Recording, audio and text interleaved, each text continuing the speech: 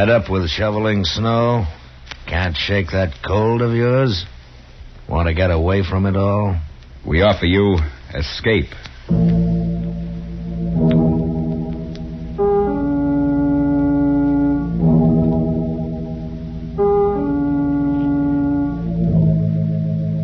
You were alone in a remote village on the Welsh border, surrounded by silent townspeople who were watching and waiting for you to decide to lose your soul.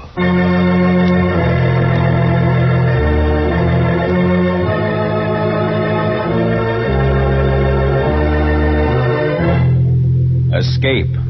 Produced by William N. Robeson and carefully contrived to free you from the four walls of today for a half hour of high adventure.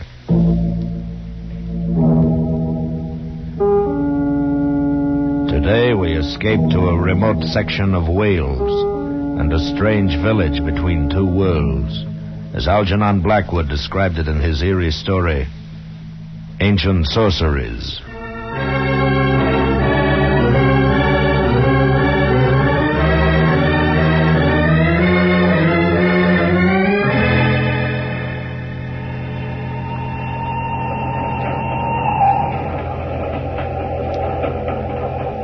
I had spent a week's vacation in Wales and was returning to London by train when it all began. It was late afternoon. We'd left the Welsh mountains and crossed the border into western England, passing through a countryside which appeared singularly empty, deserted of life. Over the soft hills and the valleys between hung a faintly perceptible haze, giving to the whole landscape a feeling of enchantment and unreality. The train slowed at length to stop at a tiny wayside station. As it did so, a sudden thought occurred to me. Why not leave the crowded train with its irritating noises and spend the night in this peaceful spot, then take a slower and emptier train in the morning? On the impulse, I rose from my seat, and the man sitting opposite me said, Why, say, sir, we only stopped here for a minute or two.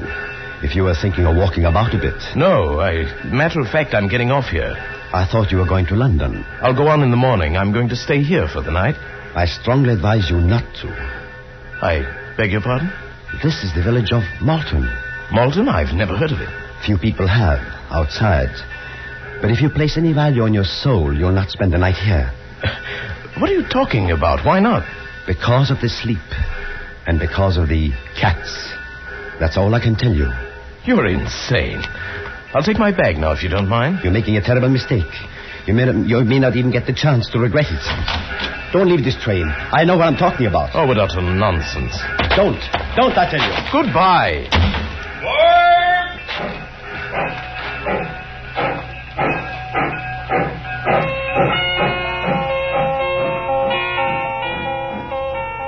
I stood there on the embankment as the train pulled away.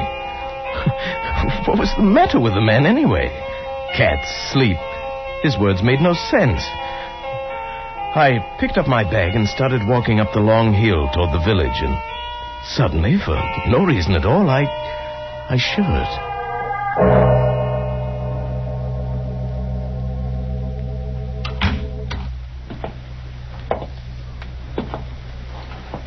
Hello? Hello, is anyone here? Yes? Oh, I didn't see you at first. Is there something I can do for you, sir? Why, yes, I saw your sign outside the Inn of the Golden Bough. I should like to get a room. You're planning to stay here? Why, yes. Very well.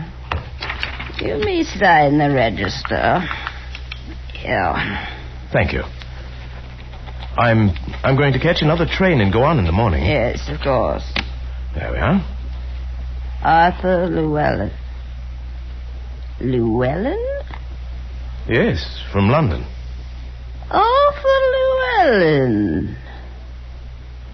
You've been a long time coming back. What? But now that you're here, you'll find there are some things that never change. Madam, I'm afraid I don't know what you're talking about. You rang, madam? Dundreary, the gentleman would like a room for the night. His name is Arthur Llewellyn. Aye, so it is. Welcome back to Malton, sir.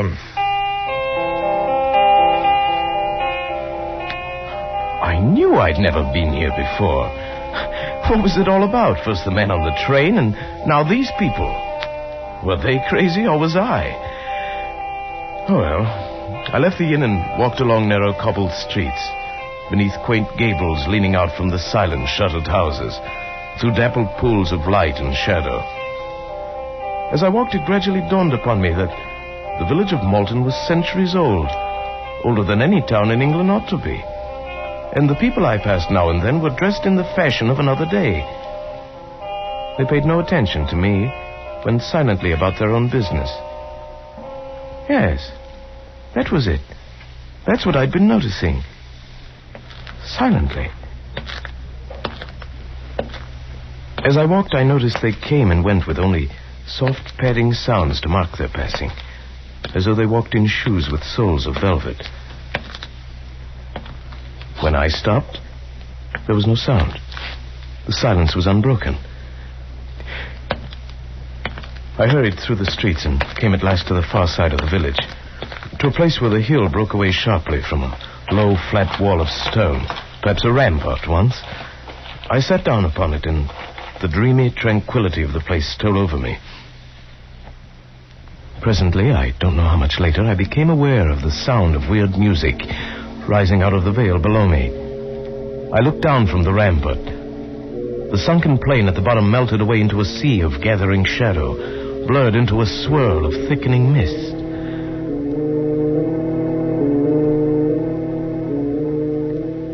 I thought of dead trees swept by the night wind, of animals with half-human voices singing to a white moon, of the wailing of cats on the roof tiles at night, of unearthly creatures far off in the sky calling to one another in chorus.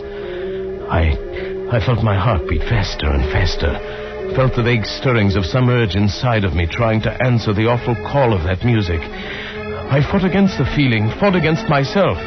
And even as I did, I found I was staring down into that valley, peering desperately into the dark mist, trying to see I don't know what. And then suddenly,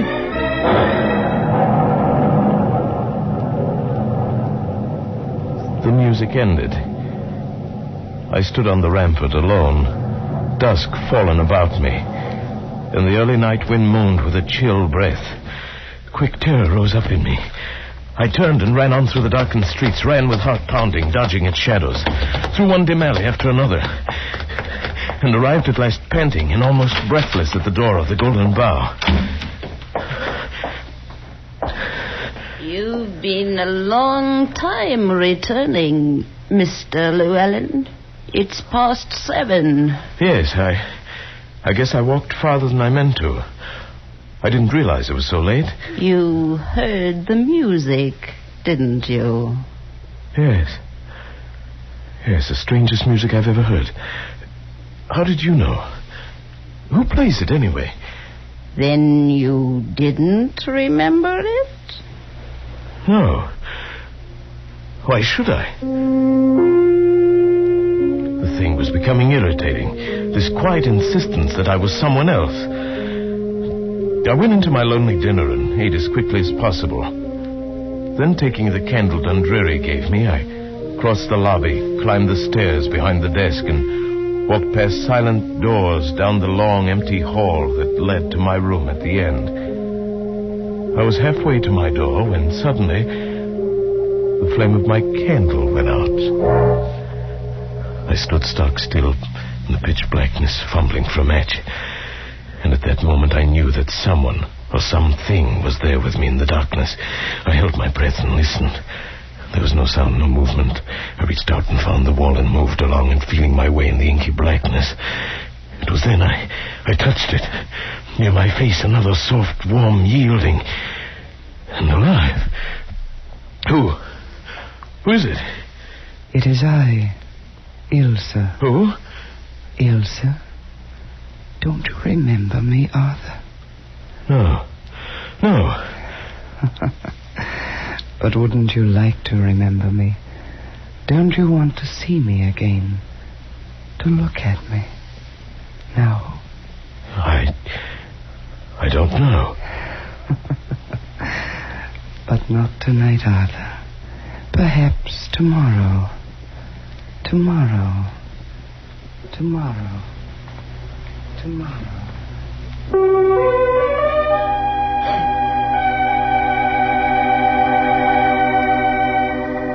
I stumbled blindly through the door of my room and shut it behind me. I lit the candle and flung myself across the bed. The room was small, with one shuttered window, and the light of the flame flickered on the walls and ceiling. I stared at the hand that had touched her out there in the dark hall. I lifted it to my face and smelled the barbaric scent that still clung to my fingers. It was evil and maddening. The candle sputtered and burned, and the melted minutes dripped away. Who was I? Who were these people? Who was Ilsa? I fell asleep finally and dreamed of soft moving creatures and the silence of life in a dim, muffled world devoid of all feeling but ecstasy. And I dreamed, too, of cats.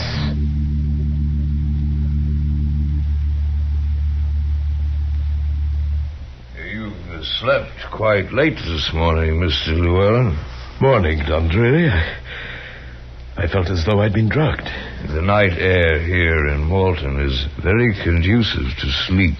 I'd meant to catch the morning train to London. Now it's too late. What a terrible shame. Yes. Oh, by the way, Dundreary. Yes, Mr. Llewellyn? I was wondering if you'd know anyone by the name of Ilsa. Ilsa happens to be my daughter, Mr. Llewellyn. Oh, I didn't hear you come in. I hope you were able to sleep well, without unpleasant dreams. I guess so. I'm so happy to hear it.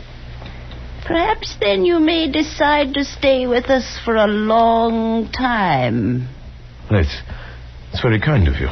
No, it's not kindness, Mr. Llewellyn. But all of us are hoping that you may decide soon. Decide? Decide what? It was no use. None of them would answer my questions. They seemed to think I should know already. I left the inn as soon as I'd eaten, walked around the streets of the village. I began to notice I was never completely alone. If I turned down an empty street, someone always stepped from a doorway or entered from the opposite end. Wherever I went, within 5 minutes, a dozen people were strolling near me. And I realized these people were watching me tensely, as a cat watches a mouse or another cat.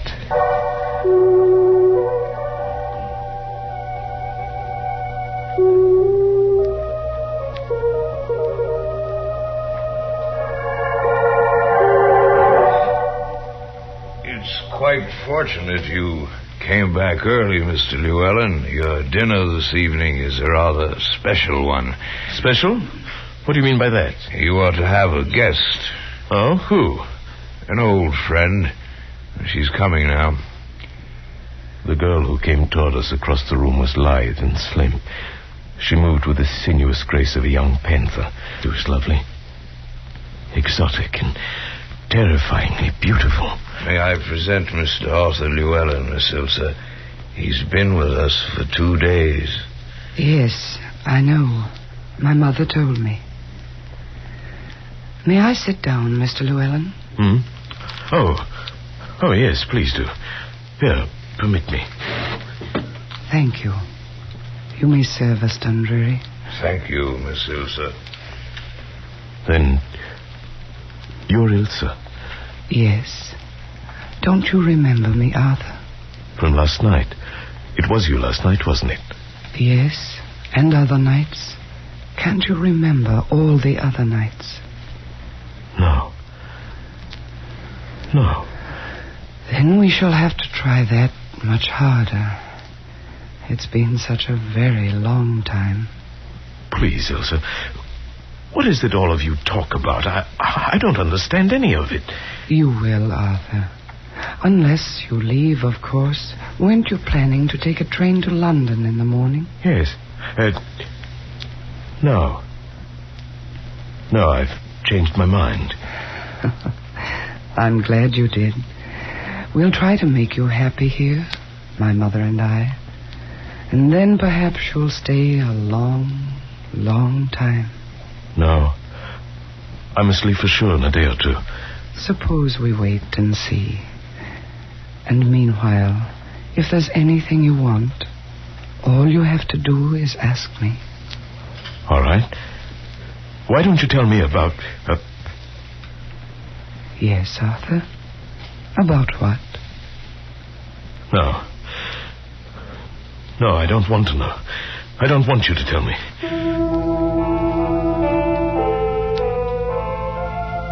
Suddenly I realized I was afraid to know. I was afraid. I should leave now, but I couldn't leave. It was Ilsa. She attracted, repelled, fascinated, and horrified me, all in single flashes of blasting emotion. I felt the presence of a great grey curtain ready to roll back at any moment and leave me on the brink of an awful adventure. And I knew the village held its breath, watched and waited. And then on the evening of the 5th day, the whole ghastly secret exploded into hideous life.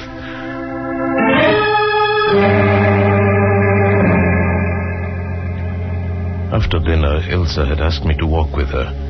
It was the first time I'd been outside the inn after dark. We walked through the village in the moonlight, saying very little, and came finally to the stone rampart above the sunken plain. We were quite alone. Look, Arthur. It's a full moon tonight. Do you know what that means? Yes. It means I can see more clearly how beautiful you are. Do you really believe that? Do you think I'm beautiful? Like a soft, sleek leopard in a warm jungle of shadows. But wait, I'll see you even better in a moment. Arthur, what are you doing? These dry leaves by the wall. They'll make an excellent bonfire. There. There, you see? No. No. What's wrong? The fire. No, Arthur, put it out. All right, Ilsa. Don't worry, it's all right. There. Didn't even get a chance to get started. There, you see, it's out. Yes, I see. Why did it bother you so much? Don't you remember the fire? No. What fire? No. Don't talk of it. Look at me instead. Look at me, Arthur. Yes, Ilsa? Arthur, do you love me? Yes. Yes, Ilsa, I love you. I'm glad. That means you'll come back to us then. I don't know what you mean, Ilsa. You can know everything. Tonight, if you want to. Yes, I do. I do, Ilsa. You must know a part of it already, down inside. You must remember some of it, don't you? Yes. It's like something buried for centuries, deep inside of me. Now it's beginning to come alive. Let it come alive. Don't fight against it. You belonged to us once, long ago, and you still belong. Yes. I seem to know that. That's why you came back. You heard me calling. You heard them calling. And you came seeking the old life again. Yes, but... Ilsa, I'm afraid. Are you afraid of me? Look at me. Ilsa... Will you live the old life again? With me tonight? Yes. Yes. Oh, I've known that you would, because I own you, Arthur. You belong to me, and I want you to come with me. I shall never let you escape from me again. Yes, yes. Go back to the inn, then. Wait for me, Arthur. I shall come for you. Tonight.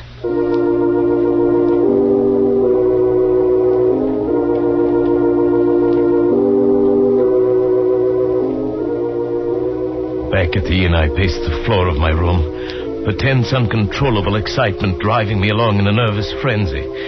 The dry crypt of the memory had broken open, and all the things I'd hidden away for centuries poured into my consciousness. I knew now why I'd come here. I knew what I was going to do. And I knew that I was lost. I sensed the rising stir of movement throughout the inn, and outside in the courtyard below my window. I knew what to expect when I threw open the window. From every window of the inn and from those of the houses about the court were leaping great monstrous beasts with soft dark fur and eyes that gleamed with eerie phosphorescence. Cats. Cats of human size. This was the secret of Malton. Lycanthropy. The witchcraft of centuries long dead and buried. The half-human cries floated up to me, and the moon cast their dark shadows on the ground as they padded across the courtyard and vanished through the narrow streets of the village, heading for a hideous rendezvous. This is what I'd been. This is what I wanted to be now. I scarcely heard the door of the room open behind me. Are you ready, my love? Shall we join them? Yes. Here, Arthur, the sacred bomb made of vervain and mistletoe and blind things out of the sea. Remember? Yes. Yes, I remember. Take it. Use it. We'll change now. Transform. Leap from the window and join them. Lead us again, Arthur. Yes. But not here, Ilsa. Not yet. Wait until we get there. Then we'll change. If you wish. Come then, Arthur, to the stone wall above the grove. That's where we'll change, on the stone rampart.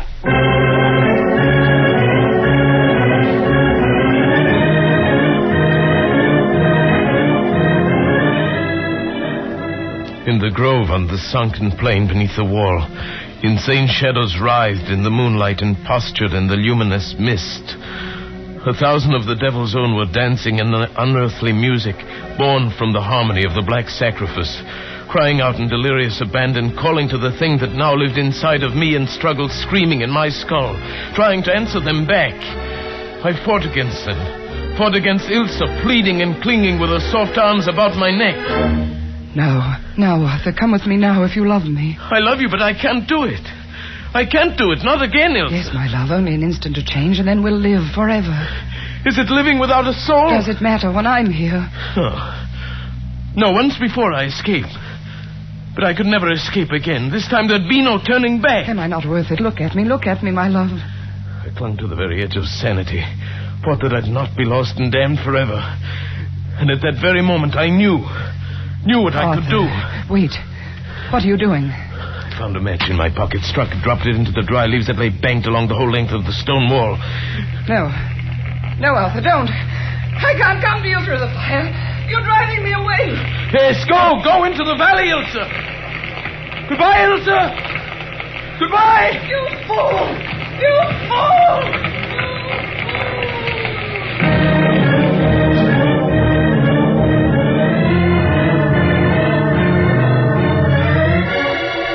I turned from the wall of flame that for a few minutes would shut me off from the valley, ran through the moonlit streets, not back toward the Inn of the Golden Bough, but down the long road that led away from that cursed village of Malton.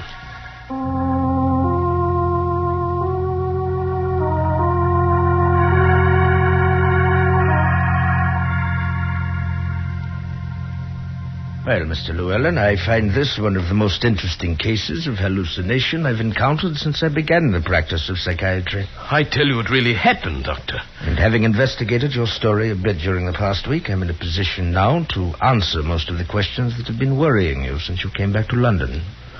What do you mean, investigated? I went up to Hereford and looked over some of the old records there. And then I motored over to Malton for a couple of hours. Well, then you know it's all true. You saw it. You know I was there. Oh, there's no question but what you were there, Mr. Llewellyn. The lady who runs the inn showed me your name in the register. Said you'd left quite suddenly without taking your luggage or paying your bill. She was really quite put out. I see. Well, what about the records, Doctor? The ones you spoke of? I think they really explain the whole thing, Mr. Llewellyn. It seems that during the 14th century, the village of Malton became a kind of headquarters in that part of the country for the practice of witchcraft.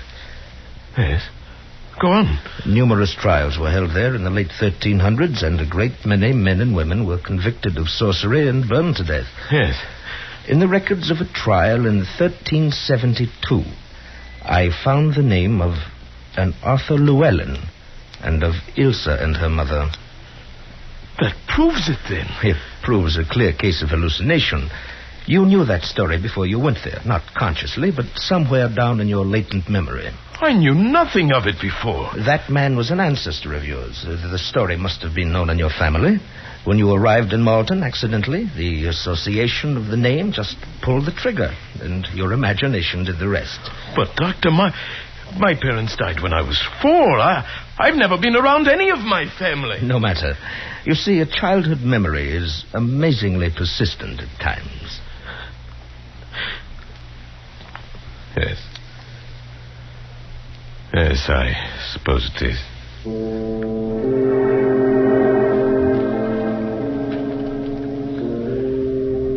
I knew then what I had to do. The only thing I could do. There'd be no use in talking further with the doctor. He'd find some phrase of science to cover everything. He'd even try to explain away the mark I still carried across my shoulder, where Ilsa had thrown her arm about me in those last mad minutes on the rampart. A mark that was covered with a soft gray fur, like the fur of a cat.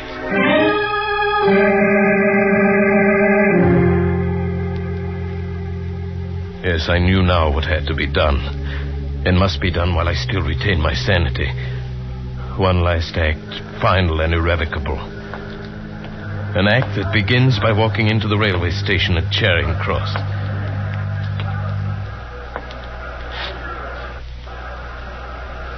Good evening, sir. May I help you? Yes. I'd like a ticket to Malton. Malton? I don't believe I have. It's a village on the Swansea line near the border of Wales. Oh, yes. Yes, here it is. I don't believe I've ever sold a ticket to Malton before. I don't doubt it. Let's see now. 4 and 6. Single fare. First class.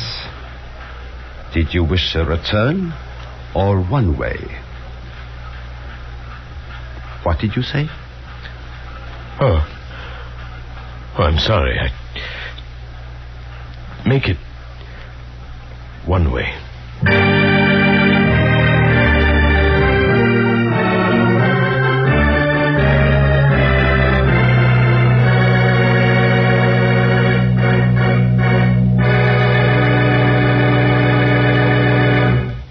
Escape. Produced by William N. Robeson and directed by Norman MacDonald, today brought you Ancient Sorceries by Algernon Blackwood. Adapted for radio by Les Crutchfield, with Paul Frees as Arthur Llewellyn, Kay Brinker as Ilsa, Anne Morrison as Madam, and William Conrad as the Doctor. Music is conceived by Cy Fewer, with Eddie Dunstetter at the console. Next week, after you've had a hard day at the office or bending over a hot stove, next week at this time, when your problems seem too much for you, we offer you Escape.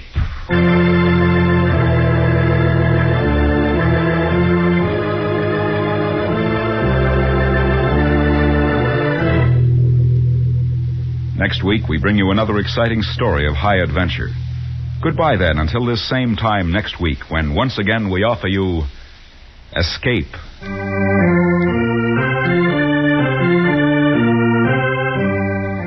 This is CBS, where 99 million people gather every week. The Columbia Broadcasting System.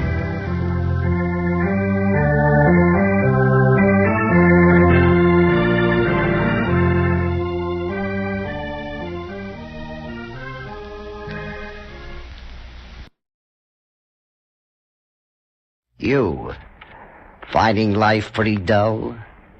You, dreaming again of exotic places, wishing you were somewhere else? We offer you Escape.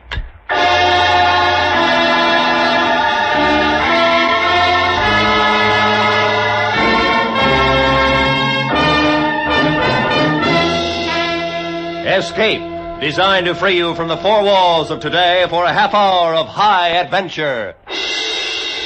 Escape with us now to a ship on the high seas and a cargo of mutinous criminals, as Western Martyr tells it in his gripping story, A Sleeping Draft.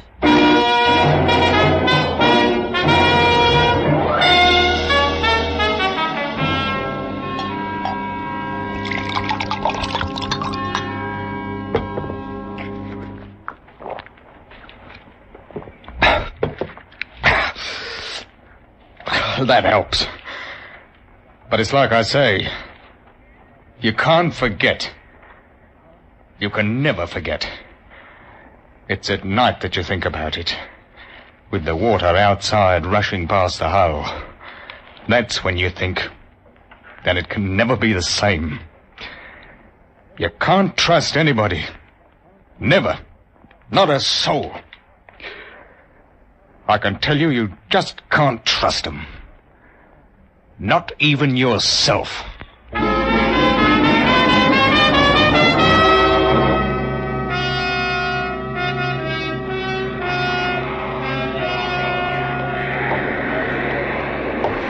What is it, mister? Mr. Finch says he's ready to board, sir. Oh, he is, eh? All right, I'm not stopping him.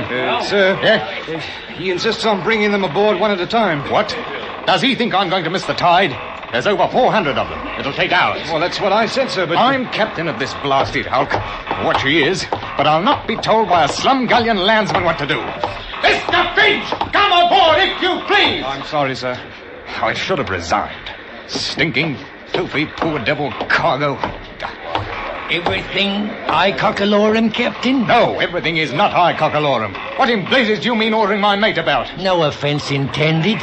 None taken, I hope. I want those scurvy wretches aboard now. All of them. You put them below and we'll weigh anchor. One at a time, sir. One at a time. We got to search them. Why didn't you do that before you took them out of jail? There's many a slip, Captain, if you know what I mean. You'd be surprised what those swine can pick up between jail and the docks. It ain't safe. Now, we got to search them, one at a time, and that's a fact. You let me handle this, Captain. It ain't no ordinary cargo, you know.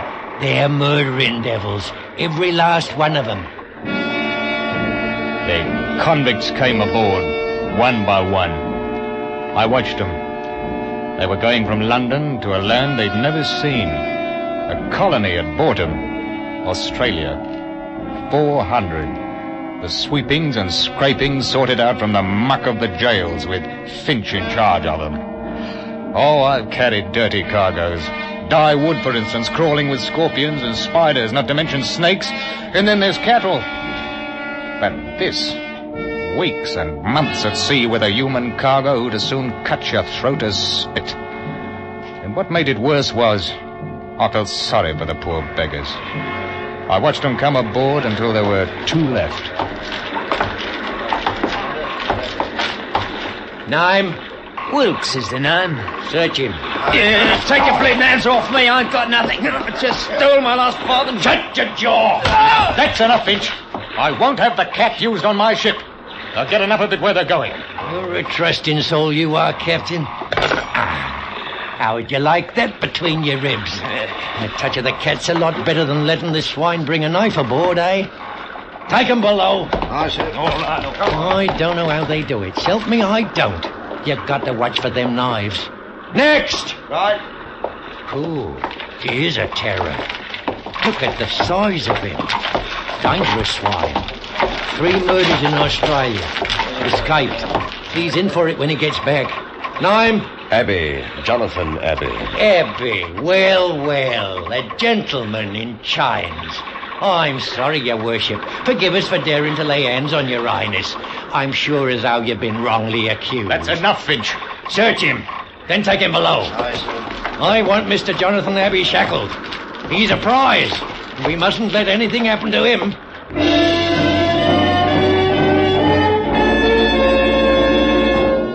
From the day we left London docks, I'd taken a violent dislike to Finch.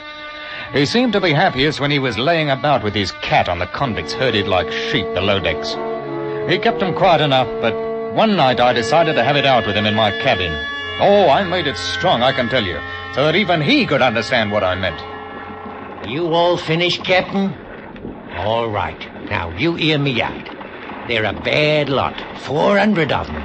All bound for Australia, and they don't want to go. You follow me? There's that bloke Abbey. As soon as we touch Sydney, the game's up for him. They'll hang him, sure. That doesn't mean that you have the right to make life even worse for them here. Oh, no? If I don't, where'd you think we'll be? You, me, your mates. And the crew, well, from what I've seen of them, they're not much better than what's below. You're doing a lot of jawing, mister. I am. What would you do if you were down there? I'll tell you. You'd get hold of the ship and clear out. That's what you'd do. And it'd be easy. They're locked in and we've got a guard. You don't know them like I do. There's another thing.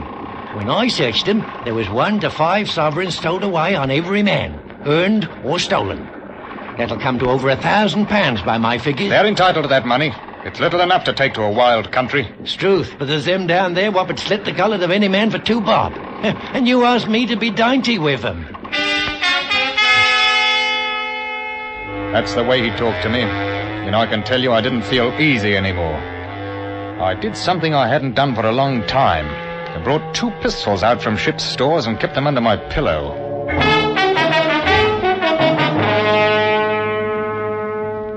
It was when we got round the Horn that the first convict died. From scurvy. We had to put him over the side, of course, and there was a lot of grousing. I went down to the hold with Finch. It was hot and stinking. Now, you let me talk to them, Captain. I'll put it to rights. You tell them it couldn't be helped. Now, don't you mind. I'll tell them. Blimey, here comes old bloody Paul. Oi, Finch! Did you steal the clothes off the poor beggar's back before you threw him in? Man, we ain't man, Daddy. We're dogs, haven't you? Why did you wait to bury poor old Smithy in the ground instead of chucking him in the sea? All right. We've got another 2 or 3 weeks before we reach land. I'll make a bargain with you. The next one what dies, now that it's getting nice and hot, I'll leave him down there, and you can take care of him and mourn till we get to Australia.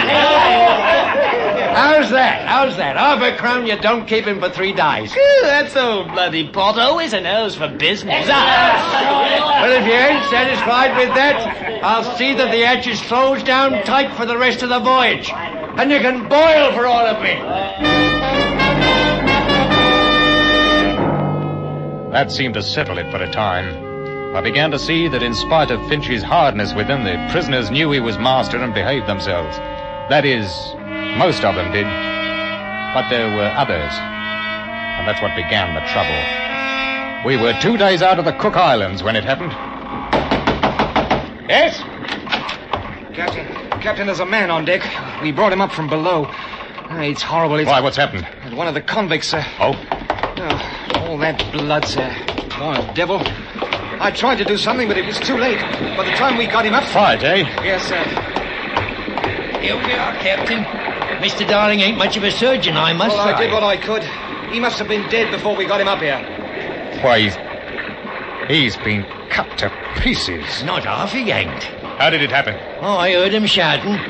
When I went down in the hold, there he was, propped up like against the bars, with his arms through holding him up. He must have been dead. He must have been. Poor devil. Who, him? No, he's dead. There's others in for it, though. What do you mean? Well, how'd you think he got cut up like that? Knives, Captain. Knives. But you searched them before they boarded. I did, and Struth, I don't know how they come to do it. Small knives, Captain. Small knives. We're getting close to Australia. That's what it is.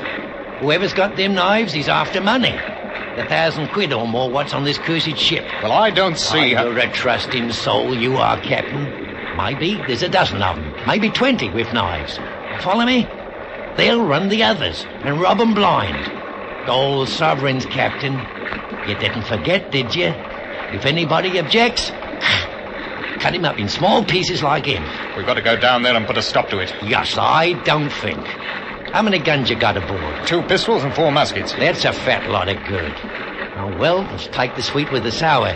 We can try. There's no harm in that.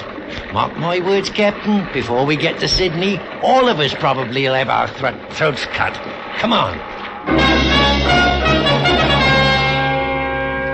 Finch and I, with 2 seamen, armed ourselves and went down into the hold and stood outside the bars. The men inside were quiet. Very quiet. They just looked at us. Dark like. You, men! I'll talk to them. Now listen to me. We know some of you are carrying knives. I want you to throw them out here. Nothing further will be said about it if you do as I say. Well? Captain, dear, my porridge wasn't hot enough this morning. And please, sir, can I have sugar in it tomorrow? That ain't the way to talk to this scum. The captain's a gentleman. I'm not. You know me, don't you? We knows you all right. You, Abby. Yes? I've a mind you're the leader down here. Good old Abby. I'm flattered, Mr. Finch, but you forget I'm shackled to my bunk. You saw to that. You listen to me. I'm giving you till morning to throw them knives out here. Till morning. If every blasted one ain't out of your dirty hands, I'm going to have you flogged. Every ruddy one of you. 50 lashes. Do you hear me, Mr. Abbey? I'll think about that. Till morning. Then 50 lashes. You think about that, Mr. Abbey.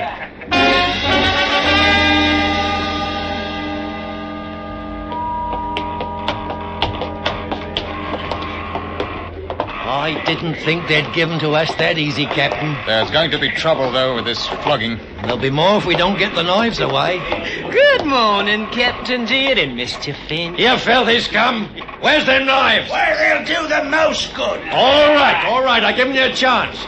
I played fair. Now... Mr. Finch, sir, may I have a word with you? Oh, come to your senses, have you? Bend closer to the bar circles. What I've got to say, I've got to whisper.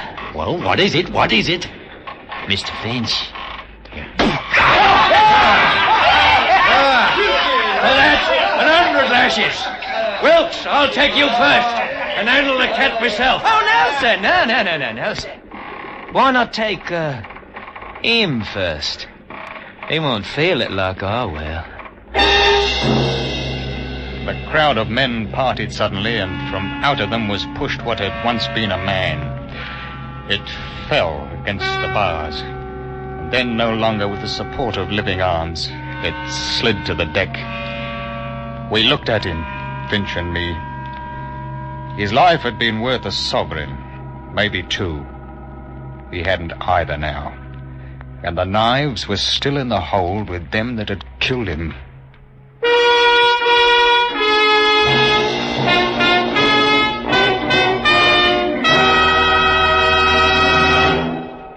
Tonight, some more of radio's greatest stars check in at CBS, the Star's address. The first you'll hear are Amos and Andy, who are going to be on hand with the Kingfish, Shorty the Barber, Algonquin J. Calhoun, and of course, Sapphire. Then, a little later, Red Skelton. With Joey Adams, Eve Arden, Jack Benny, and Corliss Archer already on hand, be sure you add Amos and Andy and Red Skelton to your Sunday night listening dates starting tonight over most of these same CBS stations. And now, we return you to Escape.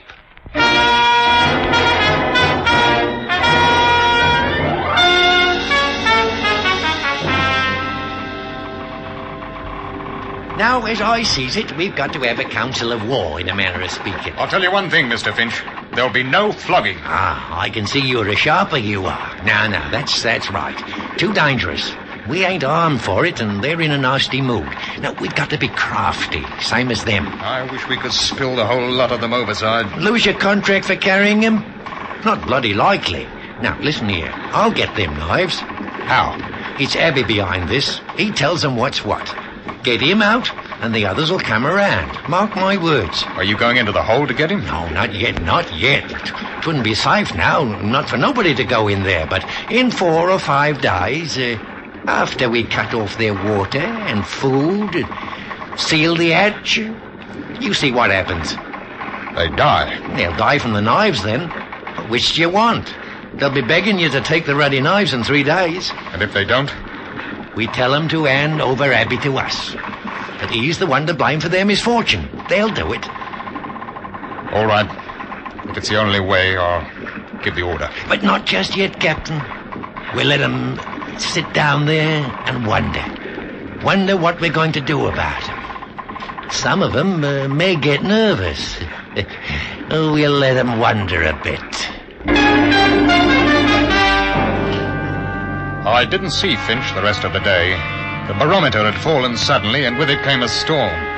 I can tell you I had my hands full for the next 24 hours. There was no time to worry about what was going on in the hold of the ship, but I didn't think they'd have much stomach for knifing each other and killing. I was wrong. The next morning at breakfast, Finch didn't turn up. He didn't turn up at all. We searched the whole ship. And then I went down into the hold, and that's where he was. And he hadn't died quickly. Someone had held him against the bars, and the others had... He hadn't died quickly. Good morning, Captain. Present for you. Who did this? Who did it? I wouldn't waste sleep mourning him, Captain. He was a bully, and no better than us, except that he was outside. Abby, I thought you were shackled. I was, but Mr. Finch kindly supplied the key to unfasten me. You're going to pay for this. All of you. Now, where are the knives? They're in here, Captain. How'd you like to come in and get them? You'll pay for this! You're repeating yourself, Captain. Good morning.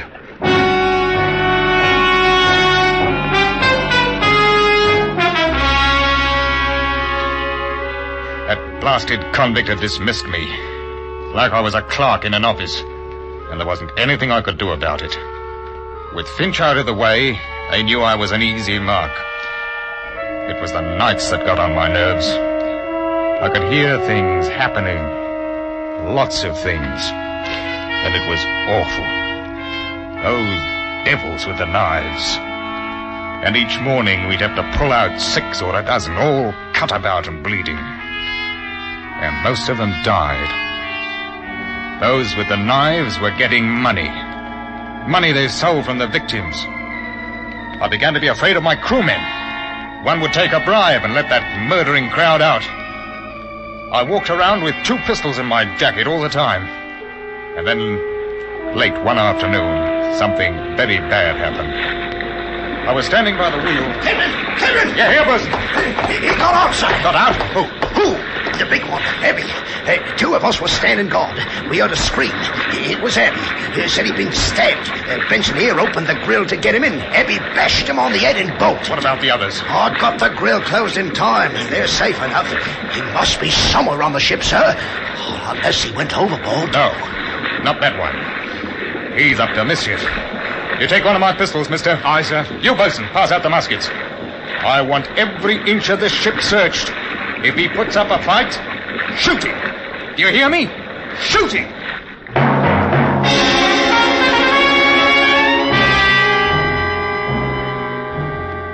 The night comes quickly in southern parts.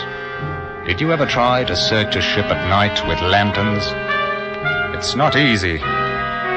Too many shadows, too many sounds which could be rats or a murderer who's bigger than what you are and could choke your life out in half a minute.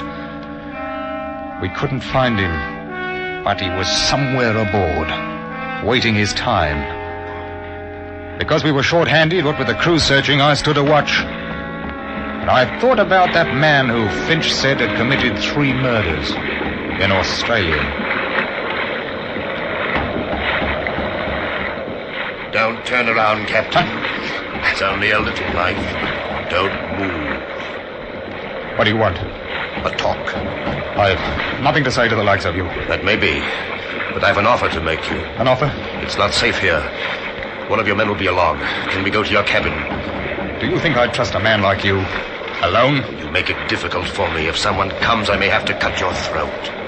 I'd as soon have it cut on deck. Now, what do you want? All right. You know what I'm in for when we reach Sydney. Finch told me I've no pity for you. I'm not asking for pity. I have an offer to make. Then I can do no more than listen. The men below are planning to take the ship. I don't think they've got a chance, but they'll be killing. Those that have got the knives have got all the money, too. It's £1,200. I'm aware of that, mister. I can get the knives for you. Huh? All I want is the chance to get away before the ship docks. How do you know? How do I know it's how to trick? Turn around, Captain. Here, my knife. Will that convince you? I'm unarmed. You must have a pistol. You can shoot me if you want. What makes you think that you can get the knives away from them? I can, that's all you need to know, but... But? Will you help me? How can I trust you? I don't know, Captain. Except that I think you do. I couldn't help you openly, you know that. You were put aboard as a murderer. You're in my charge, and it's my job to turn you over to the police as soon as we arrive. Then, But, well, if you could get the knives, though, I might be able to give you a chance to clear out. That's all I want, the chance. All right. I must have a pistol. What? A pistol. You take me for a fool. No, it was the only way to get the knives. I give you this pistol and you shoot me down? Look, not likely. Captain, if I'd wanted to do that, I'd have cut your throat 2 minutes ago. You're a murderer. I know. You can't have it. It's either them or your ship, and probably your life. Well? You talk like a gentleman, but suppose you want my pistol so that you can free them. You just have to trust me as I'd trust you to give me a chance to get away. Take it. Here. What about the guards below? They'll shoot. I'll take you down. Say I caught you. How do I get out again when I've got the knives? Send word that you want to see me. All right. Captain, I'm trusting you now. I want that chance to get away. We'll talk about it if you get the knives. I'll take you below now and come back tomorrow.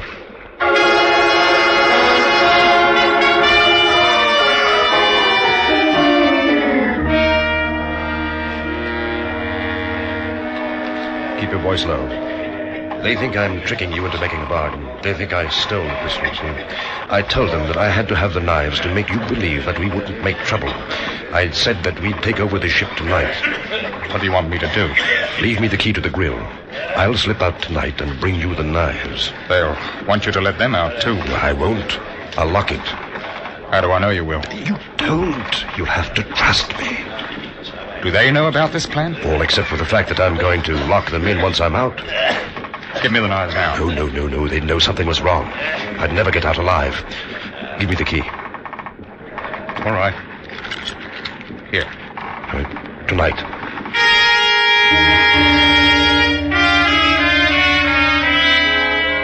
I waited. And I can tell you that I didn't like it. The wind came up a bit, and I knew that before sunrise we would be in Sydney. That is, if I should trust a murderer. At 10 o'clock that night, there was a tap on my cabin door. One of your crew nearly caught me coming down here. Well, I've kept my side of the bargain. Yeah.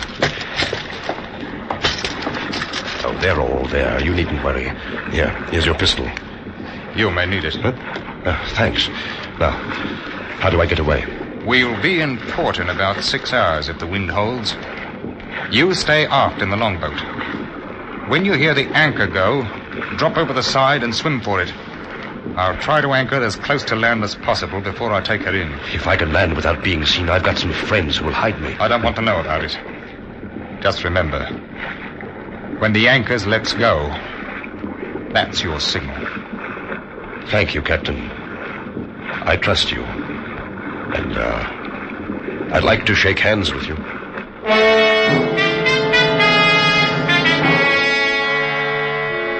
I took the hand of the murderer, and we shook hands like old friends. And then he was gone. 2 hours later, the wind went down, and in its place came fog. Thick, mucky fog.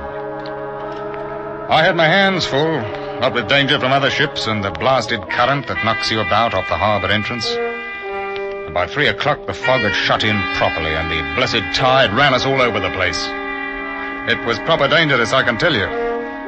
We were about 15 miles offshore, and I didn't like the looks of things. There's shoals thereabout, and I sent the mate forward to heave the lead. I got a proper start when I heard him sing out, We'd got off course right enough, and at this rate, we'd shear the bottom clean off her. I saw it was high time to bring the ship up and wait until we could see something. Let go the anchor!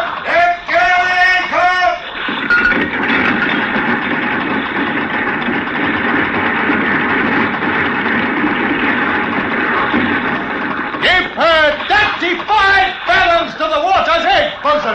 All shot! None too soon, sir. She was shoaling fast. Blasted current must be making 5 knots out to sea. Listen to her. She's holding, sir! The anchor! The anchor! Abby!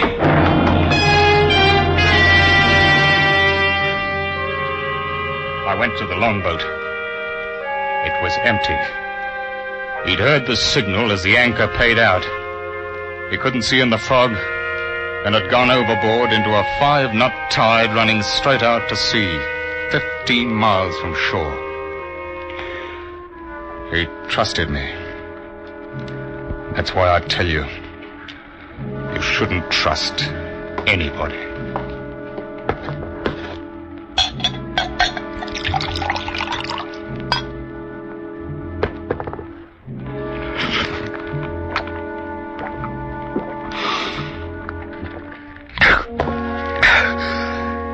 Sometimes it's hard sleeping at night.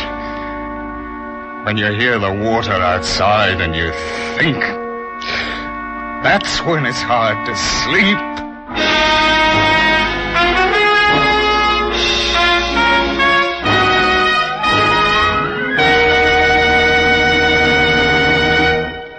Escape is produced and directed by Norman MacDonald. Today we have brought you A Sleeping Draft by Weston Martyr, adapted for radio by Anthony Ellis, with Ben Wright starred as Captain Godfrey. Featured in the cast were John Dodsworth, Bruce Payne, Anthony Barrett, John Daner, and Lou Krugman. Special music was arranged and played by Ivan Ditmars. Next week, escape with us to a train rushing through a European night and a beautiful woman who demands your help. As Anthony Ellis tells it in his exciting story, Roulette.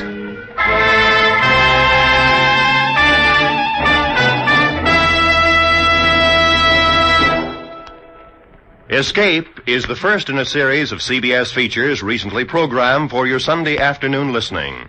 Later this afternoon, you'll hear Make Believe Town, a series of dramas set in Hollywood with Mr. Walter Wanger as your host.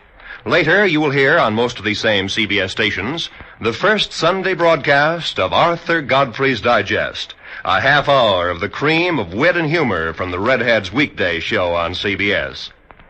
Earn Your Vacation also returns to CBS this Sunday afternoon, and starting next Sunday, Frank Sinatra checks in again at CBS, the Star's address, with his new hour-long radio program, so be sure to listen for Frank Sinatra. Stay tuned now for Make Believe Town with Mr. Walter Wanger as your host, which follows over many of these same stations. This is Roy Rowan speaking.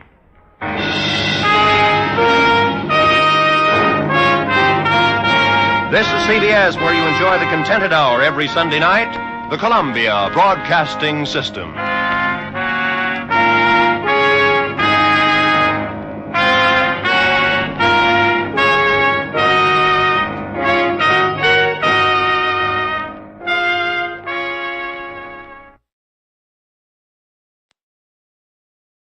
You, finding life pretty dull? Dreaming again of exotic places? Wishing you were somewhere else? We offer you Escape.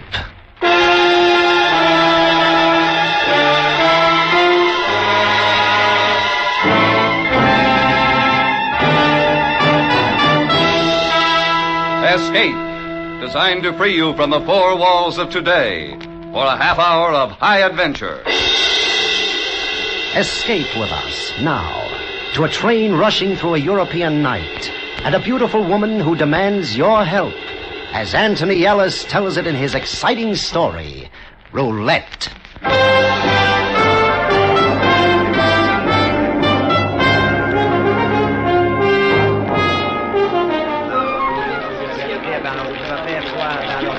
Le numéro 12, au noir! Ah, ben alors, c'est bien ça, je vous dis franchement, Valentine. Well, I'm afraid I'm done in, Mr. McLennan. Nay, laddie, let me. Oh, thanks awfully, sir, but no. It's against the laws of nature that the good Scotch should gamble in the first place, so a few francs lent will only increase the McLennan clan's aggravation. You'll oblige me? Very decent of you, Mr. McLennan, but I really couldn't. Will you be leaving Monte Carlo? Yes, Paris for 2 or 3 days, then the holiday's over. Oh, you have the fare? Oh, yes, thanks. Good. I expect to go to Paris myself in a couple of days. If you're still there, I wish you'd give me a ring. At the George Sand. Oh, I shall. Well, good luck at the wheel. Roulette. The game for idiots, except I cannot lose. Good luck to you, Richard.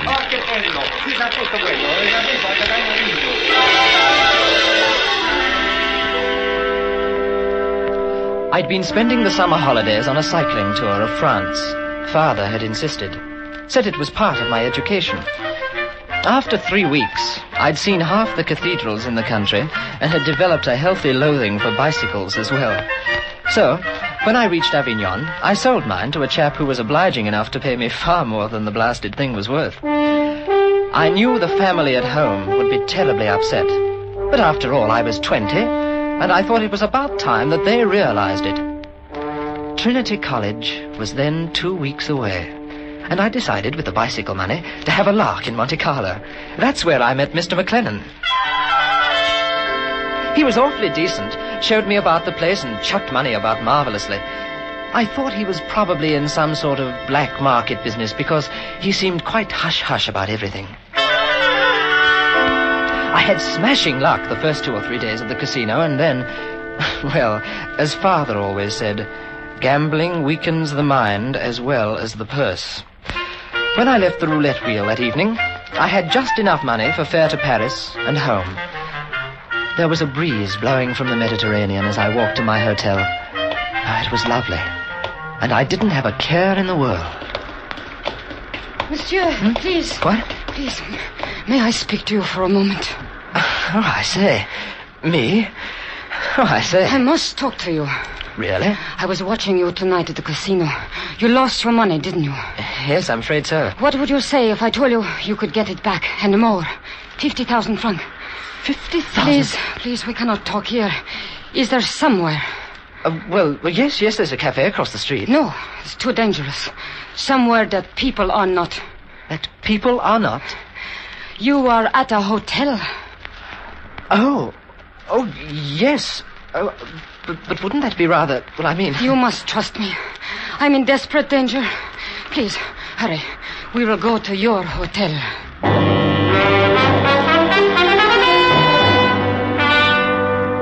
It was a devilish awkward situation. I mean, taking a girl to one's hotel room, it simply isn't done. And I hated to think what Father would say. But on the other hand, one couldn't let a lady down. Especially her. Oh, she was beautiful. She was the most beautiful woman I'd ever seen. And she was very frightened. I will have a drop of brandy, if you don't mind. Oh, no, not at all. Would you like to take your coat off? In a little while. I'm cold. Well, you'll feel better in no time. Here we are. Thank you. I say, that's quite good. It always chokes me to do that. You're being very kind, Mr. Oh, I'm frightfully sorry. My name is Richard Ferris.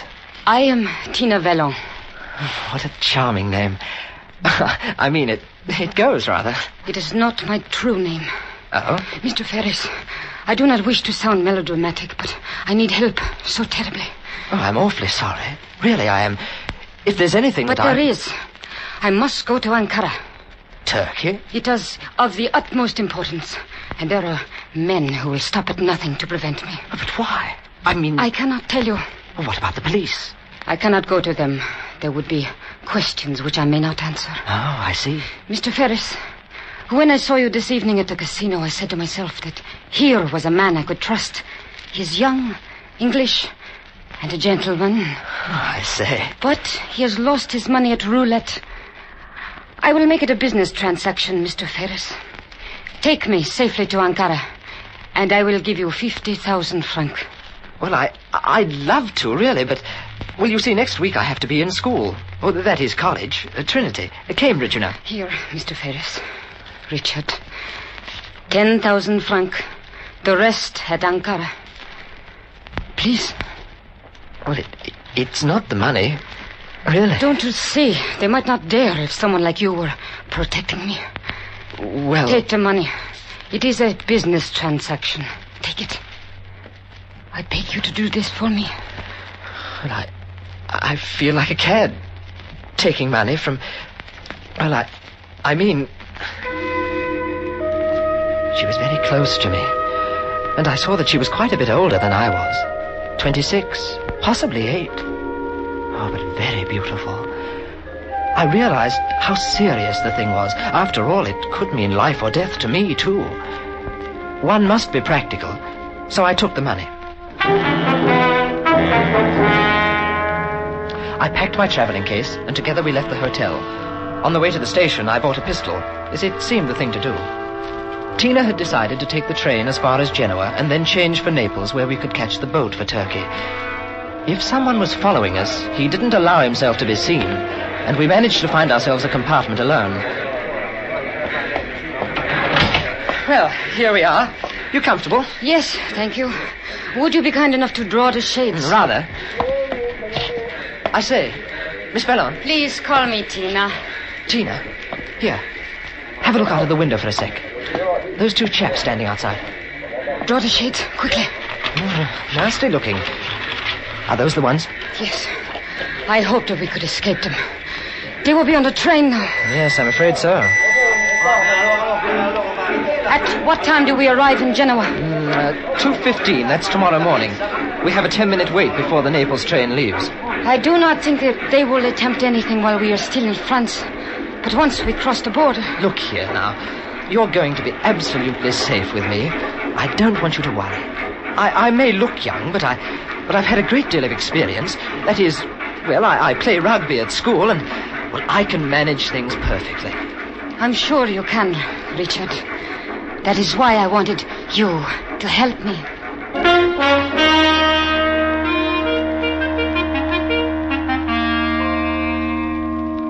We settled down for the run to Genoa, and Tina dozed off. I just sat and looked at her. She was very lovely. Everything about her. I couldn't make up my mind where she came from. Oh, not that it mattered.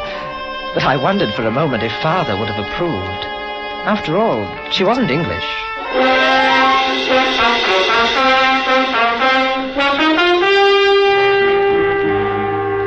We'd been traveling for about 2 hours and a half when the trouble began.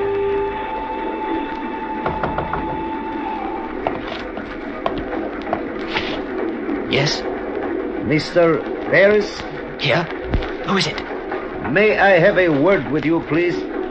I should say not. It would be advisable. Now hop it, or I'll ring for the conductor. Richard. This is not your concern, Mr. Ferris. We have no desire to harm you. Oh, I'll bet you haven't. Just tell the lady that it is a long way to Ankara. Have they gone? Yes, I think so.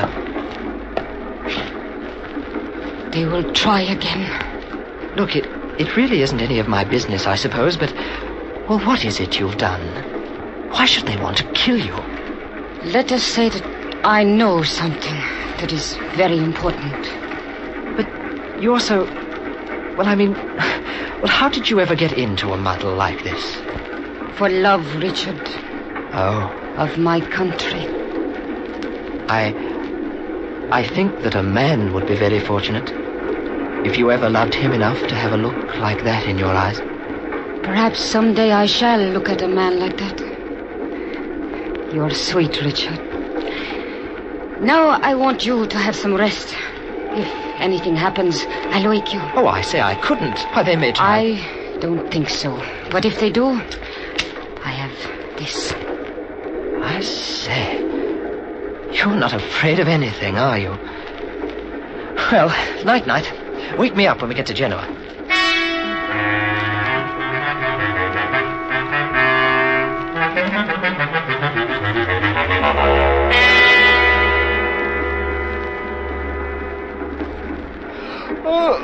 Hello. You look rested. Hello. Anything stirring? While you slept, I have been thinking. What? This is a great deal that I ask you to do for me. Even for 50,000 francs. Oh, but I wanted to. If you wish to turn back when we reach Genoa. I wouldn't think of it. I will not think of you as a coward. It is not your affair. And you are in danger, too. Well, as you said, it's a business arrangement. 50,000 francs, I'll take you to Ankara. Is it so easy to put a price on your life? No, but I wouldn't want you to be harmed. You are a very odd young man, Richard Ferris.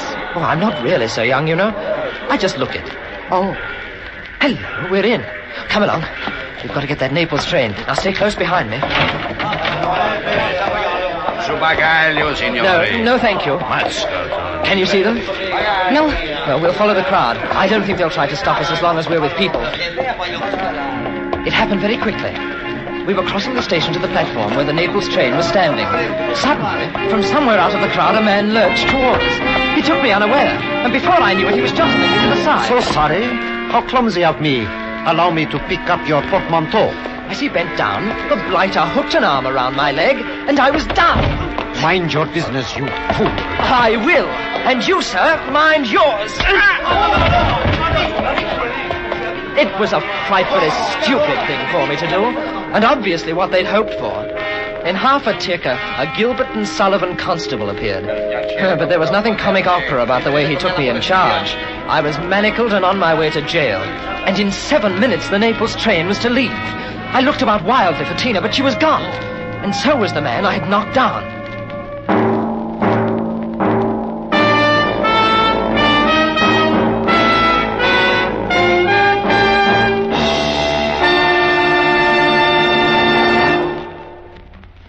CBS wishes to remind you that 2 of its top comedy shows have returned for another great season. The Sunday night Amos and Andy and Red Skelton shows. Both programs are heard on most of these same CBS stations. Be listening tonight and every Sunday night this season for Red Skelton and Amos and Andy at CBS, the Star's Address. And now we return you to Escape.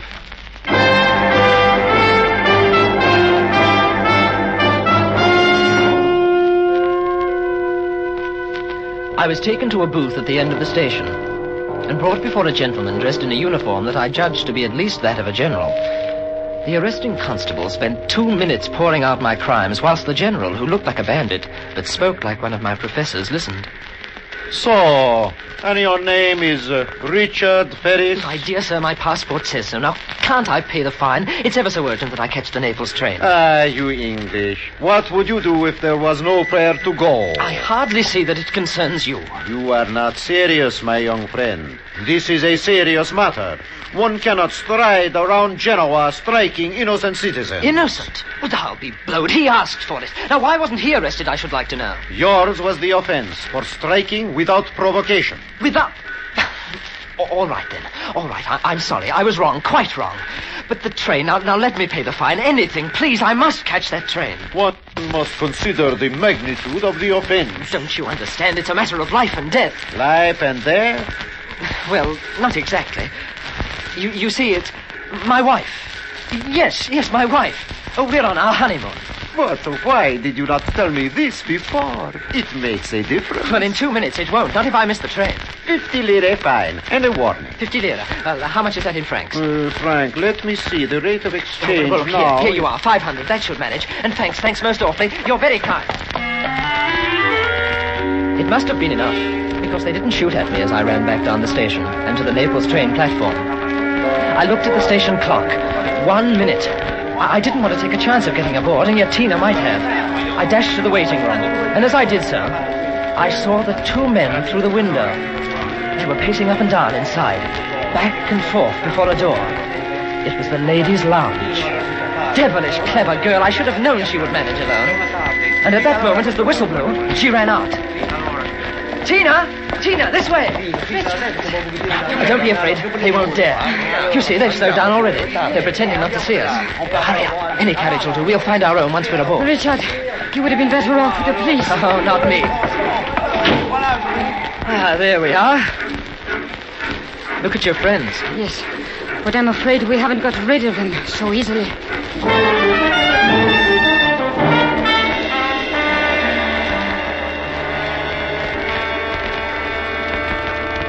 Then, how did you manage to get away from the police? Oh, it was simple. I said we were on our honeymoon. Oh. Now that you are here, I'm glad. Well, I couldn't let you down, you know. I mean, well, I'm awfully keen about you, you see. I understand.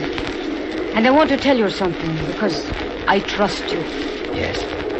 If I do not reach Ankara, it is possible that you will. Oh, no, you mustn't even think of that. They will try to stop us again, possibly before we get to Naples, but most certainly on the boat.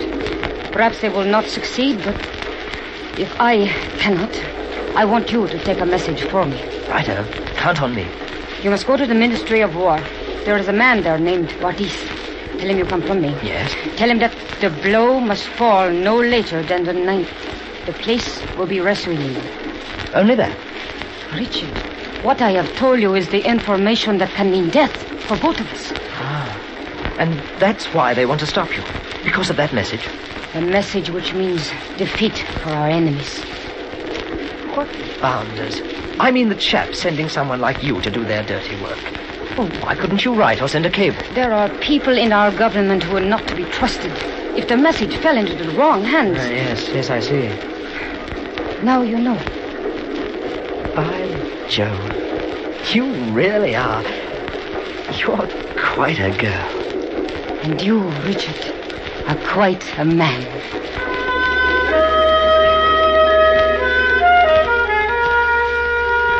It was somewhere between Campiglia and Grosseto that the emergency cord was pulled and the train came to a stop. I looked through a crack in the drawn shade. It was dark outside, but 100 yards away, I could see the headlights of a car, and moving toward the train, 3 or 4 bouncing dots of torch beams. What is it? Can you see anything? I'm afraid so. We're in for it. What do you think we ought to... Wait. Signor, this is the conductor. Open, please. We'll have to use the window. Come on. Signor! I'll go first, and you jump. I'll catch you.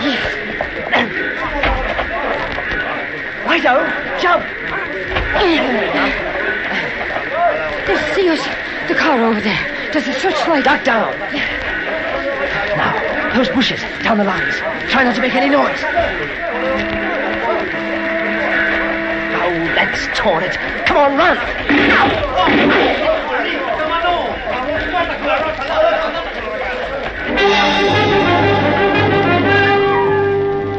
As we ran, I heard a voice shouting for us to stop, and another telling them not to shoot. Now, that was strange, and I wondered why they wanted us alive.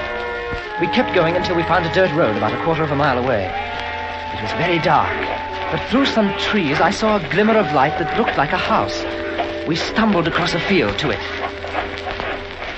It is going to be difficult. They must know the country. Well, if I can rouse someone at that farm, I'll get our bearings. Is it wise? There's no other way. You might find a car there. Wait a moment. What's the matter? I thought I heard... There, you see, coming up the road. Like hounds and hares, eh? Well, they can't drive across the fields. Come on. Would it be wiser if we parted? One of us would have a chance to get through. Not yet. Oh, blast. They must have seen us. Are you all right? Yes. Oh, if we could just get a car. Look. Behind us, torches. 3, 4, 5. Possibly one stay behind in the car. Your friends have got quite an army.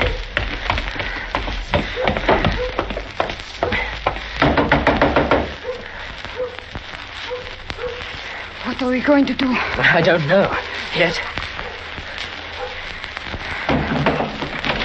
Sì, cosa vuole? We need help. Have you got a car? Lo capisco, signore, no? Oh, these foreigners. Look, do you see this? A gun. Bang, bang. Do you understand? Madonna mia! Now look, you say nothing. You haven't seen us. Cosa? He doesn't understand. Well, he knows where the gun is. That's all that matters. Come on. We'll stay behind this door. If he makes a sound. You there. Quiet. Say nothing. Shh. We may have to use guns, Tina. I'm ready.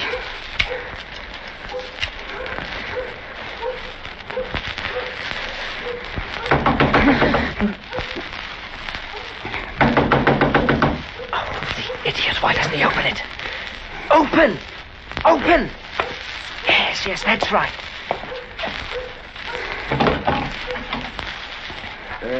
Pia Cherry, signore. Here come per due omine. Ha visto qualche persona? 2 persone? No, non se ne stanno qui, no. Una signora e un signore inglese. No, nessuno. Una spia. Può avere sua permissione di cercare? Ma me l'ha dato, non sono nessuno, signore. Forza Sonola. Voglio cercare? Sicuro, sì. Grazie, buonanotte. Buonanotte, signore, buonanotte. Oh, good chap. Thanks. Here you are. I hope we didn't inconvenience you. Ma cosa fa? Andate via, per piacere. Tina, have a look through the curtains, will you? I can see 2. No, 3 of them. Moving on. Now, the others may have gone to the back. Signor. Sì. Do you own a car? Ma cosa? Non capisco, I signore. knew I swatted my Latin. A car. Do you follow? No, signore, no, non capisco. They've gone. I can't see them now. Well, we better make a run for it. If we can reach their car before they do, we might have a chance. I say, blow out the lamp before I open the door, will you? We mustn't attract any attention here. Yeah, that's it. Well, off we go. Now remember, no sound, signor. Bang, bang, if you do. Molto bene, signore. Sì. You ready? Sì. Yes. Right. It was as easy as pie. They must have believed the old boy's story, because as Tina and I doubled back across the meadow, we saw a couple of torches bobbing about near the barn. The question now seemed to be, did they have a man guarding the car? We came to the road and stopped. There, I see one. Watch. You can make out the cigarette. He's leaning against the mud guard. Yes. Now, stay here, Tina. Yes.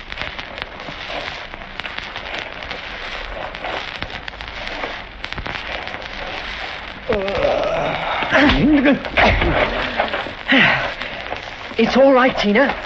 Put him to sleep. Hop in. Yes. Put up your hands, laddie boy, and you too, miss. We want to have a little talk with you both. The searchlight had been switched on and was blinding me, but I could hear well enough, and I knew that voice. It was Mr. McClellan, my friend in Monte Carlo. Mr. McClellan.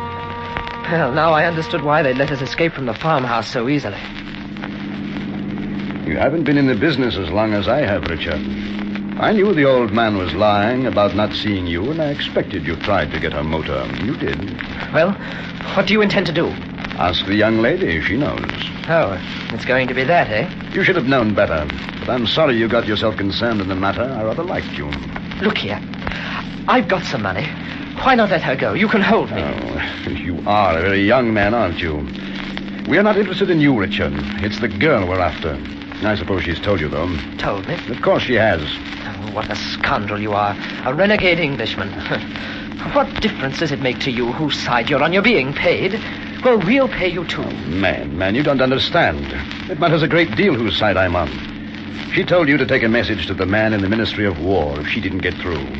No. What's his name? This is absolute Tommy Rot. Oh, what a porridge head. Ask your friend where she comes from. It doesn't make the slightest difference. No? Then let me tell you. She's Romanian, Maria Olescu. We've been after her for 3 years. You're the one who's working for the wrong side. Poor chap you bashed on the head is a Turkish military agent. So were the men on the train. You expect me to believe that? I don't care whether you do or not. But here, have a look at my card if you like. Alistair McClellan, military intelligence, British warded. Well? It's a fraud. Why do you think we didn't have the police stop you both in Genoa?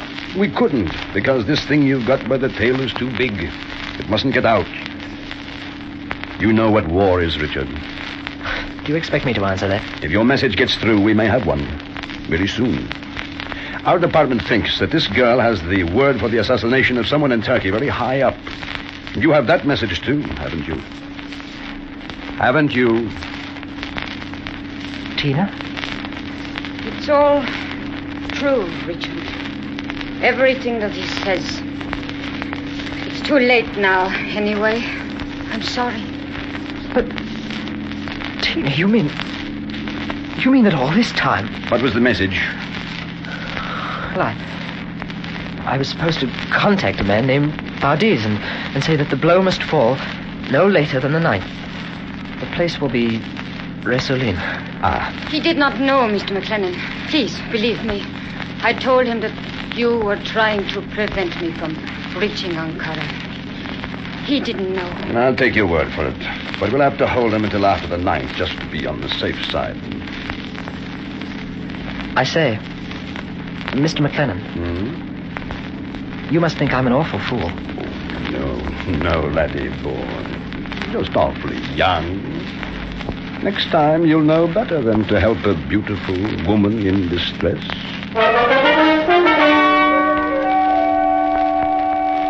They took us back to Paris. And during the whole journey, Tina didn't speak a word. Just looked out of the window.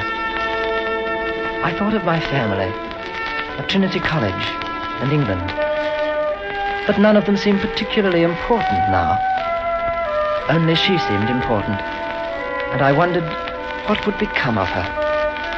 And then, as they took Tina away, she turned to me and smiled. It was a smile that I'd seen only once before, when she spoke of love of her country. But this time, she was looking at me.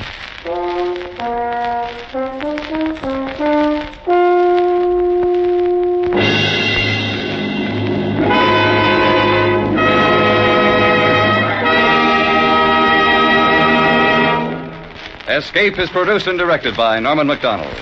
Today we have brought you Roulette by Anthony Ellis, with Terry Kilburn starred as Richard.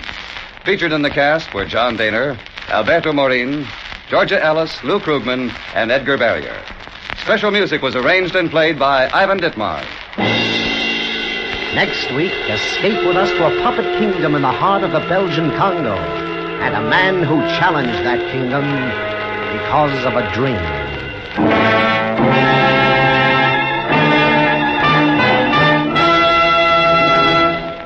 Edgar Bergen and Charlie McCarthy check in at CBS, the Star's Address, tonight, bringing with them their very special guest, Jane Wyman. Stay tuned now for Make Believe Town, which follows immediately over most of these same stations. James Matthews speaking.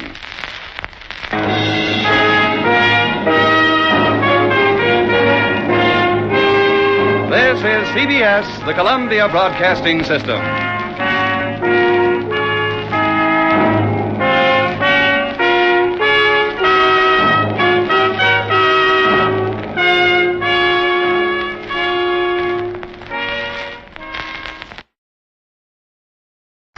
You, finding life rather dull, dreaming again of exotic places, wishing you were somewhere else?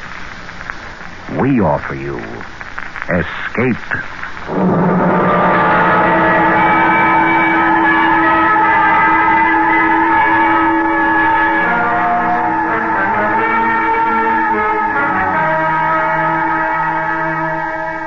Escape with us now to the outer limits of space and the terrifying experiences of four men who penetrated it, as Ray Bradbury, famous science fiction writer, tells it in his gripping story, The Earthmen.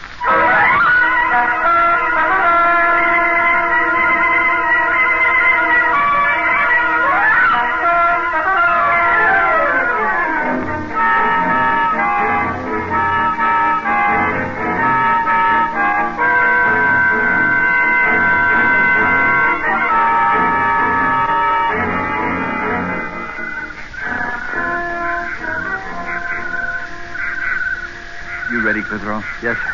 Communication number 1. Mission accomplished. Yes, sir. You better make sure you pause after that. Give them a few seconds to get over their excitement down there. They'll go crazy. Be bigger than New Year's Eve. New Year's Eve be bigger than the armistice. Only one celebration will top it in our lifetime. What's that, sir? The one they throw when we get back. All right, now where was I? Mission accomplished. Yeah. First rocket expedition to Mars landed upon Mars 12:03 Earth time. Estimated position of landing approximately longitude 345 degrees, latitude -7 degrees. Yes, sir. Landed without incident at edge of forest. Atmosphere, what's a good word to say it's all right for breathing? Optimal? Yeah. Found atmosphere optimal. Descended from rocket. Captain Williams. Yeah? Prescott, sir. I see Prescott. He's running this way. Running? Something after him? No, he's just loping along. I think he's smiling. Keep your binoculars on him. Sound off. It looks like he's in trouble. Descended from rocket. Sent Lieutenant Prescott on reconnaissance mission. Dugan, Prescott all right? Yes, sir. Want me to yell to him? No, just stay up there and watch him. Morale high. Commend efficiency and discipline of entire crew. Lieutenants Prescott and Dugan, Sergeant Clitheroe. Thanks, Captain. There's enough glory for all, Sergeant. Any chance of sending that in now? Not for 2 hours. Channels won't be clear for voice communication until 3 o'clock Earth time. They don't even know yet that we made it. I'd like to be down there when they get that message. What excitement. Sirens, bands playing, artillery salute. Here's Prescott, sir. Good. Come on down, Dugan. Prescott, you all right? People. Here, sit down. Catch your breath. People. Mars has people. All right, now take your time. You want a drink? Mars is inhabited. People, just like home. Any women? Let him talk. What sort of people? Ordinary-looking people. Men, women, kids. Hostile? I don't think so. I came down a road, a country road, followed it at right angle into a paved highway. Yeah. Before I could decide whether to go right or left, I heard a buzzing sort of sound. I ducked behind a bush. Vehicle rolled past. One wheel must have a gyroscopic balancer of some sort. Yeah. Inside was a man and a woman. What'd they look like? Just like us. Hair, eyes, nose, mouth, body, clothes, everything. Mars inhabited. Wait till they hear that down there. Well, after it passed, I followed it. I came to a hill, and when I got to the top, there it was, a little town. Buildings, streets, just like home. And then I hurried back here. People. And just like home, huh? Yeah. You suppose they're really friendly? Well, I don't see why not. You heard what he said? Civilization up here resembles the one down there. What would they do on Earth if Martians came down and established contact? You'd make a pretty big thing out of it. The people up here will probably treat us the same way. Even so, we're not going to take any chances. We'll be armed. We're going into town? Right. As soon as we camouflage the rocket. All right, start cutting some of those branches and gathering leaves. Cover it up good. I don't want anybody monkeying around while we're gone. Right. We can't be gone long, Captain. Channel's open at 3. We'll be back by then, if everything goes well. Oh, can you imagine their reaction when they see us? Come on, men, make it fast.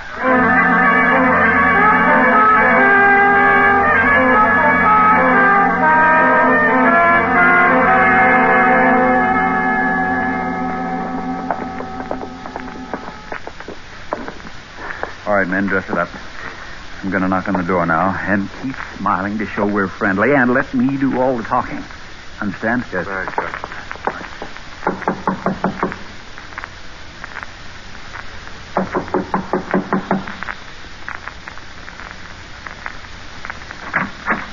Yes, what do you want?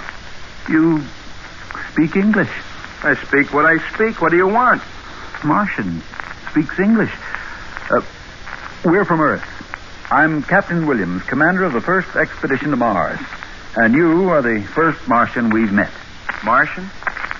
What I mean to say is you live on the 4th planet from the sun, correct? Well, everybody knows that. Well, we're from Earth. Where? It's never been done before. What hasn't? How is it you speak such good English? I'm not speaking, I'm thinking. Telepathy. Now, what is it you want? We're from Earth. From Earth. Some other time, Mac. I got my own problems. How do you like that? You didn't look very bright. I know, but... Well, try it again. Knock on the door. I'm in command here, Dugan. I'll do all the thinking. Yes, sir. I'll knock on the door and try it again.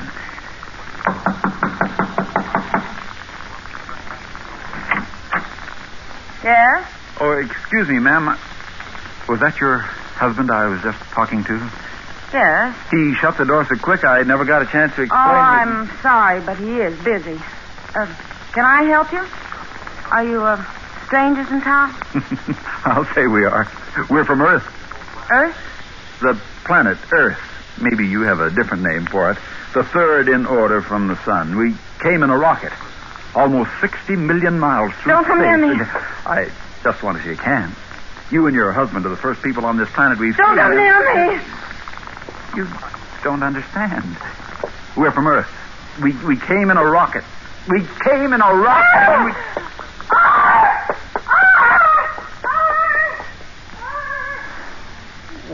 What'd I do? Captain, don't you think we'd better get away from here, maybe? Well, all I did was... How far is it to town, Prescott? Quarter of a mile. I just wanted to shake hands. What was it that scared us?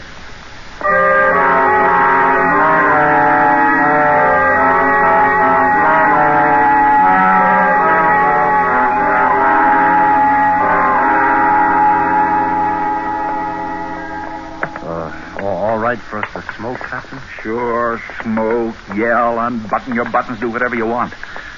Doesn't seem to make any difference. Nobody's paying any attention to us anyhow. You'd think these people had visitors from Earth every day. Nobody even turns around to look at us.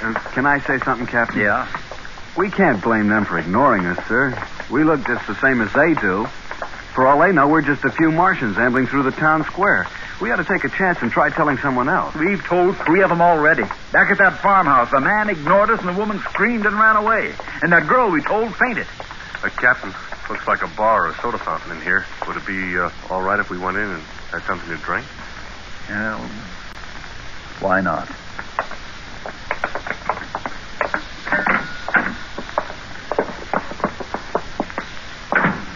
Good afternoon. Good afternoon.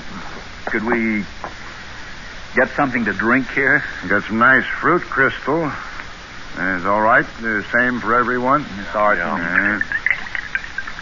I don't think I've ever seen you fellows around. You strangers? We're from Earth. Where? Earth. Third planet from the sun. Oh, clumsy of me. Earth, huh? Well, what do you know? You mean you understand what I'm trying to tell you? Sure.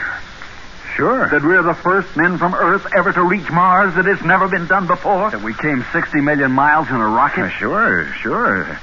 60 million, huh? Rocket, you say? Well, I'm proud to make your acquaintance. I'm Captain Williams.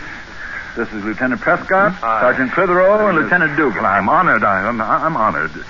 Do you mind if I bring my son in to meet you? This is an occasion. Sure. Bring him in. Son, come in here. Rocket, eh? All the way by rocket. Say now. You understand what we went through, the chances we took. Sure. Why, you're real heroes. Let me shake hands again. You call me, Doc? Son, these men are from Earth. From Earth. Understand? Yes, Pop. We're the first men from Earth ever to reach Mars. Isn't that wonderful, son? Think of it. It's wonderful. Go tell everyone. You don't mind if he tells people, do you? Mine. I should say not. Oh, we'd like him to. As many as possible. Go ahead, son. Hurry. Think of it, all the way from Earth. There were times in there when I didn't think we'd make it, I can tell you. Hey, I'll bet there were. Turbine conked out when we hit the stratosphere, and I began to sweat the big drop. I can imagine. Turbine, it's pretty serious. But even before we left, we were told we only had about 1 chance in 3 of making. Hey, I don't see where you found the courage. We didn't even know what we'd find when we got here. You see, it's never been done before. Never. Let me shake your hand again. Lots of men were killed trying, but they never succeeded. What an honor for our little town.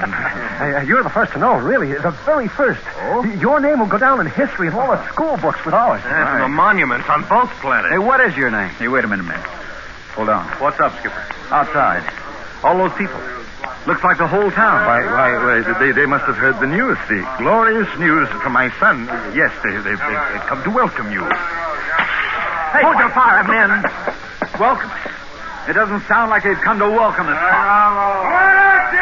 Why, that's the man we first spoke to, the one whose wife got scared. Gentlemen, please don't shoot.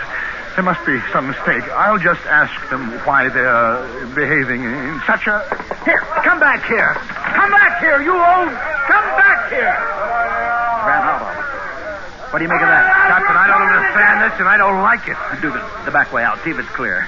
Prescott, you fire when I say fire, not before. Lower your gun. They're all around us, Captain. We'll make a break for it. One volley at my command. Captain Williams. Yeah? Look, there's a little guy out there giving them all what for. They're starting to disperse. Let me see. Clear this square immediately. Immediately, I say. Go on now. Go on, all of you. Go on home. He's coming in. Now, I'll do all the talking. Put your guns away, but stay on your toes. Dugan, let's keep our eye on the back, huh? Gentlemen, may I apologize for the unforgivable actions of my fellow townspeople. They've acted barbarously. Barbarously. We didn't do a thing. We were as friendly as we could be. Well, they're ignorant, just ignorant. No reverence for science, none whatever. We're from Earth. Did they tell you? Oh, yes. A great honor, sir. This is without a doubt the most memorable moment of my life. As a man of science, I greet you. What have we done to make them so hostile? Oh, no, please, put it out of your thoughts. They're dolts, idiots. Simply because two women were stupid enough to be frightened. My apologies, my sincere apologies. Believe me, sir, I would never have forgiven them if they had harmed so much as a hair of your head. It's scientific marvel, and they would do you harm. Unforgivable. Oh, we're wasting time. The members of the Institute are waiting. Institute? The Institute of Science. We have sole jurisdiction in such matters. The members have already been informed and are eagerly awaiting your appearance. It will cause a sensation. Well, that's a little more like it. This way, if you please. I have transportation waiting. And have no fear of these rustics. You're in my care now. I'm Captain Williams, sir. Who are you? I'm president of the Institute. My name is Dr. Bruce. This way, gentlemen. This way.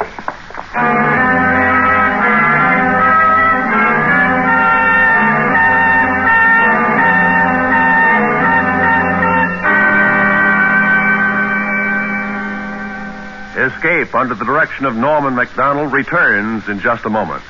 How the gambling machine works, the far-reaching effect of legal and illegal gambling, domination of entire areas by racketeers. That's this week's topic on The Nation's Nightmare, tomorrow night on CBS. And now, back to Escape.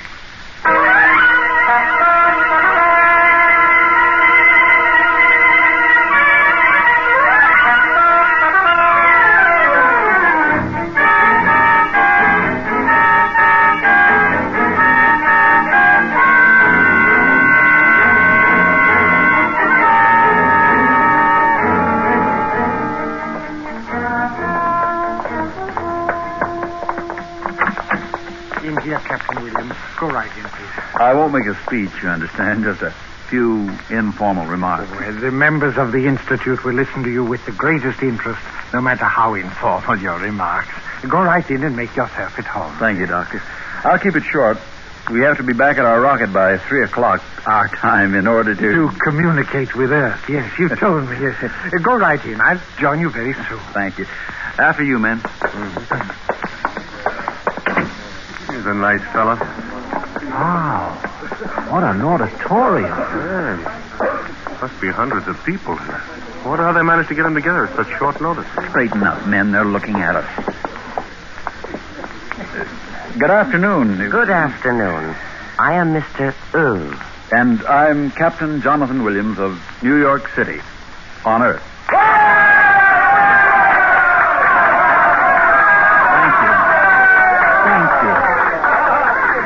Thank you, one and all, on behalf of myself and my crew. Thank you. Well, it's good to see another man from Earth. I am from Earth also. How was that again? There are many of us here from Earth. You from Earth? Yes. But is that possible? Did you come by rocket? Has space travel been going on for centuries? What country are you from? Tuiriol. I came by the spirit of my body years ago. Tuiriol? I never heard of it. What was that about the spirit of your body? What do you mean there are many of us here from Earth? And not only from Earth. He's from Jupiter. He's from Saturn. Jupiter? Saturn? Wait a minute, this is confusing. Where on Earth is this Tuiriol? Tuiriol? Is it near America? America? What is America? You never heard of America? No. You say you're from Earth and you never heard of America? Earth is a place of seas and nothing but seas. There is no land. I am from Earth and I know. Earth is a place of all jungle. I am from Orion Earth, a civilization built of silver. Silver? Men, come over here a second.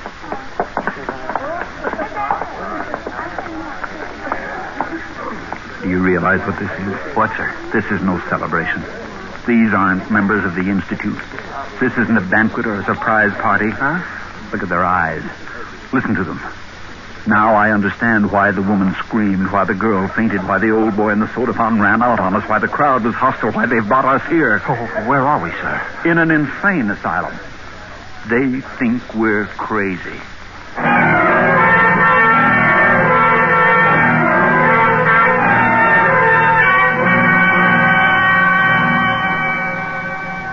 Clitheroe, try the door again. I just tried it, Captain. It's still locked. Go right in, gentlemen. The members of the Institute will listen to you with the greatest interest, no matter how informal your remarks. I'll bet they've been listening, all right. I'll bet they've had us under observation ever since we entered this building. Captain, look. What? You ought to take a look. That woman who said she was from Earth, too. A blue flame is coming out of her mouth and then turning into the shape of a small naked child. You think that's something? I've been watching one of them change into a crystal pillar and then into a golden statue and then into a staff of cedar and then back into a woman again. Never saw anything like that. Magician? No, not magicians. Those are hallucinations.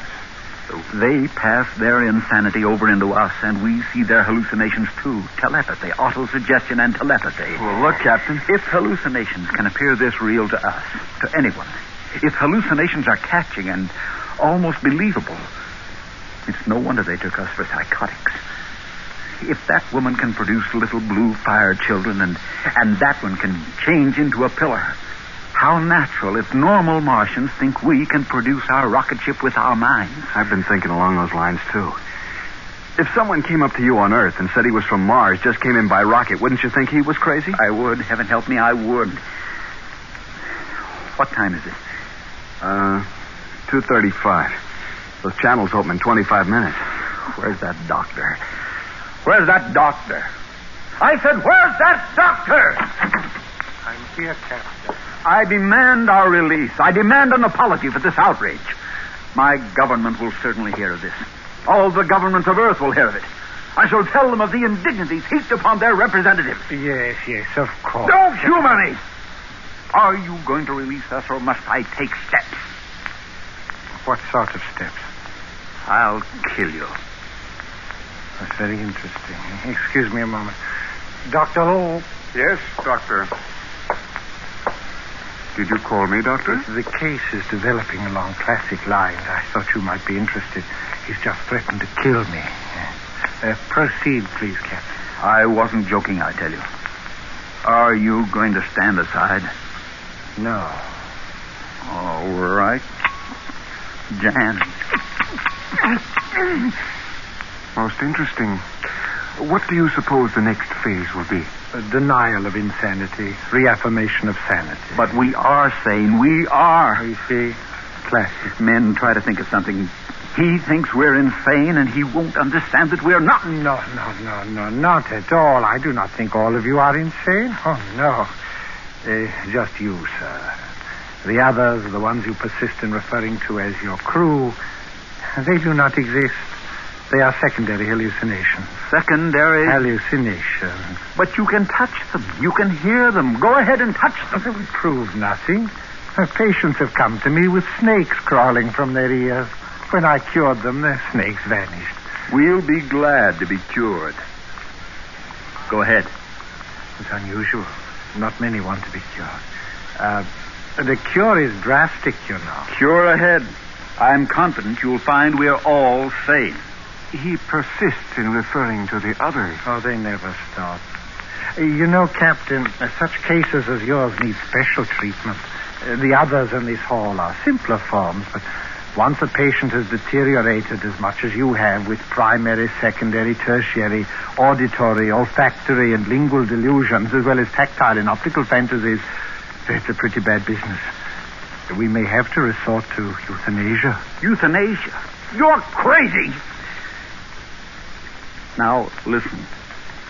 My crew and I left Earth 3 days ago in a rocket. We landed here in Mars. Yes, you've already told me, Captain. Most detailed dream fantasy I've ever heard. But I can show you the rocket ship. I'd like to see it. Can you manifest it in this hall? No, certainly. It's over there on the corner. I don't see it. Of course you don't. It's not there. Why did you tell me to look if the rocket isn't there? I was joking, you idiot. Joking. Really? You have an odd sense of humor. If you give us transportation and come with us, I can show you the rocket. It's in a small forest near that town where we first saw you. Be rather interesting to observe his reaction at the failure to show it to us. Oh, yes. Would you care to accompany me, Dr. O? Oh, I'd be delighted. Very well, Captain. Lead us to your rocket.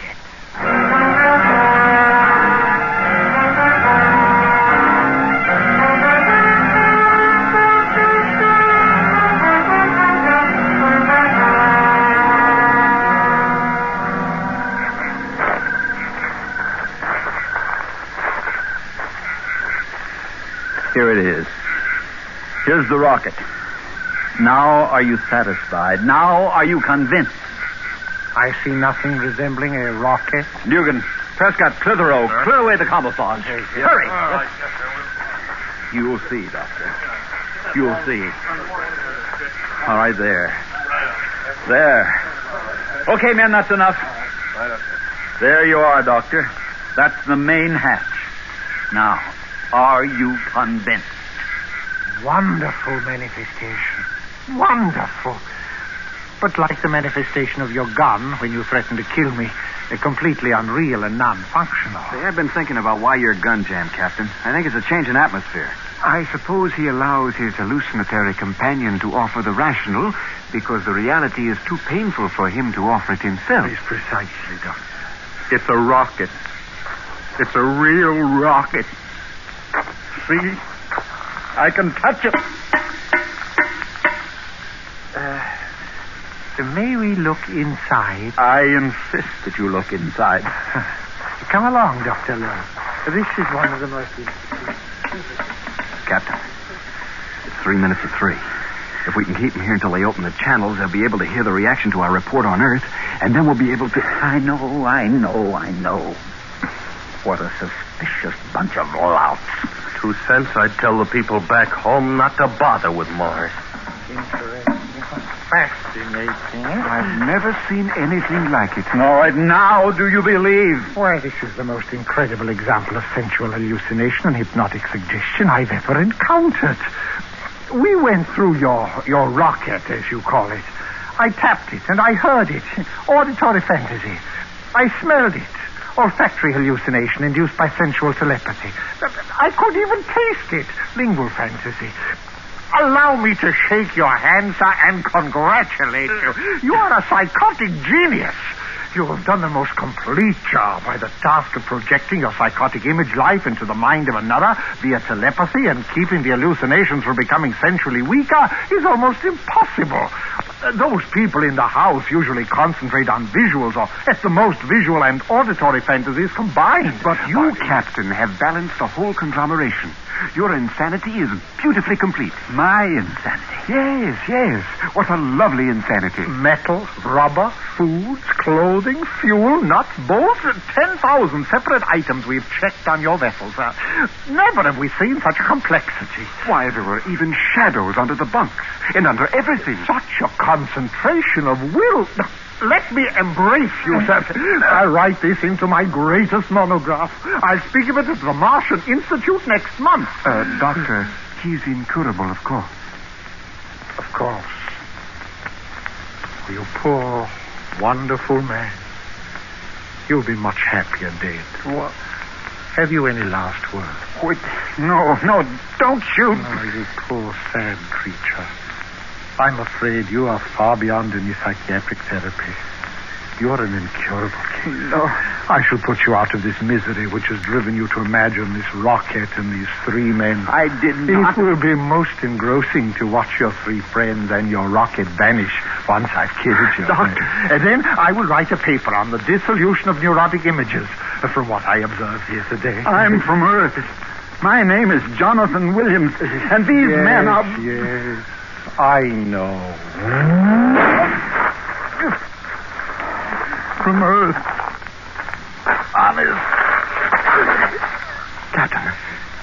Captain Williams. They continue to exist. Superb. Hallucinations with time and spatial existence. I wonder how they will react to a bullet. What? No. Oh, no. Put on that gun. No, don't. An auditory appeal, even with the patient dead. Run!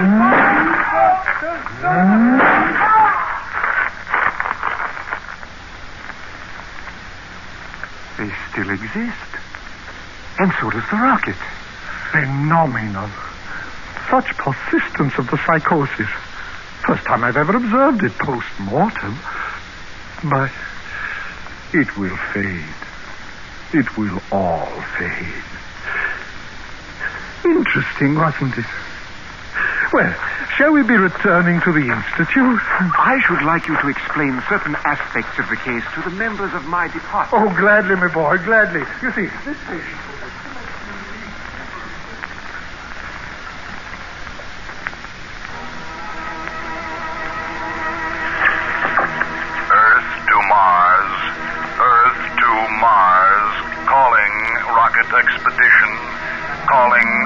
Expedition. Do you read me? Do you read me? Come in, Captain Williams. Come in, Captain Williams. Earth to Mars. Earth to Mars.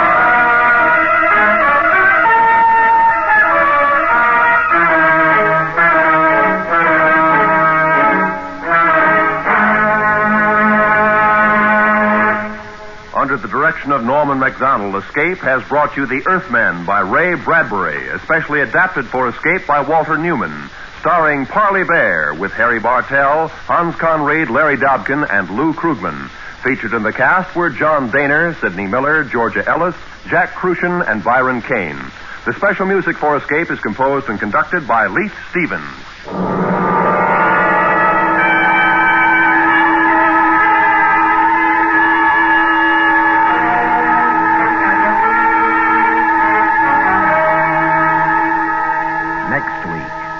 Escape with us to an island off the northwest coast of Africa, and the story of a man whose quest for happiness was blocked by a giant, a madman, and a beautiful girl, as Millard Kaufman tells it in his exciting story, The Gladiator.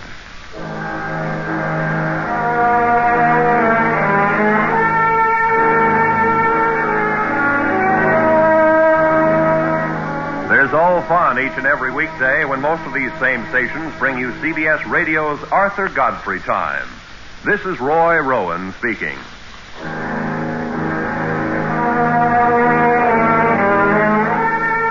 This is CBS, where you hear the FBI in Peace and War every Thursday night, the Columbia Broadcasting System. If you want to take it easy and you want to take it right, then you'll get a Regal Pale and you'll always know you're right. It's the light and better. Better get her. Mellow, mellow brew, Regal Pale. Never fail. It's the better, better brew for you and you and you and you. It's the better, better brew for you. This is KNX Los Angeles.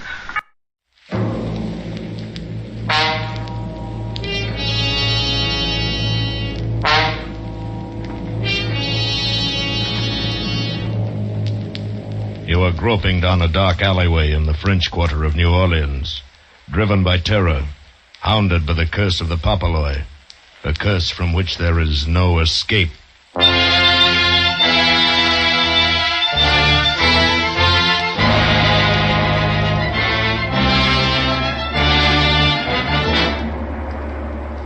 Escape, produced and directed by William N. Robeson, and carefully contrived to free you from the four walls of today for a half hour of high adventure.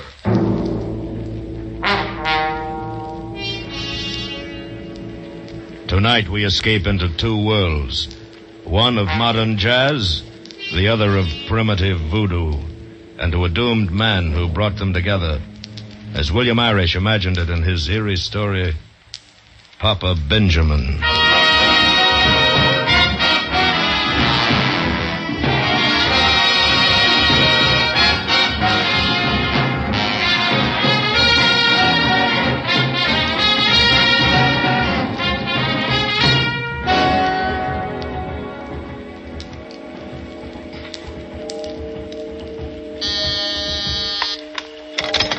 Orleans Police Department, 4th Precinct, Sergeant Tolliver speaking.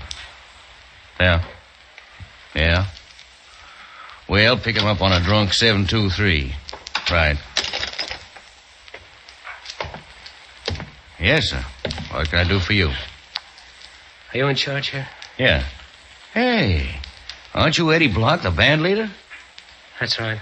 Hey, Joe, look who's here, Eddie Block. Well, never thought we'd get a visit from a big celebrity like you, Mr. Block. And at 4 o'clock in the morning.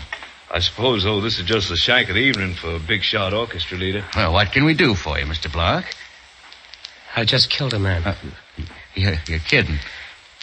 I tell you, I've just killed a man. I guess you've been working too hard, Mr. Block. You're imagining things. Here's the gun. Look at it. Yeah. Now, sit down, Mr. Block. Better have a drink of water. You'll feel better. No. I'm all right. Sarge? Yeah? This gun's been used all right. Smell. Was it an accident, Mr. Block? No. Well, who'd you use it on? Who was it? I don't know his name. They call him Papa Benjamin. Sounds like White man? No, he was a Negro. Oh, well, now, in New Orleans... Oh, no. It was nothing like that. Well, what was he doing to you? He was killing me. Huh? Killing you? But how? Look at me. I used to weigh 200 pounds. I'm down to 102. Well, how? How was he killing you?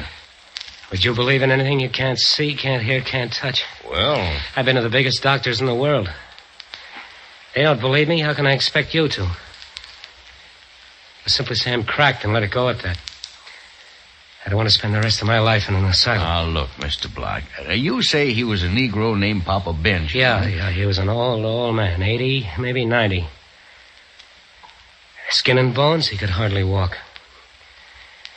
And I shot him. You sure? You sure you killed him? Yeah, of course. Well, where? I don't know exactly. In a little back alley in the Vieux Carré. Near Congo Square. Supposing you take us there. Can you do that? Then maybe we'll find out this is just a bad dream.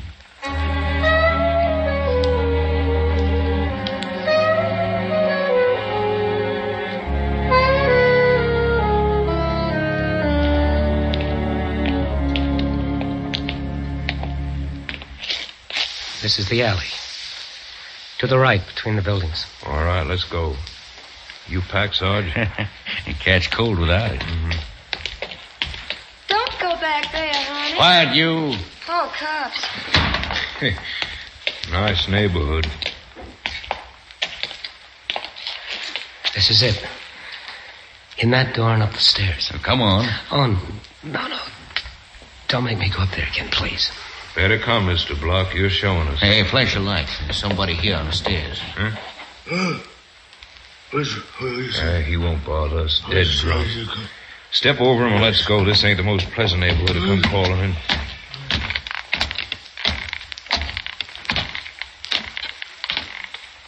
This it? Yeah. In that door. Come on.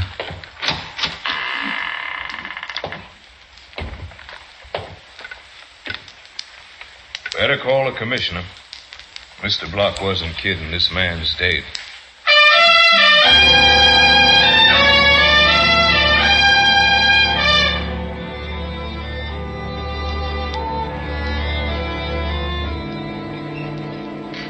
But why? Why?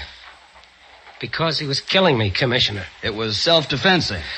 He never came near me once. I was the one who went to him. I offered him $3,000, $10,000, any amount, and he refused. Finally, I offered him my gun and asked him to shoot me with it to get it over with quickly, not to drag it out any longer. Then when he said no, you shot him. Yeah. So you can lock me up now. Mr. Block, do you think we want to hang a murder rap on you, one of the most popular celebrities in the United States? Use your head. Now, I'm trying to find an out for you.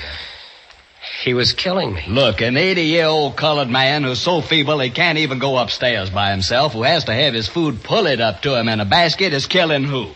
A stumble bum his own age? No.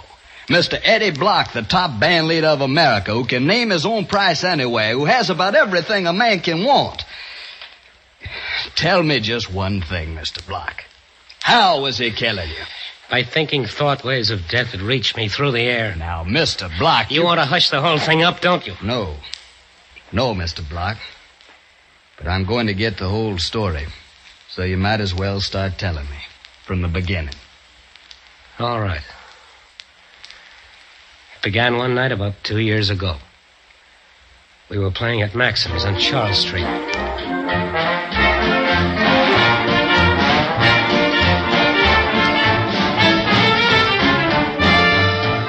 We were just another band. Small Dixieland outfit then. Eddie Block and his Chips. Judy Jarvis, my wife, did the vocals. But we weren't setting the world on fire. Business was so bad I knew what to expect when I got a call from the manager one night after closing time. Come in. Oh, hi, Eddie. I thought we'd better have a little talk. It's that bad, huh? We took in $4,500 this week. Yeah, I see. And you can cancel my contract anytime it falls under $5,000. I get it. Eddie, they can get the same liquor and sandwiches anywhere, but they'll go where the band has something. Tonight there were more waiters in the place than customers. Judy didn't even get a hand. It's not her fault. I know it's not her fault. She's okay, but... Well, I'm asking you, what's wrong? Oh, I don't know. I'm getting the latest arrangement sent to me from New York. We sweat our heads bald rehearsing. Well, this is New Orleans, practically the cradle of jazz. You gotta give them something new. Yeah, I know. When do I leave? Well, finish the week out. See if you can do something about it by Monday. If not, I'll have to St. Louis to get Kruger's band. I'm sorry, Eddie. Oh, that's okay. You're not running a charity bazaar.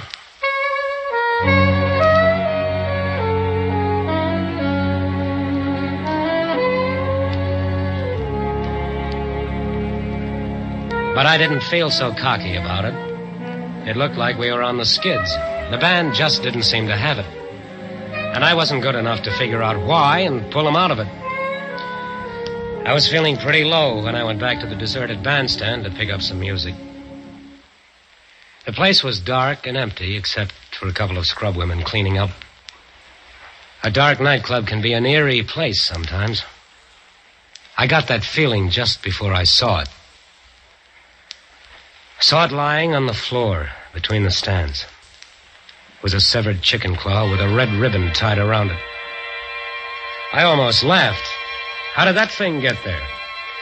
Then I picked it up and tossed it out of the floor where the scrub women were cleaning up.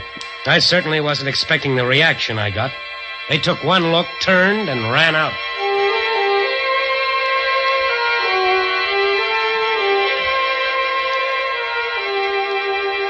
I just recovered from that surprise and was bending down to pick up some music that had slipped to the floor when I heard someone come in.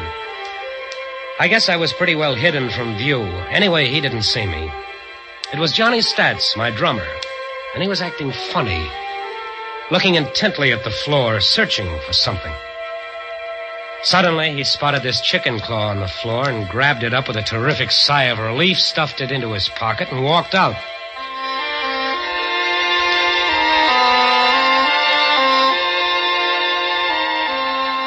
What I did then, I did on a strange impulse, and it changed the whole course of my life.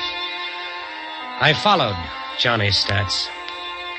I suppose I just meant to catch up with him and have a cup of coffee with him somewhere and ask about the chicken claw. But as I followed him farther and farther down into the Vieux Carré, down to Congo Square, it was a growing curiosity that kept me on his trail. When he turned into that dark alleyway, I stopped and debated. I felt like an eavesdropper, and yet something drew me on. And I walked up that dark alley. I passed that one lighted window. Don't go no further, honey. But I went on. Through a sort of tunnel into another alleyway, and then I stopped. Ahead of me, Johnny Stats stood before a dark, dismal-looking old wreck of a building. Suddenly, he whistled quietly. A gigantic man appeared out of the shadows. Johnny handed him the chicken claw and was motioned into the building. And then I heard sounds coming from the upstairs of that building. A throbbing drum, a wailing, an unearthly sound, and yet wonderful. An exotic, fascinating rhythm. This was music. Something new, something sensational, something that would set New Orleans on its ear and put Eddie Block in the big time.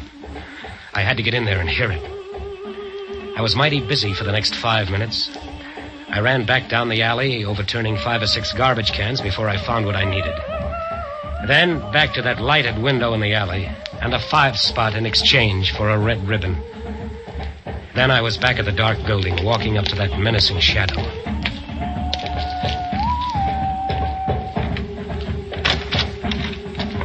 Light up. Let me see your face. Okay. Easy with that knife. My ribs are tender. Your face never been here before. My friend Johnny Stats up there.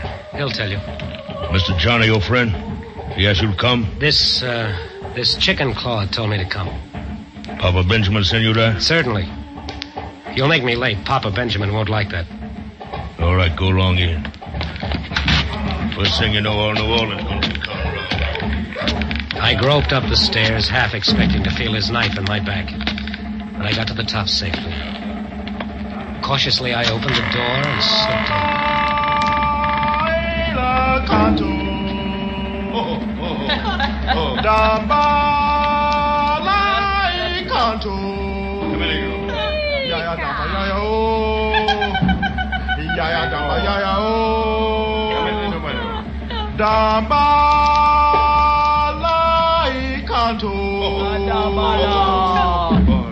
The room was full of people. They were in such a state of frenzy, I wasn't even noticed.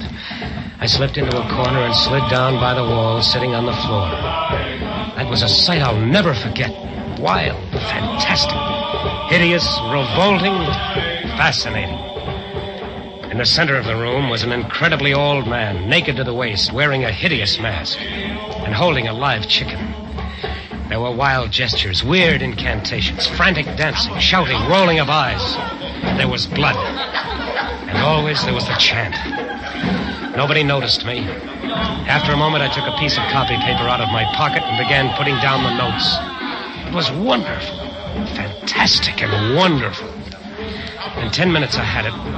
And I'd seen enough for a lifetime of nightmares. I began to feel sick. I wanted to get out. I started to stand up. Suddenly, the room went dead. A stranger is here. His bony arm stretched out straight from the shoulder, pointing at me like an arrow. And there was blood on it. What you do here? I know this man. Let me find out. No one moved. There was no sound in the room as Johnny Stats came over and squatted beside me. You're in terrible trouble, Eddie. I don't know if I can get you out of it. What is this, Stats? And what are you doing here? There's no time to talk now. You've got to do something quick or you'll be a dead man. Why? I'm in the very heart of New Orleans. They wouldn't dare. Listen, you've seen enough tonight. You know better. Eddie, there's only one way. What? Join, become one of us. Oh, It's the only way, Eddie. I can't save you. You'd better hurry up, because unless you do, you'll never get out of here alive. You know what this is, don't you? This is voodoo. Okay, sure, I'll join up. Why not? Wait a minute, Eddie. There's a lot more to it than you think. Unless you're serious, it'd be better to get cut to pieces right now. All right, don't worry. I'm serious. All right. Papaloy. His spirit wishes to join our spirits. The old man burned some feathers while the others watched silently. Then he nodded. Came out all right. He reads them. The spirits are willing. There were other things, rituals, ceremonies, another sacrifice. Then as the chanting started again, they brought me the sacrificial bowl. I didn't have to be told what was in it. I started to draw back. Drink, Eddie, drink, or they'll kill you on the spot. Late next morning, the band assembled at Maxim's for a rehearsal. When Johnny Stats got there, he found another drummer sitting in his place. Naturally, he came to me. What's all this about, Eddie? I don't want any voodoo lover in my band, that's all, Stats. Here's a check for 2 weeks' salary. So you're crossing him, are you? Boy, I wouldn't want to be in your shoes for all the gold in Fort Knox. If you mean that bad dream last night, I haven't told anybody and I won't. I'd be laughed at. I'm only remembering what I can use of it. The jungle is just trees to me, the Congo a river, and the nighttime is just a time for electric lights. Hey, but this new number you're going to rehearse this morning. I said I'd remember what I can use. Listen, Eddie, that chant is sacred. It's secret. It was secret. Eddie, don't do it. Look, here's a couple of C notes. Hand them these. That ought to pay up my dues from now to doomsday. And I don't want a receipt. And if they try putting poison in my orange juice, they'll end up in a chain gang. It's not that easy, Eddie. You're one of us now. Oh, get out. Okay. Goodbye, dead man. Graham, the manager of the club, changed his mind about canceling our contract when he heard us rehearse the chant. Instead, he spent 5 G's in publicity. And Saturday night was set for the big unveiling. It seemed like all New Orleans tried to jam into Maxim's, came to hear the voodoo chant, the real thing. Just before we were ready to hit it, Judy came up to me. Eddie, listen. Let's not do it. Oh, what do you mean, baby, not do it? This is it. This is our ticket to the big time. It'll be a sensation. Yeah, I know, but I got a funny feeling. And look, I found this under your dressing room door just now. It sounds like a warning. Somebody doesn't want you to play that number. Let me see. You can summon the spirits, but can you dismiss them again? Think well. Forget it, baby. Stats is trying to scare me because I fired him. Ladies and gentlemen. Oh, come on, honey, let's go. They're waiting. Maxim takes great pleasure in bringing you a historic moment in musical history. You're about to hear for the first time anywhere the voodoo chant, the age-old ceremonial rhythm no one but the initiated has ever heard before. This is the real thing, an accurate transcription, not a note's been changed. So, ladies and gentlemen, Eddie Block and his Chips present for the first time anywhere the voodoo chant.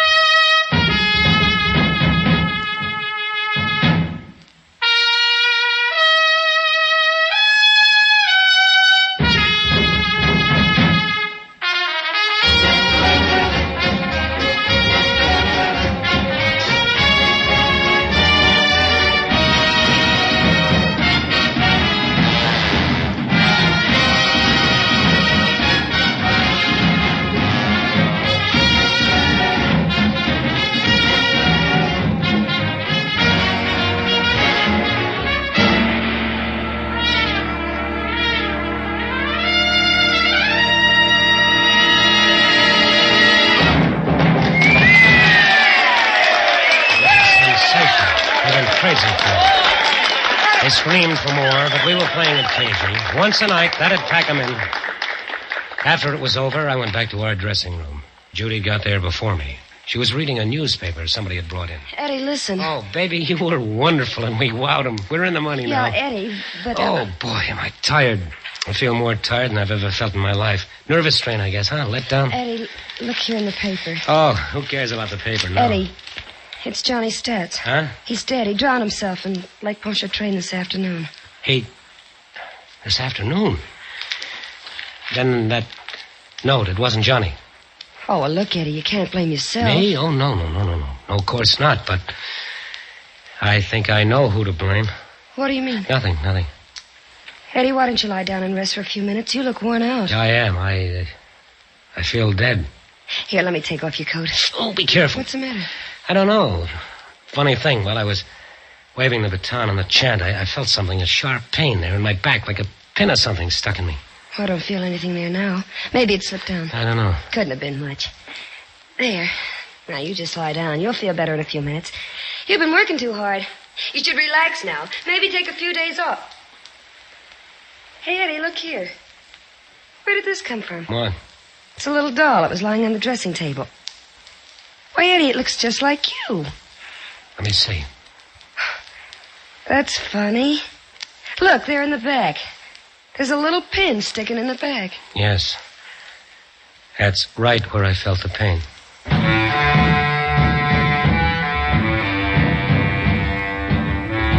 That started it. The next day, I had a backache. Later, there was a numbness that spread to my shoulders, arms, legs. I felt tired all the time, listless, dead. I began to lose weight. I couldn't get Johnny Stats out of my mind. He'd introduced me to them, vouched for me, and he'd committed suicide. He knew. He hadn't waited. I decided to get out of New Orleans. I went to New York, playing the chant, of course. I had to. It was my biggest asset now. But nothing changed. I was losing weight. From a husky 200 down to 160. I couldn't sleep. Maybe if I put an ocean between. I took an offer in London, toured the continent, away a year. I was an international hit now, the biggest attraction in music.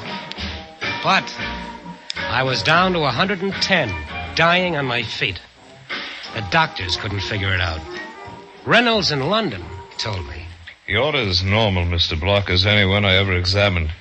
You're so well balanced that you haven't even got that extra little touch of imagination most actors and musicians have. I guess that's true, Doctor. I'm just mediocre. And yet, you might say, my success is killing me.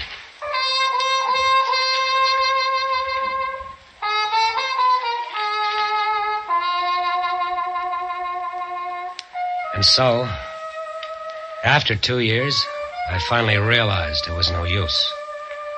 I came back. Back to New Orleans. Back to the dark alleyway down near Congo Square. I could just barely drag myself along. But I had to see Papa Benjamin. I slowly climbed the stairs, up to that loathsome door. I went in. There he was. Papa Benjamin. Staring at me from the bed as if he'd been expecting me. And then he started to laugh.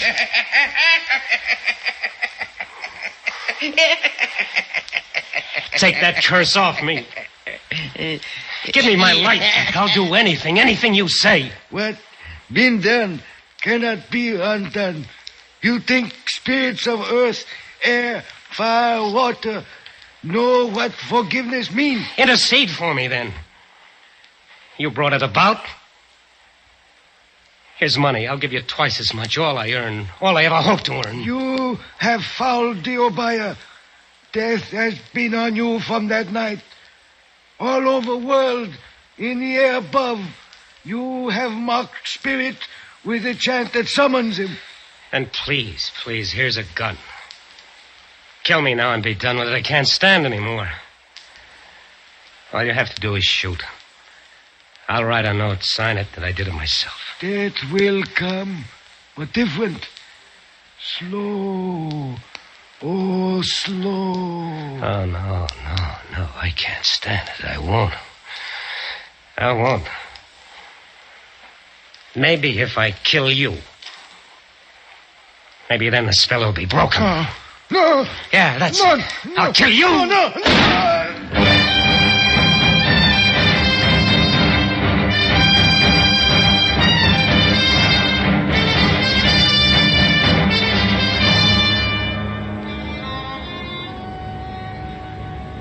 And that's all, Commissioner. Then I came here. To the police station. You know the rest.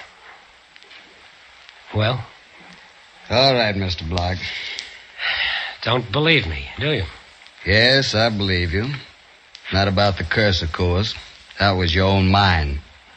They planted the suggestion in your mind, you did the rest. But it's plain that you killed in self-defense. Crazy kind of self-defense, but I think we can manage it. We'll try.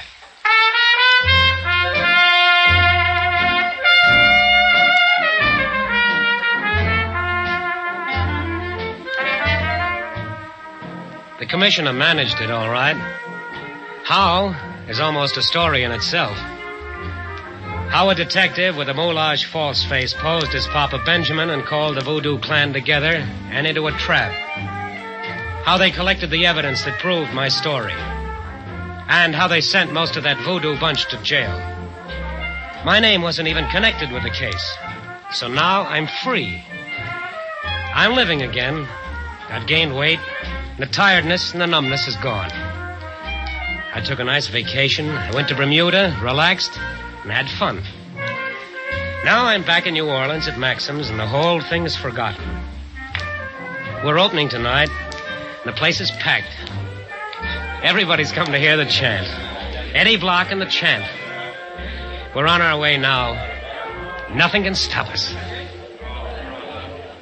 And now, ladies and gentlemen, we welcome back on his triumphal return, Eddie Block and his Chips, playing for you the one and only Voodoo Chant.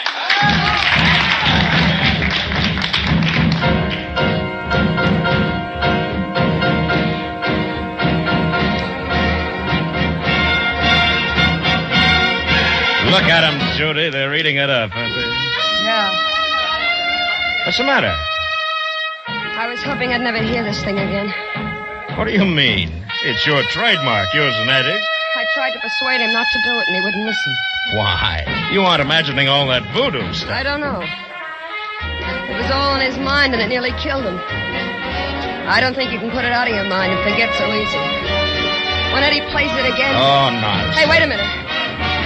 Look at Eddie. There's something wrong. What? Why, he's staggering. Eddie! Eddie! Judy, now wait. Here, let me pick him up. He's probably just fainted from the excitement. No, leave him alone.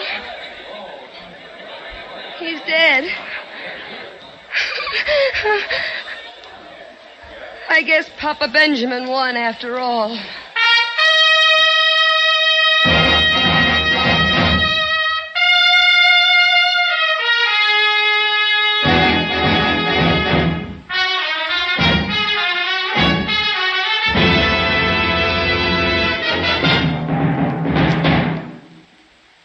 Escape is produced and directed by William N. Robeson, and tonight brought you Papa Benjamin by William Irish, adapted for radio by John Dunkel, with Frank Lovejoy as Eddie Block, Louis Van Rooten as Papa Benjamin, Harry Bartell as the police commissioner, and Joan Banks as Judy.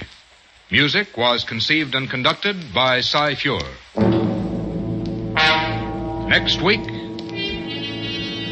You are speeding through the night on the Istanbul Express. You're alone and unarmed. And suddenly you realize that your life is in danger. That somewhere on the train are deadly killers from whom you must escape.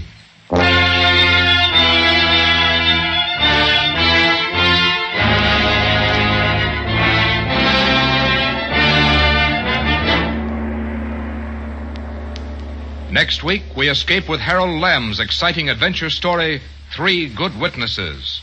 Good night, then, until this same time next week, when again we offer you Escape. This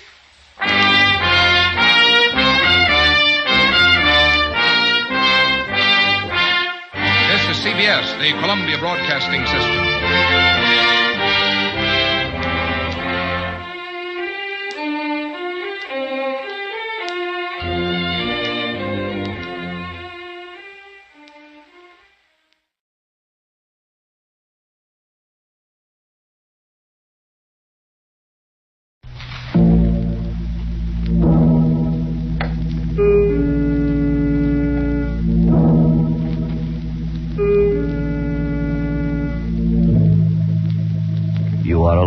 in Paris, unable to speak the language, unable to cope with a gigantic conspiracy which seeks to convince you that you are mad. And you know you are the victim of a plot from which there is no escape.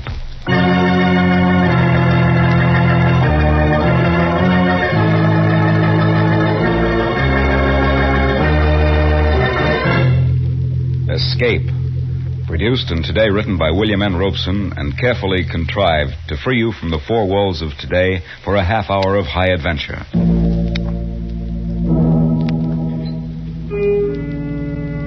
Today we escape to Paris at the time of the Great Paris Exposition and one of the recurring legends of the 20th century in Alexander Woollcott's version of the story of the Vanishing Lady.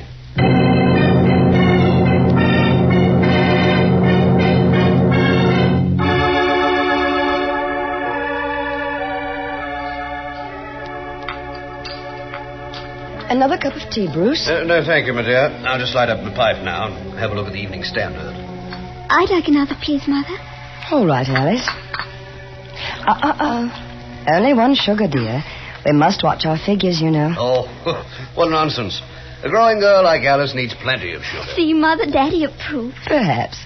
But Mother is still boss. Yes, Mother. There's a dear. Mother. Yes, dear. I've been thinking. Yes, dear. I've been thinking about my grandparents. Oh. I know all about Daddy's parents. How Grandfather Stanley commanded a dreadnought at the Battle of Jutland. It was not a dreadnought, Alice. It was a heavy cruiser. Yes, heavy cruiser. He got the VC, and how Grandmother Stanley was a volunteer nurse at Westall Arch when the Zeppelins came over. And I know about your father, too, and how he died in India from his wounds and how gallant he was at the Khyber Pass. But, Mother... Yes, dear. You've never told me anything about Grandmother Winship. Haven't I? No, and I'd like to know something. Bruce. The child's 16. I think it's time she knew. But, Bruce... And you'd probably feel better to get it off your chest. What, Mother? What is it? Well, my dear, I've never talked about your grandmother because I've always half believed that someday, somehow, she'd come down our garden walk and... Oh, I know it sounds silly. And explain where she's been for the last 20 years. Why? What happened to her? I don't know, and I don't suppose I ever will. Cynthia, darling, if it's going to upset No, you... Bruce, you're quite right. It would be best to get it off my chest, as you put it. As you know, Alice, I was born and brought up in India. And I was about your age when my father was killed in the Khyber campaign. Mother decided to leave India for good and return to her old home in Warwickshire. However, since it was necessary for her to go to Paris to attend to some details of my father's estate, she decided we should leave the P&O boat in Marseille and proceed by train. You may imagine the timidity with which we two unescorted ladies traveled across France without the slightest knowledge of the language, and without, indeed, assurance we could find a hotel room in Paris, though we had telegraphed for reservations from Marseille. You see, dear, the Great Paris Exposition had just opened, and the city was jammed with visitors from all over the world. You may imagine our relief when we arrived at the Grand Hotel Universel and heard the clerk speak in quite understandable English. Mademoiselle Winship, welcome. You will please to sign the register here and here. You have our reservation. Oh, indeed, yes. Oh, most fortunate, madame, that you telegraphed. I reserved for you the last room in the house. Oh, I'm so relieved. Here, Cynthia. You may as well learn now to sign a register for yourself. Oh, yes, Mamma. Where do I write? There, in that line. Oh, yes, I see. Voila.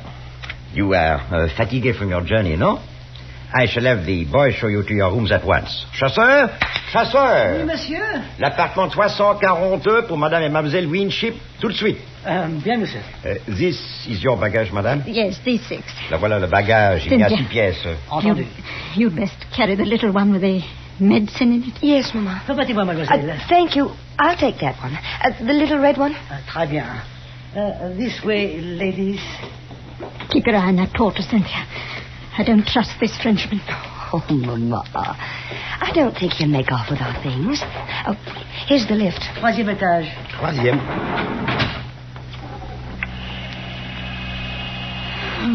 do wish we could have gone straight on to Southampton. But you'd only have had to come back across the channel to see the solicitor, Mama. We really saved time this way. I suppose I wish we hadn't come to Paris at all. Such a sinister place. Oh, Mama. Voilà, le troisième. This way, ladies, to the right. Attendez. C'est bien. 338, 343, 340... Oh, voilà. Entrez, ladies. Thank you. Oh, what a lovely big room. And look, Mama. French windows. Oh, and the park out there. And that square with the statues. The ladies did No, thank you. Yeah. Merci. Oh, Thank you, those ladies. beautiful, beautiful bridges. Oh, Mama, it's like something out of a book. Yes, my dear. That's the trouble with Paris. It's so attractive. But underneath it's evil. Oh, and Mama, the furniture, the gilt clock, and this lovely marble-top table. Oh, Mama, everything is so French. I'll be very glad to be on my way to where everything's English by this time tomorrow. Now, come away from that window and help me get into something comfortable. There's a dear. Yes, Mama, of course.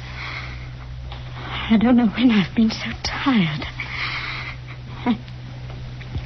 I just can't seem to catch my... Mama. Mama, what's the matter? Mama, speak to me. Oh, here, I'll get you up into bed. There. Now, let me loosen your corset. Here, Mama, here are the smelling salts. Breathe deeply, darling. Mama. The telephone. I've got to get a doctor. À votre service? Hello, operator. Will you please send a doctor up to room number... let me see. Number 342. Pardon?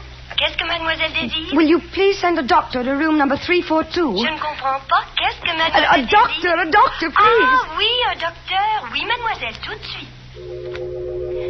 While I waited for the doctor, I did everything I could think of to bring my mother back to consciousness. I massaged her fingers and toes. I put wet cloths on her forehead. I waved the smelling salts under her nose. But she lay silent and white and unmoving, like one dead. Only the quick, shallow movement of her breast assured me she was not. And all the time another anxiety possessed me. What if this doctor could not speak English? How should I tell him the circumstances of Mother's unexpected fainting? How should I understand his instructions for treatment? I'm sure it was not long, although it seemed like an eternity before he arrived, accompanied by the manager of the hotel. And to my great relief, they both spoke English. The doctor felt Mother's pulse, took her temperature, and did the usual things that doctors do. And then he turned to the tail-coated hotel manager. La jeune femme parle-t-elle français? Pas un mot. Vous en êtes sûr? Tout à fait. Alors, je peux parler à mon aise. Monsieur, ceci, c'est une affaire très sérieuse. N'ayez pas l'air alarmé lorsque je vous mets au courant. Cette femme est atteinte de la peste. La peste? Elle n'a qu'une heure à vivre. Je n'ai pas besoin de vous dire que si ceci se connaît, votre hôtel perdra tous ses clients. Et mon Dieu, pas seulement le... While they talked in this language I couldn't understand, I looked from one face to the other, trying to read from their expressions how serious my mother's illness was. But they were as casual as though they were ordering dinner. And finally I could stand it no longer. Oh, you must tell me. What is the matter with her? Mademoiselle, your mother is ill, yes. Seriously ill. It is a collapse, due perhaps to the strain of traveling. However, a week or two of absolute rest will work wonders. A week or two? Well, we were to go on to England tomorrow. That would be out of the question, mademoiselle. She cannot be moved for at least several days. Right now, she must have complete rest. The next 24 hours will be critical. Oh, Mama. Poor Mama. No, mademoiselle, you must not break down, too. I need your help. Yes, doctor. Immediately, I need some medicine. Will you fetch it for me? Why? I must not yes. leave your mother for a moment during these critical hours. Here, I will write down this address and a little message to my wife. Your wife? Yes. I have the medicine already prepared at home. It will be faster to go there for it than to a pharmacy. There are very few chemists who have the ingredient. But couldn't you telephone? Hélas, I have no telephone. Well, a messenger, perhaps. Mademoiselle does not know Paris en fête. With the exposition opening, nowhere can you find a reliable messenger. They are all selling souvenirs. But, Oh, no, mademoiselle. You will accomplish here and more rapidly yourself. Here is the address. 24 bis Rue Val-de-Grâce. And here is the message to give to my wife. But I don't know Paris at all. I'm a total stranger here. I am sure the manager here will give the necessary instructions to the cabby. Indeed, I will.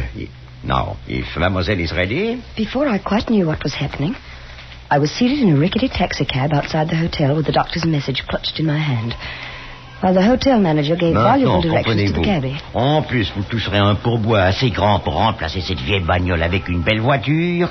Allez au petit part. Prenez la piste la plus circuiteuse et surtout, ne soyez pas de retour en moins de 2 heures. Entendu? Entendu. Bon. It is arranged, mademoiselle. Jacques is one of our most trusted cabbies. He will get you to the doctor's house and back in safety. Oh, thank you so much, sir. And you will look after Mother, won't you? Indeed, I will. Of that, you may be sure.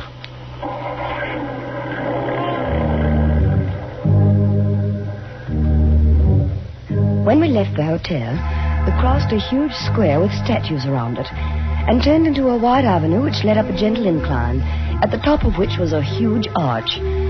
But before long, we turned off to the right into narrower streets. It must have been 20 minutes later when we turned into another wide boulevard and I saw another huge arch up ahead. Or was it the same arch? Driver! Mademoiselle!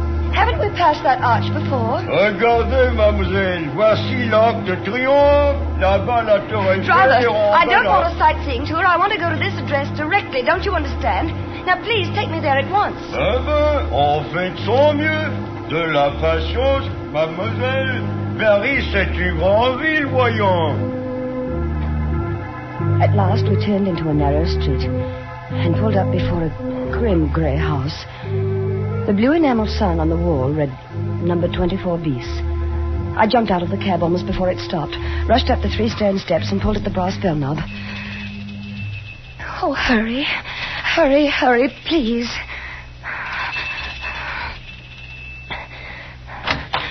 Oui? Oh, the doctor sent me for some medicine. Here, read this, please.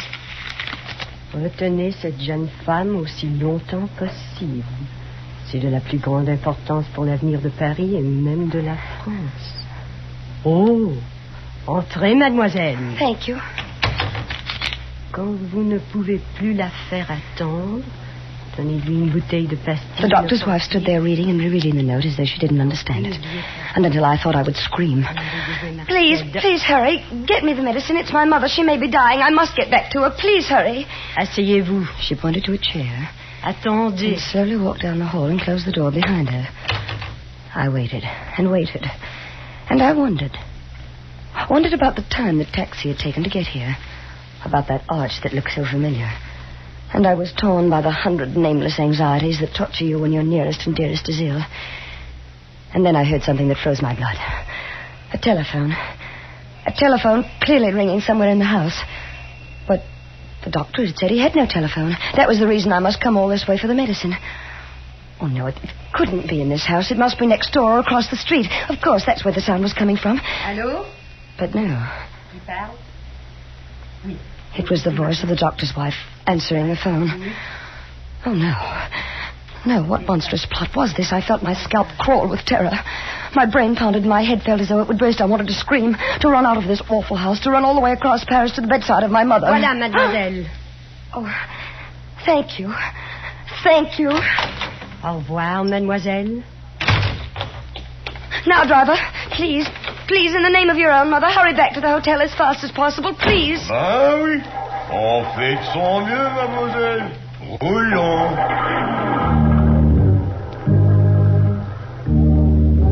But my pleading was of no use. Either it was misunderstood or ignored. We crawled across Paris, just as slowly as we had come. And I was certain I saw that same white arch 3 times. But at last we crossed the great square with the statues. And I knew we were close to the hotel. Oh, please, please, hurry. Zut, on fait de son mieux, mademoiselle, voyons. Just beyond the great square, we turned up a narrow street which shortly entered a wide circle, in the middle of which was a tall, slender monument. The driver swung around the monument and pulled up before the entrance of the hotel, reached back and opened the door. Voilà, mademoiselle. I jumped out of the cab. And then I saw the sign over the entrance. It said, Hotel Ritz. Driver? Darby, you've taken me to the wrong hotel. I'm staying at the Grand Hotel Universal. Mais non, mademoiselle. Je vous ai pris au Ritz. Et je vous dépose au Ritz. No, I don't understand what you're saying, but will you please take me to the Grand Hotel Universal? C'est ici que je vous ai pris en charge et c'est ici que je vous le Oh, you stupid man, can't you understand? My mother is sick. You've taken more than 2 hours to get me to the doctor's house and back. Can't you understand? My mother is sick, perhaps dying. Les affaires de mademoiselle ne me regardent pas. Donc, si mademoiselle Roland n'a I looked around me. A small group of passers-by had stopped and were listening curiously to the argument. And then they joined in, taking sides. Everywhere I looked were foreign faces. Strangers, enemies. And then, shouldering through the crowd, I saw a bare-headed young man in tweeds with a pipe clamped in his teeth. And before he had a chance to speak, I knew help had come. I say, having some trouble. Oh, thank heavens, you're English. Right you are. Now, what seems to be the matter? I told him as rapidly as I could. And he paid the mulish cabbie. He popped me into another cab. 5 minutes later, we walked up into the lobby of the Grand Hotel Universal. The manager was behind the desk. My mother, is she all right? I beg your pardon, mademoiselle. My mother, Mrs. Winship in 342, is she all right? There is no Madame Winship in 3242. What? 342 is occupied by Monsieur Auguste Noailles, a permanent guest. But don't you remember me? I'm Cynthia Winship. 2 hours ago, you put me into a taxi to go to the doctor's house for some medicine for my mother. I am afraid that mademoiselle is mistaken. I have never seen her before in my life. Well, look here, what is this? No, listen, I swear to you. It's just as I say. We signed the register less than 3 hours ago. We got in on the train from Marseille. Well, let's have a look at the register. Yes. I'll show you I'm in 342. Where is the register? It is there, mademoiselle. You may see it for yourself. See today's date. 14 guests registered, but I do not see any mademoiselle or Madame Winship. Do you? No. What have you done with my mother? Please, what have you done with my mother? I mademoiselle, demand you answer me this please, minute. Mademoiselle, What have you done? I should not like to ask you to leave. Switcher, please. We'll get to the bottom of this. Perhaps mademoiselle is mistaken. Perhaps she is registered at some other hotel. No. This is the hotel. The Grand Universal. You were standing there when we arrived. You handed my mother the pen with which she registered. You came to the door with a doctor. You put me in a taxi. But I assure you, mademoiselle, these are fantastic. Wait a minute. What is it? That bellboy there. He carried our baggage. He'll remember. Garçon. Oui, monsieur. Vous vous souvenez d'avoir porté les bagages de madame en numéro 342 cet après-midi? Non, monsieur. There were 6 pieces, don't you remember? You wanted to take them all, and I insisted on carrying the little jewel case. It was a little red one. Oh, non, mademoiselle. C'est la première fois de ma vie que je vois mademoiselle. He says he never saw you in his life before. But this is monstrous. It's impossible. My mother is somewhere in this hotel. What have you done with her? What have you done with her?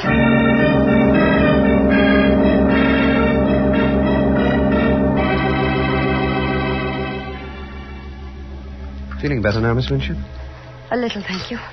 Care for something else? No, thank you. Another cup of tea, perhaps? Certainly. Garçon? Monsieur? Une tasse de thé pour mademoiselle. Tout de suite, monsieur. I don't know how to thank you, Mr.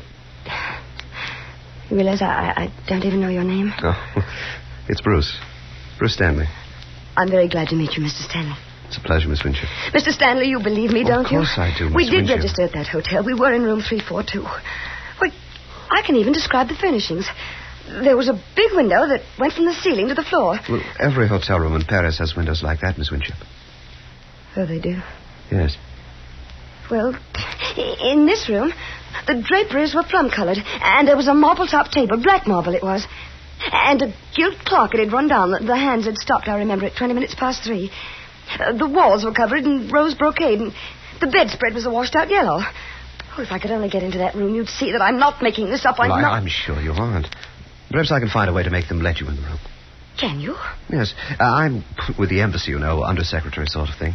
I believe the British Empire has enough influence to change the mind of an obstinate Paris innkeeper. Well, then let's do it. Right away. Well, I'm afraid the might of Britain can't move that fast. It's past dinner time. But tomorrow we shall see. Tomorrow? But I must get into that room tonight. I have no money. Nowhere to sleep. Well, we can do nothing with the people at the hotel. You saw that. We'll just have to be patient until tomorrow. I'm sure I can find a room for you tonight in a pension near the embassy. You're so very kind. How can I ever thank you, Mr. Stanley? Well, you might begin by calling me Bruce. Thank you, Bruce. Thank you, Cynthia. Oh. What is it? I just thought of something. The doctor. The doctor? Yes, the one the hotel manager brought in to look after Mother. I still have his address somewhere here in my purse. Yes, here it is. Now, we must go there immediately. He can tell us about Mother. Let me see. 24 bis Rue Val de Grace. Well, that's not far. Just off Boulevard Raspail near the Luxembourg. Well, how long would it take to get there by taxi? Oh, about 10 minutes. But it took over an hour this afternoon.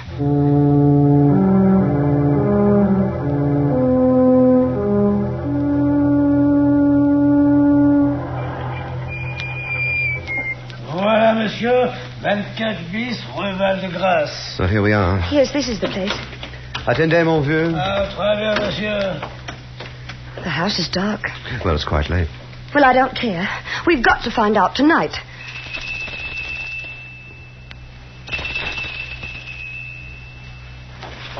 Qui est là? Qui sonne? Where is he? There at the upstairs window. Monsieur le docteur, c'est Mademoiselle Winship. Elle veut vous questionner à propos de sa mère. Winship? Je ne connais pas Mademoiselle Winship. He says he doesn't know you. But he must. He must. Doctor, don't you remember this afternoon?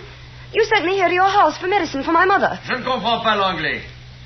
He says he doesn't understand English. Oh, the liar. The dreadful liar. He does. He speaks perfect English. Et vous, jeune homme, je vous conseille de ne pas déranger le repos des gens comme il faut et de vous en aller avant que je n'appelle la police. I'm sorry, Cynthia. Oh, Bruce. What am I going to do? What am I going to do?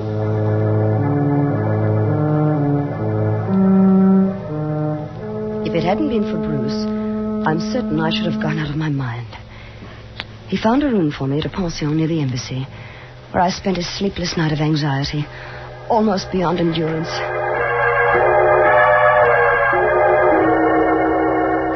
Bruce called for me at 10:30 the next morning and took me back to the hotel.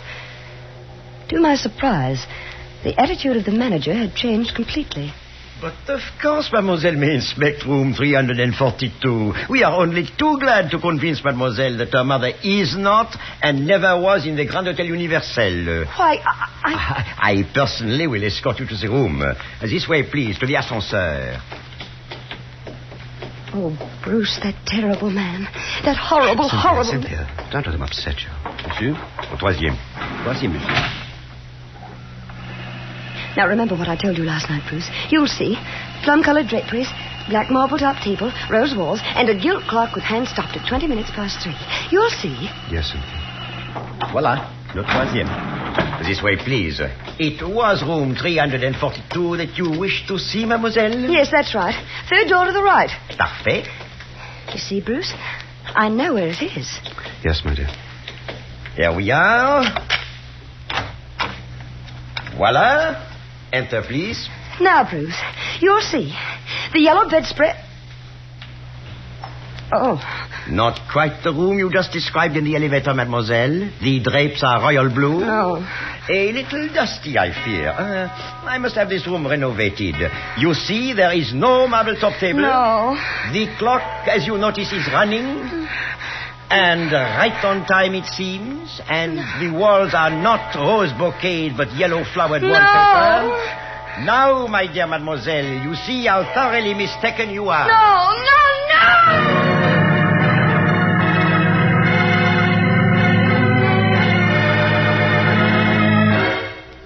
They had tried to make me think I was mad.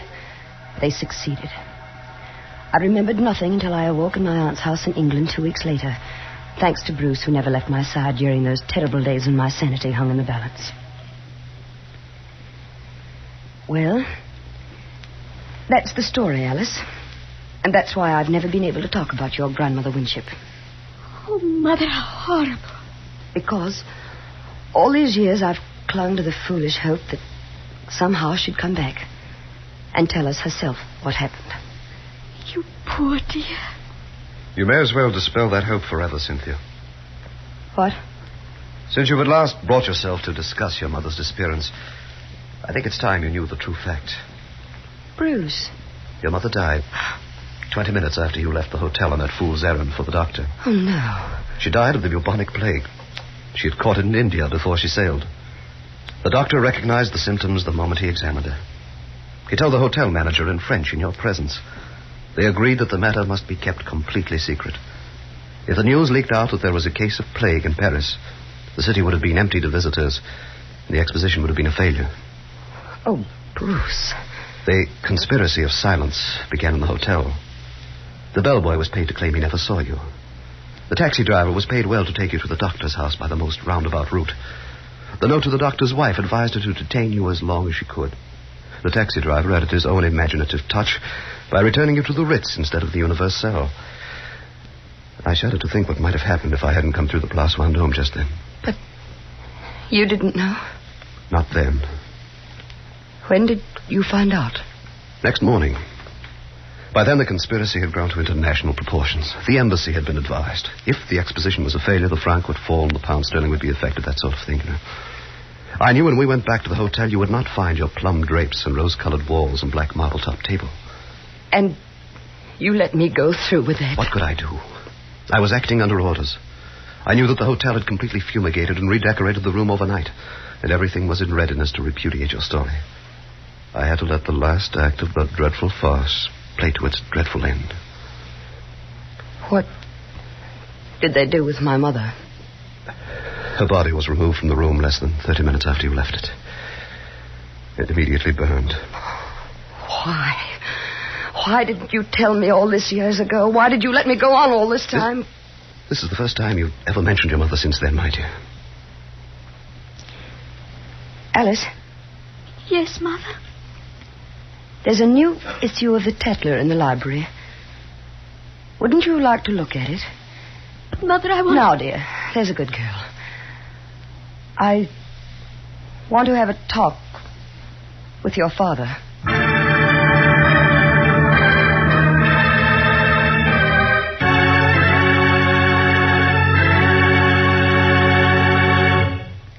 Escape, produced by William N. Robeson and directed by Norman MacDonald, has brought you The Vanishing Lady by Alexander Woollcott, freely adapted for radio by Mr. Robeson. The part of Cynthia was played by Joan Banks. Bruce was played by Hy Averback. The hotel manager and driver by Ramsey Hill. Musical score was conceived by Cy Fewer with Eddie Dunstetter at the console. Next week... You are deathly afraid of snakes. And between you and a fortune, between you and escape, you're on the white jaws of a deadly cottonmouth.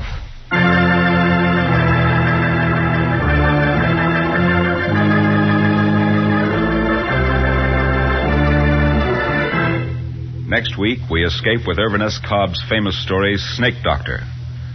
Goodbye, then, until this same time next week, when we again offer you Escape. This is CBS, the Columbia Broadcasting System.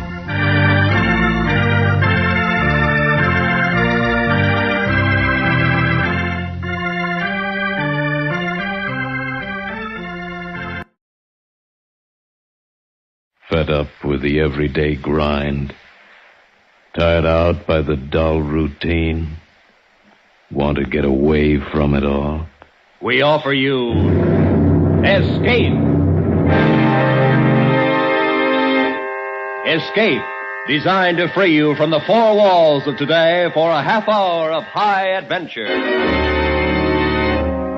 You're speeding through the English countryside, the fast express train rocking beneath your feet.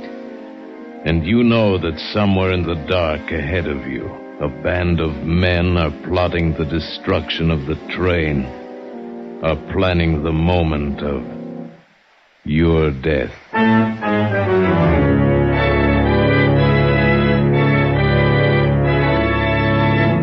Today we escape to England at the turn of the century and the story of a complete train that vanished from the face of the earth. As Sir Arthur Conan Doyle told it in his fascinating tale, The Lost Special.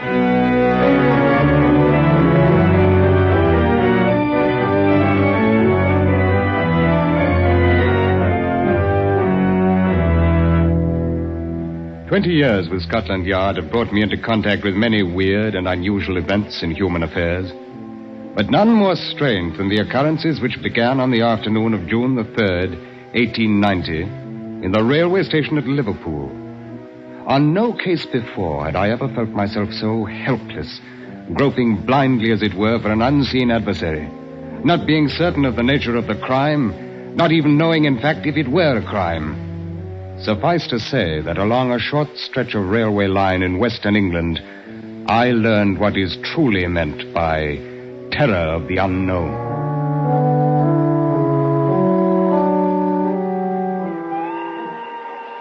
At 4 o'clock of the afternoon in question, having completed a rather minor investigation which had brought me to Liverpool, I was sitting in the waiting room of the railway station reading and waiting for the 6 o'clock train for London, entirely unaware at that moment of a rather ordinary conversation that was taking place in the office of Mr. James Bland, the station master, a few yards away. I'm very happy to know you, Mr. Carroll, and you, Mr. Gomez. And now, if I might learn the nature of your wishes? Simply this, Mr. Bland. My companion and I have arrived on the steamer from Central America, which docked less than an hour ago. It is of the utmost importance that we reach London as quickly as possible in order to arrange passage across the Channel to France. I see.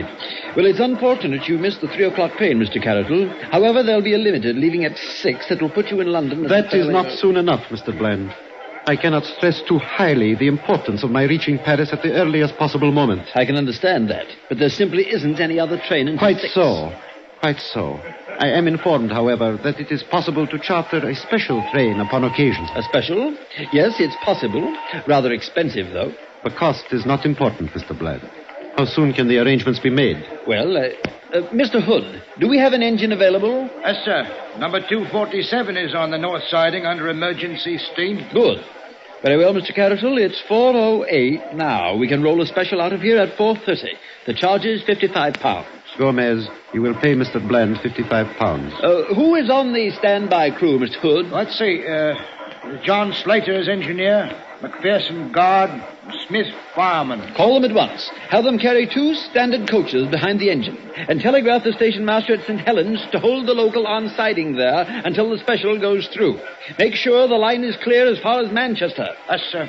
I'll send for a porter to take care of your briefcase, Mr. Carroll. Seems to be rather heavy. Thank you, no. I prefer to keep it with me, if you don't mind. Certainly, whatever you wish. Now, if you leave here at 4:30, you should be in Manchester at 6:15. The station master there will clear you on to London. And I trust you'll have a very pleasant journey.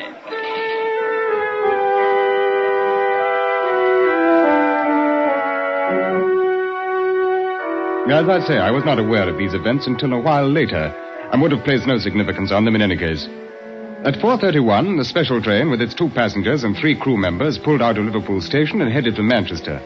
And at 10 minutes to 6, I was summoned to the office of Mr. James Bland, the station master. And so that seems to be it. Very likely I have no real reason at all to be worried, Inspector Collins. But since I saw you below there in the station, I thought it wise to call you in on it. Well, I'm happy to be of any help, Mr. Bland. Yes, as I understand it, your special train is running behind schedule, is that it? Incredibly behind schedule. Nearly half an hour overdue at Manchester right now. We've wired them to check and report back. Well, it isn't exactly unheard of for a train to run slow, Mr. Bland. It is, unless there's some reason, and I can't think of one in this case. The special had clear track all the way. It passed through St. Helens at 4:52, right on time. They wired us, and then 15 minutes later released the local to follow along behind it into Manchester. You mentioned something about Mr. Carroll having a companion, I believe. Yes, a great hulking brute named Gomez. He didn't utter a word while they were here. Seemed to be a sort of bodyguard.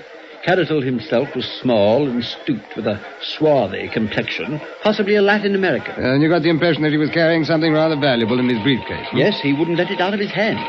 And he seemed to be in great fear of something, though I haven't any idea what it may have been. What about this second chap, Horace Moore? Typically English, about 40 years old, seemed very anxious to reach his sick wife in London. Here's Manchester on the wire now, Mr. Bland. Oh, good. What do they... Well, just a moment. Well, here's a message. Assumed change in your original plan. Local from St. Helens arrived, Manchester. Reports no sign of special train. Oh, but that's impossible. St. Helens reported the special through ahead of the local. Well, is there a branch line between St. Helens and Manchester, Mr. Bland? No, not even a double track. There's only a single track main line straight through.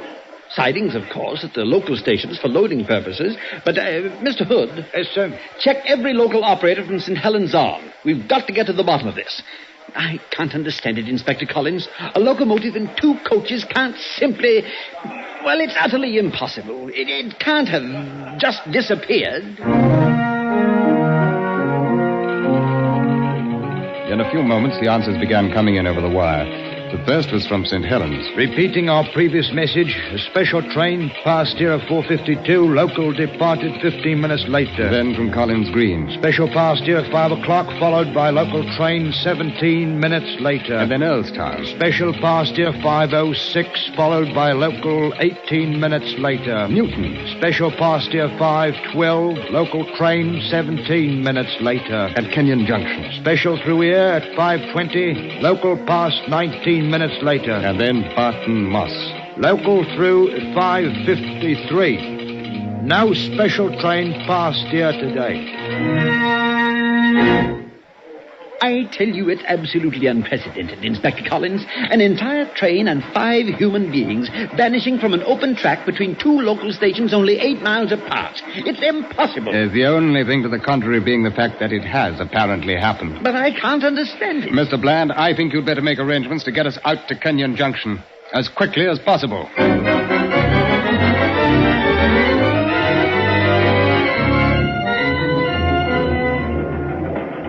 Within 10 minutes, we were in a coach behind a goods engine moving at full throttle on the main line east out of Liverpool. Since the missing special had been reported safely through Kenyon Junction, there was no need for concern with the country this side of that station. While the coach rattled and banged along the miles, we spent the time poring over a large-scale map of that 8-mile stretch between the junction and Barton Moss. As you can see for yourself on the map, Inspector Collins, it's rather open country through there. Yeah. Low rolling hills, mostly, with quite a lot of coal mining and 1 steel mill. No towns or villages near the railway line. Yeah, so I see, Mr. Bland. What about these spur tracks that join the main line? There must be a dozen or more of them. 14, to be exact. Isn't it possible the special could have been switched onto one of those spurs? Well, yes and no. 8 of them can be eliminated immediately. Besides being narrow-gauge tracks, they're also much too flimsy to bear the weight of a standard locomotive. Furthermore, they end at loading bins adjacent to the main line. They're not actually connected to it. I see. Well, that still leaves 6. Are they all standard gauge? Yes, but 3 of those 6 can be eliminated, too, since they've been abandoned for years. The mines they were built for are no longer operated. The Red Gauntlet, Despond, and Heartsease collieries. Yes, but abandoned or not, if the tracks are still there, couldn't they be used? No, they could not. When service to the 3 mines was discontinued years ago, the switches, along with several hundred yards of track adjacent to the main line, were removed to prevent accidents. And that settles that. But we still have 3 lines left. Yes, and all in operation. They serve the Big Ben and Perseverance collieries and the Carnstock Ironworks. Good. Then there's the probable area of our investigation. Probable?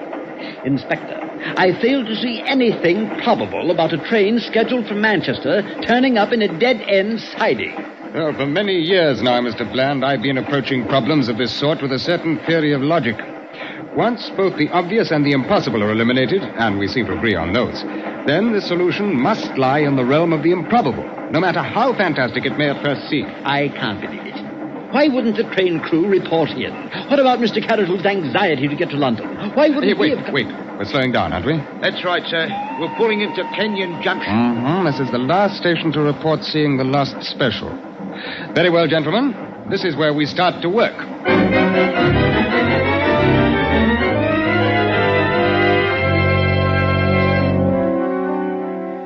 We stopped in the junction only long enough to rig acetylene spot lanterns at either side of the coach, directed in such fashion as to light up the roadbed and embankment along both sides of the track. And then we puffed slowly out onto the main line and headed towards Barton Moss, 8 miles away. The first mile of those 8 dropped behind us and brought no significant discovery, and we moved on through the second mile. Save for the flood of light from our lanterns and the dull red glow from the firebox of the engine, the night was as black as pitch. Now and again, the ugly shape of a loading bin for one of the narrow-gauge feeder lines would loom out of the darkness ahead of us and float past, ghostly for a moment in our lights, and then dissolve away behind us into the blackness. But on the roadbed, the rails themselves remained unmarred. undisturbed, and offered not the slightest clue to explain a disappearance that grew more mysterious by the minute. We completed the second mile and moved on, and then suddenly... What is it, Inspector? What do you see? Stop the engine at once, Mr. Hood. Yes, sir. What is it, Inspector? I think I've seen something. I don't see a thing. It's just off the embankment there, in the edge of the bushes. We'll need a hand light. Here you are, sir. Good. All right, come on now, let's have a look. By heaven, there is something right enough. I see now. Well, it looks like a man lying there. Oh, it's more likely the body of a man from the position he's in. Well, now, lad. Oh, well, let's turn you over and have a glimpse at your face, huh? What? Inspector. Why, this is John Slater. Huh? And who is John Slater? He was the engineer on the special. Well, he's dead. His neck's broken. Dead? I'll venture a quick guess it was caused by a fall from the cab of his engine. Traveling rather fast at the time, I'd say. You can see where he rolled through the bushes for some little distance there. But then what happened to the locomotive, Inspector? Afterward, I mean. That still remains to be seen, Mr. Hood. We can be fairly certain of one thing, though. A special must have come at least this far out of the junction. Otherwise, it's pretty difficult to account for the engineer's body being here. No more difficult, surely, than it is to account for any of this. This whole thing is incredible. Impossible. Well, we still have our improbabilities, Mr. Bland. Those 3 connected spur lines are ahead of us yet, and the chances are one of them is going to supply some kind of an answer.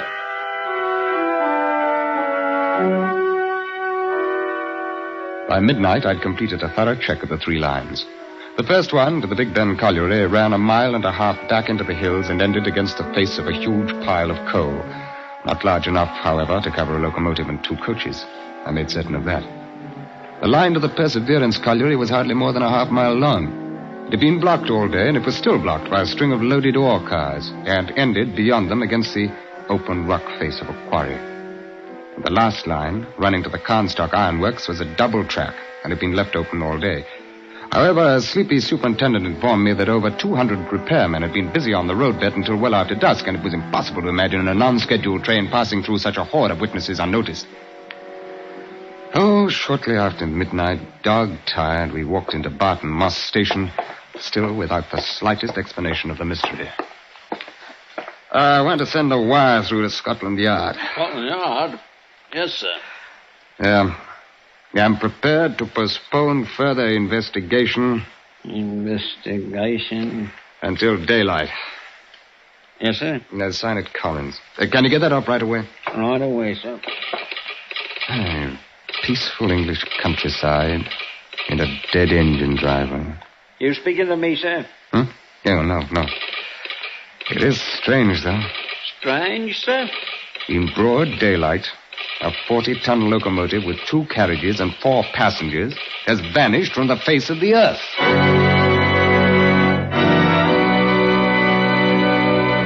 In just a moment, we will return to Escape. But first, 10 great shows come to you every Sunday night on CBS, and right and bright in the middle is America's #1 comedy, The Jack Benny Show. Tomorrow night, Jack will take his place on CBS All-Star Night with a cast that's made The Jack Benny Show a welcome visitor in millions of American homes. Yes, Jack Benny, Amos and Andy, Helen Hayes, Eve Arden, and all the other great stars come to you over most of these same stations in CBS's 10 great shows on Sunday nights. And now, with our star, Ben Wright, we return to the second act of Escape and The Lost Special.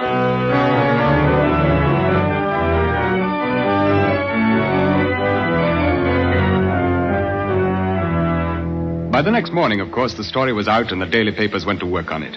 But fortunately for Scotland Yard, the main attention of the press was directed at the moment toward the international scandal, which had been brewing for a week or two among high financial circles in France. As it was, however, letters to the editor in the Morning Post gave us quite a rough go of it. Oh, with all manner of crackpot suggestions. suggestions. It seems difficult to believe that the worthy operators of Scotland Yard have overlooked the one obvious explanation as to the whereabouts of the missing train. May I advise them that some 2 miles from Barton Moss, the railroad line crosses the West Branch Canal. Unquestionably, the special leapt from the bridge and lies now in the muddy water. This whole affair is obviously the work of some subversive organization. And until the culprits are brought in to face their just deserts, no man, woman, or child in England can be considered safe.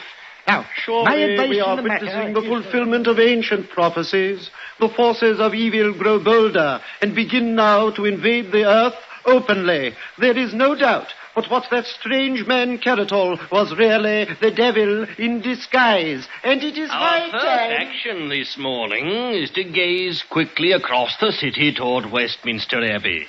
Considering the recently demonstrated inefficiency of Scotland Yard and the Manchester-Liverpool railway affair, it's quite possible the Abbey may be spirited away some night soon. A week passed, and then 2 weeks. We scoured the whole western countryside, following up every lead, tracking down each rumor, and we got nowhere. 3 weeks, 4, and then the press began to ignore the matter. 2 months went by. Nothing new. 3 months, and the activity of Scotland Yard in the matter had come to a standstill. The reason was simple enough. We had no idea what else to do. So the records were finally taken from the active file and marked, case still open and unsolved.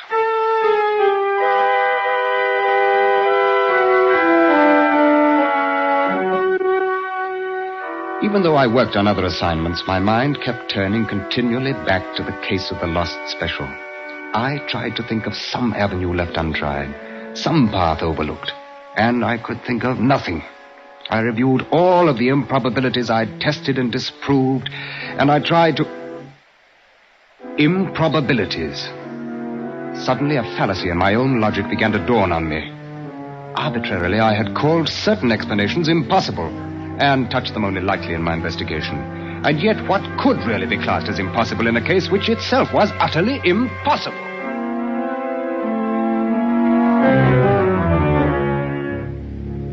Back down to Barton Moss again, and then 10 days of painstaking work. At the end of those 10 days, I was certain that I'd found at least the essentials of the answer, and I was equally certain that I could never prove it.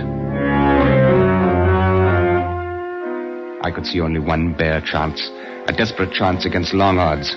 I laid my plan before the chief inspector, and then Scotland Yard went into action. The London Times, 21st November, 1890. Rumors are circulating that a man named Dalton, arriving in Liverpool on the steamer Vistula tomorrow, may hold the key to the long-standing Manchester Railway mystery. According to reliable sources, Mr. Dalton possesses recently discovered copies of the documents which were carried in the briefcase of the ill-fated Mr. Caratol. It is further stated that Scotland Yard is arranging to meet Mr. Dalton at the Liverpool pier and rush him forthwith to London. The next afternoon, accompanied by Mr. Dalton, I walked into the office of Mr. James Bland, station master at Liverpool, and chartered a special train for London. We shall have the train ready for you to leave in 10 minutes, Inspector Collins. Good. I'm most anxious to get Mr. Dalton and his briefcase to London as quickly as possible. Yes, I saw the squib in yesterday's paper, and I was afraid then you'd be wanting a special train arranged. I'm still worried about it, as a matter of fact. Oh, I hardly think there's any need to be.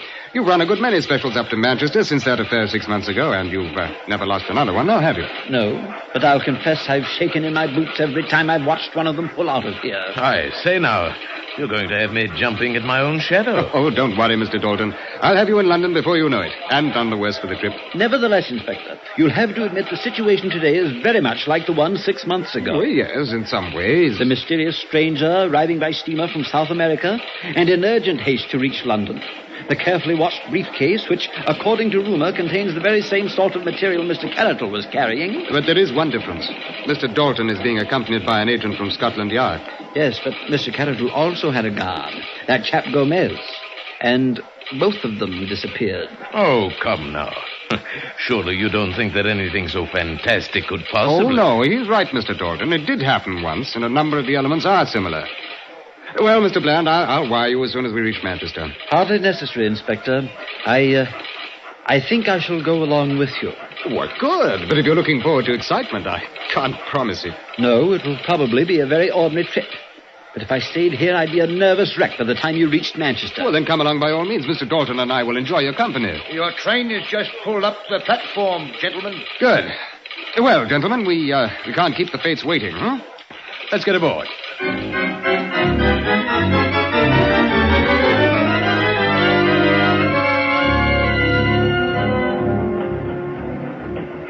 Well, it's certainly been an uneventful journey so far. Why, I hardly expected anything to happen this side of Kenyon Junction. And it's right ahead of us there. Inspector Collins, you mean you are expecting something to happen on the other side of it? Oh, yes. Yes, that's the whole purpose of the trip. I don't believe I follow you. Yes, I imagine it is about time that you were brought in on this, Mr. Bland. I didn't want to take any chances by discussing it before we were well along towards the danger area. We're passing through Kenyon Junction, Inspector. Good. Mr. Dalton there is a Scotland Yard agent, by the way, Mr. Bland. Oh? And all he's carrying in that mysterious briefcase is half dozen ham sandwiches. I think I should welcome some sort of explanation, Inspector Collins. Yes, did you ever hear of the old trick an archer uses when he loses an arrow?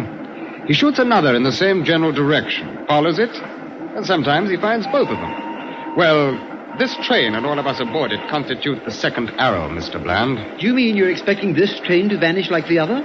Why, you're deliberately risking our lives. Oh, the risk is not quite so great as you may imagine. But what makes you believe the attempt will be repeated? I've created as nearly as possible the same set of conditions that led to the first disappearance. If I'm right about the motivation, the parties concerned can hardly afford not to repeat. What motivation? I fail to see one. Well, it requires a bit of assuming, Mr. Bland, but the assumptions seem to fit the facts as well as the method used. Let's take some of those facts. Mr. Carator was in a frantic hurry to reach Paris.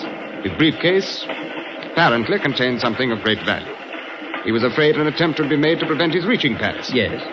In Paris at that time, a huge financial scandal was brewing, which later came to nothing because of lack of evidence. The scandal involved illegal land operations in Central America. And Mr. Carator had just arrived from Central America with his briefcase. Even so. Yeah, and finally, it must require a good deal of money to bring about the disappearance of a locomotive and coaches, whereas ordinary criminals rarely have a good deal of money. Now, do you follow me?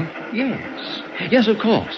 If all that's true, then the idea was to eliminate Caratal completely, along with his evidence. And that's exactly what was done. Inspector, we just passed the spot where John Slater's body was found. Well, then heads up, Mr. Dalton. It's only a few hundred yards now. Tell me this, Inspector. Have you also discovered how the thing was done? Oh, yes.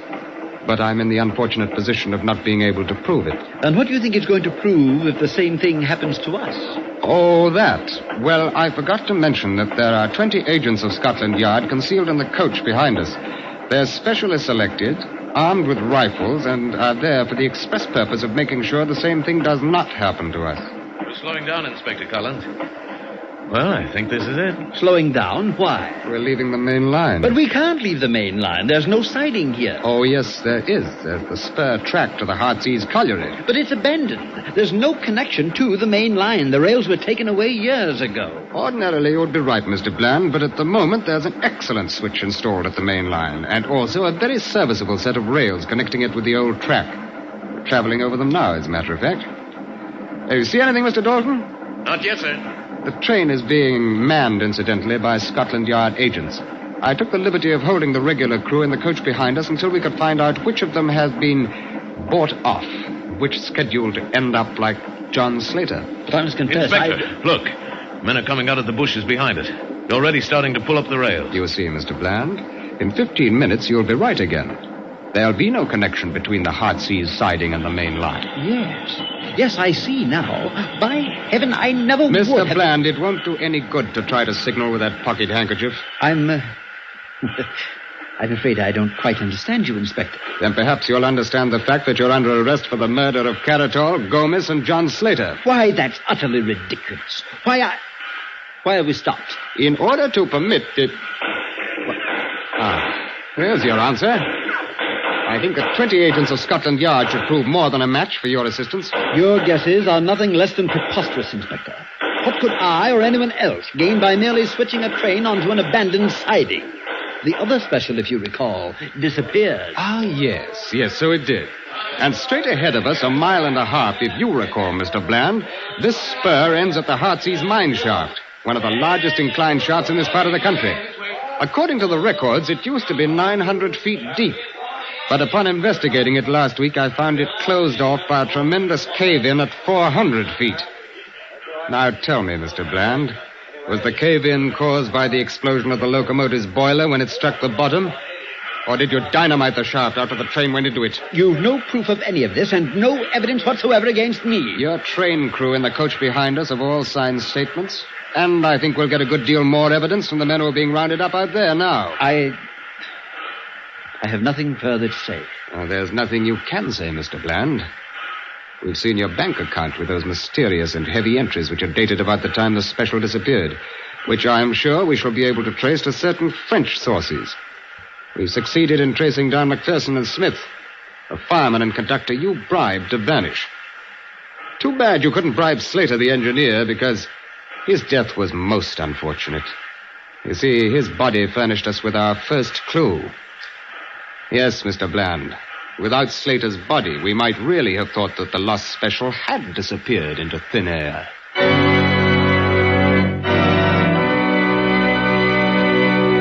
Escape is produced and directed by Norman MacDonald. Today we have presented The Lost Special by Conan Doyle, adapted for radio by Les Crutchfield, with editorial supervision by John Dunkel. Starred as Inspector Collins was Ben Wright, and the featured players were Parley Bear, John Daner, Edgar Barrier, Larry Dobkin, and Paul Frees.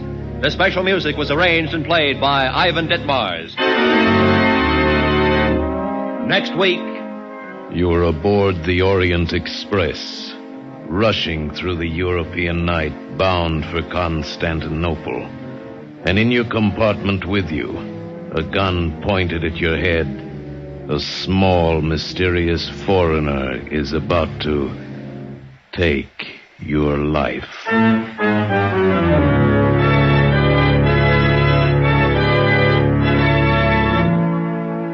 Next week, we escape with Graham Greene's exciting novel of intrigue, Orient Express. Goodbye, then, until this same time next week, when CBS again offers you Escape.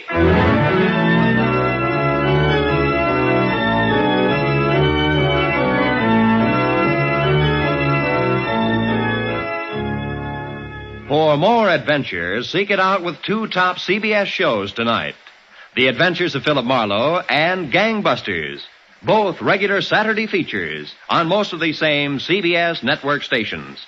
Be sure to hear them tonight. Now, stay tuned for 5 minutes of the latest news, to be followed by the Let's Pretend program over most of these same CBS stations.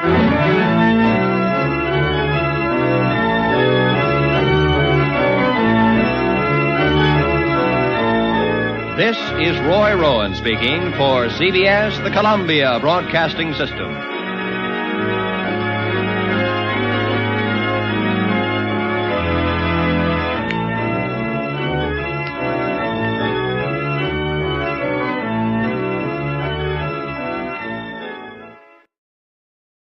Fed up with the everyday grind? Tired out by the dull routine? Want to get away from it all? We offer you Escape.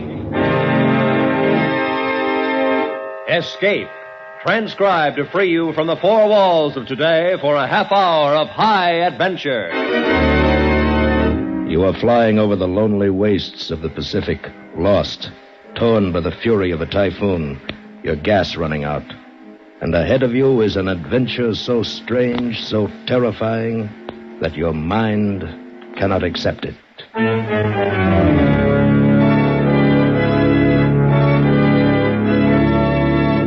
Today we escape from reality with the tale of a Navy flyer who vanished from the face of the earth into a new world of the future, as Nelson Bond told it in his story, Conqueror's Isle.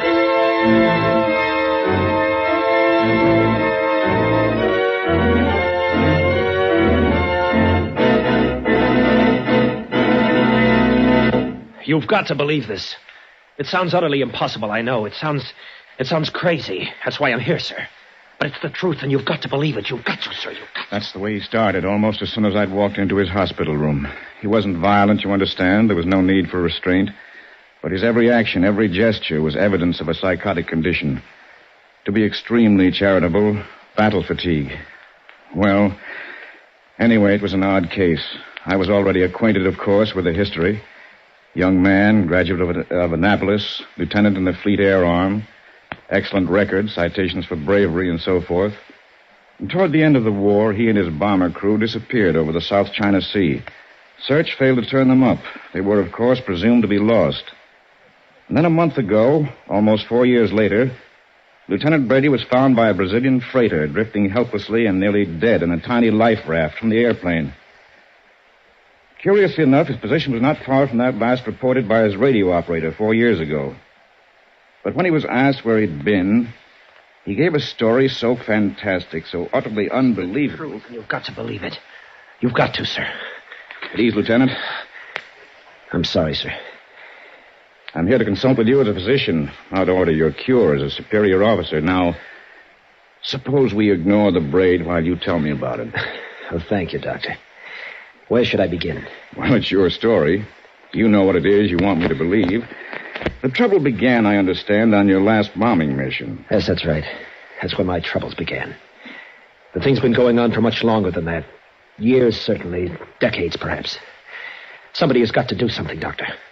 Time is racing by, and with every passing day, they grow stronger. I've got to make people understand. Lieutenant. Now, suppose you start at the beginning. With that unfortunate last flight. Yes, sir. I'm sorry I got a little...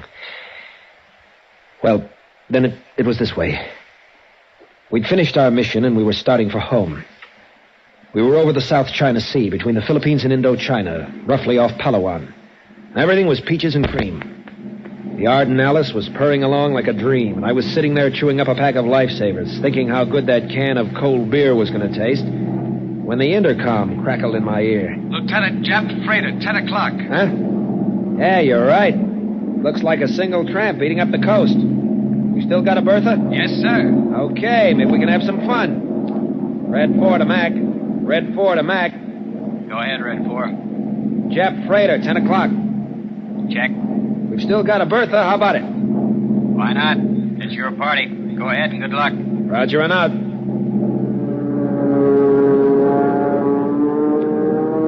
It was as easy as hitting a sitting duck. The long dive, the bomb release, the pull-out, the dull concussion.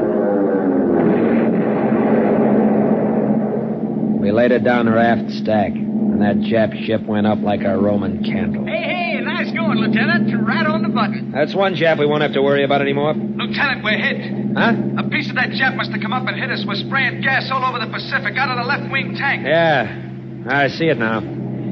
Well, guys, get ready for a bath. We'll never make it back. I object. It ain't Saturday night. Never mind. I always did want to take a ride on one of them little rubber boats. No need to worry. The Navy takes care of its own. They'll be out to get us before we have a chance to get thirsty. Red 4 to Mac. Red 4 to Mac. Nice going, fella. Yeah, only it was a two-way deal. We're hit, Mac, losing gas fast. Think you can make it? Nope.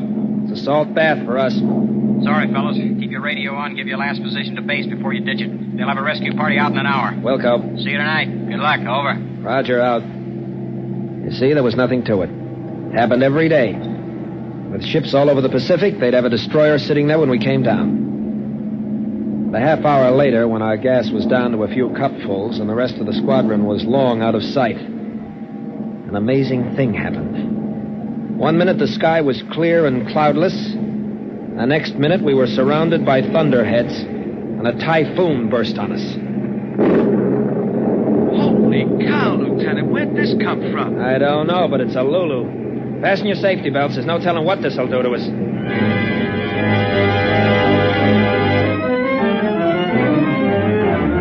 It was a granddaddy typhoon, all right, but it lasted only a few minutes. Then we got out of it as miraculously as we'd come into it. And wonder of wonders, we were directly over a small island. Well, what do you know? Take a look at that sight for sore eyes. Man, oh man, it looks mighty fine to me. What island is it, Lieutenant? I don't know. I don't recognize it. After the way we got tossed around back there, I haven't any idea of our position. We could be anywhere from the coast of China to the Philippines. Who knows? Who cares? It's dry land. Yeah, just in time. We're out of gas. Hey, Jack. Yeah? See if you can get a fix and radio our position. We're going down.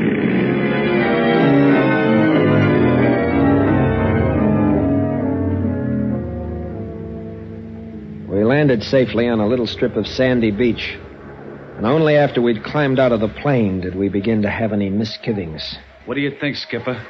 Well, it doesn't look like much, but... I don't see anybody. Not a sign of life. I got a good look from topside coming down. There weren't any houses, nothing. Well, still, you can't tell. They could be Japs. Or worse. Headhunters, maybe. We better stick together, stay close to the plane. Shouldn't be more than a few hours. Oh, yeah, except... Hey, what the... Hold it. Hello there. A white man. Hey, what is brother. this? Keep your eyes open. It might be a trap. But he's a white man. He speaks English and he's not armed. No, I don't see any guns. Just the same. Watch it. Welcome, gentlemen. Welcome. I saw you land, so I hurried out to see if I could be of any assistance. May I introduce myself? I'm Dr. Grove. I'm Lieutenant Brady, and these are my men. Radio man Kavanaugh, my gunner, Sergeant Geller. Hi, it's pleasure, gentlemen. Pleasure. Are any of you in need of medical assistance? Oh, thanks. We're all okay. Just a little surprised to find anyone here. Well, yes, of course. That can be explained to you later. But right now, you'll be wanting food and rest. Hey, now, a little chow wouldn't be bad. But first, we have to get in touch with our base. Give them our position. Oh, of course. But such things take some time in these primitive areas. Oh, we have a radio on the plane. Did have, Skipper. What? I was just starting to tell you. It went out just before we sighted the island. Must have got wanged up in that storm. Well, can you fix it? I suppose so, if it's nothing serious.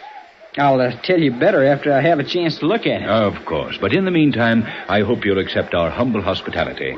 We don't have the pleasure of entertaining new guests here often. It'll be good to chat with you all. If you'll follow me, please. How about it, Skipper? Sure. Why not? After the last half hour, we could all use a little relaxation. Very good. Right this way, please. I should have smelled it right then. There was something strange about the whole thing. There were a lot of questions in my mind, but somehow I didn't ask them. Instead, we walked down the jungle path behind Dr. Grove, like lambs to the slaughter. Tom Geller must have had the same misgivings because he whispered in my ear. I don't get it, Skipper. Don't get what, Tom? Where do these guys come from? Where do they hang out? When we were coming in, I made sure to take a good look at this island. There were no houses, no nothing. I don't know. I guess we'll find out soon enough. Yeah. Hey, stop. Oh, holy cow, will you look at that?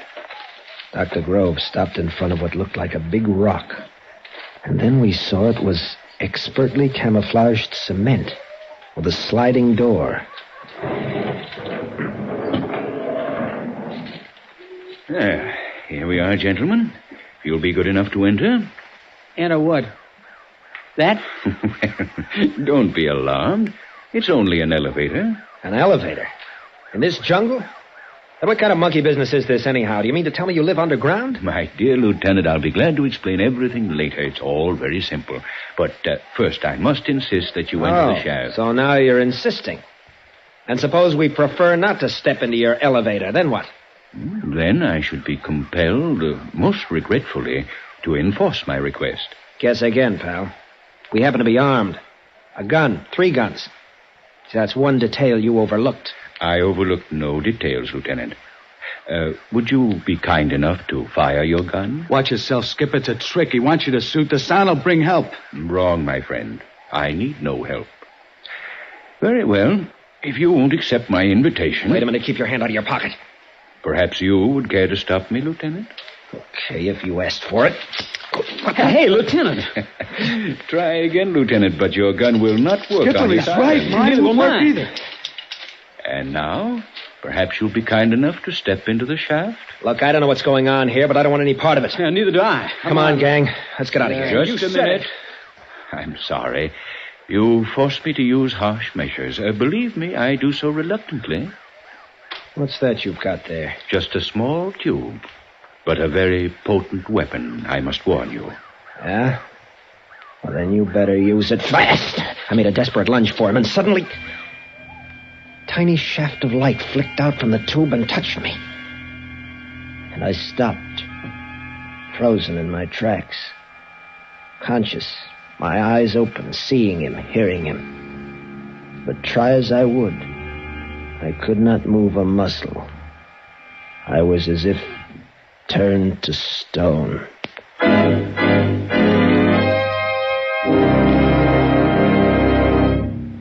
In just a moment, we will return to Escape. But first, both Gangbusters and The Adventures of Philip Marlowe are regular Saturday night features on most of these same CBS network stations. So be listening tonight when they bring you an exceptional, fast-moving, gripping hour of mystery. And now, with our stars, David Ellis, Ted Von Eltz, and Bill Johnstone, we return to the second act of Escape and Conqueror's Isle.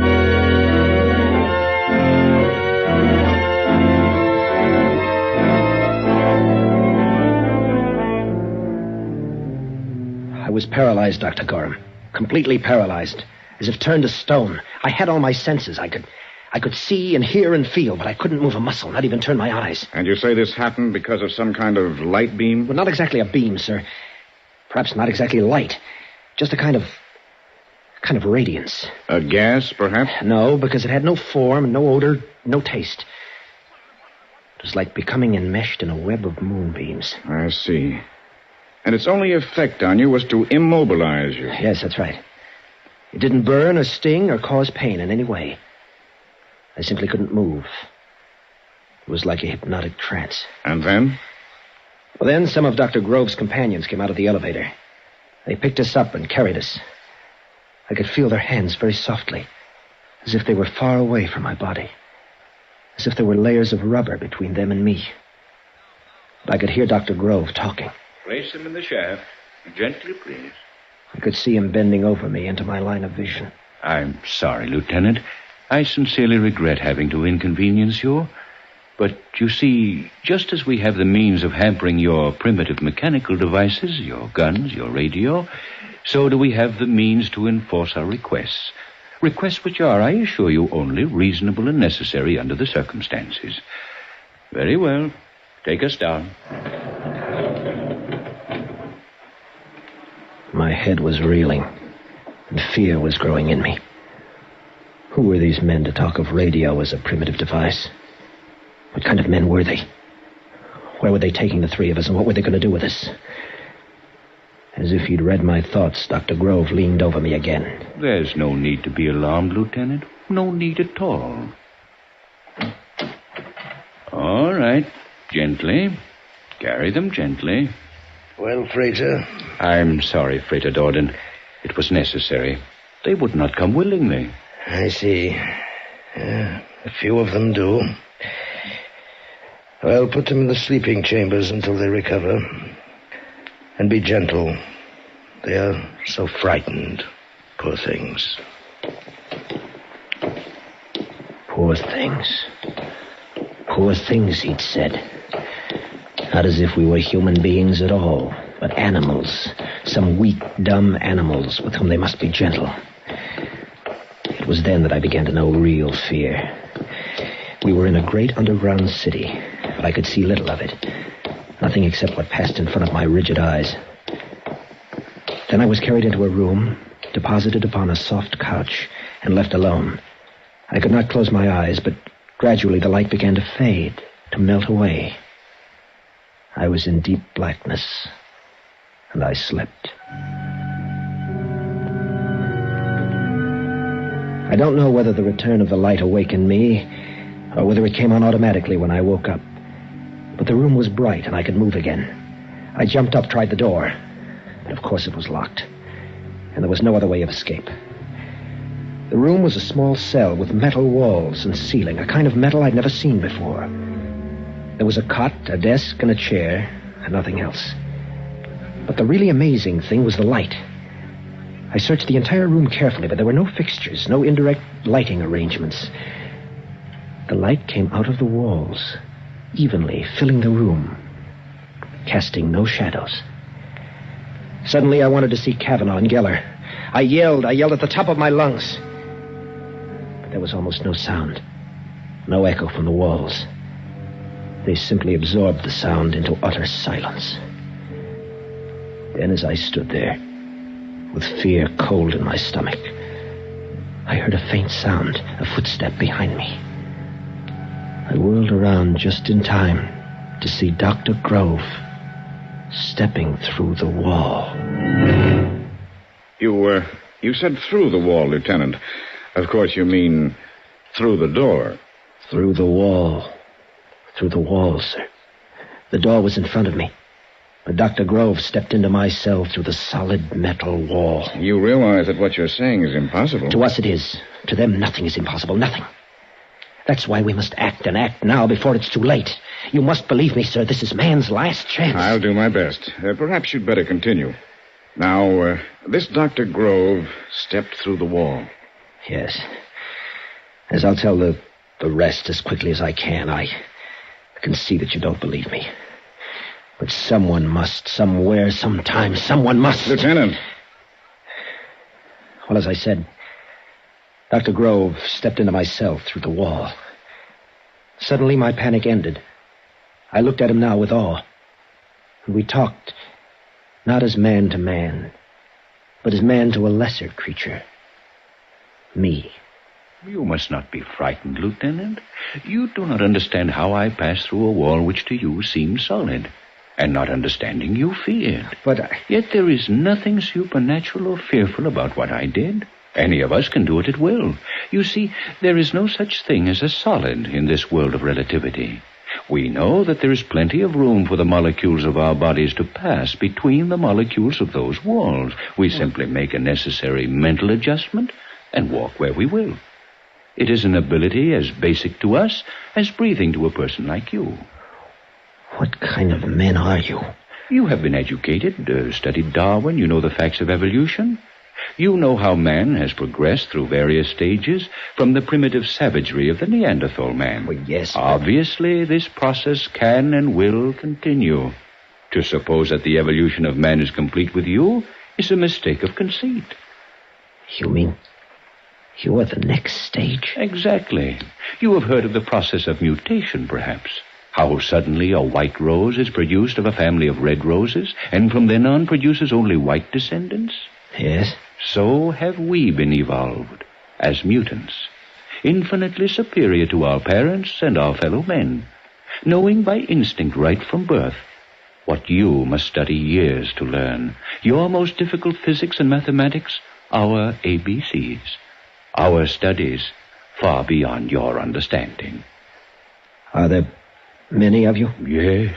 You see, the process has been going on for many years. Hundreds, thousands more come to us every year from all over the world, drawn here by telepathic message, where we have isolation to study, learn, build, prepare ourselves. Prepare? Prepare for what? For the task ahead. Obviously, when we are ready, when we are numerous enough to fill all the necessary positions, our superior intelligence must shape a new world. Take over the world? Obviously. You will destroy man? How little you understand us. Do you destroy the animals of the field because they are not your intellectual peers? Our obligation is to keep and protect you, to act as your friendly guardians in a world which will be strange to you and frightening, as my walking through the wall was frightening to you. I see. Yes, I see. Then what is your plan? Rather say, nature's plan. And the answer to that lies in history. What became of the anthropoids, the cavemen? They died out. Civilization passed them by. They fell before the onrush of higher forms of life. Even so. Even so. But I give you our pledge that we will be kind. We will be kind. And then he took me out into that great underground city, through its corridors and great halls and laboratories and shops. Took me among the thousands of his fellow men. There I saw marvels of which I could talk for hours. There were... But they would be beyond your comprehension as they were beyond mine. You wouldn't believe me, and so I won't bother to tell you. Then I met others like us, some 200 captive cattle, people who had stumbled onto this island as I had. There were famous names among them. A famous author whose ship disappeared in the Pacific years ago. A big game hunter. A famous aviatrix for whom a dozen fleets had sought in vain. All of us, prisoners. We were treated with great kindness, made comfortable, relatively happy. We were their pets, you see. They're dumb animal pets.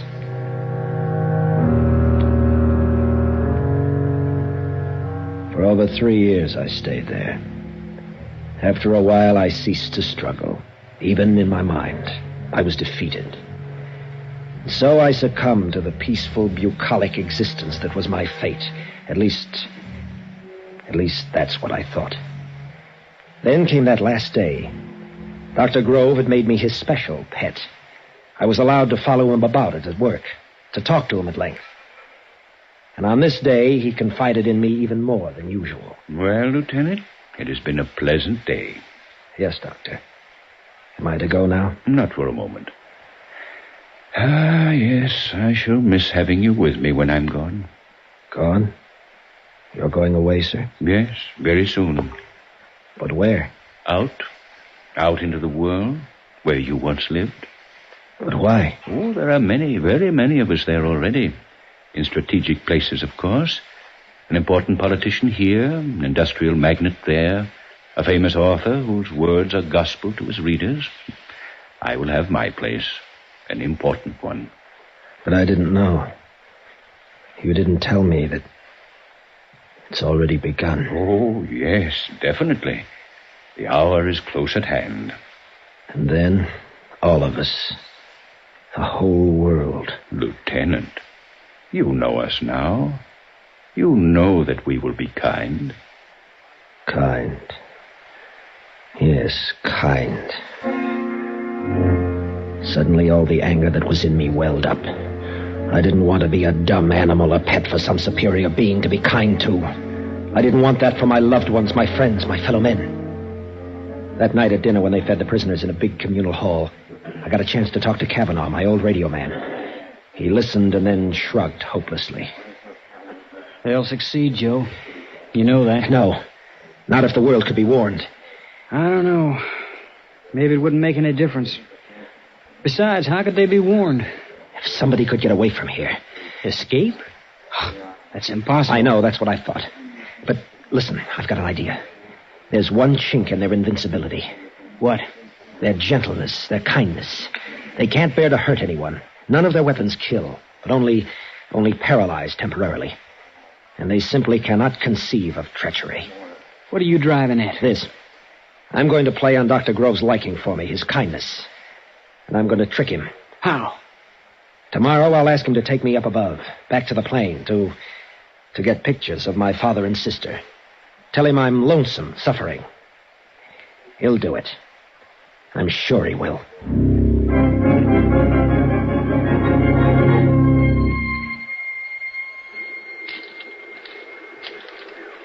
It's very kind of you, Dr. Grove, to do this for me. Oh, not at all, Lieutenant. I understand your feeling. With you leaving, I'd have no one close.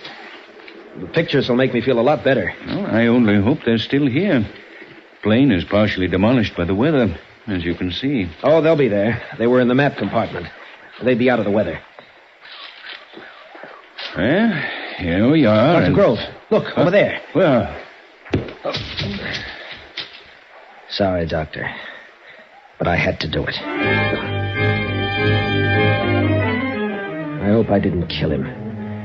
He had been kind, but I hit him hard. Then I broke out a life raft from the rotting plane. I was almost afraid to look at it, but it was okay, even complete with supplies, 4 years old. I ripped the valve and threw it into the water. In 5 minutes, I was out beyond the breakers. I don't know how many days or weeks it was before they picked me up, but it was a long time. And I was more dead than alive. Yes, Lieutenant, you were in bad shape. It was a horrible experience. But you see, it doesn't matter about me. It's the others that... You don't believe me either, do you? Well, Lieutenant, it's been a pleasure to listen to your story. I'll make a report to my superiors. Please be patient and try not to worry. Try not to worry. Good day, Lieutenant. Get out. Get out, sir.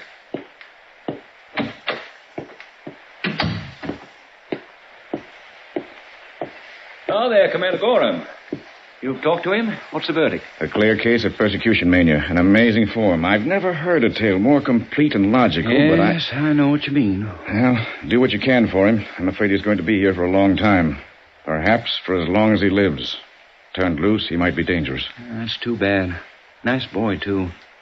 But floating for 4 weeks on a life raft, and heaven knows what before that, it sure does things to a man. Well, Doctor, how about lunch? No, thanks. I've got to run along. I have to turn in my report and recommendation on this case. Oh, of course. Well, I'll see you later.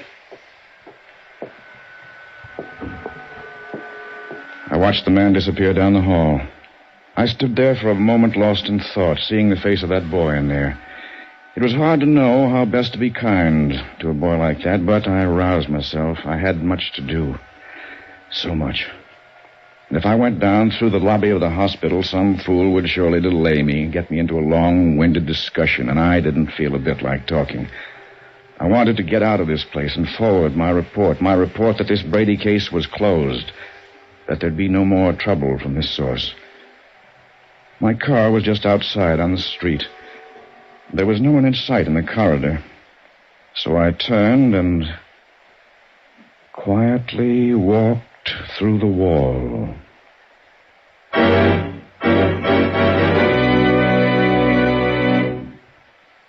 Escape is produced and directed by Norman Macdonald. Today we have presented transcribed Conqueror's Isle by Nelson Bond, adapted for radio by John Dunkel. Starred as Lieutenant Brady was David Ellis, as Dr. Gorham, Ted Von Eltz, as Dr. Grove, Bill Johnstone. Featured players were Sam Edwards and Dick Benedict. The special music was arranged and played by Ivan Ditmars.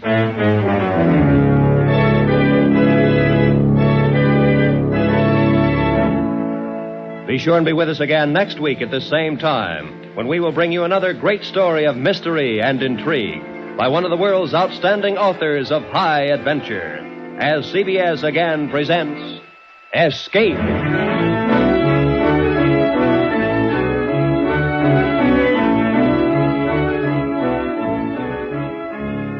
Ronnie and Benita are two names that are as familiar to Jack Benny fans as Mary, Phil, Rochester, Dennis, and Don. And since Jack Benny has received thousands of letters asking that the Ronald Colemans be brought back soon, he's happy to present them as special guests on his program this Sunday. Hear the Jack Benny program on these same CBS stations tomorrow night.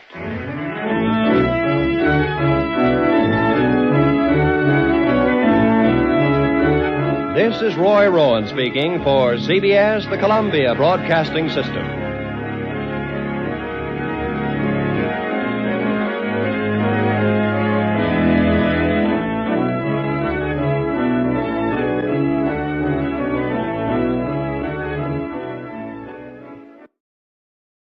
Tired of the everyday routine?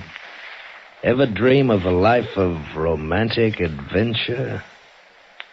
Want to get away from it all? We offer you Escape. Escape, transcribed to free you from the four walls of today for a half hour of high adventure. You are searching frantically through the dark, empty rooms of an apartment, panic gripping your heart, terror at your heels. For the girl you loved, who was with you a moment before, has disappeared, vanished, as if into thin air.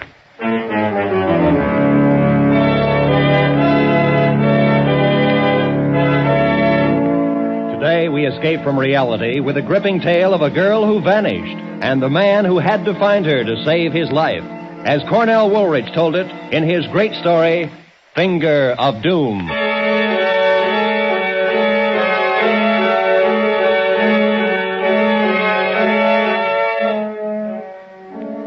Nothing unusual ever happens to you, huh? In your comfortable American city, nothing ever could it? Let me tell you something. Right on the common, everyday streets of a big city, I had the strangest, most fantastic adventure anyone could dream of. And I've had my fill of adventure for the rest of my life.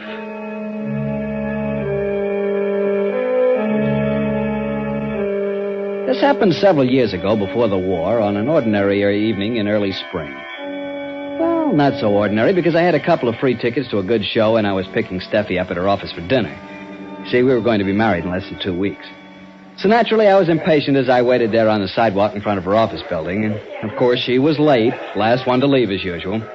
I felt like a picket pacing up and down in front of the door, but finally there she was, spun gold piled on her head, blue eyes shining, and carrying... Hi, darling. What's that? Have I kept you waiting long? I tried to hurry all I could. With this? Just a package. I promised his Nibs I'd deliver it on the way home. But you're not going home. We're eating out and going to a show. But it's right on the way. I have to leave it at a flat in Martin Street. It won't take a minute. Why can't he get somebody else to run his errands for him? We're late now. This'll cut our eating time down. Woof, woof, Grumpy. Oh, So this is what the 13th does to you. 13? You mean you've forgotten? You mean you aren't counting the days? Oh, sure. 13 days left. 13 and a half.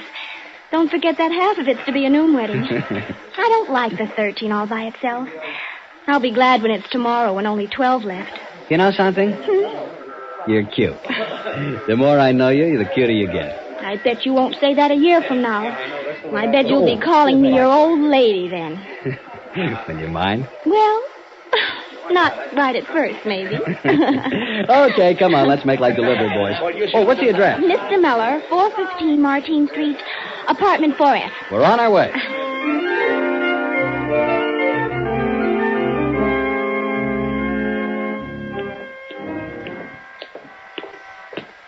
Sure, it's a frowsy neighborhood. Everybody can't be rich, you know.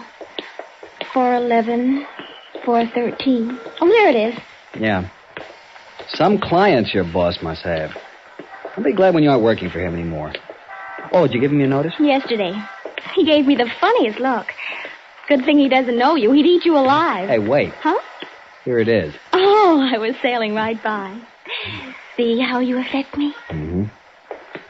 Okay, give it to the hallman or the janitor or somebody, and let's get going. Oh, no, I've got to take it up personally and get a receipt. Besides, there doesn't seem to be anybody here. Oh, it's one of those push-button doors. What did I say the name was again? Muller or something, wasn't it? What would I do without you? 4A, 4B, 4C. Oh, here it is, 4F. Oh, no wonder I couldn't find it. The name card's fallen out. Oh, this must be the button. You wait down here for me. I won't be a minute. A minute's too long. Well, this'll hold you until I get back. Oh, the door. Only a minute now. Bye. Bye.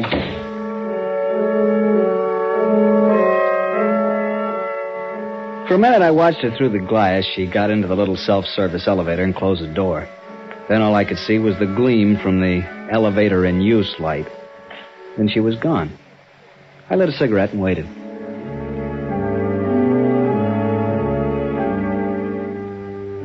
How long does it take to smoke a cigarette? 5 minutes? 10? Anyway, I finished it. Nothing happened. I stood around fidgeting, shifting from one foot to the other, and from one shoulder leaning against the wall to the other. A woman came by with a squalling kid, gave me a haughty look, and went on in. I tried to figure out what could be taking so long. Maybe they didn't have a pencil to sign the receipt. Maybe they had to find one. I lit another cigarette, took a couple of puffs, but now my patience was gone. What is this? I rattled the door first, and then I pushed the button for apartment 4F. I still didn't plan to go up. I just wanted to let her know that I was still alive. But I got no answering buzz. I kept ringing it, holding my thumb down till it was white. Still no answer. Suddenly, I wasn't angry anymore. Suddenly, I was scared. I did the instinctive thing. I ran out into the street again and looked up at the face of the building, searching the windows, but, of course, there was nothing to see. And that move cost me a chance to get in. While I was out on the sidewalk, a seedy-looking character came out of the door, letting it click shut before I could get back in. I tried the buzzer again. Couldn't be out of order. They'd answered it when Steffi pushed it. But now, nothing. Dead to the world up there. By now, it was 20 minutes. 20 minutes since she left me. Now I was frightened. I knew I had to get up there. I pushed another button, anyone at random. The door was released and I was in.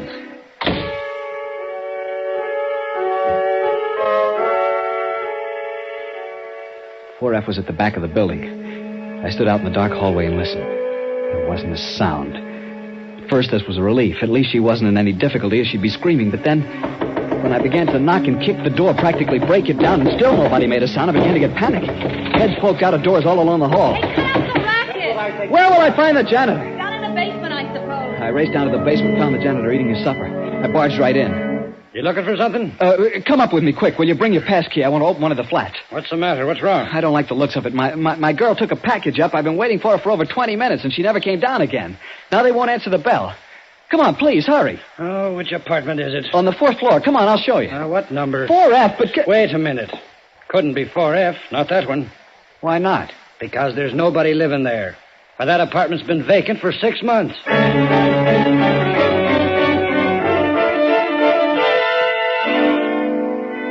He took me up and showed me he was right. It was an empty flat. I went through its rooms calling Steffi's name, but she wasn't there. There was nobody there. It looked like there hadn't been anybody there for months. The dust was thick on the bare floor, on the sills of the locked windows. See, mister, she couldn't have come in here. But I saw her. I saw her ring the bell and go in the door. In this door? The downstairs door. Oh, well, she could have gone to any apartment then. But she was coming here. She rang this bell and somebody answered. Nobody could have answered. Nobody's been here. She must have rung another bell. Is there somebody in this apartment named Muller? No, we never had anybody by that name. Not in the whole 12 years I've been here. Somebody must have gotten in and was waiting for her. Will you tell me how they could? It was locked. You saw me open it with my pass key, didn't you? Listen, we're going to ask all the tenants on this floor. Maybe they heard something. Now, wait a minute. I don't like to disturb them. Maybe this girl just walked out on you. Maybe it had a quarrel. No, there was nothing like that. I know she wouldn't just walk out. Besides, how could she? Is there a back way? Yes, but only through the basement. She would have had to pass right by me. And you didn't see her, and I was waiting downstairs at the front door, and she didn't come out that way. Then obviously she's still in here. Well, maybe. Or maybe... What? Are you sure she ever come in? Of course. You mean, am I sure there ever was a girl? Well, now, don't get excited, mister. All right, we'll look, we'll ask. Take it easy, take it easy. Okay.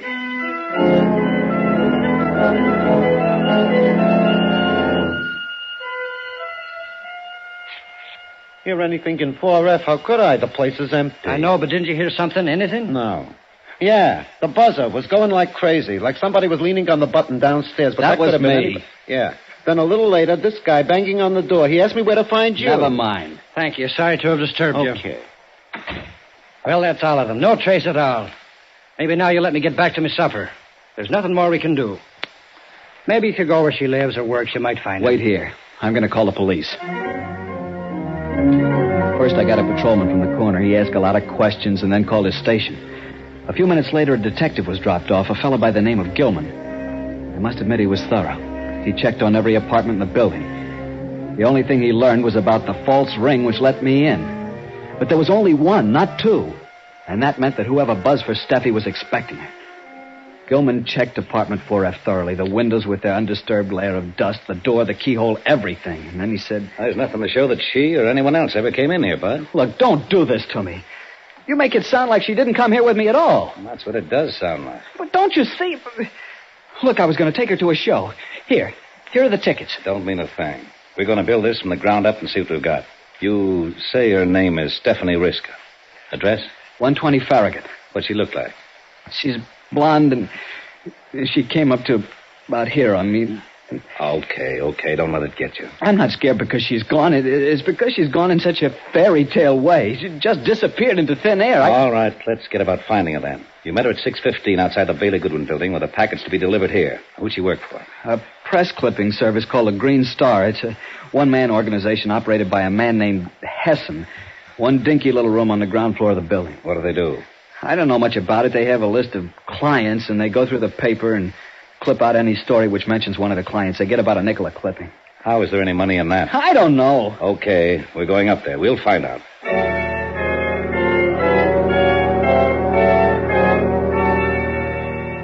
The night watchman led us into the office after Gilman showed him his badge. It was a tiny room with only a desk, a telephone, and another table and a filing cabinet. Except for a lone can of Canadian Ace brew, all of them were bare as bones. This is no office. This is a telephone booth. Not a big business, I guess.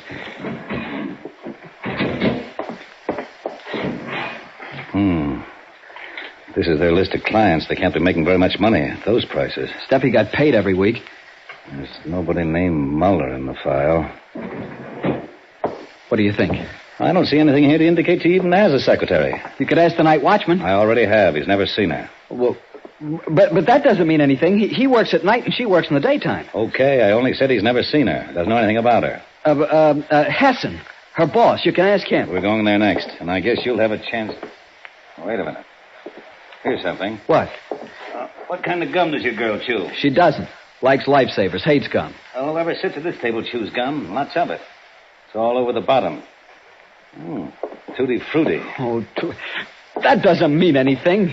Maybe somebody came in and put it there. Maybe it's old. Maybe Hessen. Okay, let's go. We'll see what he has to say.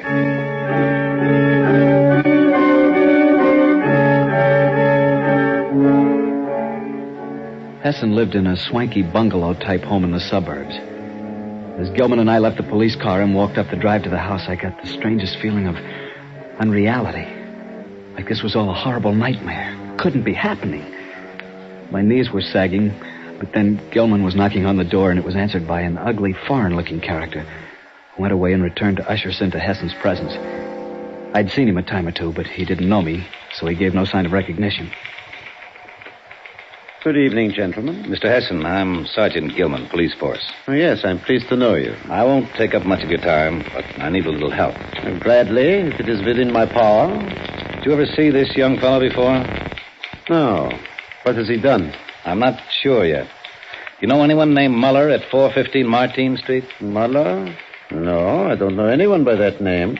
I think we have a Miller, a Mrs. Elsie Miller on our list, who all the time divorces and remarries. Will that do? She owes us $29. Then you didn't send a package over to Muller, apartment 4F, 415 Martine Street at 6:15 this evening? No. Why, you... Hold it. You keep quiet. I'm sure I didn't, Sergeant. But wait, it's easy enough to confirm it. Oh, Miss Riska. Yes? Stephanie, will you please come in a moment? What? Steady. My assistant happens to be right here at the house tonight. I had some dictation to give her, and she's transcribing it. We usually mail out clippings. Only when there's some urgent request do I send them by personal messenger. Yes, sir? Suddenly the room was spinning in front of my eyes. I was looking at it, trying to see it, but lights kept streaking across the room like comets. And their voices came to me through a thick fog. Stephanie, did we send a package to 415 Martine Street this evening to a Mr. Muller? No, sir. Not that I know of. I see. And tell me, did you ever see this young man before? Do you know him? Why, no, I don't believe I do. Wait, this isn't Stephanie. He's calling somebody else by her name. This isn't Stephanie. I tell you that... My dear sir, this is the only young lady I have working for me.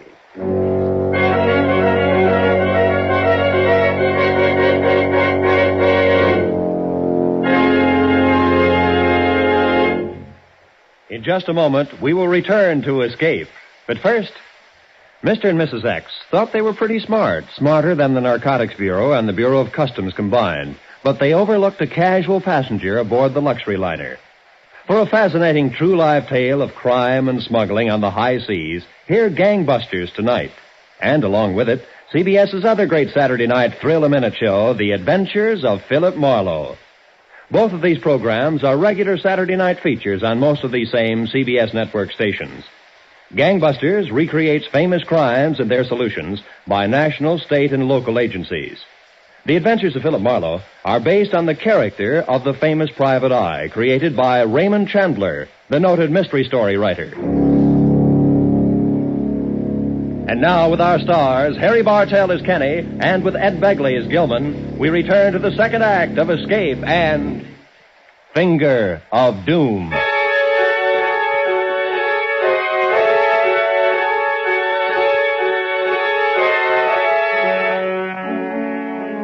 Hessen stood there and blandly said it. This strange girl was my fiancée, was Stephanie Riska.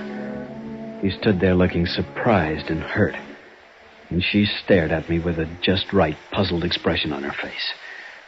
Gilman was holding me with a sort of a half Nelson and gritting at me. Stop it. But I tell you, this isn't Steffi. Steffi is blonde. This girl is brunette.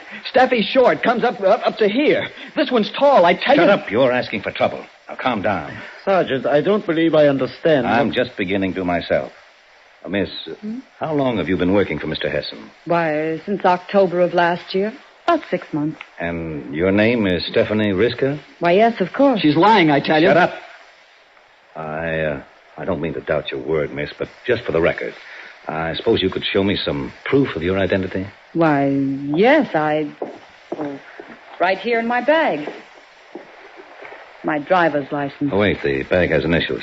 Oh, yeah, S.R. Of course, S.R. And the driver's license. Steffi doesn't drive. She has no car. But I do. It isn't a very good one, Anything else? Well, this letter, addressed to me. Address 120 Farragut. May I look? Why, yes, of course. Uh-huh. It's genuine, all right. Here you are, and... I don't know what else I have here, but... Oh. I'll get it. Here you are. Oh, thank you. I see you carry chewing gum in your purse. Why, yes. Tutti Frutti. Not many people like that flavor. Oh, I never chew any other. Well, thanks. Sorry to have bothered you both. Come on, chum. I hope we've been able to help, Sergeant. A lot, thanks. Good night. Good night, Sergeant.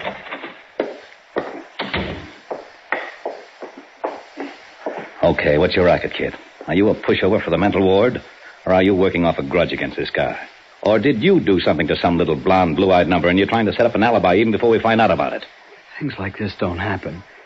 They can't. 1 minute she's here and then she's gone. No one will believe me. Why should we? You haven't produced a single person all night who actually saw this blonde of yours. Where'd I get her name and address then? That's one thing I'm not sure of. So I'll give you one more spin for your money. You stand or fall by the place she lived. 120 Farragut Street. Come on, let's go.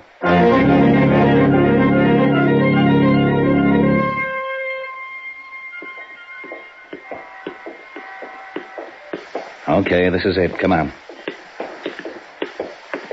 What is it, a rooming house? Yeah. She lived alone, just a room. She only came here from Harrisburg 6 months ago. But the landlady... Now, what's the matter? I just remembered. Hessen recommended this place to her. Now, look. You want to go in or you want to go to headquarters? The tougher you get with me, the tougher I'll be on you. Listen, you gotta listen. I was only up there once, but I remember it. Sticking in the mirror of the dresser is a litho of the Holy Mother. On the radiator's a rag doll I won for her at Coney Island and a Hickok wallet I gave her last Christmas. And on a shelf against the wall is a gas ring, and from the light fixture to the gas jet is a string where she hangs stockings to dry. Will you remember those things? The bedspread's green, and there's a green and yellow upholstered chair. Don't you see? I couldn't make these things up. She must be real. You almost convinced me. Come on.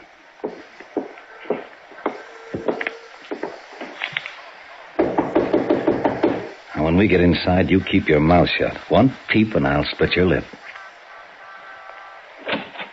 Yes? You got a girl named Stephanie Riska living here? Yep. 4th floor front. How long's she been here? Riska? 6 months. What does she look like? Dark hair, dark skin. About as tall as this young fella. Talks kind of husky. Why? Police. I want to see her room. Sure. Come right in.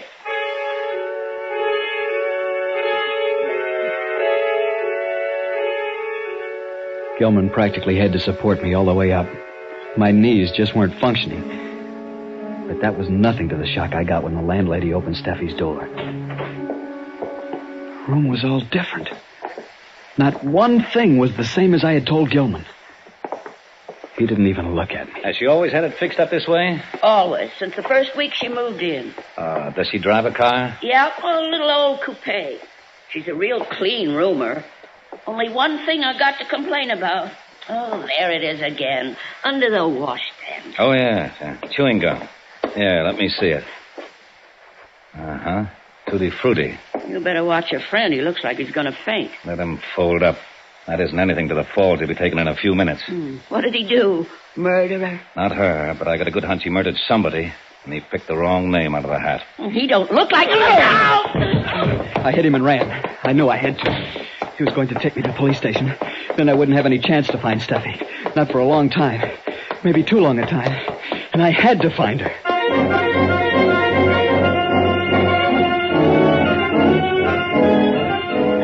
I went back to the Martine Street flat. It was the only place to go. Back to where she disappeared. Start from there. I knew Gilman would catch up with me sooner or later, but I might be able to turn up something first. I told the janitor the cops had sent me back to take another look at the apartment and got him to give me the passkey. He fell for it. I went up to the apartment alone. But once there, I couldn't find a thing. I wandered through the empty rooms, calling her name helplessly. I tapped the walls, scraped the plaster, tested the windows. I'd been there about 10 minutes when I heard a little sound out in the hall, like somebody coming up the stairs very quietly. I slipped out the door and stood at the top of the stairs. It was the janitor, with Gilman and 2 cops. They were coming up the stairs. There was only one way for me to go, up. So up I went. And then they saw me. Hey, you, come down here. One flight up, I came to the top of the stairs. A sort of skylight window opened onto the roof. It was standing loose, partly open. I ran out across the roof, tried to hurdle the low wall to the next roof.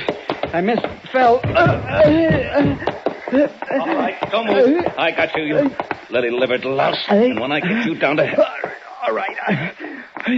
I'll go quietly. It's no use now. Well, I'll be... What's the matter? Calhoun, throw your light over here. What? What? It's a package. Yeah, package lying here on the roof. Addressed to Muller, apartment 4F. That's it. Don't you see? That's what she brought. Holy smoke. Okay, kid. Somebody did bring a package here tonight. I'll give you that. And when I give you that, I guess I give you all of it. She's a blonde, never chews gum, doesn't drive, all of it. Somebody must have jumped her, brought her up this way across the roofs and down through some other house. They dropped the package on the way. Maybe didn't have time to come back and pick it up. What'll we do? Calhoun. Yeah. Call in. Have a radio car keep Hessen's house on Myrtle Drive spotted until we get there. I want to stop off at that office again first. Right, Sarge. Do you think... No, kid, not yet. They would have done it right here in the empty flat and let you take the rap. Come on. Buck up. We got work to do.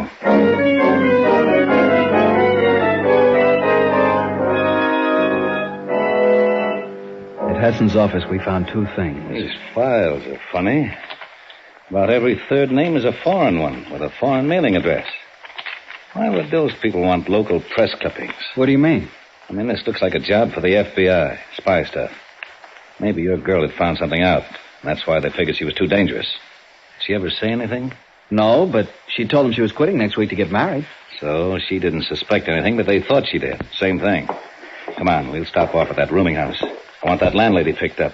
Obviously, she's one of them. Changed the room all around. Stuck the gum into the washstand, everything. Hey, wait.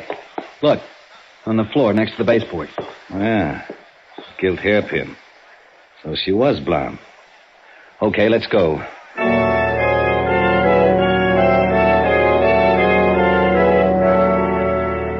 At the rooming house with the landlady turned over to a cop downstairs, Gilman went over the room once more. Fished into the wash basin drain and came up with a couple of blonde hairs. Now, why didn't I think of that the first time? Girl shampoos her hair once in a while. Then we were on our way to Hessen's house on Myrtle Drive. All the way I was praying. When we arrived, it was dark, deserted. Even the police car Gilman had ordered wasn't there. We went in, shooting the lock off the door. We searched the ground floor, then upstairs. In an attic room, we found a shortwave radio. But not Steffi. Just as we got back downstairs, Calhoun came in with a report from the radio car. They trailed him to Pier 07, North River. 3 of them got on a tramp steamer that sailed immediately. And they're gone. It's too late. They won't get out of the harbor. We'll have them picked off at quarantine. 3 of them, you say, Calhoun? The blonde girl? No, they said 2 men and a dark girl. Then where's Steffi? Still here, probably. But where? We'll soon... Wait. You smell something? Smoke? Yeah. And gasoline. The basement. Come on, hurry. Smoke. The basement's filled with smoke. Here, over this way. Steffi! Hurry, this place will be a mass of flames in a minute. I can't see. Steffi! Here, give me a hand. Here she is. Hurry. Oh, Steffi. Is she... No, she's breathing. Hurry, let's get her out of here fast.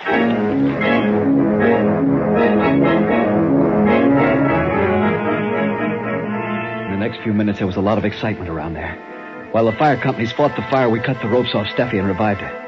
She was all right, and I sat there in the police car with my arms around her as if I'd never let her go again. And that's just how I felt, too. Then a radio report came in. Well, they got him off the ship at quarantine. They'll be turned over to the FBI eventually, but first... Well, they better hadn't let me get my hands on him. You know, kid, she is pretty. Gee, thanks for everything. It's okay. Well, I gotta go and... Oh, say, I've got something I want to return to you. Yeah, what? This.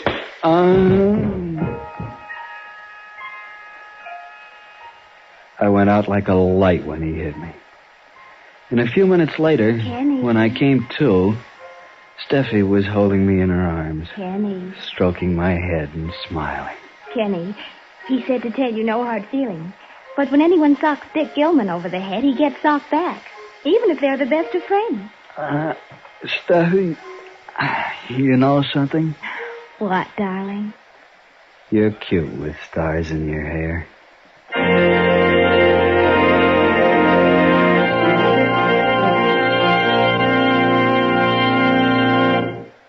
Escape is produced and directed by Norman MacDonald. Today we have presented transcribed Finger of Doom by Cornell Woolrich, adapted for radio by John Dunkel. Starred as Kenny was Harry Bartell, with Ed Begley as Gilman. Featured in the cast were Joy Terry, Edgar Barrier, Louise Arthur, Peter Prowse, and Kay Miller. Special music was arranged and played by Ivan Ditmars. Next week, you are clinging to a narrow window ledge, your strength running out. While before your eyes, seen through the window, the most beautiful girl in the world is about to die. Because of you.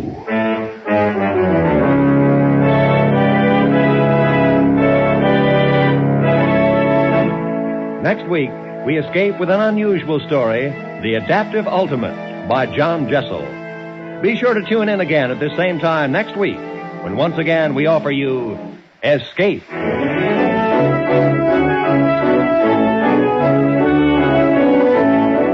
You can escape again tomorrow night when CBS's famous dramatic series presents screen star Edmund O'Brien in another special Sunday night Escape broadcast at 6:30 Eastern Standard Time. Mr. O'Brien will star as an explorer who becomes a prisoner in a beautiful and strange country populated by blind men. Be sure to hear tomorrow night's Escape, starring Edmund O'Brien in H.G. Wells' famous story, Country of the Blind, on most of these same CBS network stations. Now, stay tuned for 5 minutes of the latest news, to be followed by Let's Pretend, over most of these same stations.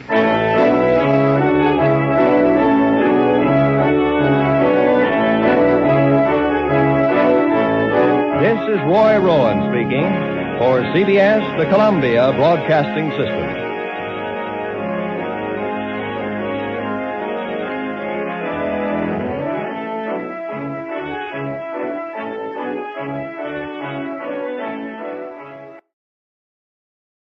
Suspense, which is usually heard at this hour on Thursday nights, is taking its customary summer holiday. Suspense returns to the air 3 weeks from tonight on Thursday, September 1st.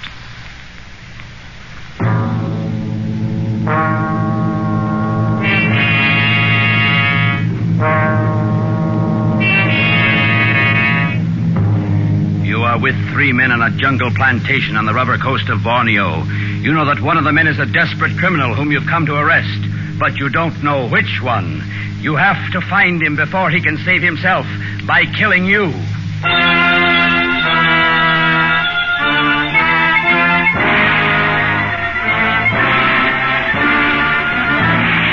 We offer you Escape, designed to free you from the four walls of today for a half hour of high adventure.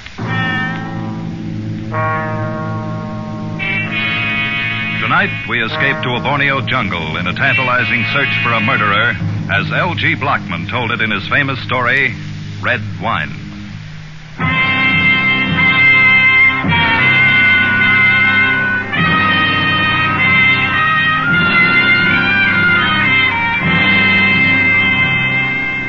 As the rusty little tramp freighter bumped against the rickety wharf, I dropped from the rail onto the planking and for the first time felt the humid heat roll out of the jungle like steam from the back door of a Turkish bath. I'd come a long way. 6 days before, I'd stepped off a float in San Francisco Bay, climbed aboard a Pan American clipper headed for the South Pacific. 2 days later, I'd boarded the mailboat in Batavia. And now, Tanyong Samar, sweltering and half forgotten. Last outpost on the rubber coast of Borneo. Yes, a long journey. But here would now mark the end of it. I'd come to arrest a murderer.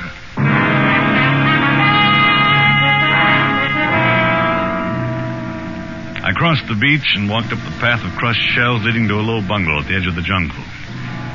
The freighter would lie at the wharf for 4 hours. Plenty of time for me to get the thing over with and be back aboard when she sailed.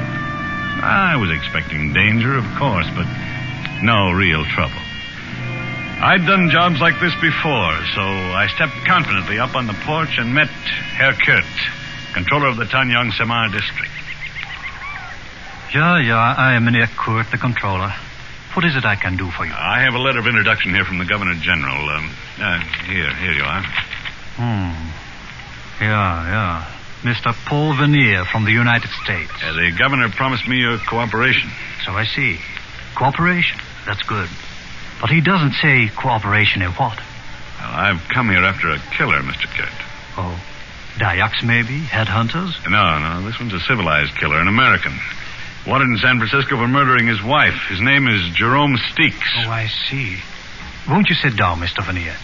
Yes, thank you. Wonkin, bar coffee. That's one, Mr. I bring right away. We will have coffee in a moment. Oh, that's nice of you, but maybe I'd better pick this guy up first. I'd hate to miss the boat and have to lay over 5 days. You are acquainted with this Steeks, Mr. Vernier? No, I've never seen him. But you do have photographs. No, I'm afraid not. This was a very clever killer.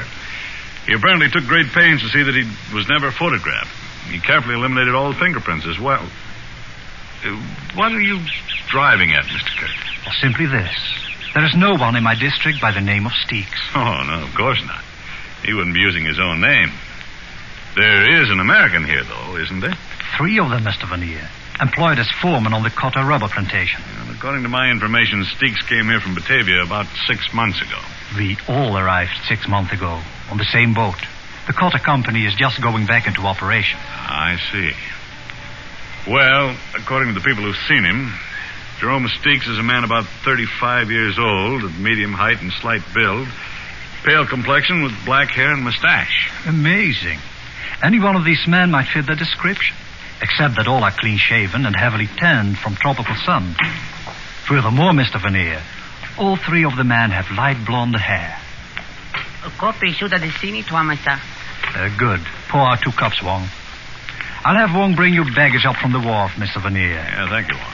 It appears your business may take a little longer than 4 hours. I'm certain of the information I got in Batavia. I know the man's here. Then the problem resolves itself into a matter of identification. Polipiki Zikaran. No, an hour's talk with the 3 of them ought to do that. I doubt it, Mr. Vernier. The swamps here at Tanjung Samar are infested with fever. It's always hot, like now. And the jungles back there swarm with long-tailed true snakes and deadly cobras. In the rivers, crocodiles. So? Men rarely come here unless they're running away from something, trying to lose their past. I think you'll find all 3 men have manufactured stories. So, how is one to choose? Well, Moreover, according to this letter, I'm authorized by the governor to assist you in arresting and extraditing Jerome Steeks. 1 man, not 3. So it's up to me, huh? Oh, do not misunderstand me, Mr. Vernier. I will cooperate with you in every way. But I think it will be a very hard thing to identify this man you have never seen when he doesn't wish to be identified. I don't know. Sometimes it's easier to identify a man from his personality than from his physical appearance. And the personality of this man Steeks is something out of the ordinary? Yeah, for a foreman on a rubber plantation, yes. Yeah, I doubt if all 3 of these men can be aristocrats. And in a sense, that's what Steeks is, a cosmopolitan. Lived all over the world, always associating with top society. He's a lover of fine foods and wines, speaks French and German fluently. He's a gourmet, a bon vivant, a man of perfect taste in clothes and manners. And a murderer. Yes, and a murderer. When the 3 men return from the clearing this evening, I shall be happy to introduce you to them. Though it's quite probable they are aware of your identity already. What do you mean? Jungle Grapevine. Before you stepped off the wharf, my houseboat told me that you were a detective. Undoubtedly the same information has reached the clearings by now. I see. So in other words, the murderer probably knows who I am and what I'm here for. But I haven't the slightest idea who he is, huh? Exactly. It's quite an interesting thought, isn't it? More coffee, Mr. Vernier?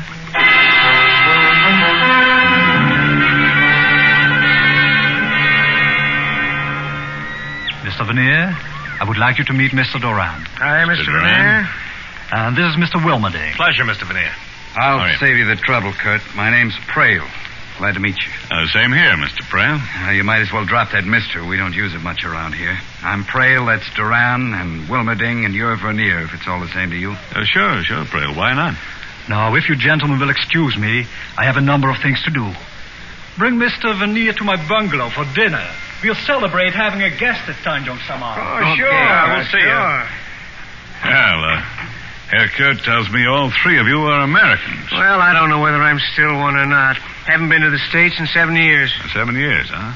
Then you're an old-timer here, Duran. Oh, not here, Australian. Oh, don't let Duran get started, Vernier. He'll spend 2 hours telling you how he lost his shirt trying to raise sheep down under. Well, if I had either money or sense, I wouldn't have come to this stinking hole. Oh, I wouldn't say you fellas had it too rough. I've been noticing those empty bottles there in the shelf. What do you mean, Vernier? Well, here, Piper Heidsieck, 1936. That's good champagne. You boys are living like gourmets. Connoisseurs. Oh, you're overrating us, Vernier. Those empty bottles were already here when we came. Just never got around to throwing them out. Prale here's the only connoisseur in the bunch. He can tell you anything you want to know about wine. Yeah, or about anything. Oh, dry up. Just because a guy happens to know a little more than somebody else is no reason to keep riding him all the time. I wish you knew some way to make ice. I'm getting plenty fed up with warm beer day in, day out. Yes, that would get pretty tiresome. I think I'd switch to Chambertin or Chablis or something. Come again? Well, Wilmerding, I didn't necessarily mean those in particular, but there are quite a number of wines that are even better warm than they are chilled. You're in the wrong place, chum. We wouldn't know what to do with them if we had them. This is strictly a beer and gin crowd. There'd be no kick on that if we had some ice to go with it. Oh, what I wouldn't give for a cold, frosty... Oh, relax, Wilmerding. You make me thirsty. Oh. What do you say to some music, huh? Oh, music? Does one of you play some instrument? Sure, Prale. He's terrific on that phonograph over there in the corner. Only trouble is he thinks 3 o'clock in the morning is the greatest song ever written. Well, I can see that leading to quite an argument, Duran, particularly if you're a lover of the classics. Oh, no. I don't go for that long-haired stuff. But I would like to hear a fast number once in a while. It's less than 10 years old. Yeah, you ought to see this collection Prale dragged up here from Batavia. Strictly from the gay 90s. Prale, you don't by any chance have a number called Il y a un meurtrier dans cette maison? What's that, some Italian opera? No, it's French, approximately. Well, come on, Prale. Translate it for us.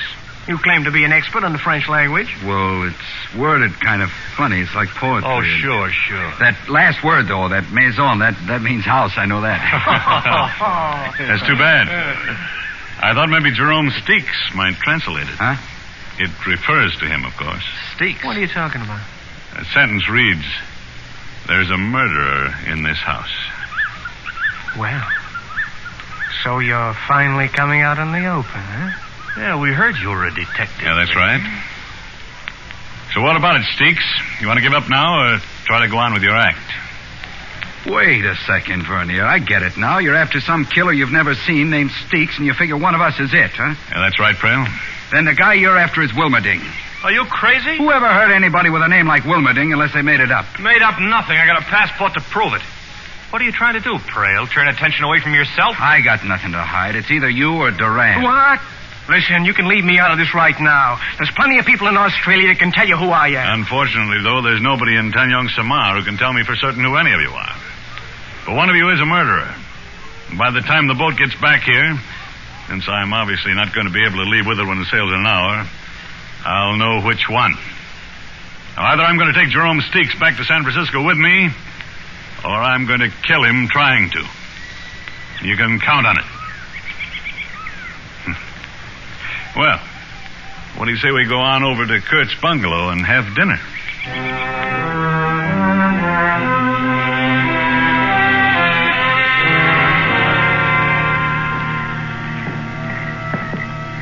That's Wilmerding's room there. Duran sleeps here, and Prale on down at the end. Oh, yes. And this is the guest room. At least the only guest room that's usable at the present. Yeah, it looks all right. Well, it's yours for the time you're here, Mr. Vernier. Do all of these rooms open out onto the porch? Yes, the veranda, as we call it. And there's no way to lock this door, I suppose. Unfortunately, no. And anyway, the windows are covered only by mosquito netting. It makes another interesting situation, does it not? Yeah, I suppose interesting is the word for it. I assume, Mr. Vernier, that you have not been able to identify your man by his personality. No, whichever one is Sticks is putting on an awfully good act. Most likely they're all acting to a greater or lesser extent, which of course makes your problem exceedingly difficult. Yeah, that's right, Mr. Kidd. You did say a man rarely came here unless he wanted to lose his past. And yet you're here. Yeah. Yeah, that is true. But then, I am only a servant of the government and have little choice where I am sent. Well, good night, Mr. Vernier. I sat there in the lamplight for a long time after Kurt left, trying to figure things out and getting nowhere. Gradually, the night breeze brought the smell of the jungle into the room. Rich, exotic, fragrant as a midnight orchid. As disturbing as the scent of danger. Or maybe it was danger itself I was smelling. The heavy knife missed my throat by 2 inches. Thudded into a bamboo partition and stuck there, quivering. I dropped down on the floor and slid my .38 out of its holster. I could hear nothing but the rustle of palm thatch along the eaves, low creaks from the pilings underneath the bungalow, and the soft night sounds from the jungle. Finally, I slipped my shoes off, pulled the knife out of the wall and dropped it in my pocket, moved to the door and stepped quietly out into the veranda. It was empty. Across the railing, the fringe of undergrowth was dappled in silver moonlight, and nothing moved. I paused quickly at the 3 doors, and from each heard the sound of snoring. One of the men was faking, but which one? I'd reached the end of the porch when my eye caught a slight movement in a banana clump a few yards from the steps. Someone was hiding there. I moved swiftly, holding the gun ready, and came within a few feet before I could make out a shape in red and white sarong. And shape was right, complete with dark, tumbled curls and a flower behind one ear. It was a girl. Please, Tuan, the gun. You are going to shoot me? No. Relax, honey. I was looking for somebody else. And now you have found Nilana, so you are disappointed? Pleasantly surprised. Nilana, huh? In your language, it means flower of love. It's a perfect fit. Are you, blooming out here all alone? I do not understand, Tuan. I mean, did you see anybody moving around up there on the veranda a while ago? Only you, Tuan. I became frightened and ran to hide. Frightened? Why? I should not be here. At night, I mean. Let us talk of something else. All right, Nilana. The moon, for instance? Oh, yes. Look. Is it not big and soft and warm? Yeah, all of that. Tuan, you like Nilana, perhaps? Definitely. Why do we not go somewhere else? Along the beach, perhaps? You would like that? Well, I'm afraid Mr. Vernier is too serious-minded for such things, Nilana. Vernier? Well, Mr. Cat, join us, won't you? Thank you. Nilana, go to the bungalow at once. Yes, Vernier, I go immediately. She has no business being out alone at night. But, Mr. Vernier, is something wrong with your room? Is it not comfortable? It was, until this flew in through the window. A knife? Yeah, a throwing knife. Did you ever see it before? Oh, yeah. It is one of the collection there in the bungalow. The 3 Americans throw them at targets every evening and wager on the results. I believe Mr. Durant taught the other 2. Yeah, what about you, Mr. Kurt? Do you ever bet with them? It would be too easy. Watch. Yeah. I learned to throw a knife in Java many years ago. And, Nilana, I suppose she's an expert at it, too. Nilana knows nothing of knives. Her greatest accomplishment is that of making friends too easily. I see. Just who is she, anyway? Does she live here? Yeah, she lives here. She is my wife. Your wife? Exactly. My wife. Good night, Mr. Vernier. I stood there in the moonlight and watched him walk toward his bungalow. My simple task was fast becoming involved. When I finally turned in that night, I undressed in the dark, pushed the bed up to block the door, and propped a chair against the windowsill, and lay down on the floor. I kept trying to fit some theory together to account for the things that had happened. When I drifted off to sleep, I was no nearer any answer than before.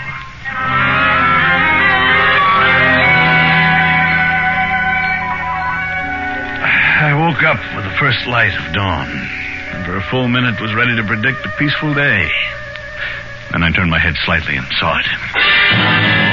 On the floor, against the wall, 18 inches from my left hand, its eyes opening and unmoving, lay a long-tail, one of the deadliest snakes in Borneo. Cold sweat broke out on my forehead, ran into the corners of my eyes. Not daring to make any sudden move, I slid my right hand slowly up behind me, found my gun under the pillow.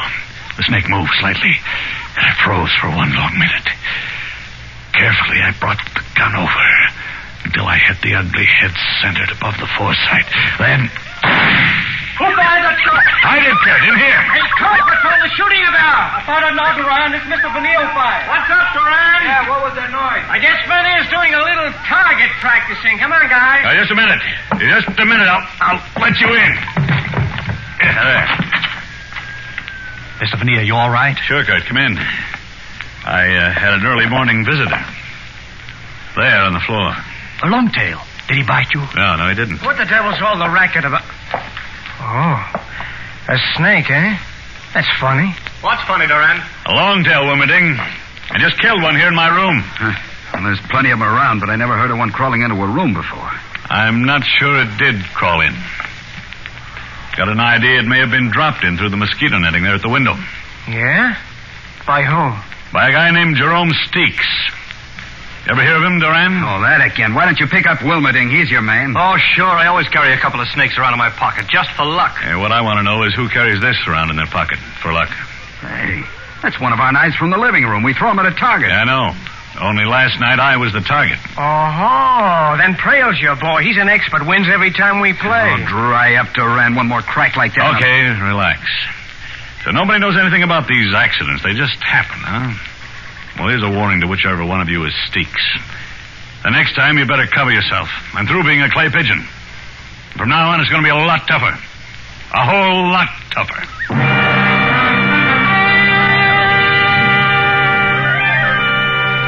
That day passed, and the next, and I got exactly nowhere. On the third day, I managed to search the men's quarters and found nothing. Mainly, I'd hoped to find some kind of a bleaching agent.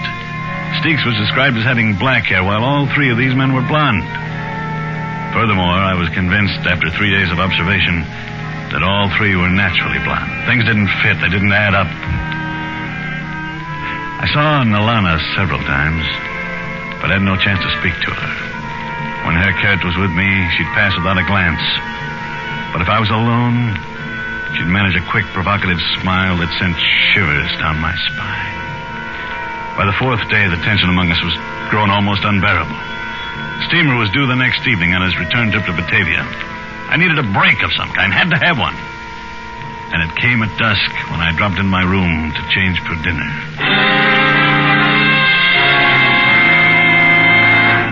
Close the door. Quick, Tuan. Speak softly. It is I, Nalana. Nalana, what in the devil are you doing here? To see you, Tuan. Does that make you unhappy? No, it doesn't. But I doubt if Herr Kurt would think much of the idea. He must not find out. But I wish to ask you something. All right, honey, shoot. It is true that you look for a man who has killed a woman in your United States? Yes, that's right. A man who now names himself by another name? Yes. Nalana, do you know? It is perhaps the same one who one night threw a knife at you? Yes, I think so. Do you know who it is? I saw the knife thrown to when I was outside by the edge of the... Quiet. It is someone? Yeah. That's Herr Kurt. He's going in the living room. I'm very frightened, Tuan. I must go. No, wait. I've got to know what you're going to do. There's no time now. Tonight, when everyone sleeps, wait by the towel farm at the edge of the clearing. I will come. All right, I'll be there. Nalana has done foolish things, Tuan. But tonight, she will fix it all good. You come.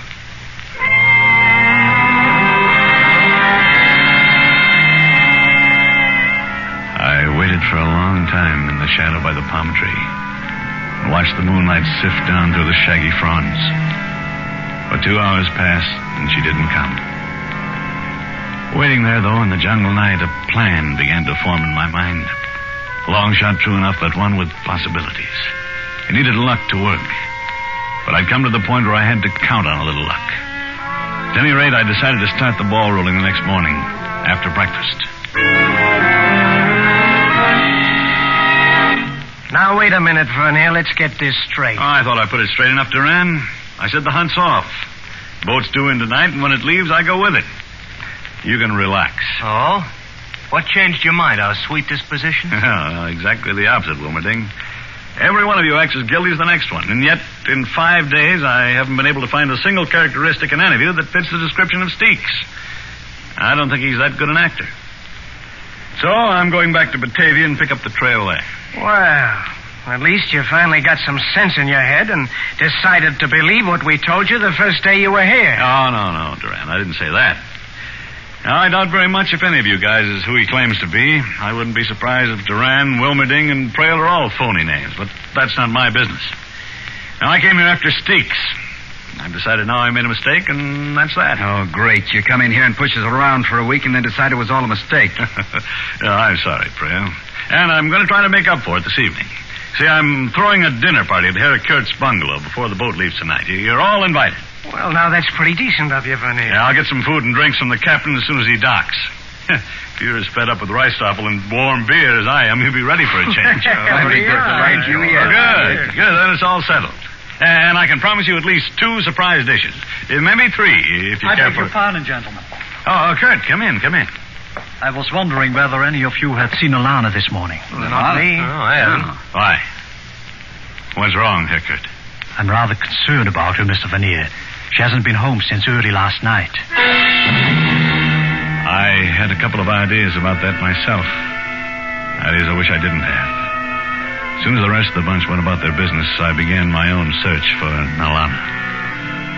It was nearly dusk before I found her. And then I said nothing about it to anyone.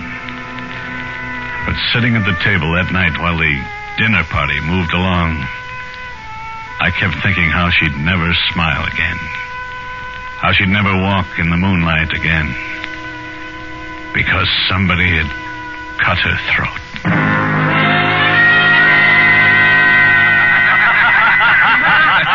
I know a story along the same lines, but I never heard that one before. Oh, what a dinner. Boy, after 6 months on Ricestoppel, I could go crazy over food like this. Yeah, when you throw one, Vernier, you really throw it. No, save the credit, boys. This is only the beginning. Beginning? Where can you go from here? Right now, for instance, roast boar. Yeah. All right, Wong, bring it over. That Commissar, right away. I bring it. Look. You like me put here for you to carve, Thomas? No, I wonder if you'd mind carving, Herr Kurt. Not at all, Mr. Vernier. I shall be happy to. Place it here, Wong. Boy, oh boy, I haven't had roast boar since Australia. You know, we used to go pig sticking all the time. Even the smell's enough to drive you crazy. Man, you said it, Prale. You haven't seen anything yet. See, the boar is the main dish, so the 2 surprises go right along with it. All right, Wong. Now, bring it out. That, Commissar. Already I bring... Careful now. Don't drop it. Yeah, thanks. Well...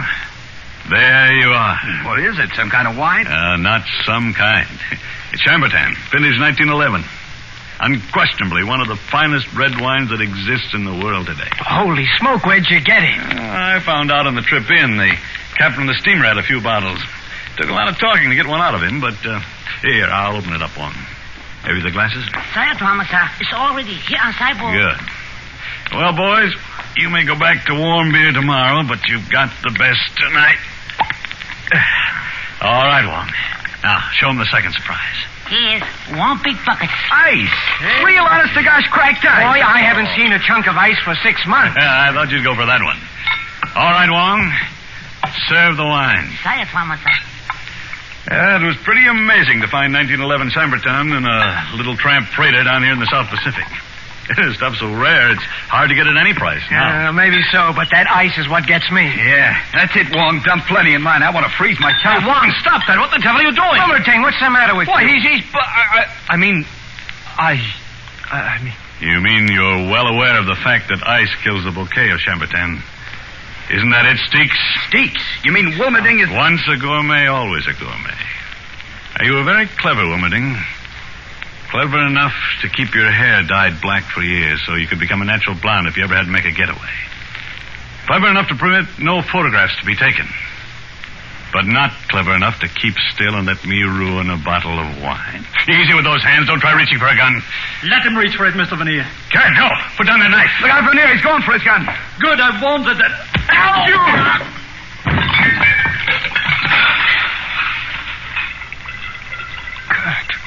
Good Lord, Kurt, you've killed him. I'm sorry you do not have a prisoner to take back with you, Mr. Veneer. But I, too, found Nilana's body. I knew you had been there. I saw your footprints. I'm sorry, kid. Then yes, she had... Nilana had been seeing Wilmerding. I'd guessed it was one of the three, and apparently she found out he was Steeks. Yeah, I know. That was what she was going to tell me. Only he didn't give her a chance. She was young, Mr. Veneer. Foolish, perhaps. But I loved her very much. Look, he knocked over that bottle of wine when he fell. It's pouring out all over the place. Yeah, brother, what a mess. Yeah, Diane. It's quite a mess. Only one thing, though. Not all of it is red wine.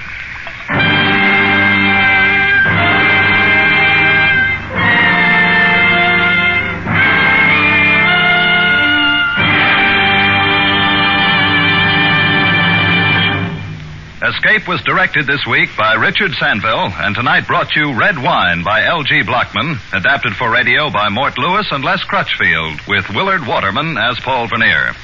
Featured players were Robert Boone, Marion Richmond, Larry Dobkin, Vic Perrin, Wilms Herbert, and Clark Gordon. Music is conducted by Wilbur Hatch. Next week, you are standing at the doorway of a cabin on Cashier Creek. Up on the ridge, the bloodhounds have caught your scent. And between you and a fortune, between you and escape, yawn the white jaws of a deadly snake, a cottonmouth moccasin.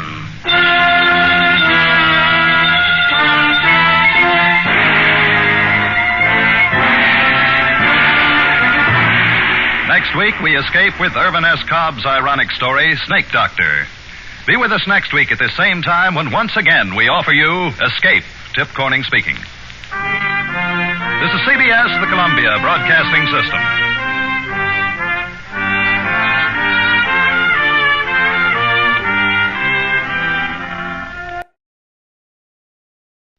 Suspense, which is usually heard at this hour on Thursday nights, is taking its customary summer holiday. Suspense returns to the air 2 weeks from tonight, on Thursday, September 1st.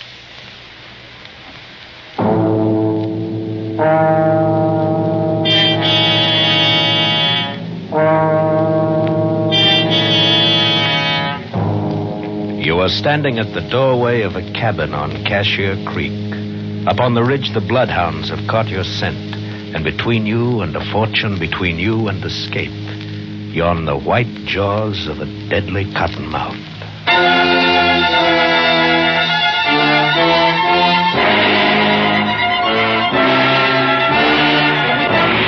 We offer you Escape, designed to free you from the four walls of today for a half hour of high adventure.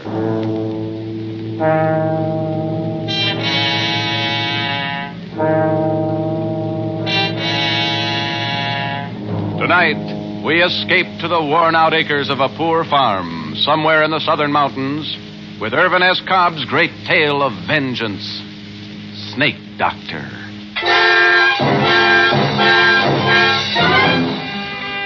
Far back in the southern mountains, it's quiet and hot and lonely. One pine-scarred hill is very much like the next, and one winding creek differs little from another. The area through which Cashier Creek twisted was the same as all the rest, except for the snakes. Deadly, venomous, cottonmouths moccasins. There are probably more snakes along Cashier Creek than anywhere else.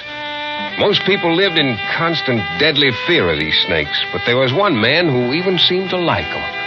A man they called Snake Doctor. His cabin was near the creek bottom where the cottonmouths were the commonest, and he earned his meager living by rendering down their soft fats, bottling their oil, and selling it. Snake Doctor seemed harmless enough, But there was one man who believed he was a colleague of the devil, who hated him because he wasn't afraid of the snakes. This man was Jafe Morner, the snake doctor's nearest neighbor.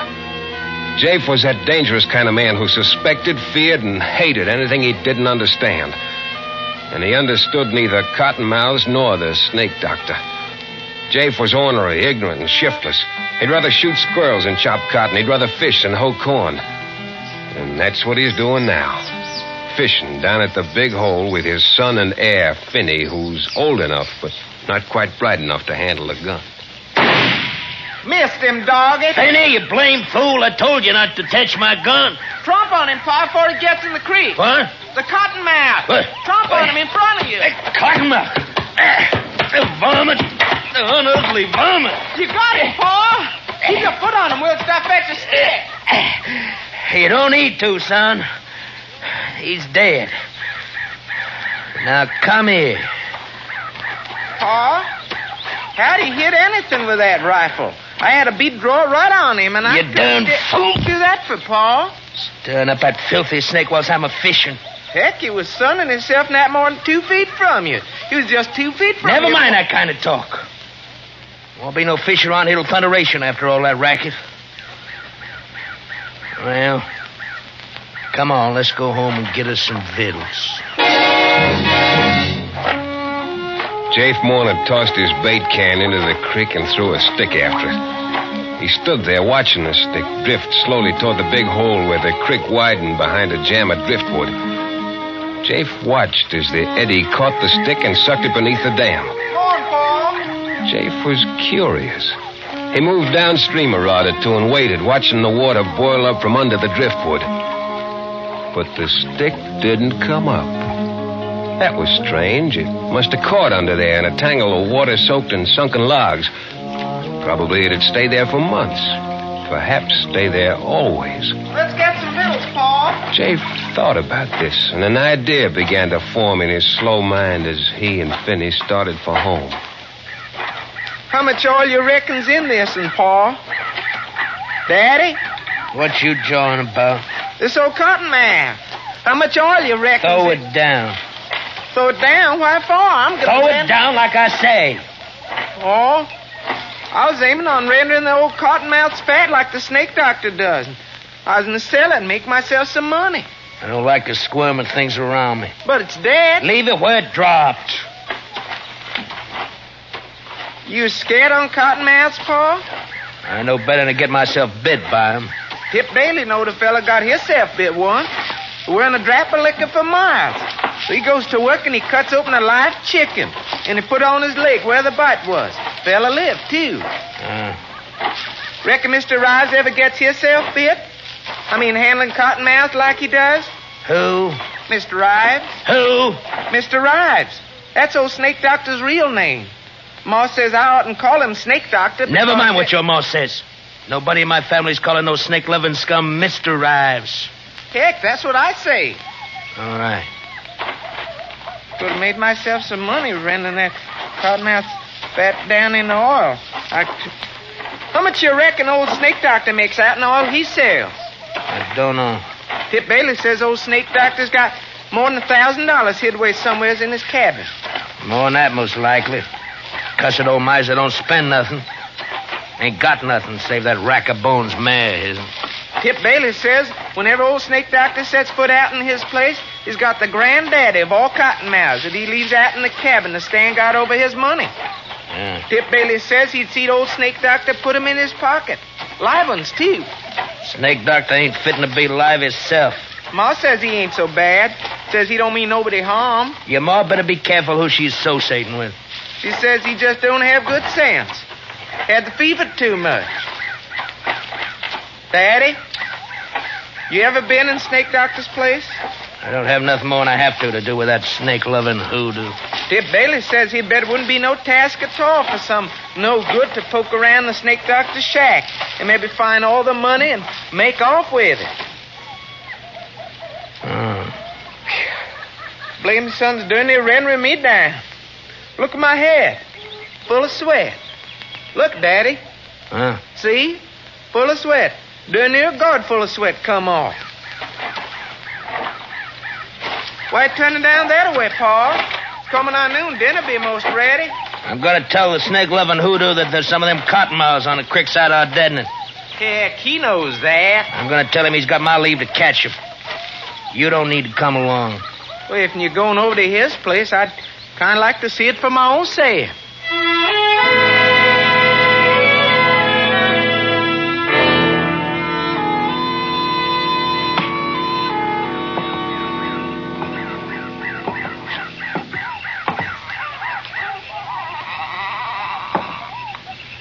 Go on in, Paul. He ain't at home. Elsewise, he'd have showed himself by now. I reckon. Can you see any snakes? I told you to keep an eye out for it. I bet it's in one of them chinks, Paul. Paul, I bet the money's in one of them. I ain't looking for no money. Must be a dang snake himself, living in a place like this. I know you ain't looking for any money, Paul, but if and you was, wouldn't you look at that chink right up there? Where? Right there, second log by the fireplace on the right. You see that there hole? Yeah. I reckon I would look up there. Since we're here... I might as well see for myself. Paul, I wouldn't be a mite surprised if old Snake Doctor had him... Paul, yeah. Was you looking for something, Jake Marner? Snake Doctor. Yeah. I was looking for you. I want here. Yeah. Look here, you old hoodoo. What's the idea of sneaking up on folks who's took the trouble to come all the way down here to do you a favor, huh? Come on, Finney. We're getting out of here.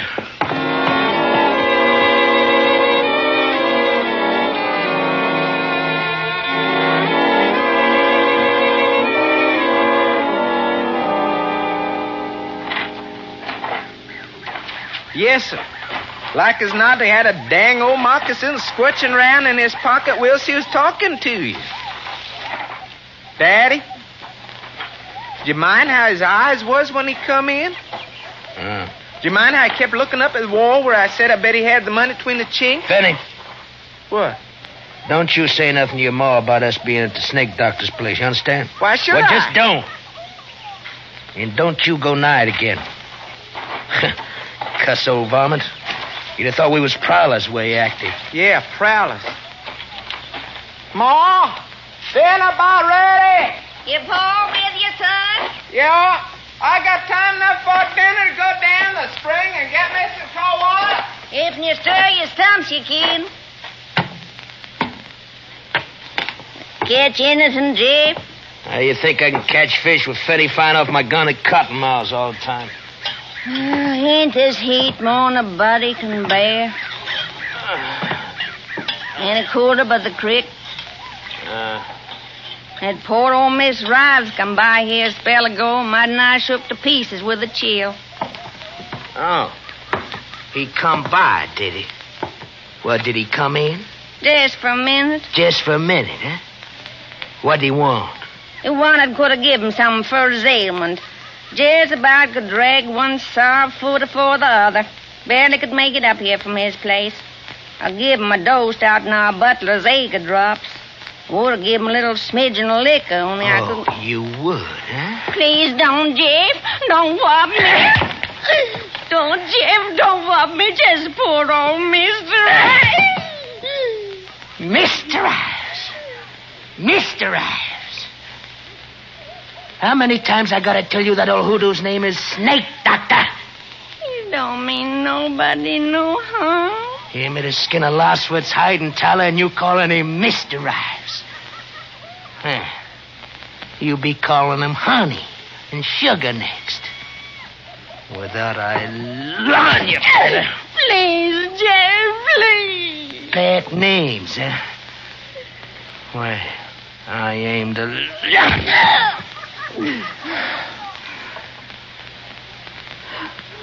What's his name now? Well, what's your poor Mr. Rives' name now? Snake Doctor.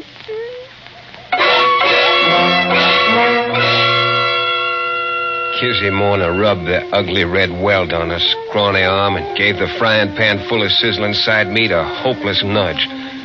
She prayed that time and food might take the edge off Jafe's temper. Finney slouched in from the spring, saw the mark on her arm. Pa been whomping you again, Ma? What'd you do this time? She silently dished up the hogback and cornbread for her 2 men. While they sat at table, she ate on her feet, serving them between bites, as was the custom in the Morna household. After dinner, Finney stretched out under the chinaberry tree, and Kizzy sat on the porch, fanning herself and dipping snuff with a peach twig, scouring it back and forth on her gums. Jafe took his ease on the floor of the back room, but he didn't sleep. The meanness was stirring in him, and his hatred of the man he couldn't understand, the man who'd got rich off a cottonmouth. His mind was working on something he'd seen that day and another thing he'd heard. He was adding them together. That stick had disappeared under the log jam, and the snake doctor's money. It was 4 o'clock before any of them moved, and then Jafe spoke to his wife for the first time since noon. Kizzy, where's that there vial of drinking liquor? By the window. You took it out in your pocket before you laid down. I ought to carry a vial of liquor with me. I might get bit by a moccasin as soon as Pa would. You better not let me catch you. You find it, Jafe? Yeah, I just remembered. I won't be needing to tote no spits along with me while I'm going. I wouldn't take no chance, Dave. Just one cottonmouth bite. Cottonmouth's all down the slashes, else along a creek. Well, I'll be all this evening's up along Bailey's Ridge in the high ground. You fixing to go shooting? Aim to gun me a chance of young squirrels twixt now and dusk time. Heard them barking all around me this morning. Reckon I'll come along, Pa. You stay in here, son. Oh, dang it. You'll be steaming in the place when the rain comes down. Pa, you might be needing me just... You stay here. Oh, dang it. Kizzy, you set me up a snack of cold supper on the chef. Likely I won't get back till it's plumb dark.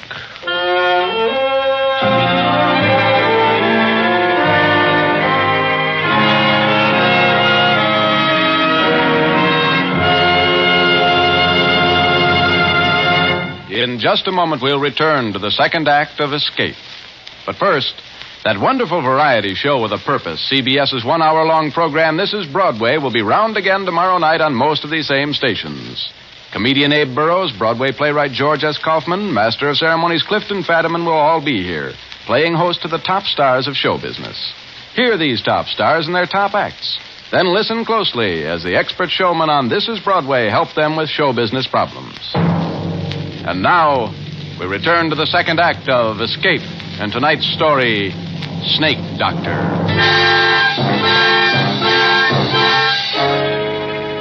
Jafe Morna turned north through his struggling cornrows, and in a minute he was lost from sight. He kept on for nearly a mile till he came to a wild red mulberry tree. Where there are mulberries, there are bound to be squirrels. Very neatly, he shot 2 young grays right through the head. But Jafe was a master marksman. And unsuspected by any who knew him, Jafe had another quality. One that made him more dangerous than the rest of his kind. Jafe had an imagination. Today it was in excellent working order. He tied the brain squirrels together and swung them over his shoulder. If needed, they'd be his alibi. And then he sat down under a tree for a while.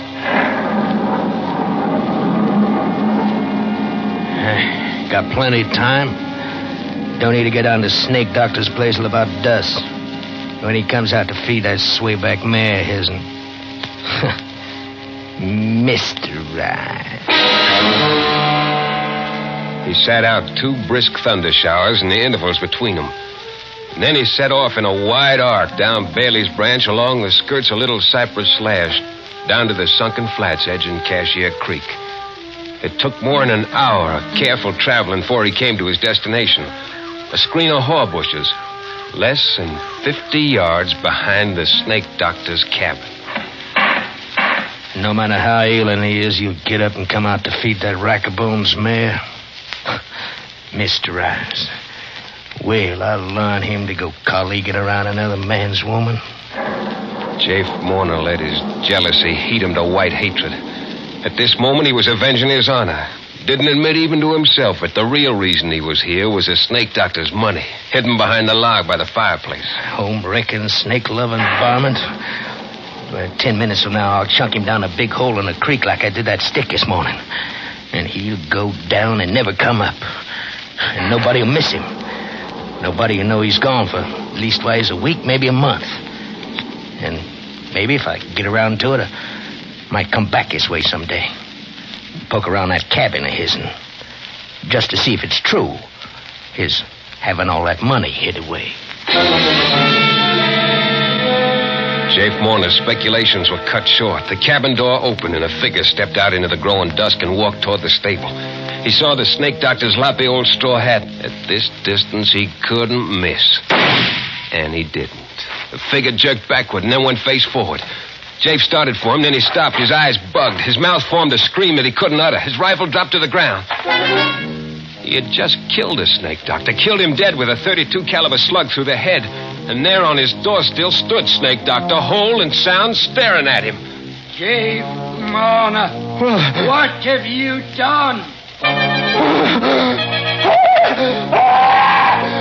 The scream came at last, for Jafe Morner had seen the devil. The snake doctor who arose alive from his bullet-riddled body. Jafe whirled and ran into the deep, darkening woods, whimpering like a whipped puppy as he tore through the brush. Escape. He must escape this thing. He must get under the shelter of a sound roof. He must have the protection of 4 walls around him. He ran and ran for hours. It was close to midnight when he came out on a dirt road a short distance southeast of his own land. Beyond the next bend, he'd be in sight of home. And then he stopped. Around the bend, coming toward him, was a joggling light, a lantern hanging on a buggy. Jake flattened himself in a clump of brush to hide until the traveler passed. And then, just as the rig was opposite him, he heard a call coming from the other direction. Hello there! Who's jogging? Oh, there. Oh, steady, boy. Me, Davis Ware. That you, Tip Bailey? Yes. Hoofing it out from the junction. Tolerable tired. What brings you out this time of night, Davis? Somebody sick? Sick nothing. There's been a parcel of trouble popping in these bottoms tonight. Steady, boy. Steady. What do you mean? A killing. That's what I mean. You don't say. Who got killed? I'm fixing to tell you. It happened just around dusk time down at old snake doctor's place. Yeah? Was it him was killed? Give me time, Tip. It seems like snake doctor's been a-chillin' lately. Mm-hmm. He was pretty bad off today, so Miss Kizzy Morner, she footed it down from her place to his'n, fetching some physic with her and a plate of hot victuals. You might have thought it, Miss Morner, might have thought it. You want to hear this? Yeah. Go on. Oh, boy. Well, pretty soon after she got there, it seemed like he was tired. And he tried to get up out of his bed to go and feed that old crowbait nag of his'n. It started in again by then, pouring down hard. So she made him stay where he was, and she put on his old hat and throwed his old coat around her. And he wanted to keep out of the wet, and no more. And she got outside, and a shot came from the edge of the woods, and down she went with a bullet through her brains. Killed her? Kizzy. It was a dog. It was Kizzy. But who done it? It was that low-flung husband of hers done it, that's who. They shot it was him? Sure thing. Oh, boy. Sure thing, they're certain. Snake doctor jumped up when he heard the shot, and he catched a quick look at Jafe over the fence. There wasn't a long streak in Kiz's arm where he must have whopped her during the day. Why, hanging's a sight too good. Did they catch him? No, but they gonna. Sheriff get there yet? Oh, but he's due any minute with his pack of hound dogs. Oh. Trail ought to lay good.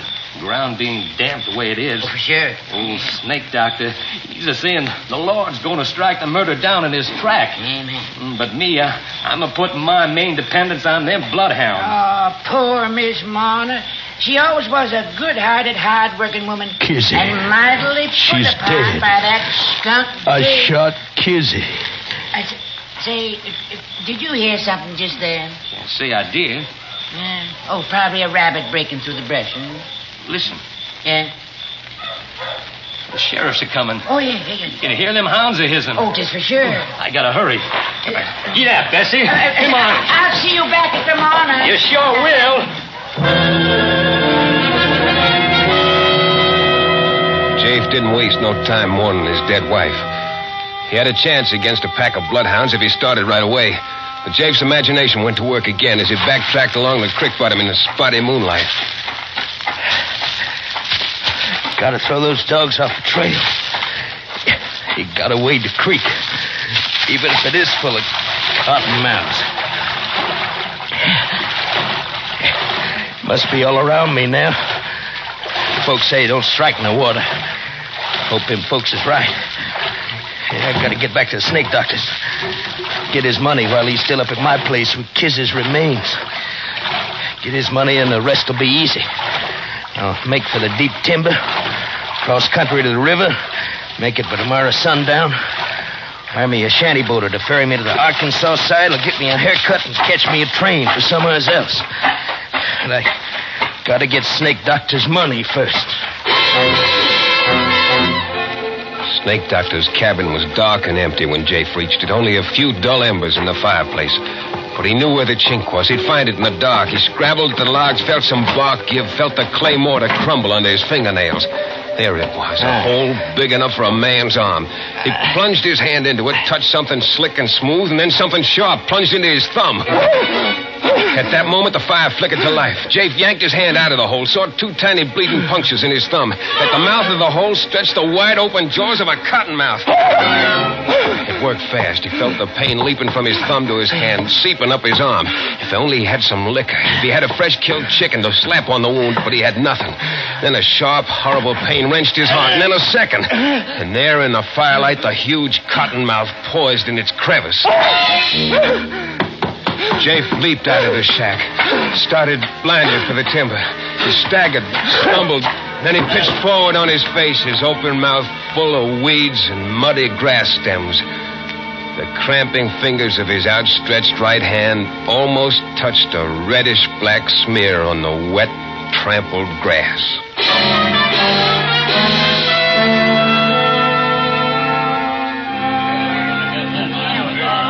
Good riddance, by gravy.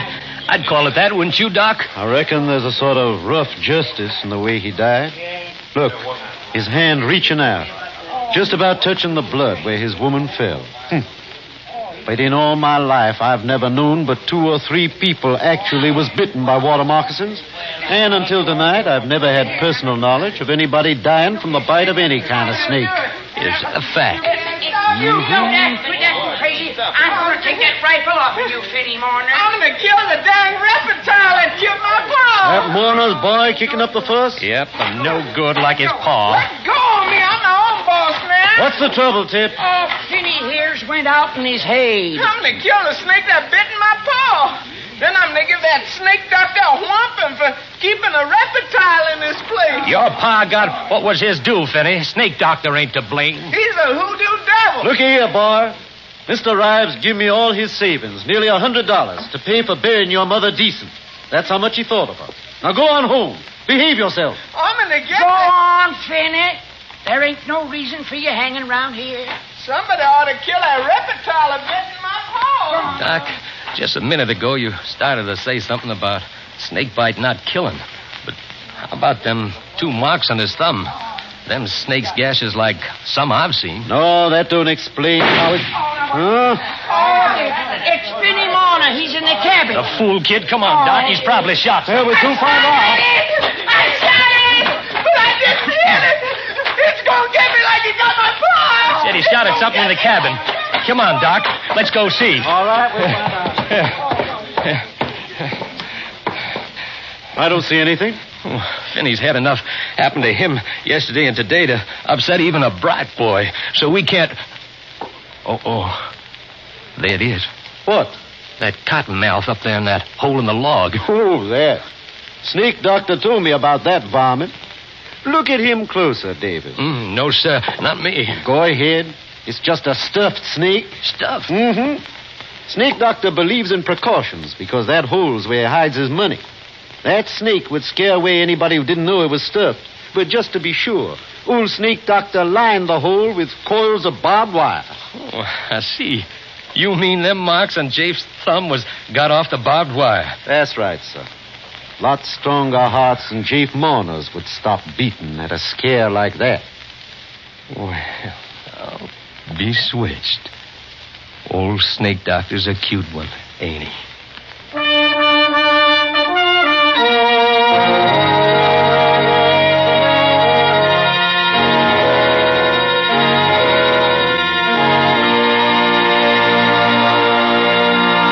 Escape, produced and directed by Norman MacDonald. Tonight brought you Snake Doctor by Irvin S. Cobb, adapted for radio by Fred Howard, starring Bill Conrad as Jafe with Paul Frees as Finney.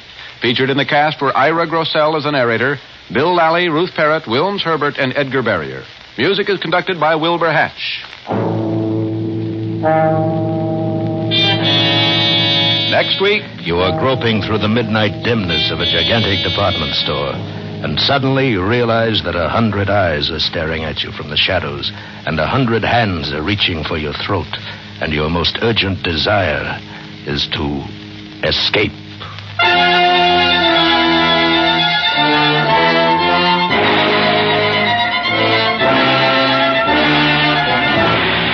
Next week, we escape with John Collier's story, Evening Primrose. Be with us next week at the same time when once again we offer you Escape.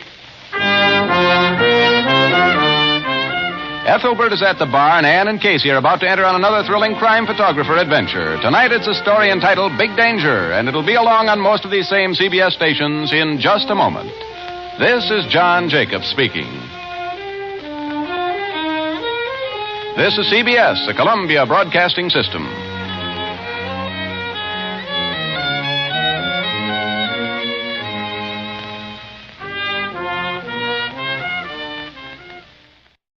Tired of the everyday routine?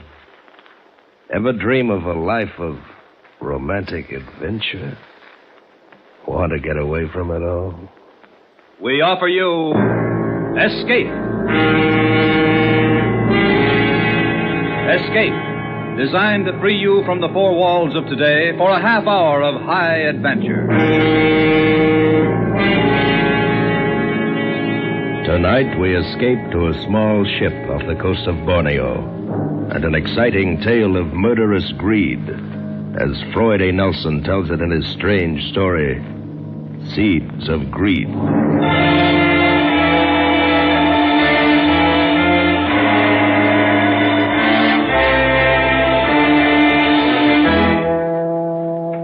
This is it, the romantic South Pacific, the languid lure of the tropics. A ship at my command to take me any place I might choose. A jeweled tiara of sky above and an ocean of emerald velvet below. To my left, the languid coast of Borneo. To my right, the Sulu archipelago. Such romance, such gentleness. Such maddening, unbearable gentleness.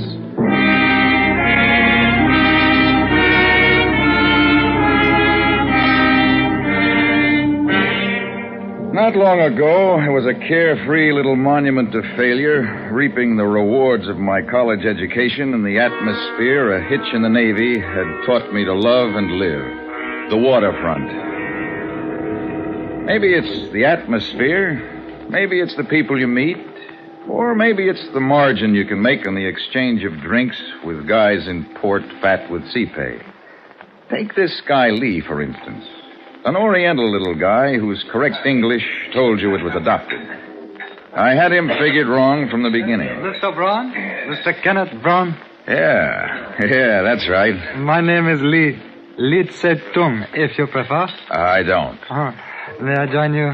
Sure, Lee. Pull up a buck for a couple of drinks and sit down. Certainly. Here. Al, same thing here. Okay. What's yours, Lee? Nothing, thank you. I do not indulge. Oh, okay. Thanks, Al. Sure thing. Well, Lee, I've got the bait. Set your hook. What's on your mind? You were pointed out to me as a man who knows boats. Just like the Navy. And also as a man who might be induced to gamble.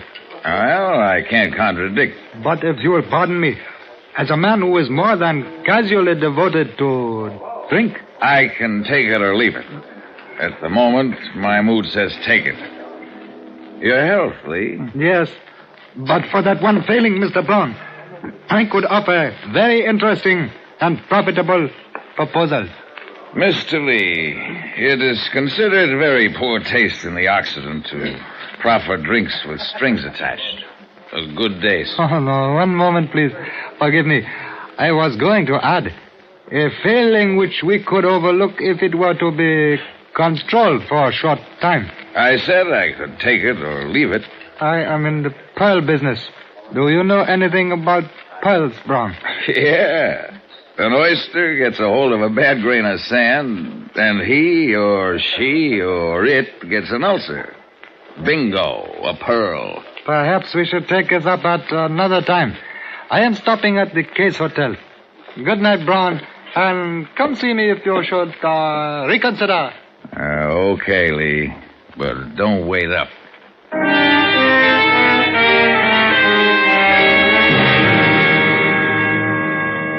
I hate the warm feeling of elegance that takes me over after the fifth drink. I hate myself. I hate morning. Worst of all, I hate waking up without a little hair of the dog and not a nickel in the poke to supply it. Out of the fog of remorse came a stolid little oriental face. Yeah, there's a generous soul. Pearls, he said. Well, that should be a nice, substantial little proposition. Yeah. Maybe I am ready to talk business. Brown, I did not expect to see you. Come in. Oh, this is a pleasant surprise. Yeah. You mentioned something about a business proposal. Yes, I did. Hotel rooms depress me, Lee. Could we go down to the bar and talk it over? Oh, certainly, Brown, if you prefer. I prefer.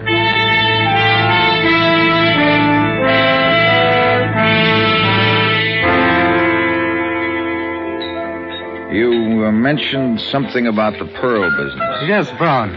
I didn't think. That is, I thought that might have slipped your mind. Well, things aren't that bad, Lee. Tell me more. Oh, we could be very useful to each other, Brown. I have the information on the equipment. You have the experience without which the equipment is useless to me. Yeah. We can turn an enormous profit in very short time. Uh-huh. I have just completed a transaction whereby I become owner of small ship equipped with certain scientific devices for probing the ocean floor. Sonar equipment. I believe that is the name. I hate to disillusion you, Lee, but you can't bounce an echo off an oyster. It'll never work. That is not my intention. Well, then how does sonar equipment fit into the pearl business? These pearls, a great fortune in pearls, are all in one package. Ours, for the taking. Salvage? Yes. I fell heir to chart upon the untimely death of a friend. On that chart is indicated the position of a vessel sunk during the war somewhere between the Sulu archipelago and the northeast coast of Borneo. Yeah. I have reason to know that on board at the time of the sinking was the personal fortune of a certain sultan, as well as the assets of his constituents. There was one survivor. And you hope to locate that vessel with this sounding gear? I do. Well, what about getting the stuff up after it's located? I also have diving equipment. And you want somebody who knows how to operate the gear? Precisely. Well, what's your deal? I am prepared to offer you 1/4 of any treasure we may locate. For that consideration, I could offer about 1/2 of what I know about your equipment. I don't understand. For a 50-50 share of any loot, I could offer 100% cooperation. Oh, I see. Brown, you're shrewd. It surprises me you are not more prosperous. All right. 50-50, as you say. All right, you've got yourself a boy. To you, partner. Now, one for the road and we'll go look at your ship. Okay, partner? Okay, partner.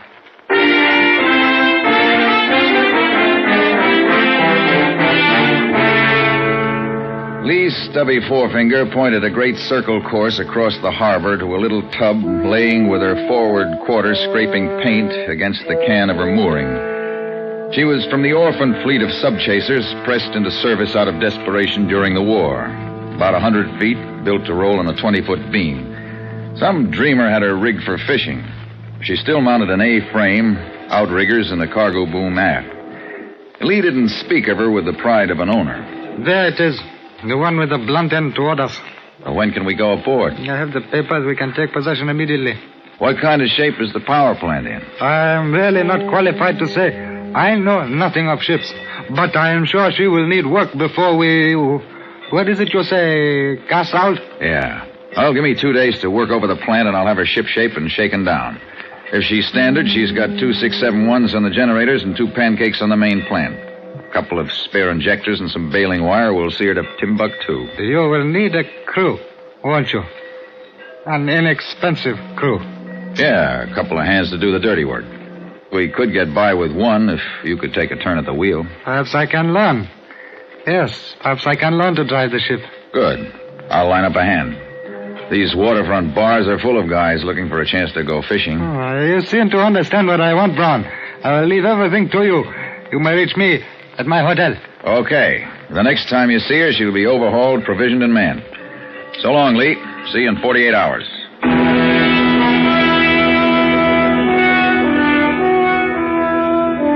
She was in surprisingly good shape. Her batteries charged right up on the generators. Her oil was clean and her linkage tight. I replaced a corroded condenser on the sonar gear, pressure checked the diving suit, and put new pistons in the compressors. One straight 24-hour shift, and she was shaken down and ready for a crew. I set out to meet my man on common ground. I found him being escorted out of Casey's bar by Casey himself. You young hoodlums are a disgrace to the sea. You'd better get some salt behind your ears before you start something in my place. Let go. Now get along with you. Let go. And don't be coming back. You brother of a pig.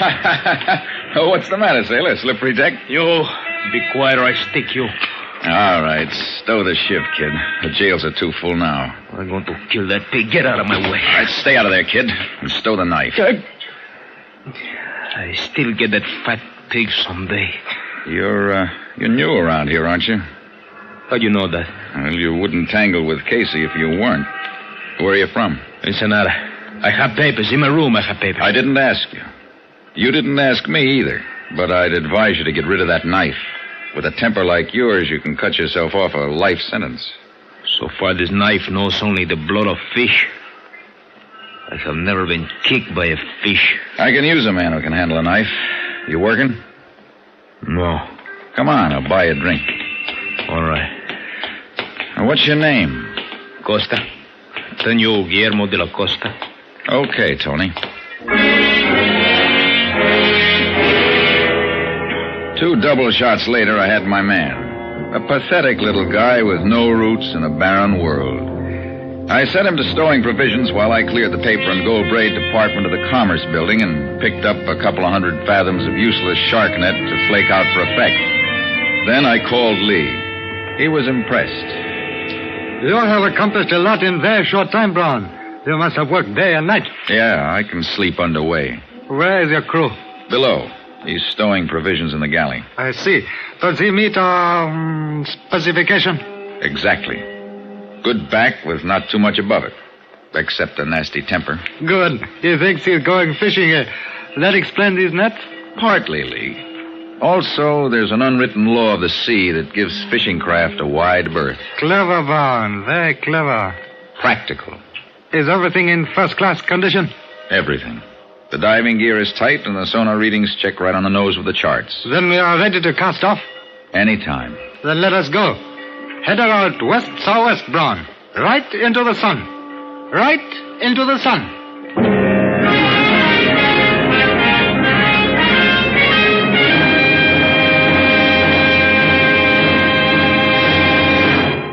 In just a moment, we will continue with Escape. But first, Groucho Marx, Bing Crosby, Dr. Christian, and George Burns and Gracie Allen will be back with you tomorrow night on most of these same CBS stations. Al Jolson will join Bing in another of their unparalleled exhibits of wit and song. George Jessel will be the special guest of George and Gracie. Stay tuned to CBS for this wonderful midweek Wednesday night listening. And now we return you to the second act of Escape.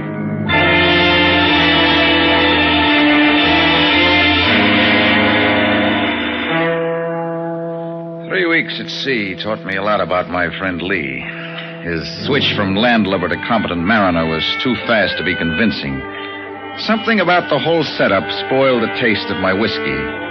The only way it figured was that he really did need me to operate the gear. Beyond that, the picture changed. From the first day out, he showed too much interest in the sonar equipment. Brown, I think it might be prudent if you were to teach me the operation of this instrument. Is it very difficult, just their operation? Oh, it's something anyone can pick up in 5 or 6 months of full-time instruction. Surely not to learn just the operation of it. Well, it's not only complicated, Lee, but delicate. I think we'd be wise to keep it secured until we need it. Perhaps. Yes, perhaps. It won't be very long, Brown. When are you going to break out the charts with the position of the stuff? In due time, Brown. Well, I'll need it when we start taking soundings. Then you shall have it. It wouldn't be prudent to surrender a chart that I have been forced to defend with my very life, would it, Brown? I get your point. I might add, Brown, that the chart alone is useless to anyone but me. The exact position is not indicated. I took the precaution of committing it to memory, lest the chart should be, misplaced. The only value of the chart is that it indicates sounding line. That makes your position clear enough. What about Costa? Do you think he might be dangerous when he finds out what we're really after? For a man to be dangerous, he must first be intelligent. Costa is ignorant, he will stay ignorant. Sooner or later, he's going to get wise. Fortunately, Costa is not equipped to get wise, as you say. He is happy in ignorance. We will not expose him to the curse of greed. What's your plan? To turn the wheel of fortune to my own needs. We must be practical, Brown. A person such as Costa leaves little impression on the world. He will never be missed if he were to disappear. Fate will save him from the curse of greed.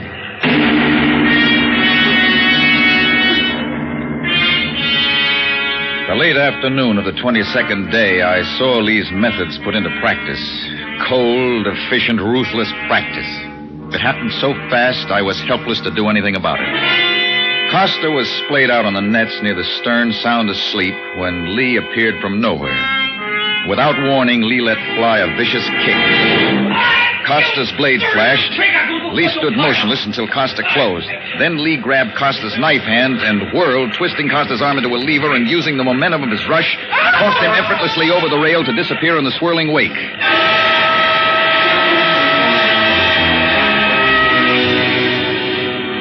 Without even glancing astern, Lee gave me the arm signal for straight ahead, a signal that pointed accusingly at me, screaming, "Accomplice." His face was still frozen in trance-like serenity when he appeared on the bridge.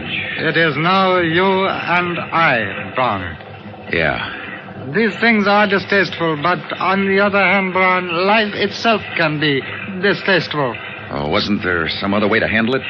Couldn't we have put him off somewhere in the island? Your whole life in too high esteem, Brown. We could have put him off at some island, but then, Brown, we would have had to wonder about his welfare. Now his troubles are over. He has peace. He no longer has to struggle, as you and I. He didn't have much chance to struggle, did he, Lee? He was not one to struggle intelligently, Brown. Struggling, not directed by intelligence, can destroy. Where does strength, muscle fit into your theory? If you'll pardon a personal reference, Brown, I long ago subscribed to the teachings of an Eastern cult, which believes that the intellectual neutralizes the physical. Therefore, there is no difference in stature among men, only a difference in mental power. We do not destroy. We merely expedite the adversary's self-destruction by his own weakness. Costa's temper, huh? Exactly. One does not think in temper. He merely acts and so destroys himself. Do I make myself clear? I'm not especially, but I'll think it over.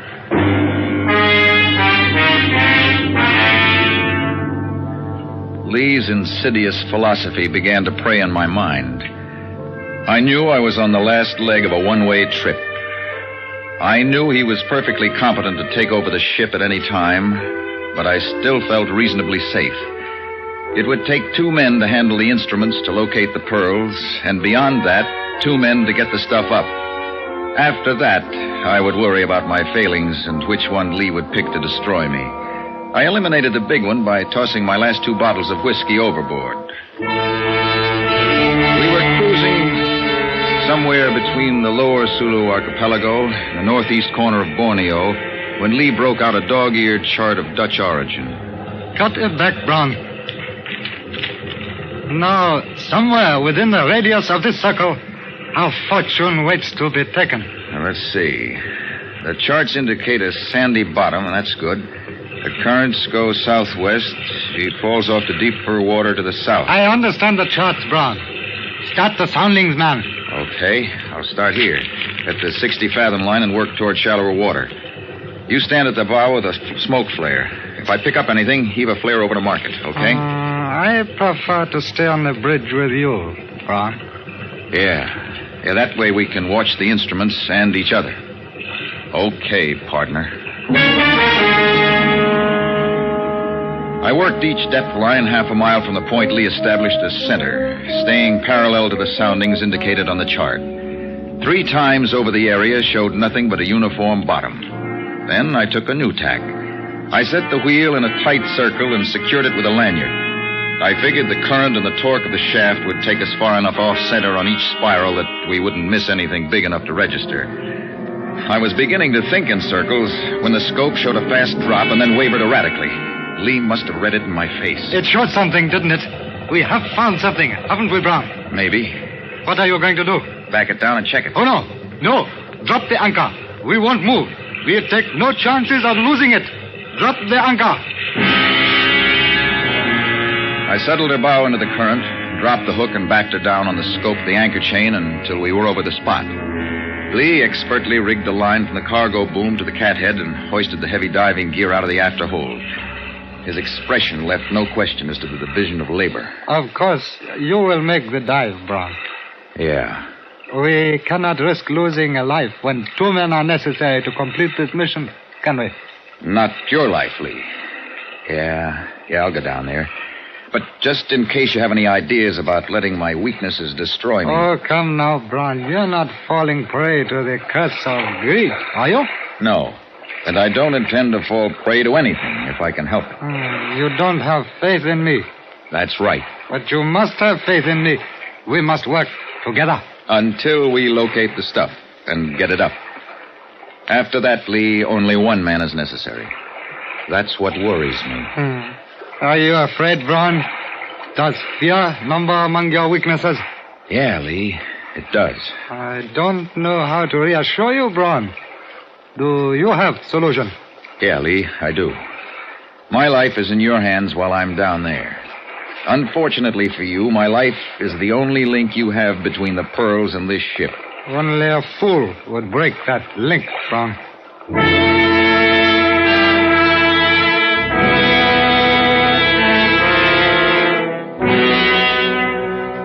Lee's words echoed in my helmet as I felt myself being lowered from a sheave at the end of the cargo boom. Only a fool. I knew that I was pitted against a ruthless maniac. That finding the pearls meant that one of us would die. Yet some power greater than reason forced me on. A power I recognized as greed. My weighted feet settled on bottom. My headlight sent a glaring shaft through the murk, serving only to blind me. Then my eyes adapted. Strange shapes darted in and out of the beams, flashing big shadows. I pivoted slowly, straining my eyes to the burning point. Suddenly, the beam stopped short and reflected upward in a blinding glare. There she lay, a slimy hulk stern down in the sand, her stack and superstructure eroded away, and her plates hanging scab-like from her frames. A death ship washed clean by gentle currents. I headed for the quarterdeck and leaned on the crumbling vestiges of the hatch. It fell away. My light picked up a single object. There it lay, its corners worn round from shifting against the bulkheads. A teakwood chest. Brass bindings radiated from its single big hinge like the fingers of a giant hand. I felt a wave of desire grow into a surge of greed and resolve itself into an overpowering lust. I bent a line onto the chest and signaled Lee to haul me up. I felt as though I was threading my life away as I paid out the line that would link the treasure with the surface, knowing that only Lee's ignorance of what the other end held ensured my shedding the heavy diving suit safe on deck. That would put us on even footing. I lost the fear of Lee's methods and thought of my own. Methods based on greed that knows no compromise. Methods of killing to keep. Then my fears passed. He couldn't kill me until the chest was on deck. Lee was like a man waiting for sentence when I climbed out of the diving suit. Well, it's there. Describe it. Describe the chest. Solid wood bound in brass. Is that all? Brass hinges, like a hand. That is it, Brown. The hand of Muhammad. My reward at last. The hand of Muhammad. You mean our reward? Of course. Our reward. For a brief second, we were two animals standing at bay, eye to eye, appraising, each waiting for the other to move. Then, as one, we saw through the cloud of greed. We still needed each other until the chest was on deck. Lee swung the boom inboard while I reeved the line attached to the chest through the eye of the sheave. He took the running end of the cathead and made a turn, his narrowed eyes fixed on me, waiting for the signal to haul away. His hands turned white, bloodless, as he gripped the line. I gave him the signal to haul in the line. Start it easy, Lee, and take it slow all the way. We'll stop it at the surface to keep the weight off the line. The line threaded through the sheave endlessly as time while I strained to catch the first glimpse of any bulk in the water. Again, I felt the surge of greed I'd experienced below. Unconsciously, I drew my sleeve across my mouth. A dark and distorted mass showed beneath the surface. Slow it down, Lee. She's going. Slow it down, Lee. Slack off. You'll break your line. Slack off. Lee was out of control. The heavy chest lost the buoyancy of the water. The strand of the line snapped and shot a ragged end up to the block. But it was too late. The chest hit the block and the line snapped, crashing the waterlogged wood against the ragged metal of the topside. Brass fingers of the giant hand opened grotesquely, spewing a shower of tumbling beads over the surface of the water. Oh, you fool! You American fool! There they are, Lee. Look at them float down. Your little white seeds of greed. You will die, you idiot! You felt the pearls at the end of that line, Lee. They were in your greedy little hands and you couldn't let go. You couldn't slack off on the line. You couldn't let go, could you? So the hand of Mohammed sowed the ocean with little seeds of greed. You will pay, Brown. Pay with your life. All right, intelligent one. There are no odds. Pick a weakness and destroy me. Take your choice. Come on. You will die, dog. He came toward me slowly. Then he drew back, right foot poised. I was ready for it, but instead of the kick, his thumb shot out at my eyes, pushing jagged nerve ends right into my brain. Blind instinct told me to swing while I knew where he was. You'll die. Not yet, Lee. How do you like that, Lee? Ducked by a blind right fist. And this, how do you like this, Lee? How do you like my thumbs? How do you like 'em mashing into your master throat? You're getting weaker, Lee, weaker. Oh, where's your mental power now, Lee? Gone, is it? Dead? Dead.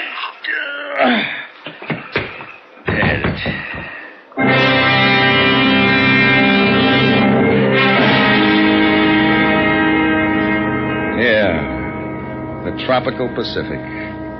Gentle Pacific rocking me to death in a cradle of rusty steel. Maybe it's spring or summer or day or night. The breeze is gentle, sent to soothe, and my eyes no longer pain. Yeah, it's gentle. Such gentleness. Such maddening, unbearable gentleness.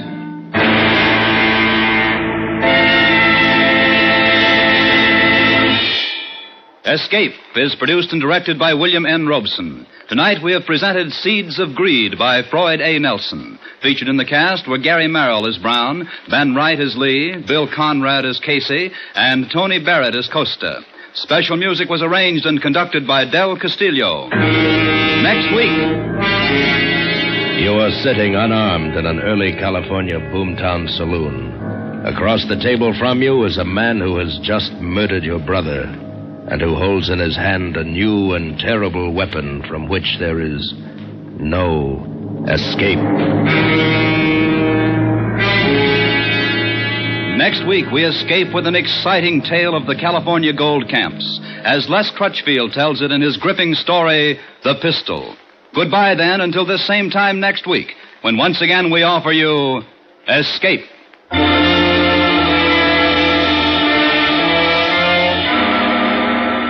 Groucho Marx, and who will quarrel when you label him a very funny fellow, will be back on most of these same CBS stations tomorrow night with his deliriously wonderful quiz show, You Bet Your Life.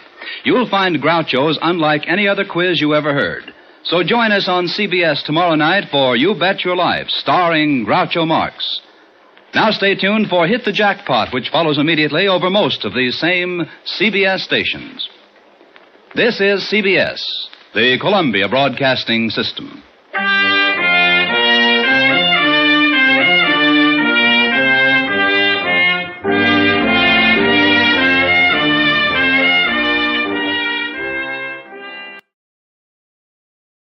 Tired of the everyday routine? Ever dream of a life of romantic adventure? Want to get away from it all? We offer you Escape. Escape, designed to free you from the four walls of today for a half hour of high adventure. Tonight we escape to an early California gold camp and an exciting tale of frontier revenge as Les Crutchfield tells it in his colorful story, The Pistol.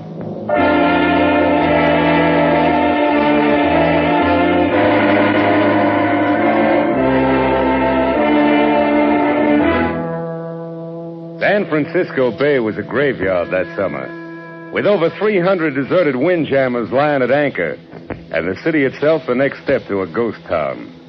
Every man who could walk, run, or stagger had headed inland to look for gold, and the women had followed. Mostly they traveled up the river as far as Sacramento, then fanned out into the hills. That was the jumping-off place, Sacramento.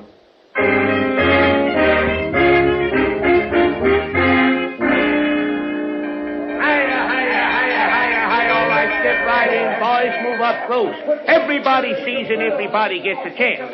Anytime old honest Faraday runs an auction, you know it's on the level. All right now, friends. The pistol I'm holding in my hand here is the first one of its kind ever seen west of the Rockies. The first model of Dr. Samuel Coates' new 44 caliber 6-shooter. The gun that fires 6 times without reloading. Now, who'll open her up with a bid of $250? Did you hear me? $250. Come on, boys. There's plenty of gold on the Sacramento River, but only one Colt 6-shooter. Now, did I hear a bid of, say...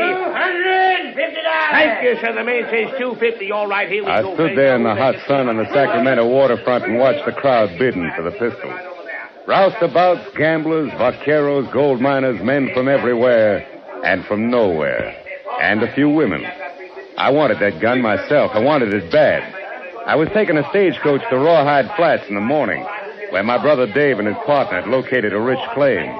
And I didn't plan to load myself down with an outfit, but a gun was different. I was packing $1,000 in gold eagles, and I was ready to lay out a good part of it to get that 6-shooter. The bidding reached $500. All right, anybody else? Anybody making $550? $525. Anybody else? All right, going once.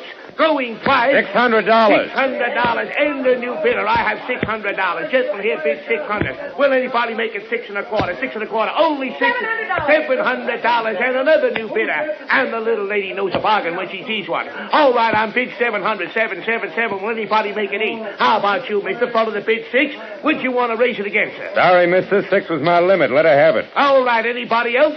Going once? Going twice? So... Lady, you bought yourself a gun. Now, friends, if you'll step right over here and get the back on my Could I get through? Pardon me, please. Well, congratulations. What? Oh, you should have kept on bidding. Why? You'd have gone to $1,000 if you had to. Yes, I suppose I would. I guess it just isn't your lucky day. Oh, I don't know. Haven't I just met the prettiest girl in California? Have you? Haven't I? Maybe that's not as lucky as you think.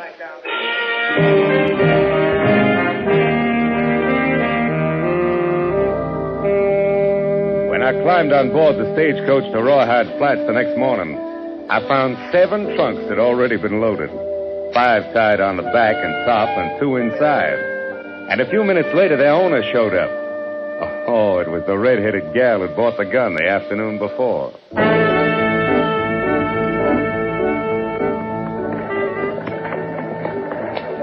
It took 5 miles out of Sacramento to break the ice. And after that, well, I learned her name was Teresa Blake. She'd been down to San Francisco to buy some new clothes. And she was on her way back to Rawhide Flats. No, I don't live with my folks. I don't have any folks. I work. Oh? Doing what? I'm a singer. The Brass Nugget Saloon. I see. No wonder you wanted a gun so bad. No, I never have any trouble there. I got the pistol as a present for my boss, Mr. Mallory. $700 makes a pretty expensive present, Miss Blake. He's been good to me. Awfully good. I see. Well, anyway, it's a great gun. In 15 years, every man west of St. Louis will be packing one. Oh, I was going to give you something. I almost forgot. A sort of consolation prize for losing out on the gun. Oh, here it is. Yeah, it looks like a little gold nugget.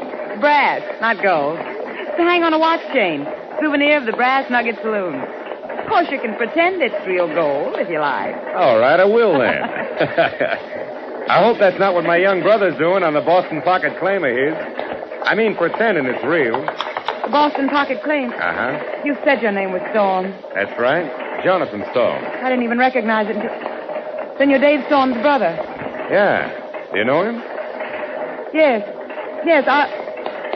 Mr. Storm, I wonder if you'd mind if I tried to get some sleep now. I'm really awfully tired.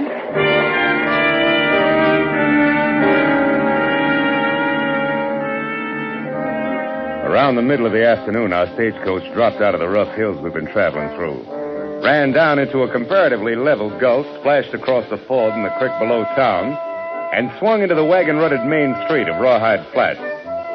It was like every other boom town I'd seen. A mixture of mud, shacks, board-fronted stores, bars, rooming houses, stables, horses, burros, and men. Men everywhere, milling and shoving along the plank walks and out into the street. Noisy, brawling, bearded, and tough. Rawhide Flats.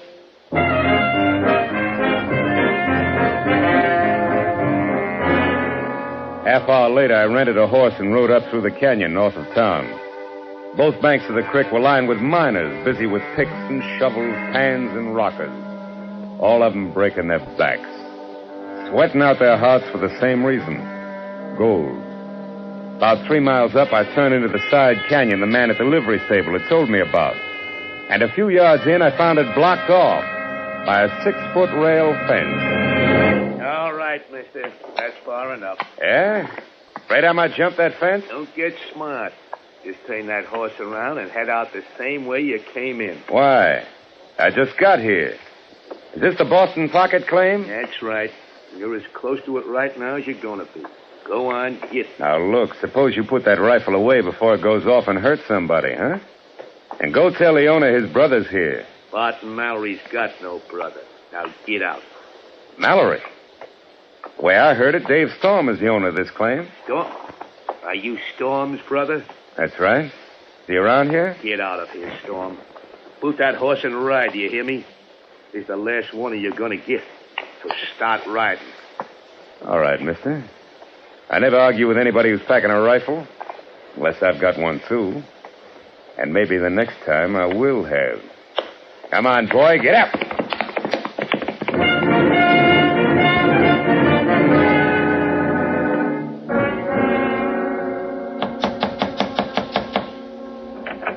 Yes? Oh, it's a Storm.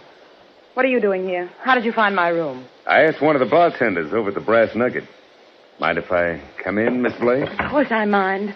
Why, Bart, if Mr. Mallory found you here, He'd what? You only work for him. He doesn't own you, does he? That's no concern of yours. You're presuming a good deal simply because we rode in the same stagecoach.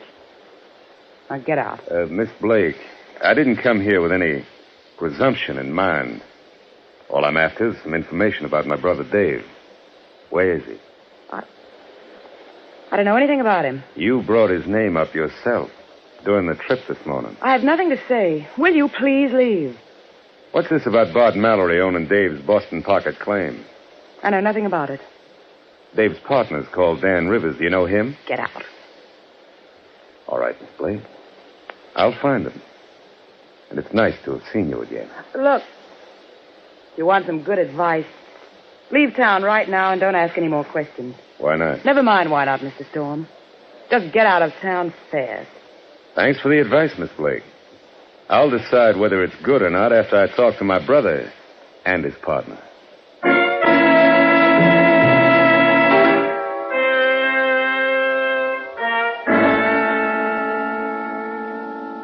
Now, look, Dan, you're Dave's partner, so let's have it straight.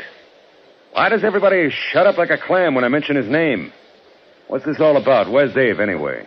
Jonathan, I wish somebody else had told you. Told me what? That David is dead. Dead? That's right, Jonathan. He was... Go on, Dan. What happened? He was shot in the back. We found him lying in the street at the north edge of town one morning a couple of weeks ago. I see. Who did it? You want the official story? Yeah, first. You say Dave dropped into the Brass Nugget Saloon late that night and sold the Boston Pocket claim to Bart Mallory. Took $12,000 in gold certificates for it. And they say that's how come he was murdered and robbed after he left the Nugget. Has Mallory got a deed, a bill of sale? Yeah, he got one all right with Dave's name on it. How come Dave could sell the claim out from under you even if he wanted to? I thought the two of you were partners. We were, but we recorded the whole claim in Dave's name. And that way only one of us had to make the trip to Sacramento. All right. That's the official story. Let's have the other one. Dave wouldn't have sold out to Mallory for any amount of money. Mallory had been after him for weeks, but Dave and me both knew we had the best claim in Rawhide Flats. So? Some of his gunslingers bushwhacked Dave. Mallory turned up with his phony deed the next day. And everybody in town knows it, but nobody dares to say so. I suppose it's like every other boom camp. No law here yet, huh? Only what law a man can make for himself. In that case, I guess I better make a little. To fit this Bart Mallory. Maybe you don't know exactly what you're tying into, son. Why, he's got half a dozen or more of the toughest boys in California on his payroll. We'll find out how tough they are. Don't count much on me. I'm an old man. All right, Dan. So they're not the best odds in the world. Can't be helped. You play with the cards you got. Dave used to tell me you were the coldest man he ever seen when it come to trouble. I think maybe he was right. Well, first thing I need's a gun. With odds the way they are, I guess I better have a six-shooter. Pretty out of luck, Jonathan. I've heard of them, but you won't find one here in Rawhide. Oh, there's one here, all right. Fella got it just today. Fella named Mallory. Mallory? Now, wait a minute, Now, look, son. Dan. I taught a lot of my brother. And I don't like the way he was killed. I need that gun of Mallory's. I'm going to get it. And then I'm going to use it to get Mallory. That's the way it's going to be, Dan. You can count on it.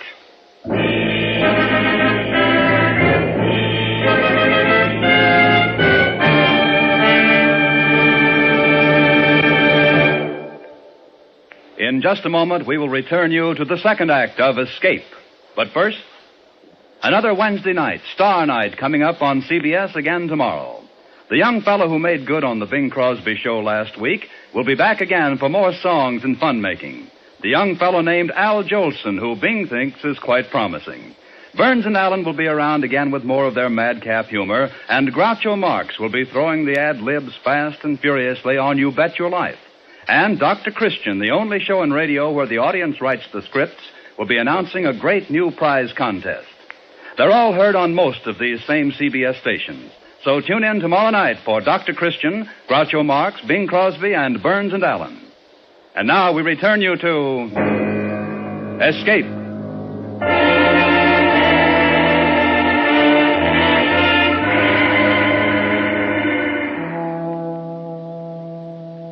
I stepped inside the swinging doors of the Brass Nugget Saloon and looked things over. Finally, I had the bartender point out Mallory. He was sitting at a table in the back near the offices, playing poker with 3 other men.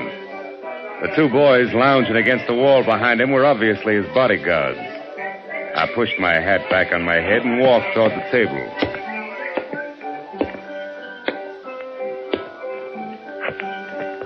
Well, there you are, boys. 4 tens. I guess that ought to do it.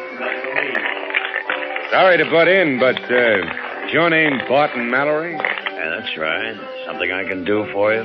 My name is Storm. Jonathan Storm. This is the one I told you about, boss. You probably knew my brother. Oh, yes, David Storm. Sure. He used to come in here. So I heard. You got anything special in your mind? Yeah. I need a gun. I understand you got a new 6-shooter. I'm sorry, it's not for sale. I didn't say anything about buying it. I'll bet $1,000 against that gun on a cut for high card. What do you say? Sorry, Storm, the gun's out of it. Name something else. No, I want the gun. What's the matter, Mallory? The boys told me you'd bet on anything in the house if the odds were right. Yeah, that's right, I will. But the gun's a gift from a friend. Maybe you figure your luck's about to run out. Would that be it? All right, I'll take the bet. Benny, break out a new deck. Yeah. Well, there's the gun. Let's see 1,000. Sure. Mind if I shuffle? No, go ahead. Maybe I should have warned you, Mallory. I got a feeling this is my lucky night. I'll take a chance it isn't. By the way, you wouldn't happen to have any idea who shot my brother in the back, would you, Mallory? No, I'm afraid not. The killer hasn't been identified yet. That's too bad. Maybe I'll have to identify him myself. Your cut, Mallory. All right.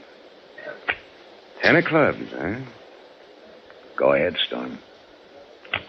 Jack of diamonds. Thanks for the gun. Oh, it's already loaded, too. Well, I think I'll be... I've been looking all over the place, and I can't find... Oh, Good evening, Miss Blake. how do you do, Mr. Storm? I'm sorry if I'm interrupting. No. I'm glad you came. Gives me an idea. Mallory, how'd you like another chance at my $1,000? What's the bet? High card again. $1,000 against a kiss from Miss Blake. What? Of course, maybe you don't have any say over her, huh? Wait a minute, the bet's on. You want to shuffle again? No. Go ahead, cut. Queen of spades. You'll find that pretty hard to beat. Yeah, I guess you're right. Ace of hearts does it, though. My lucky night, Mallory. Well, Miss Blake, I guess you... Don't you dare. I'm afraid you don't have much choice about it, honey. I won this from your boss. You...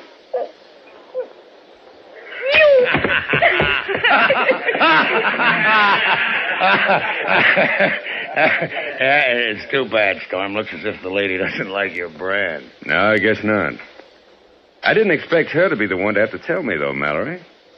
I kind of thought that you might resent that, might want to do something about it. Why? That's what she's here for. It's her job. She gets paid to take care of the customers.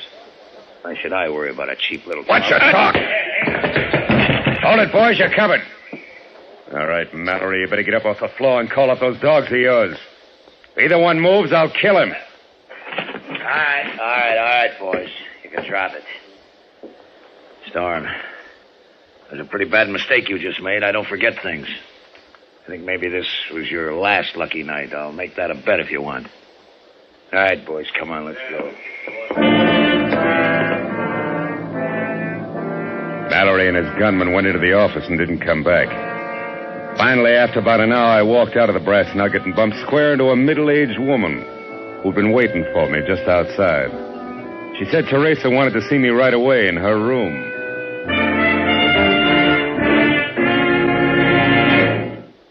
You can put that gun away, Mr. Storm. I'm here alone. This isn't a trap. And what is it? I want to know why you made that bet. I mean about kissing me. Suppose we just say I wanted to. Let it go at that. You're afraid, aren't you? You're afraid not to be tough. Is that why you asked me to come here to tell me that? Well, don't you suppose a girl can have feeling less? That you can be sorry for things? Meet somebody, maybe. Go ahead, honey. You're doing fine. What do you mean? I mean, I'm halfway ready to believe that. A little more of it, and I would believe it. And if I had any sense, I'd know better. I see. And that's the way you feel about it. It's a start, isn't it? This is the first time I have... Oh, it's a use. Try You it wouldn't and believe find out. Get out. You don't understand anything. Go on. Get out. Get out! Get out!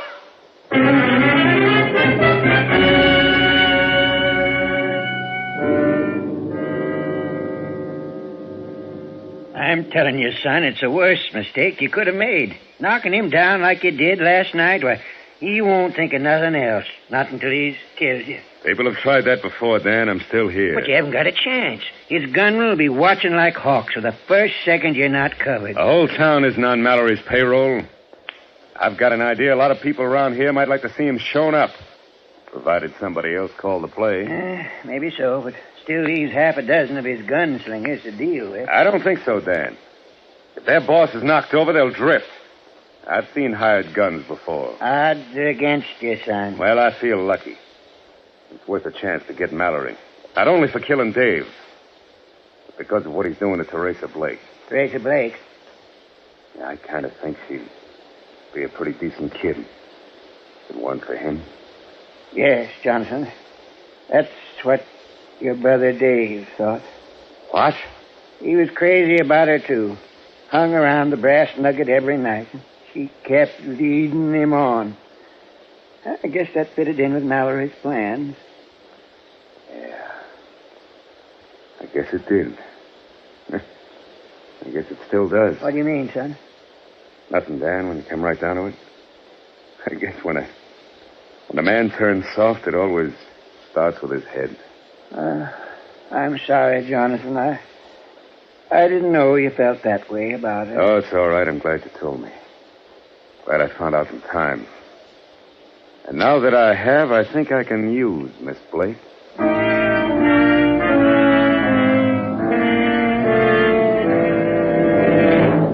Why did you come here? What do you want? A short talk, honey. I don't want Mallory to see us. You've got to leave town. Leave now and don't come back, please. How much do you get for this, honey? I mean, talking me into leaving town and getting me out of Mallory's way. Oh, you fool. He doesn't mean a thing to me. It's you, don't you know that? I'll go with you if you'll only leave tonight. I'll go with you right now, please. No. I've gone too far now to turn back. I've got to finish it up. It's not too far yet, but it will be. Maybe you'll want to turn back then, only it'll be too late. A few hours from now, it'll all be done. And then maybe we can think about some other things. If you still want to. Want to? Of course I'll want to, Johnny. Johnny. Nobody's called me that for a long time. Terry, I want you to do something for me. Anything, Johnny, anything. Do you think you can get that deed to my brother's claim from Mallory's strongbox and give it to me? I think so. Yes, of course I can. He trusts me enough. Yeah, I'll bet he does. How long will it take? Give me an hour. All right. Johnny, would you kiss me first? Sure, Terry. Oh, Johnny. That was better than the one I risked $1,000 for. Nobody could buy that for $1,000. Nobody ever has. Come back into my room in an hour, Johnny. I'll have the deed.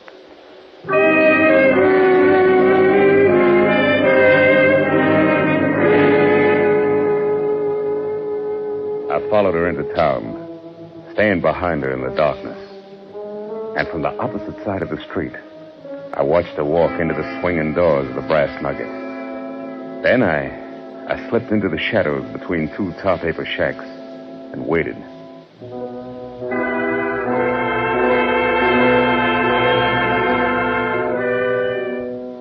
It was a half hour before they came out of the saloon and headed down the street toward Teresa Blake's rooming house. All 6 of Mallory's gunslingers. He wasn't taking any chances. Terry had double-crossed me after all. Just the same as she double-crossed my brother. And that was fine with me because I was ready for it.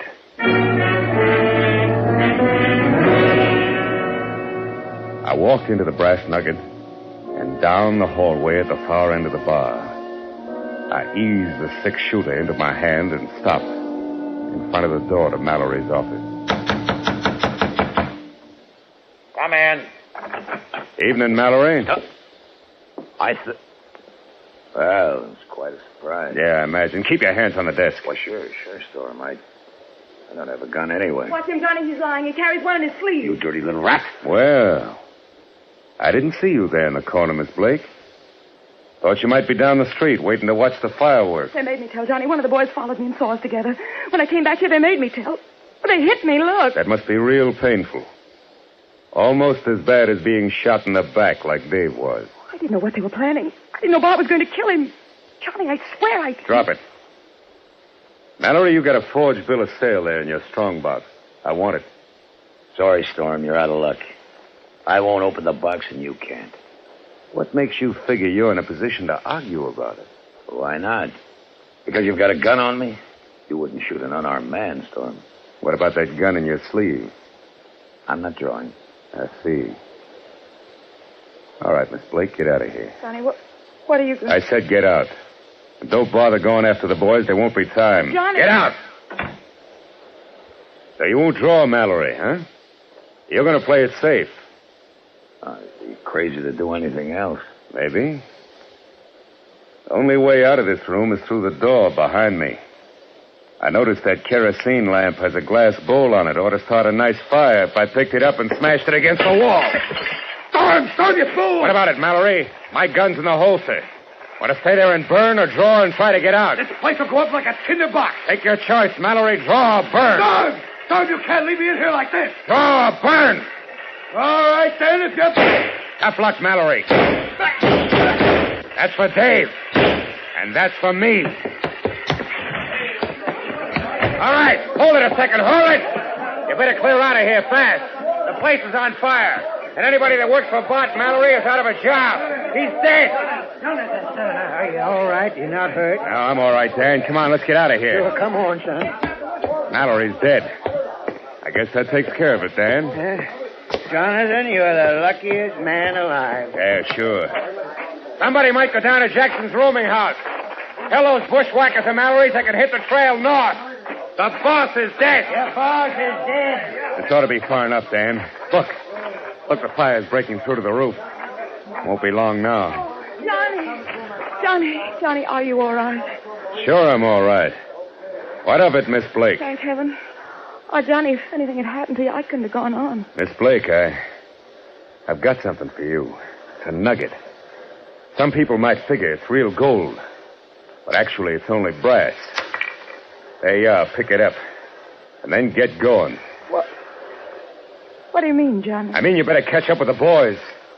They'll be heading north. But you said that we... Drop it. Oh, yes. Here's something else you can have, too. Your 6-shooter? No. It's yours. You bought and paid for it. It's got one shot left. Use it any way you want to.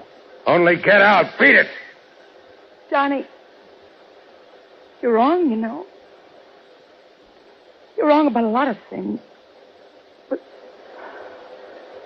what's the use? That's right. What's the use? Why, Johnny? Son, you hadn't ought to give her that pistol. That was your luck, you might call it. I think my luck's all run out, Dan. Yeah. Claim is all yours. I'm leaving in the morning, heading south. Why, son? There's nothing south of here. Yeah. But it's the surest way I know to keep myself from heading north.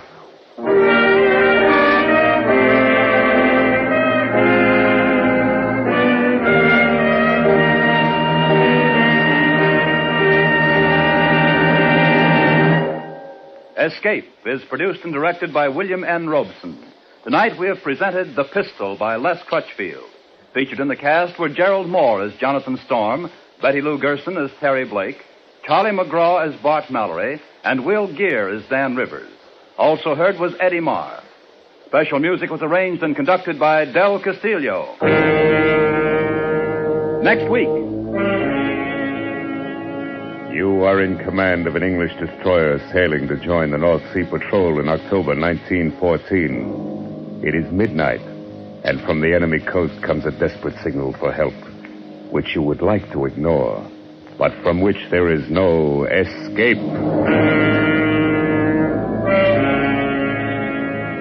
Next week, we escape with Robert Buckner's exciting and unforgettable tale, The Man Who Won the War. Goodbye, then, until this same time next week, when once again we offer you Escape.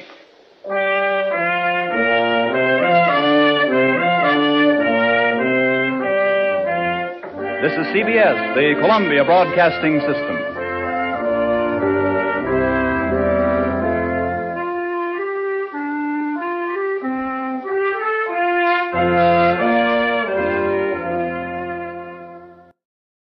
Tired of the everyday routine? Ever dream of a life of romantic adventure? Want to get away from it all? We offer you Escape. Escape, designed to free you from the four walls of today for a half hour of high adventure. Tonight, you are swimming for your life in the dangerous waters off the Florida Gulf Coast, about to be smashed by a launch carrying a vicious criminal who must kill you or die himself. And on shore, 500 yards away, the police are waiting to arrest you for murder. And there can be no escape.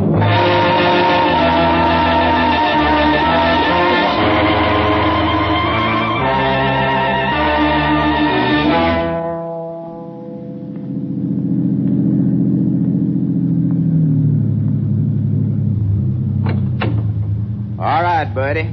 This is the end of the line. Thanks for the ride. Don't mention it. Compliments of Miami Police. Now, you see that sign? Yeah, I see it. Read it.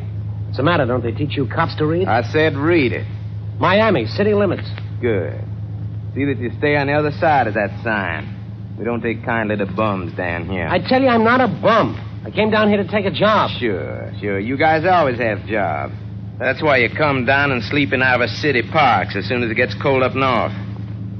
Well, now get going. And keep going. And don't come back.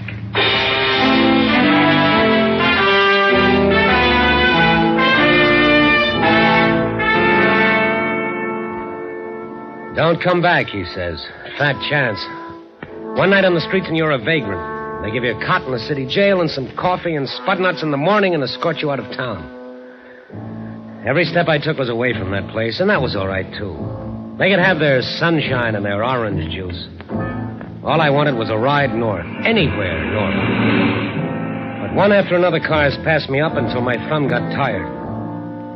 I walked almost all the way to Fort Lauderdale. I got a ride into Pompano, and then I hooked it again. It was getting hot. Took off my jacket and carried it. It was near Delray Beach that the big new Nash sedan swooped down around the curve from the opposite direction. And suddenly, it blew a tire. The car swerved, careened across the white line, and was coming straight at me. I jumped out of the way and ran, my heart pounding like crazy. And then the car stopped miraculously, right side up. There was some driving. I walked back to it. There was a red-headed girl in the driver's seat and a man beside her. The man's face was cut. Darling, you're bleeding. Your forehead. It's nothing. I just hit the windshield. Can I help? Yes. You can change the tire. If you do it fast, there's $5 in it for you. You all right? It's just a cut. It's nothing. Look, we're in an awful hurry. Oh, sure. Where do you keep the tools? Oh, in the back. Here's the key. I'm sorry I scared you.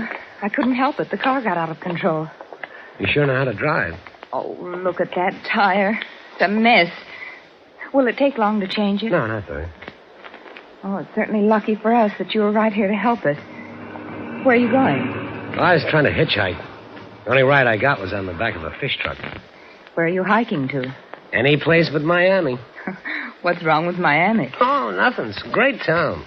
But the cops don't like you if you don't have a job. I should think a good-looking man like you could get a job.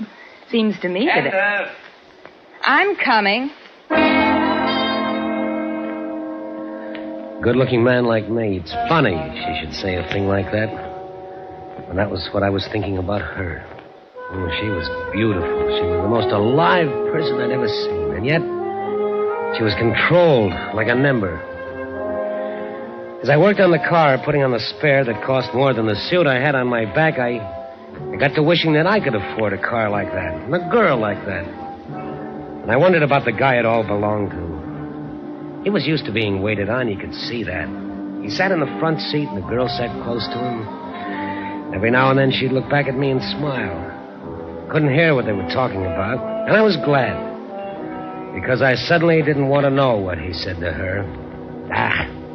A jerk, that's me, a daydreaming jerk. How are you coming?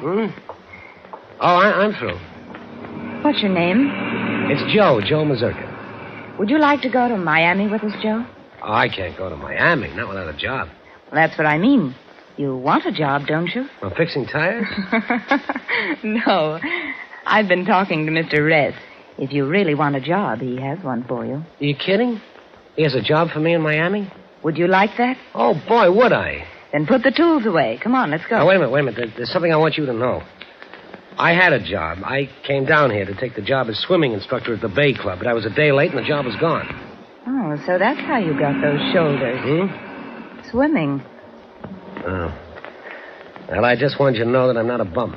Of course you're not a bum, Joe. Whatever made you think I thought you were? And, we haven't got all day. Come on, he's getting impatient. Yeah, but the job, what kind of a job is it? Mr. Ress will tell you about it on the way in. But You want to go to Miami with us, don't you?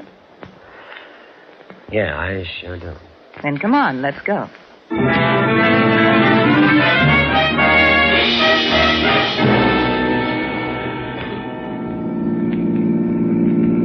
It's this way. I'm a writer. Oh, sure, Ress.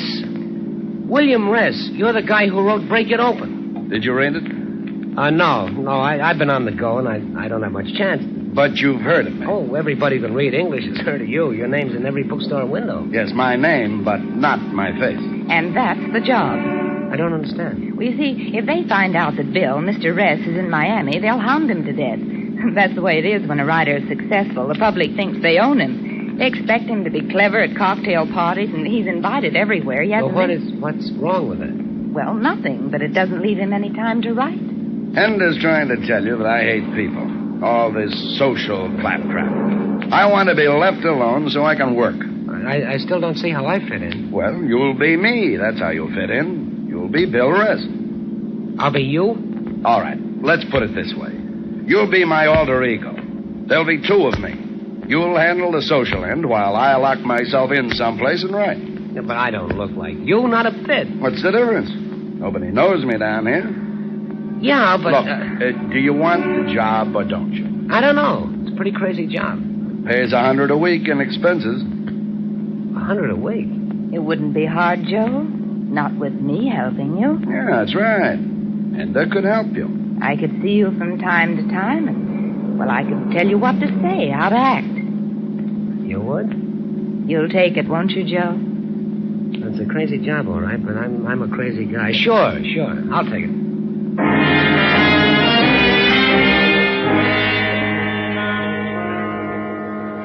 They coached me all the way into Miami. I memorized facts about him. Where he went to college, what he ate for breakfast, how he felt politically.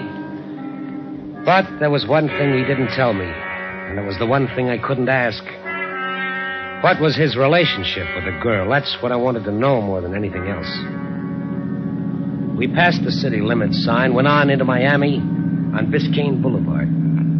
Hender pulled the car up near a cab stand. Now, you're sure you got it all straight? I think so. All right. Hender, give him some money. Oh, yes. Here, Joe. Thank you. $500? Yes. I want you to buy some good clothes and a couple of good traveling bags. You're a successful writer, remember? You've got to look good. And check in at a good hotel. The Ronnie Plaza. Yes, that'll be fine. Ronnie Plaza. Aren't you coming with me? Oh, you'll want to get settled first, Joe. Get yourself a haircut and manicure. I'll see you tonight. But what if I should have to get in touch with you before that? Why? Why would you want to get in touch with her? Oh, well, you know. Ask some questions about you in case something comes up all of a sudden. All right. If you need me sooner, you can call me. 99730. Give me your pen, Bill. But don't bother us unless you have to. No, I won't. And, Joe. Yeah. You'd better pick up a copy of Mr. Ress's book. It might be rather embarrassing if you didn't know what it was all about.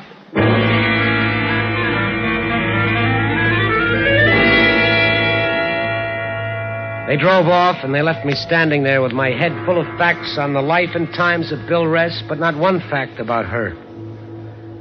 I didn't even know what her last name was. Well, there'd be time for that. I did like they told me. I bought some clothes and a suitcase. I got a haircut and a manicure, and I bought the book. Funny. A few hours before, I'd been a vagrant. No job and no money. Now I was set up in the swankiest hotel in Miami. Come in. Mr. Rez? Oh, yes. I'm George Cole. I'm the public relations man for the hotel. This is Walters, our photographer. Glad to meet you, Mr. Rez. How are you? Well, come on in. Oh, thank you. Well, we're certainly excited having you here at the Ronnie Plaza. Well, thank you. We were frankly pretty surprised when you checked in. Is that so? We knew you were in Miami. You know how those things get around. Miami's really just a small town. But you have the reputation for being such a recluse. Well, you know how it is. I wonder if you'd let us release a little publicity on you. Well, we'd like to take some pictures. Well, all right, sure. Go right ahead. Take all you want. Now, let's see. How about over here by the window? This be all right? Oh, yeah, that's swell. I'll hold it a minute, will you? Oh, it's certainly nice of you to be so cooperative. I'm glad to. Got it. Now then, over this way, please. Walters, I think it would be good to get one of him autographing his book. I took the liberty, Mr. Ress, of bringing up a few copies. Would you autograph them for some of our guests? Yeah, all right. Have you got a pen? Oh, certainly. Here. There, now, that's just fine. Hold it. Oh, thank you very much. Would you autograph this one to Herman and Betty? To Herman and Betty? Mm-hmm, yeah. Oh, shall I get it for you? Oh, no, thanks. I'll yeah? Are you Bill Ress? That's right. I'm Arnold Springman. Well, what can I do for you? Do for me? That's funny. I beg your pardon? So you don't even remember my name? Springman. Arnold Springman. Think hard. What do you want? You ruined my life, you destroyed my future, and now you don't even remember my name. It's all it meant to you, isn't it? Sensationalism. Muckraking. What do you care if you break a man so long as your book sells? Now look, you've got the wrong idea. I guess we'd better be going, Mr. Ress. Come on along, Walters. No, you wait. I want witnesses. I want the world to know that I'm the one who got rid of Bill Ress. Now, wait a minute. I'm going to kill you. Kill? Oh, no. Put that gun away. Oh, don't shoot, don't. Oh, Mr. Ress, are you all right? Oh, yes, I'm all right. Oh, my. It took a lot of courage wrenching that gun away from him like that. You ruined my life. Well, you get the house detective and get this guy out of here. Oh, yes, sir. And you get out, too. Oh, yes. Don't send anybody up to my room again. Understand? No, sir. Yes, nobody. No, sir. Oh, come along, you. Operator. This is the operator. This is Bill Ress in 416. Get me, let me see, 99730. Yes, sir. Thank you.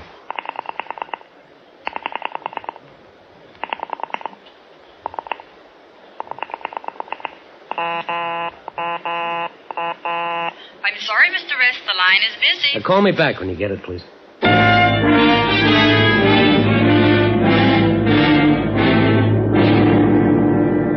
As I waited for the operator to get hand on the line, I leafed through Bill Ress's book. The name Arnold Springman hadn't meant anything to me, but on page 5 it began to mean a lot. He was a small-time political campaign manager, crooked as a broken finger, and Ress's book had exposed it. That's what the book was, an expose of dozens of politicians, large and small, and every one of them had plenty of reason to get rid of Bill Ress. dozens of potential killers. I realized the spot I was in. I was the clay pigeon for a political muckraker. Hello. I have 99730 for you now. Oh, thank you. Hello? That you, Ress? Oh? This is Louis. Well, is Henda there? You got the wrong number. This is Louis' pool room. Operator. Operator. Yes, sir? That was the wrong number. Dial it again, please. 99730. Right away, sir. Good, I'll hold the phone.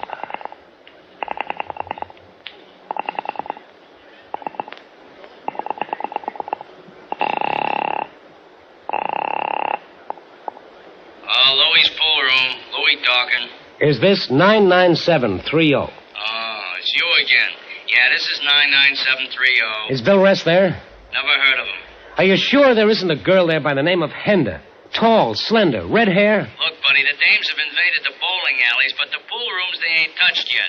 And for that, I'm thankful. But she gave me this number. Buddy, for my dough, she gave you the runaround. I couldn't believe it. But why not? If I was sucker enough to hope I had a chance with her, I deserved the mess I was in. Well, no law said that I had to stay in it. Not even for $100 a week would I stand still and let Bill Ress's enemies take pot shots at me. I grabbed my hat, my new $15 hat, and I walked out of the room, took the stairs to the lobby, and went out the side door of the hotel. It was at the corner I heard the newsboy. Famous muckraker also killed Bill Ress dead. Dead? Paper missed the latest edition, just hit the street, all about the Ress murder. Yes. Give Hey, me y'all, that. thank you. Extra, read all about it. Also killed Bill Ress. Bill Ress dead.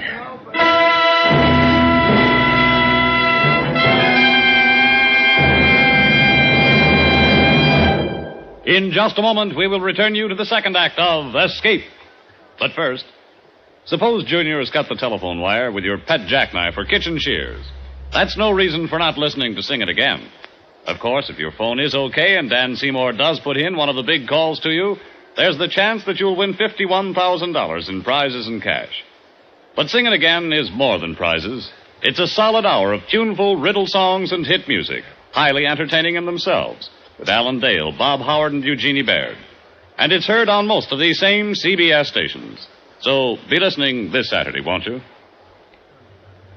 And now for the second act of Escape.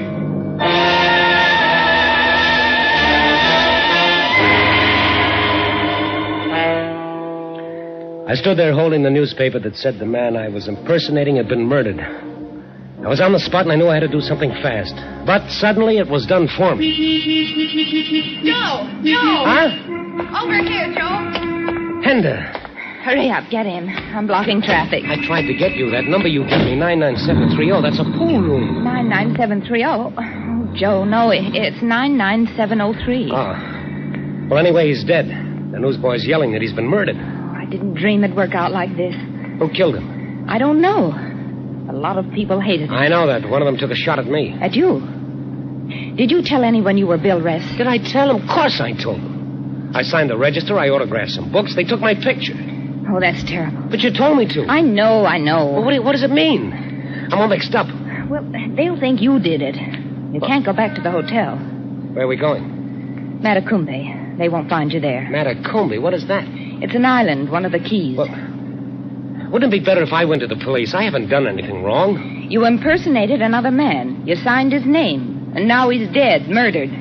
How will that look for you? Yeah, but that was my job. You were there. You heard him hire me. You can tell them that... Well, can't you? No, Joe. That's just the trouble. I can't tell them anything. I don't get it. Why not? Bill was married. Oh, he was going to get a divorce, but he was still technically married. He was going to marry you? Yes. But nobody knew about me. I never met any of his friends. Nobody ever saw us together. As far as the world is concerned, I don't even know Bill Ress. You see, Joe, I wouldn't be a very good alibi for you. I've got to keep out of this mess, too. I see.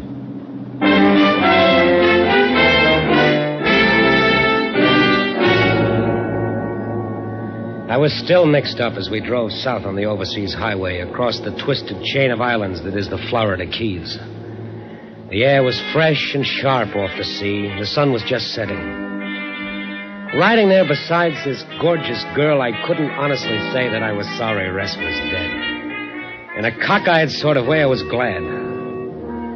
It was at an isolated spot on one of the islands that she pulled off the highway into a deserted lane that ended in a dock. There was a corrugated sheet metal shack at the end of the lane. She pulled the car into a shed. This is Lower Matacumbe. Doesn't look like much. And there's the yacht out there. Yacht? Oh, didn't I tell you? We're going out in the yacht. But you said we were going to stay at Matacumbe. This is still Florida, all the way down to Key West. You'll be safer on the yacht. It belongs to a friend of mine, Ernie Castillo. He'll take good care of us. Yeah, but where is it going? Oh, it isn't going anywhere. Ernie gets seasick, so he just keeps it at anchor all season. Oh. And, how are we going to get out to it? That's strange. The speedboat was supposed to be waiting here for me. Well, come on, let's go into the saloon. I'll phone them.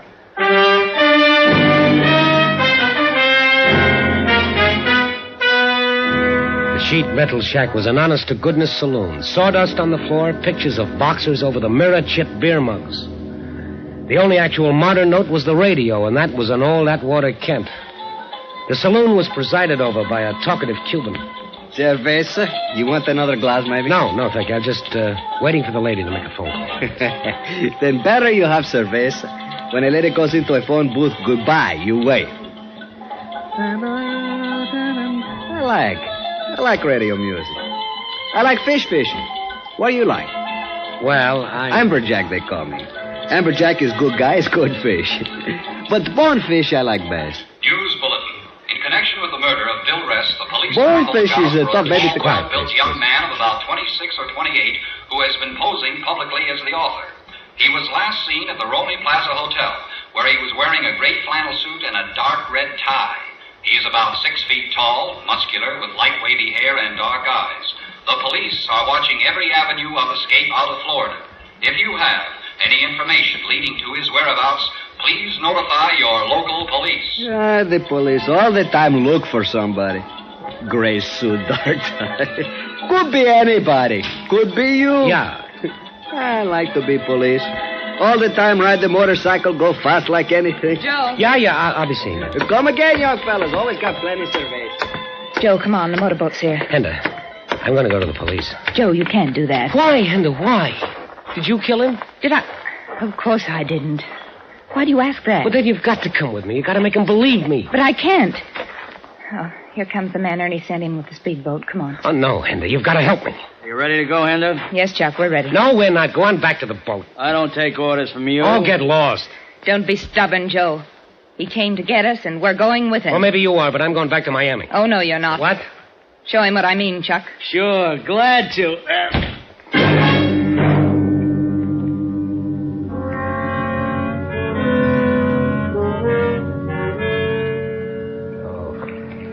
Feel better, Joe? Oh. Would you like me to get you a drink? No.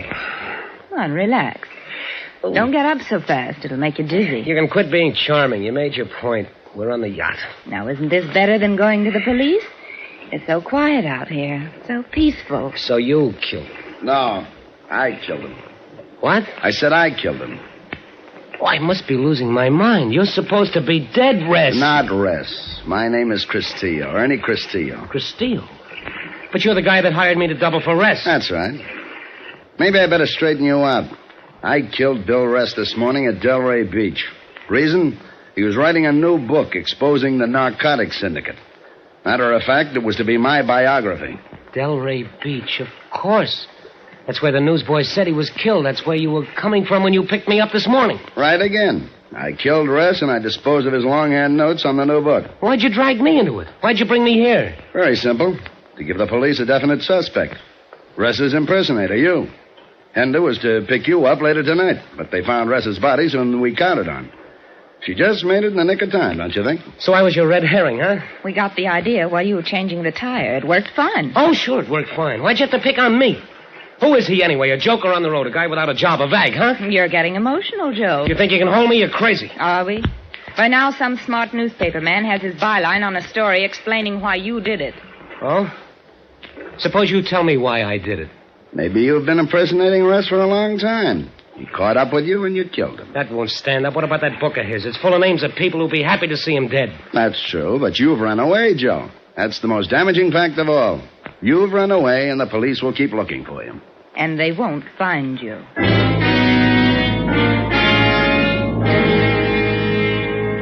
There had been just the three of us on deck, and now I was conscious of others. 2 or 3 men, including the one who had slugged me. They were securing the motor launch to the deck. Even as they worked, I could feel them concentrating on me. It was like waiting for someone to give a signal. What's that? What's that noise? The anchor. The anchor? We're sailing? Right out to sea. Your last voyage, Joe. Way, way out to sea. The engine started up and the yacht began to move, nosing into the Atlantic. I looked back at Matacumbi Key, at the overseas highway silhouetted against the dusky sky, a little fishing boat innocently anchored near the reefs, only a couple of 100 yards away. That's all they were, a couple of 100 yards. There was one wild, crazy chance, and I took it. Stop it! Get it! It's diving overboard! Hold the launch up on after it! There was one thing I knew how to do. It's swim. I could just get to the reefs before they could get that boat in the water and come after me. I was less than 50 yards off the reefs now. 50 yards from the little fishing boat. I looked back just as that motor launch hit the water. And Ress was in it. And he came right at me. He was going to cut me in two. I swam faster. A few more strokes, I'd be at the fishing boat. I could already see the guy in it. Hey, look out, that motorboat! You idiot, get away from me! I grabbed a hold of the fishing boat's gunwale just as the boat swerved to avoid collision. You crazy jerk, you want to kill somebody? Hey, look at that, he's out of control. He's heading for the rocks. Crazy nut, he'll crack up. What a mess. Give me a hand up, will you? Pull me in the boat. Sure. Hey, you know that guy almost killed you. Yeah. You all right? Oh, I'm great. Just get me to the police.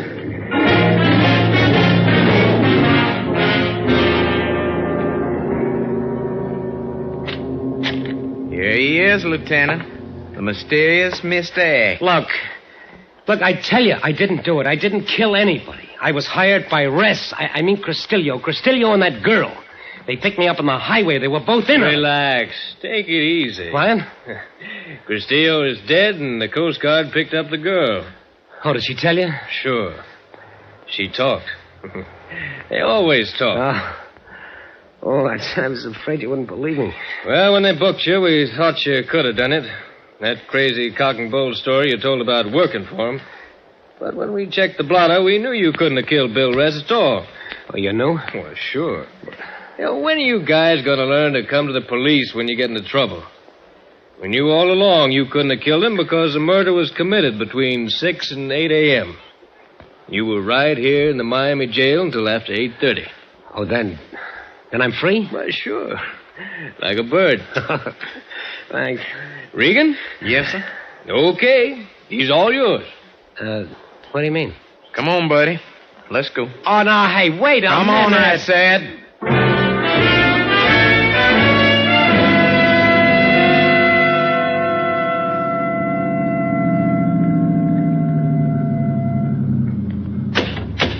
Okay, buddy. See that sign? Yes, I see the sign. It says Miami City Limits. That's right. Now... Oh, wait a minute. I know. You want me to stay on the other side of that sign. Is that it? Yeah, that's it. Now get going. Keep going. And don't come back, yeah? Because the next time you're liable to get yourself in some real trouble.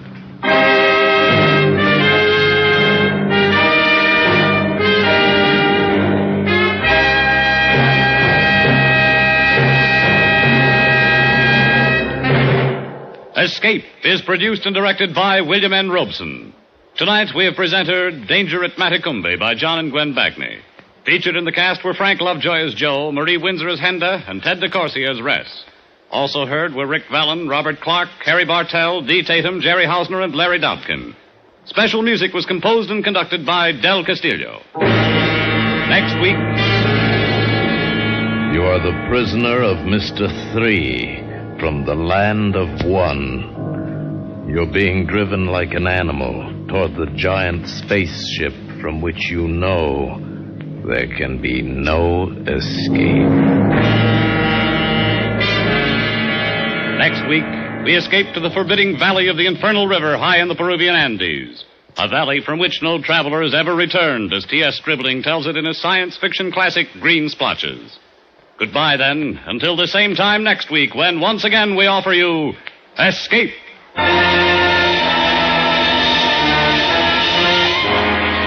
Whether your hair is long or whether it's short, musically speaking, that is, you'll get a kick out of that hour of music with Vaughn Monroe and Gene Autry, heard on most of these same CBS stations every Saturday night.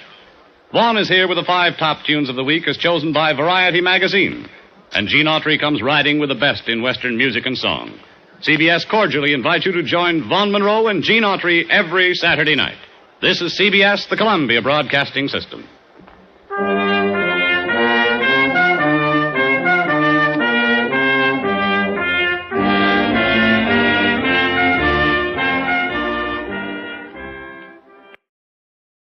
Tired of the everyday routine? Ever dream of a life of romantic adventure? Want to get away from it all? We offer you Escape. Designed to free you from the 4 walls of today for a half hour of high adventure. Escape. Brought to you by the Richfield Oil Corporation of New York and the independent marketers of Richfield gasolines, motor oils, and other petroleum products. Look for the Richfield Eagle on the cream and blue pumps.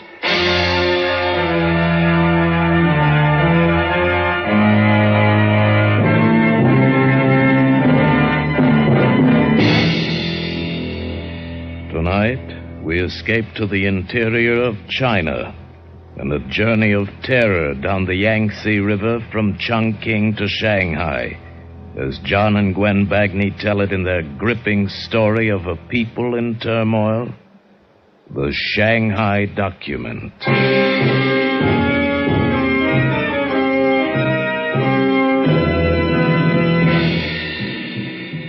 The Yangtze River is a gray gash through the heart of China, the artery that pulsates day and night with displaced humanity. From Chongqing to Shanghai, it's 1,500 crooked miles through deep gutted gorges. But for those of us who took the steamer downriver in those frantic months just after the war, it was a voyage dominated by fear and intrigue and danger.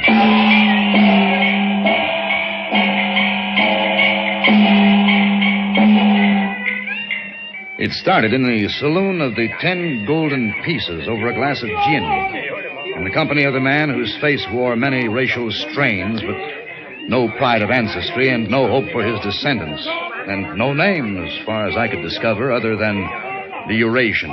The word re-echoes in the marketplace that you desperately seek transportation to Shanghai. The word is correct. The word is also correct that I'm stranded.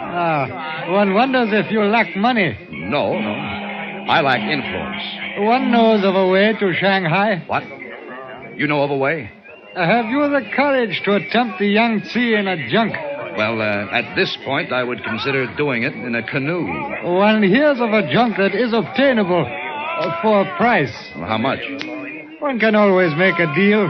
Where is this junk? Can I see it? It's on the opposite bank of the Kialing at the dock at Kiangpei. Could I rent it or could I hire it? You would have to buy it. Buy it? Well, I couldn't navigate it myself. I have thought of that. The owner would take you to Shanghai, where you would, in gratitude, return the junk to him as a gift. Oh, I see. I buy it here and give it back to him in Shanghai. That's a cute wrinkle. You do not favor the wrinkle? Oh, no. Don't get me wrong. If I can get out of Chongqing, I'm crazy about it. Come on, let's go. One moment. The money. It must be in American dollar. Oh, well, of course. Then, as you say, okay, let's go.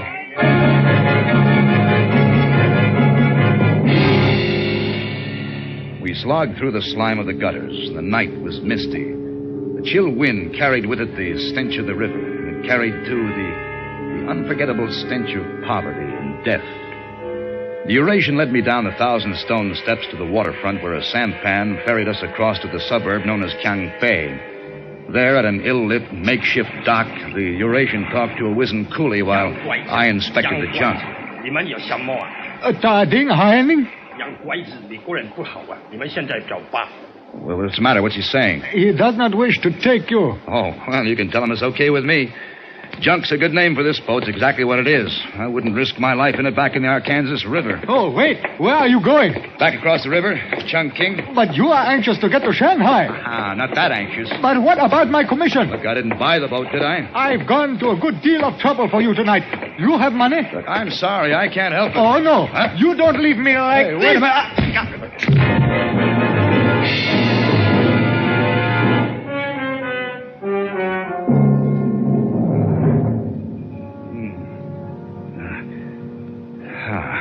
Lie still. Huh? I said lie still. Who are you? Where is that? Oh, my back. He broke my back. Your back's not broken. Take your shirt off. Huh? I'm a doctor. Oh, how did I get here? A dirty man in a white suit brought you. Yeah, the Eurasian. He said he found you in the street. He did, huh? Why, Hey, wait a minute. My money. My money is gone. Turn over on your side. No, wait a minute. Lie face down, please. Huh? Now, where does your back hurt? All over. Here? Yeah. Mm-hmm. What about here? No. Well, it's nothing, just a pulled ligament. Oh. Sprain. I'll get my bag and tape it for you. You're an American, aren't you? Mm-hmm. Kansas. No kidding. So am I. Wichita. What happened to you tonight? Saloon brawl? No. I guess I was just a little too anxious to get to Shanghai. I was even considering a leaky junk down the Yangtze. Why do you want to go to Shanghai? I'm correspondent. That's where the big story is today. Well, if you want to go, why don't you take the river steamer? Oh, that's funny. I've only been trying for months to get a ticket on the thing. Lie still, please. Now inhale. All right. Exhale. Hold it. All right. I want this adhesive to be good and tight. Yeah. You know, I'm taking the boat to Shanghai tomorrow. You are? Don't talk, please. All right. I didn't have any trouble getting a ticket. Yeah, but... Hold still, please. Mm-hmm. If this tape isn't tight, it won't do you any good. Got to have connections in China today. I was lucky. I've been out here 6 years. I know a lot of people. There. Is that too tight? Well, it's tight. And that's the way you want it. Well, feels a lot better. That'll do the trick, though. You'll have to keep it on at least a week. Yeah. Well, how much do I owe you, Doc? Oh. Make it a pack of cigarettes. Ow. That's pretty high. As a matter of fact, I haven't got quite a full pack, but you can have it. Here. Thanks. What do they call you back in Kansas? Well, in Kansas, they call me Jane Roma. In China, I'm known as Girl Doctor. You know, I was just thinking, if you're really serious about wanting to go to Shanghai... Serious? I can get you a ticket on the downriver boat tomorrow. Well, it's almost impossible to get a ticket. How? Does it matter how I get it, as long as I get it? Lady, if you can get me out of Chungking, nothing matters. I'll pay you back in Shanghai. What's your name? Tony Daner. Well, Tony Dana, there'll be a ticket waiting for you at the steamship office tomorrow morning and a little money for traveling expenses. What? I can't believe it. What are you looking at me so funny for? You're amazing. Why? You're the first man I've ever met who didn't comment on my being both a woman and a doctor. Oh, well, now, don't get me wrong, girl doctor. The combination fascinates me, but what I like most is your ability to pull a steamer ticket out of the hat. Oh, I have many talents. Well, let's kick him around. No. You go to your room and rest. Take care of that back. Okay, you're the doctor. But I can tell you this. What? I'm glad you're going to Shanghai with me.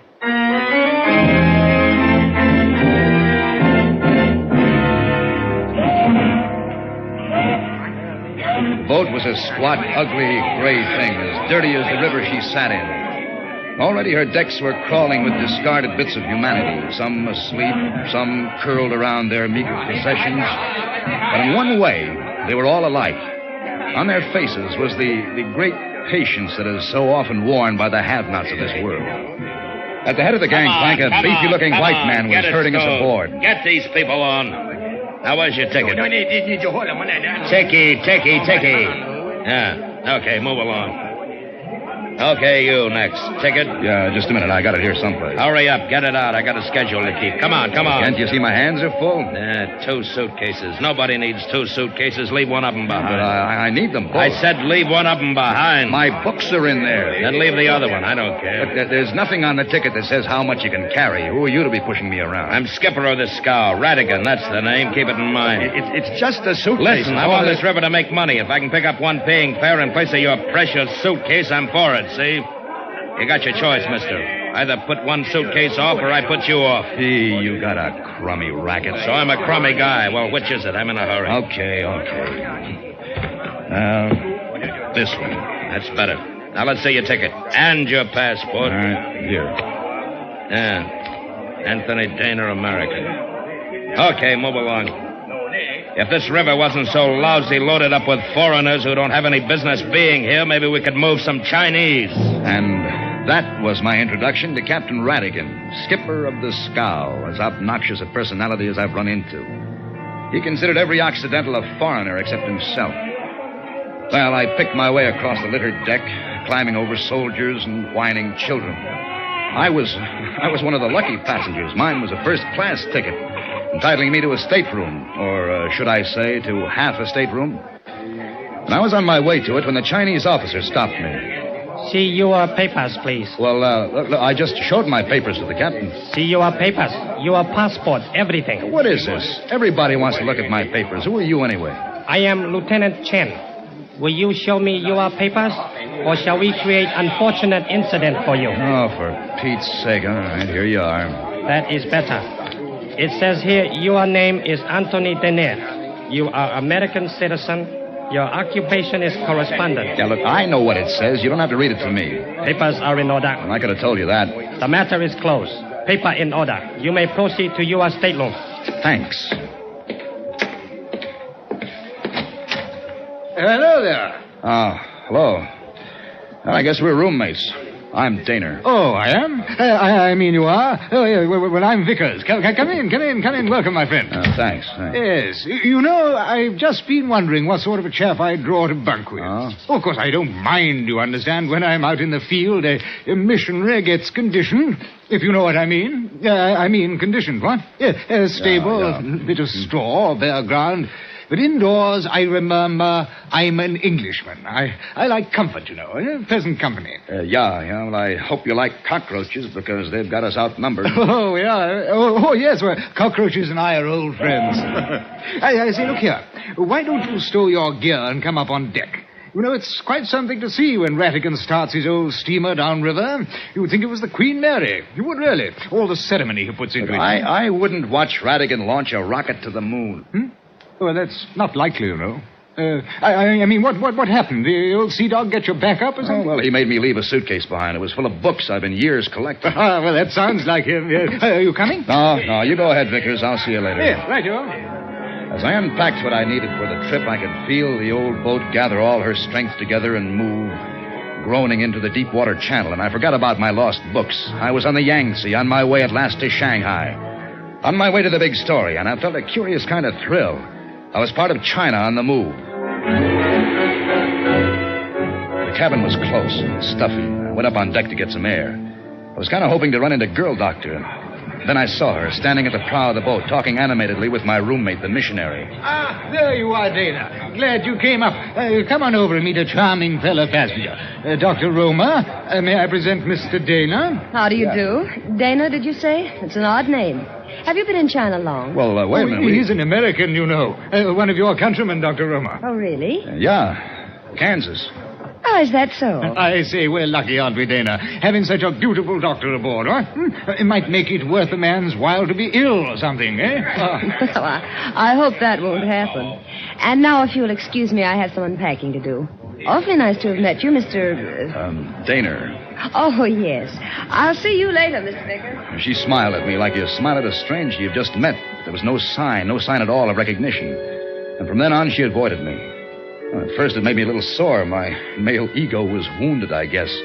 I thought she'd gotten me a ticket because she wanted to see me again. Now I wondered, why had she gotten it? There was something wrong with this whole business. We were scheduled to tie up at Yichang overnight, and I was looking forward to breaking up the trip by night ashore. I was on my way to my stateroom to get my bag. Girl doctor. Dr. Roma. It's Tony Daner. What's wrong? Go away. No, I'm coming in. Please. What's the matter? What's happened? Nothing. Nothing happened.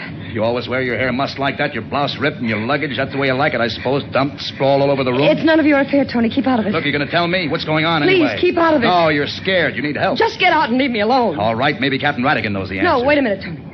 What? All right.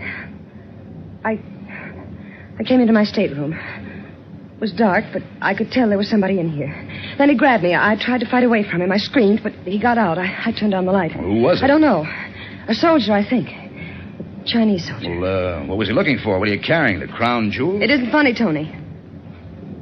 They're after the Shanghai document. But they didn't get it, not this time. The Shanghai document? What's that? Just a piece of paper. But it might hold the destiny of China. Oh, in what way? A new leader has been found in the west of China, but only a few trusted people know his identity. A man who very possibly could unite his people, lead them out of war. I don't have to tell you what that means to China, Tony. The document contains his name, his plan of action, and his written acceptance of the great responsibility, and it must get into the right hands in Shanghai. And if it doesn't? A lot of heads will fall. And China will have lost a chance for peace. And you're the messenger, huh? Why? I'm a sympathizer. I was chosen because I'm an American. We thought they wouldn't suspect an American. Well, Radigan's an American. I'm an American. Why pick on... Oh, hey, wait a minute. And that's the reason you got my ticket for me. That's why you've been giving me the wide berth. You were using me as a decoy in case they got wise. I'm sorry, Tony. But you did want to get to Shanghai. Yeah, but with one stipulation. I'd like to get there alive.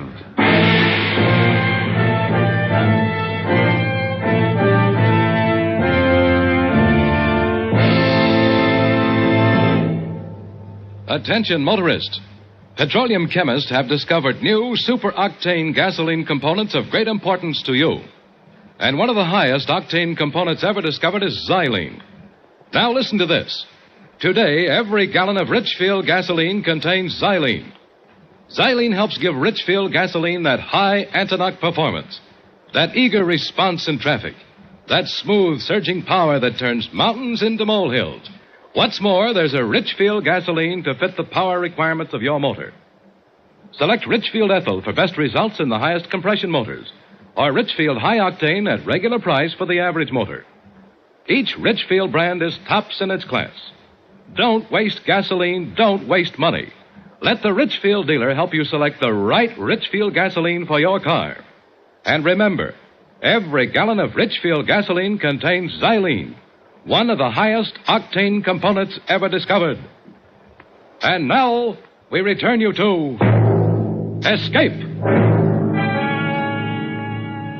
I didn't see Girl Doctor as the boat tied up at Yichang, but I worried about her plenty. Girl has no business carrying a thing as explosive as the Shanghai document. Now that she dragged me into it to confuse whoever was after it, I was a little jumpy myself. Mr. Dana? Huh? Oh, Lieutenant Chen. You are planning to go ashore? Yeah, that was my plan. Why? Very dangerous for American to be alone in China nowadays. Many bandits, thieves. Yeah, I know, but I hope it won't throw Army regulations in an uproar if I go ashore anyway.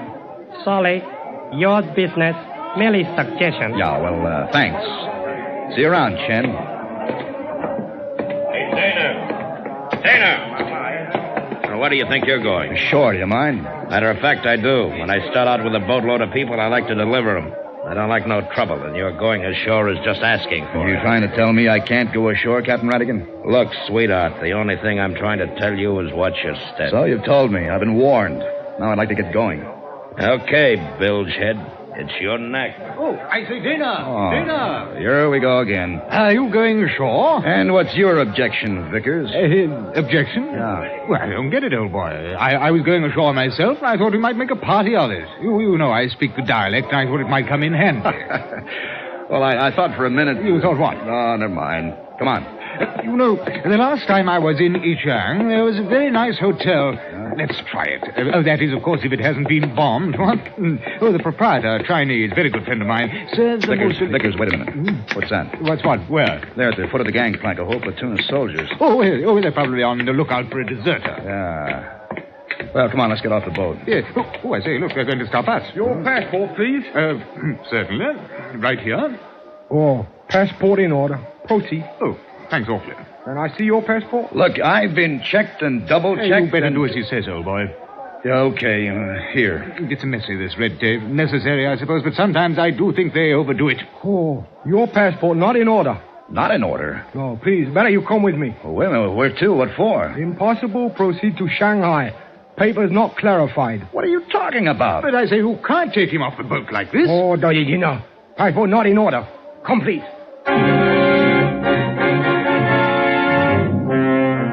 He took me to a command car which drove me to field headquarters on the hills above Yichang. No matter what I said to him, no matter how much I argued, all I got out of him was passport not in order. Well, they gave me a place to sleep and something to eat and a couple of guards to watch me. The river steamer was scheduled to leave Yichang at dawn. I was hoping they'd release me by then, but the dawn slipped in and the steamer slipped out. And I heard it in the distance, a whistle. I felt sunk. How was I to explain to these guys that I was just a decoy? They'd picked off the wrong American, that the thing they wanted, the Shanghai document, was on its way down the Yangtze. And I heard them coming down the hall. I didn't know what I was in for, but I braced myself. At least I'd go down fighting. Mr. Dana. Yeah? Passport is in order. Can go now. Go? Now you tell me. Look, did you hear that whistle? The steamer's gone. How do I get to Shanghai now? Swim? 1,000 apologies for ignorant mistake. American passport, very confusing. Yeah, sure, but what do I do now? Please come with me. I've made arrangements. And I was apologized to in several dialects. Then I got back into the command car and was driven down past the river landing to a secluded spot where a sampan tended by 2 coolies was waiting. I was politely but forcibly put aboard.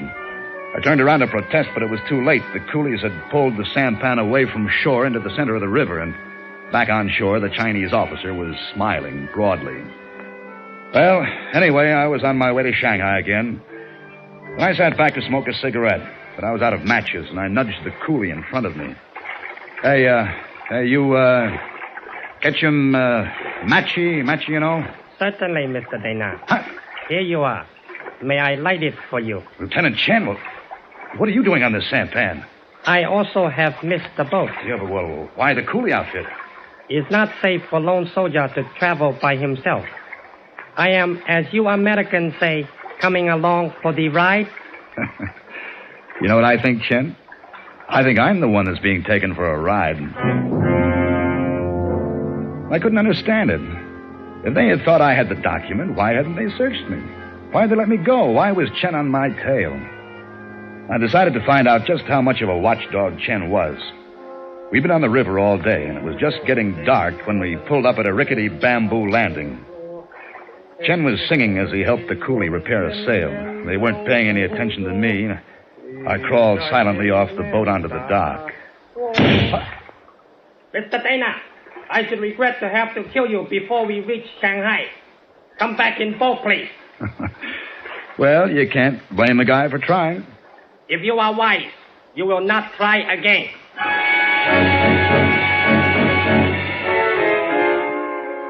We passed Nanking, turned off the Yangtze into the Yunho Canal.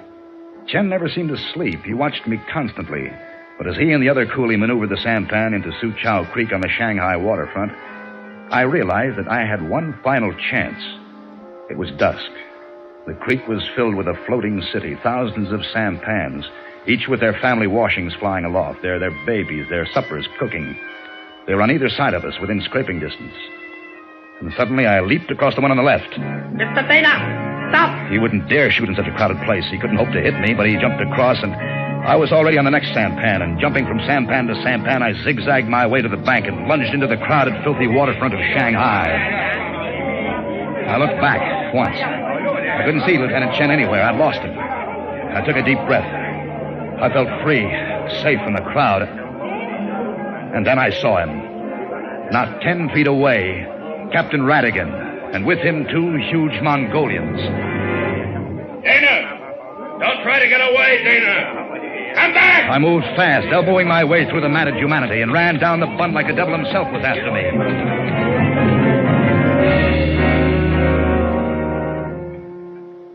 And I finally stopped, out of breath, in a cluttered back alley. It was dark. Radigan was no place to be seen. Neither were the Mongolians. I was quite alone. Well, I had one friend in Shanghai, Vickers, the missionary. He'd given me his address. I found a rickshaw driver who knew where it was, and he took me there. It was one of those old Chinese dwellings with a high wall around it. I knocked at the gate, but nobody answered. And I opened the gate, walked into the garden. Well, it's about time you showed up, Dana. Radigan. We've been waiting a long time for you. Radigan, what are you... It took me a minute to recognize the smell of the cloth on my face. Chloroform.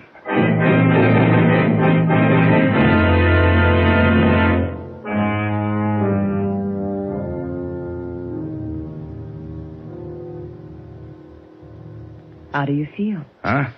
Oh, you again. Don't try to get up, and don't yell. This is a hospital. You'll disturb the other patients. A hospital? Why is it every time I come to, you're there? What do? Follow your patients around? I'm sorry, Tony. Yeah, sure. You were going to see Vickers. We couldn't let you do that. Captain Radigan. Yeah, Doctor. Give me a hand, will you? Oh, no, get away from me. Hey, what are you going to... Now, come on, Dana. Up, sit on your stomach. Oh, hey, let me go. Just relax, Tony. Time for your bandage to come off. No! Thanks a lot, Tony Dana. That adhesive tape, you want to pull the skin off my back? What do you think What do you say? I said thanks a lot. For carrying the Shanghai document through safely. The document? Mm-hmm. It was on your back under the adhesive tape. I put it there back in Chongqing. You did? Then Radigan? Radigan and Lieutenant Chen and the soldiers who took you off the boat were all working under orders. Protecting you. Yeah, well, I ran away from them. I thought that they were... You sure gave us a bum time. Well, what do you want me to do? Apologize? Oh, Tony, please. We treated you badly, I know, but we couldn't let you go to Vickers. Vickers, the missionary? Anyone can wear his collar backwards. Vickers was the one who was after the document. We had to get you off the boat and away from him before he discovered that I didn't have it. Oh, Vickers, huh? Mm-hmm. Tony, I hope you know you've done a great thing for China. Yeah. Well, now that I've done so much for China, suppose you do something for me. Well, anything. Okay. Get dressed up. Let's go out in the town and have dinner. Oh, Tony, we'd love it. We can meet you in an hour. We? My husband and I. Jerry. Your husband? You'll love him, Tony. He's a wonderful guy. He's from Kansas, too.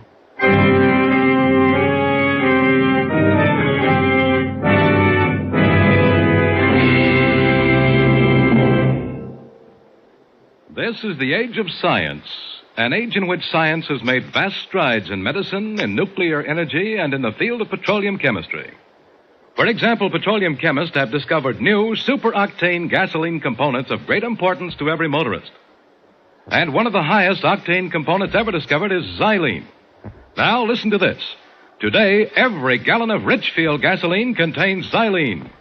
The xylene component of Richfield gasoline helps give your car that high Antonov performance, that extra zip in traffic, that velvet smoothness under the hood. Try Richfield gasoline with xylene. Take your choice of Richfield high octane at regular price for the average motor, or Richfield ethyl for best results in the highest compression motors. Stop where you see the Richfield Eagle on the cream and blue pumps. Get Richfield gasoline containing xylene tomorrow.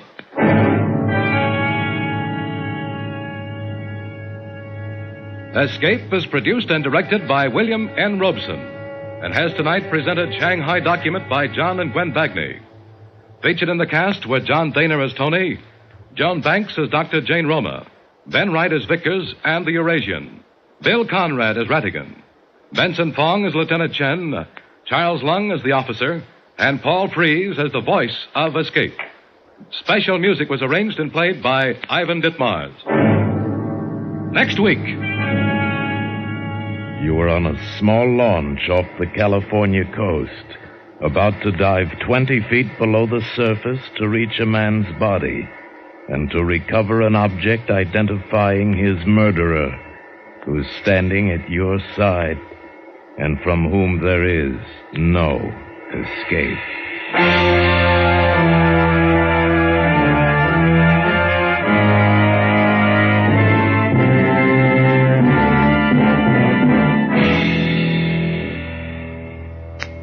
Next week at the same time, the Richfield Oil Corporation of New York invites you to escape with the story of a man who stumbled onto what seemed the easiest way in the world to make $1 million.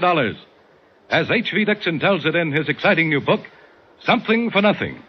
Be listening. Goodbye, then, until the same time next week when once again we offer you Escape. Tom Hanlon speaking. This is CBS, the Columbia Broadcasting System.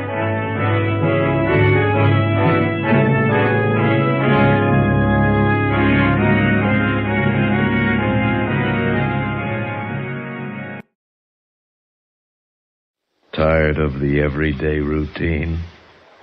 Ever dream of a life of romantic adventure? Want to get away from it all? We offer you Escape. Designed to free you from the four walls of today for a half hour of high adventure. Escape. Brought to you by the Richfield Oil Corporation of New York and the independent marketers of Richfield gasolines, motor oils, and other petroleum products. Look for the Richfield Eagle on the cream and blue pumps.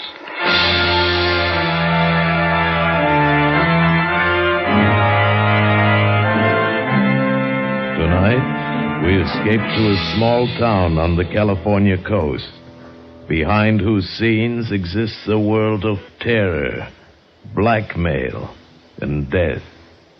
As H.V. Dixon tells it in his exciting new novel, Something for Nothing.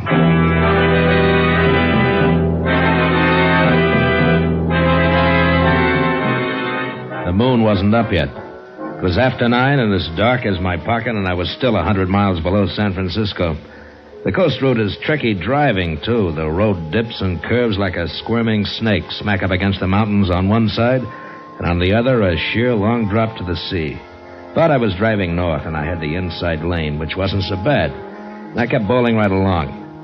And then about 3 miles below Bayside, I was going into a sharp curve to the right when beyond it, coming toward me, the lights of another car flared up, a big cream-colored sedan on the wrong side of the road bearing down on me. I slammed on my brakes and skidded sideways. The other car barely skinned past, and I saw a woman hanging halfway out the door on the driver's side looking scared to death. She didn't even try to make the turn. Our car went straight for the lip of the cliff, and just as it went over, the woman jumped. And the car went smashing down the face of the cliff, easy, a 200-foot drop all the way to the ocean. Hey! Hey, are you all right? Maybe she slid over. Hey there! What? Where are you? Don't bother. Oh, there you are. I'm all right. Here, hold on. Don't fall over the edge now. I'm a little shaky. There we go. I didn't see your car not till the last second. Look, lady, I didn't run you off the road. You were way over on my side. Oh, I didn't mean it was your fault. My brakes failed. I was coming down the grade. I guess I lost my head. Well, you could have made it all right without brakes. You weren't going very fast. I can't see your car down there. It's probably underwater. Might have landed on the rocks, huh? No, I heard it splash. Can I drive you anywhere? I wasn't going your way. Oh, that's all right. I'll go back to Bayside. I was going to see some friends down the road, but I don't feel like seeing them now. You can drop me in town. Fine. I'd be glad to. Oh. Well, you're pretty wobbly. Here, let me help you. It was a shock, I guess. Yeah, that was a close one. Wait a minute. Hmm? There wasn't anybody else in that car, was there? No. No, I was alone.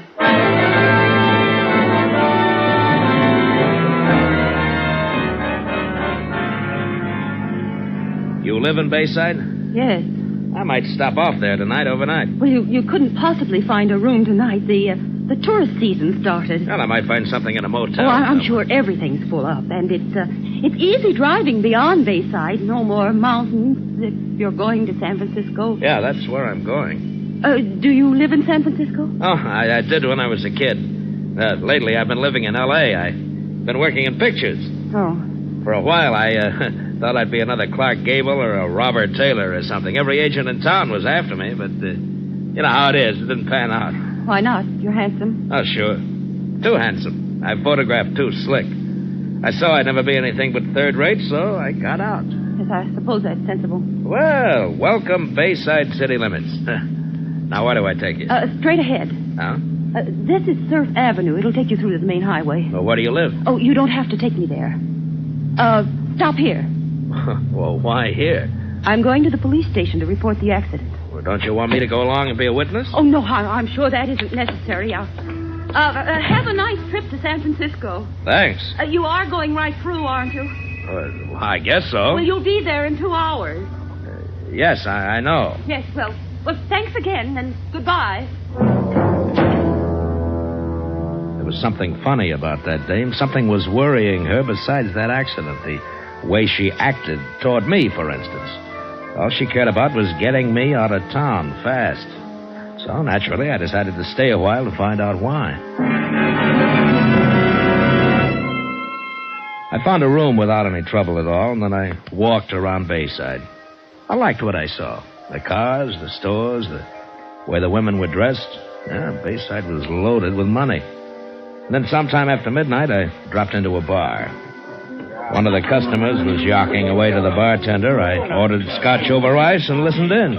She phoned the station about an hour ago and said Frank wasn't the type to go somewhere and not let her know. That was the customer, a big moon-faced man with a red neck who had cop written all over him. Didn't sooner or later bust loose. What do you know? Frank's going off on a bit. Well, I told her we'd check around. Hey, she say Frank was driving that cream-colored job of his? My heart jumped like a hooked trout. He sure can't disappear far in that car. It was hard to keep the excitement out of my voice.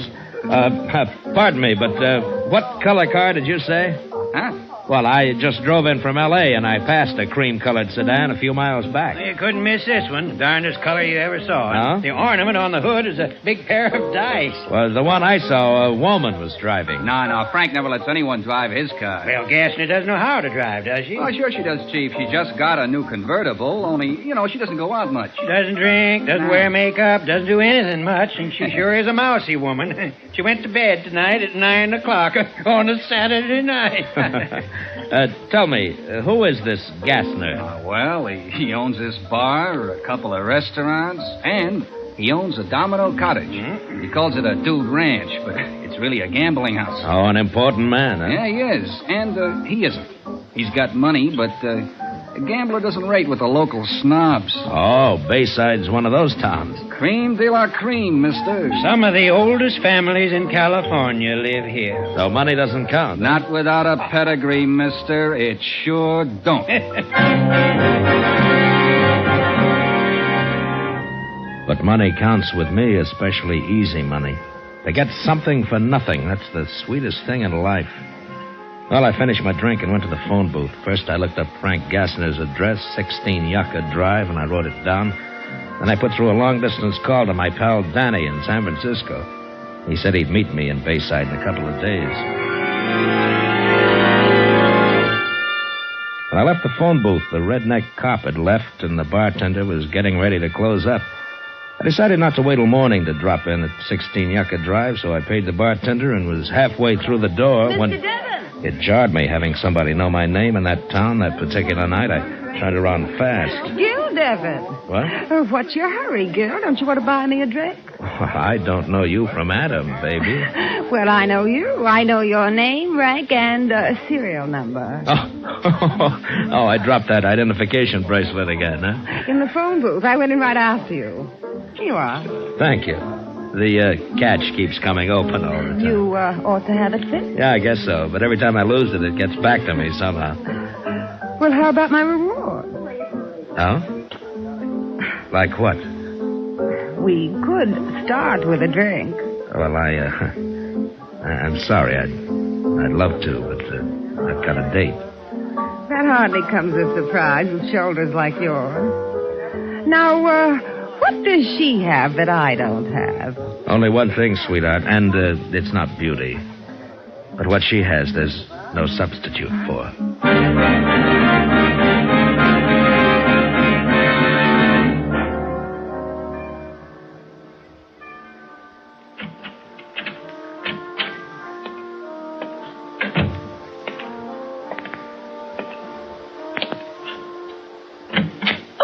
Hello, Mrs. Gassner. You forgot to lock the front door.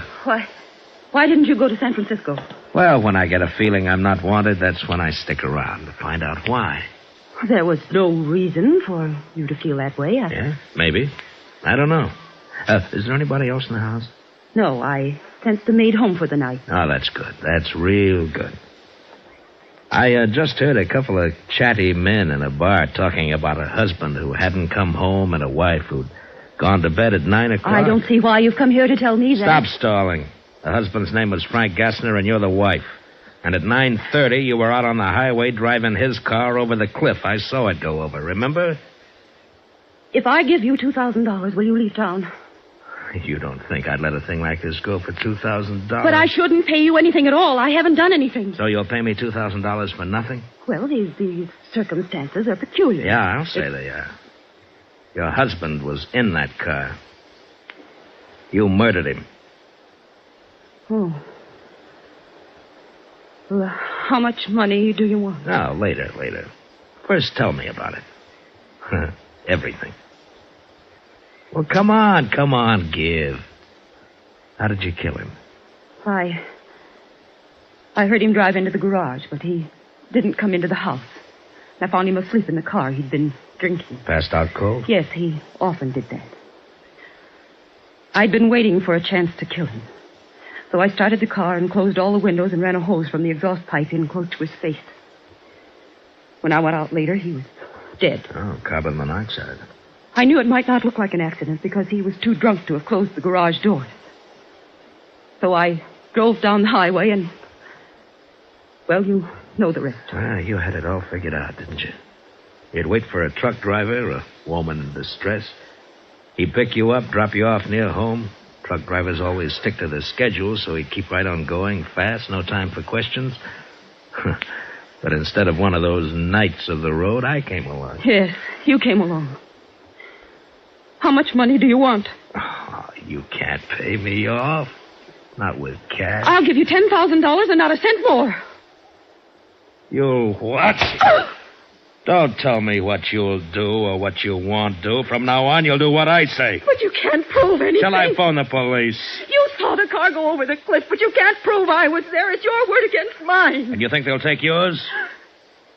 Well, they might, seeing that I'm a stranger, except for one thing.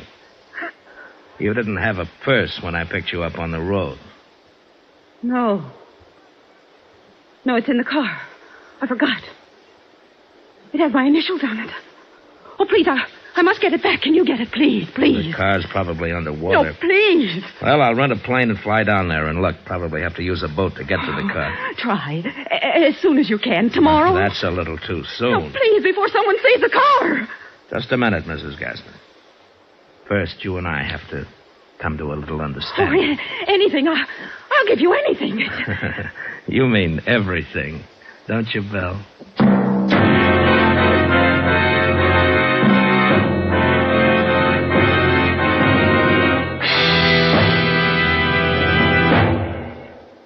What is xylene? A petroleum chemist will tell you that xylene is one of the highest octane components of gasoline known to science. But here's what's important to you. Xylene is contained in every gallon of Richfield gasoline. Let me repeat that. Xylene, one of the highest octane components known to petroleum science, is contained in every gallon of Richfield gasoline. Xylene helps give Richfield gasoline that full power wallop that jumps you out ahead in traffic. That smooth, surging power that eats up the miles and levels off the hills. Furthermore, there's a Richfield gasoline to fit the power requirements of your motor. Select Richfield Ethyl for best results in the highest compression motors, or Richfield High Octane at regular price for the average motor. Each Richfield brand is tops in its class. Don't waste gasoline. Don't waste money. Let the Richfield dealer help you select the right gasoline for your car. Remember, every gallon of Richfield gasoline contains xylene, one of the highest octane components known to petroleum science. And now we return you to Escape. That was going to be a gold mine. For a start, Belle Gassner went to the bank next day and got me $10,000 cash. Then she made out a power of attorney for me. The next afternoon, I flew down the coast on a rented plane and spotted the car wedged into the rocks, right side up, under 20 feet of water. The next day, Belle and I went down in a cabin cruiser and dropped anchor as close to the rocks as we dared. Let the anchor out all the way there. Well, it hit bottom. All right, now take a hitch in the line. Okay. That's it. There's no drag now. Oh, you can't even see the highway from here. No, but if somebody sees us, they'll think we're fishing. Well, how are you going to do it? Well, I'll tie a rope around myself. You hold on to the rope so the surf doesn't bang me into those rocks. All right. Wait a minute. Maybe we should swim over to that big rock there and try it from there. But I can't swim. No. Well, I'll swim over and pull you across. Oh, no, How's that? I'm terribly afraid of water. All right. I'll try it from here then. But you hang on to that rope, you understand? Yeah. If anything happens to me, baby, then you're really in trouble. I fastened the rope around my waist, then I waited for a backwash of surf, took a deep breath, and dove. My dive carried me down to the top of the car, and I hooked my arm through the front window and held myself against the force of the current. And then I looked in. It was a world of greenish twilight, but I could see everything. Frank Gassner's body was floating against the ceiling of the car, his arms and legs waving in the current, his coat flapping as if it were in a breeze. I looked away from the body and tried to find the purse. I hung onto the steering wheel and finally saw it on the floor, held onto the weight of the flashlight. When I went after it, the body brushed against me in a kind of a caress. I grabbed the purse, shoved myself out of the car, and struggled to the surface and clambered aboard. You've got it. Oh, thank heaven. Of all the fool women, you would leave something like this in the car. Well, I guess we should start back. Yeah. You know, it's funny. Now that you got my purse back, there's no way to prove I was in Frank's car. Doesn't that worry you? Not a bit, baby. I might refuse to go through with our deal. I might revoke that power of attorney. No, you won't. I still hold some aces, Belle.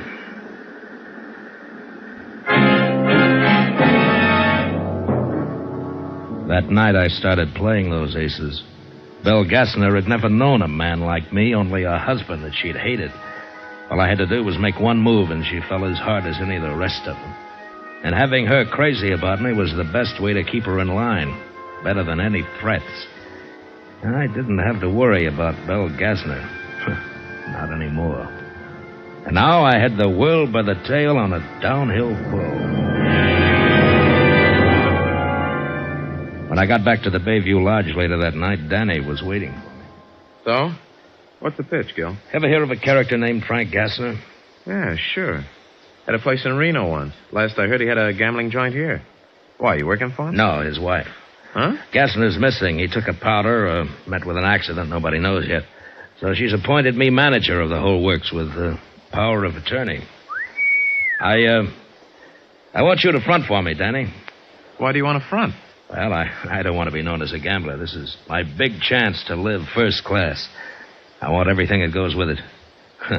Maybe I'll even join the racket club. Go social. Yeah, you always did have big ideas, Gil. How long is this going to last? Well, long enough. Oh, suppose this Gassner shows up someday. He won't. Now, wait a minute, Danny. My hands are clean. I didn't do him in. I know what happened to him, but I'm the only one who knows. Yeah. Yeah, sure, Gil. Okay, I'll play along.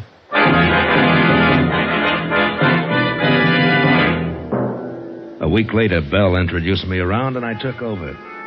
Danny did most of my work, and I began living high. I even bought a brand new plane, a beautiful low-wing four-place job. And I took Belle up the first day. You know, flying's the only time I'm really myself, Belle. There's nothing like it. I know a little about it. Oh, you do? I took lessons for a while. Frank was going to buy a plane. Well, how many hours do you have? Oh, almost 20. Oh, then you're soloed, huh? I wasn't very good. Just never could get the hang of it. Oh. Well, come on, try it. Take over. No. Oh, come on. Do you think I can? Why, sure, it's a cinch. Well. There we go. Oh. Yeah, that's very good. Now, try a turn to the left. Huh? Oh, no, not too steep. There we go.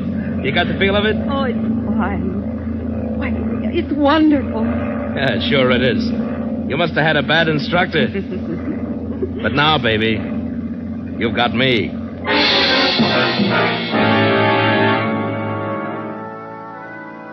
The money began rolling in. I bought a bachelor house on the beach. I joined the racket club. It seemed like there was no end to the good things I'd heard about and never known.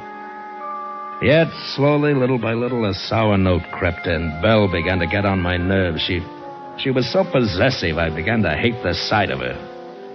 Now, one night at the racket club, she was dancing with someone, and I was having a drink at the bar. Hello there, Gil Devon. What? Well, hello. I just knew those shoulders went with that handsome face. Are you tied up tonight, or can you buy me that drink? Sure I can. Tell me, why haven't I seen you around since the first time? I've been to Europe since then. I'll be here for a few weeks, though. Then I'm going to New York for the winter. Oh, I thought this was your home. It's one of them. Daddy's got 4 houses scattered around the country. Oh. Look, never mind the drink. Let's go outside. Sure. You've got an edge on me. I don't know your name. Allison Price. You know something? Here's something I've always imagined would happen to me. Really? You didn't seem to think so that first night. No, well, I had something else on my mind. Something that had to come first so that you could happen. And, what was that? Money. A girl like you can only come along when a man's got money to burn.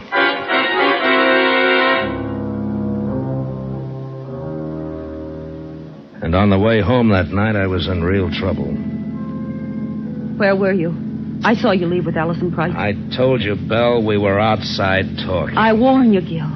If you ever think of leaving me, I'll go to the police and tell them we both killed Frank, and I mean it, Gil. Oh, calm down, Belle. I'm not interested in that Price girl. Are you sure? Oh, sure. As soon as you're legally a widow, we'll get married. That's a promise, Belle. I felt like a steel trap had closed on me. Belle was dangerous. She had to be handled right. I planned everything down to the last detail and then waited until one night pretty late. Yeah, Gil, they found him. What are you talking about? Found who? Gassner. Gassner's body's been found. The car's down the road a ways at the bottom of a cliff. Somebody spotted it from the air. It must have been an accident. Yeah. Look, should I call Mrs. Gassner? Chief Arnold's not going to tell her till he's poked around. No, Danny. I'll call her. Thanks for letting me know.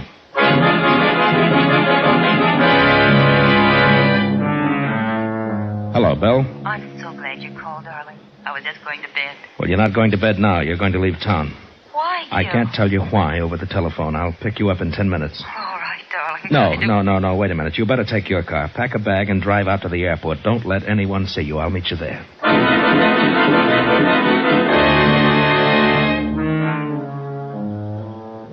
They found Frank last night. Danny called. Oh, is that all? Well, what a relief. I couldn't imagine Wait a why minute, you... Belle. Danny says that Arnold's already figured out from the wreckage that Gassner wasn't driving the car. That doesn't mean they'll suspect me. And the autopsy shows that he was dead a long time before the car went over the cliff. They know it was carbon monoxide. No. And somebody on your street saw you walking home that night. Then Chief Arnold knows I was lying. Oh, what'll I do? That's why I asked you to meet me out here. You can take my plane. But I'm no pilot, Gil. You can do it, dear. You can fly up the coast past Frisco across the state line to Medford, Oregon. What shall I do there? Stay there. You'll be out of the state. Then when I straighten things out, you can come back. But I can't do... It's the only thing to do, Belle. Now, trust me, darling. barely dawn, and there wasn't a soul around. Belle stayed in her car while I got the plane ready. I rolled it out of the hangar and parked it just over a water drain, and then I opened the valves to the gasoline tanks and let almost all of it drain out, so she'd have only enough fuel for 15 minutes of flight. I rolled the plane out on the runway and got it warmed up, and then Belle ran across, and I helped her climb in. Now, just follow this course I marked. Yes? Stay over the ocean at least an hour. Why, Gil? Well, I don't want you spotted. It's safer that way. This engine runs like a wristwatch. All right, darling. Oh, Gil. Oh, you're okay, honey. Don't worry about it. Now, depend on me. Now, don't start crying, dear. You have to get out of here. Gil. Goodbye, darling.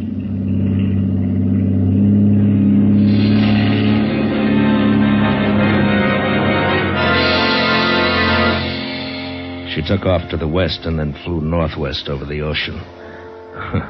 What a trusting fool she was. When I looked at my wristwatch driving back to town, it was 18 minutes since the plane took off. By then, it was down somewhere in the ocean out of gas. It would sink at once, and Belle couldn't swim.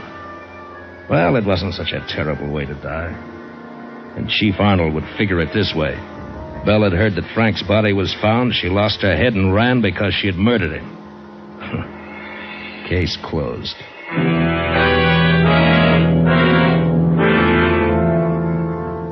It was a nice day. Nice day to take Allison swimming. Or for a drive up the beach. When I got to town, nothing was open yet except the drugstore, so I stopped and bought a paper. Folded it under my arm and started back to my car. And then I spotted Chief Arnold coming toward me, grinning like an ape. I wondered what was on the old fathead's mind. Hey, Mr. Devon. What? Oh, there. Well, hello, Chief. You look happy about something. Gil Devon. I arrest you for the murder of Frank Gassner. What? Are you nuts? What gives you the idea that I had anything? Ever seen this before, Devon? Sure. That's my Army identification bracelet. I haven't seen it for weeks. I'm always losing it. Well, it's handy for us cops that you do. This time you lost it in Frank Gassner's car. Say, isn't that Allison Price? Well, I'll be darned. She's got under your skin, too. Shut up. Shut up, you flat-foot. Here. Come here. I want to talk to you. Oh, beautiful girl. And so near. So near. And yet so far.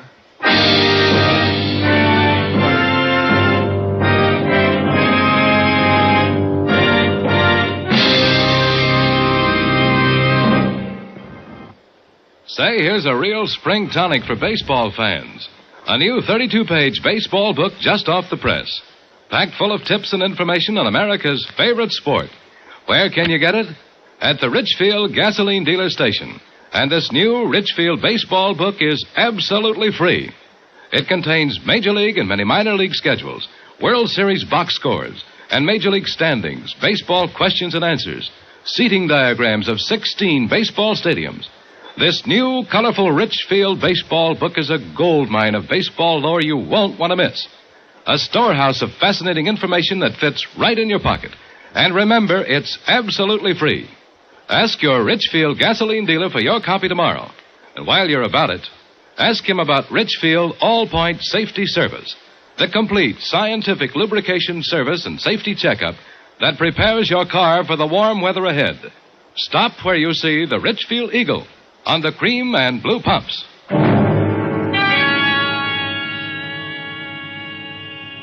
Escape is produced and directed by William N. Robeson and has tonight presented Something for Nothing by H.V. Dixon, adapted for radio by Sylvia Richards. Featured in the cast were Bill Conrad as Gil, Ann Morrison as Belle, Frances Cheney as Allison, Will Gere as Arnold, Rick Vallon as the bartender, and Paul Frees as Danny. Special music was arranged and played by Ivan Ditmars. Next week. You are being whirled through the streets of New Orleans by the gay revelers of Mardi Gras. But somewhere in the crowd, dressed as a clown, is a murderer. Your murderer, from whom there is no escape.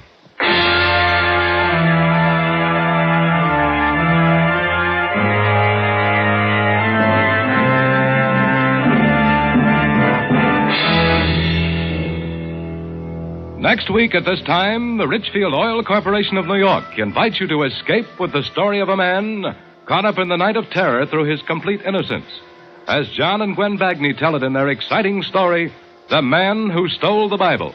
Be listening. Goodbye, then, until this same time next week when once again we offer you Escape. I'm Hanlon speaking. This is CBS, the Columbia Broadcasting System.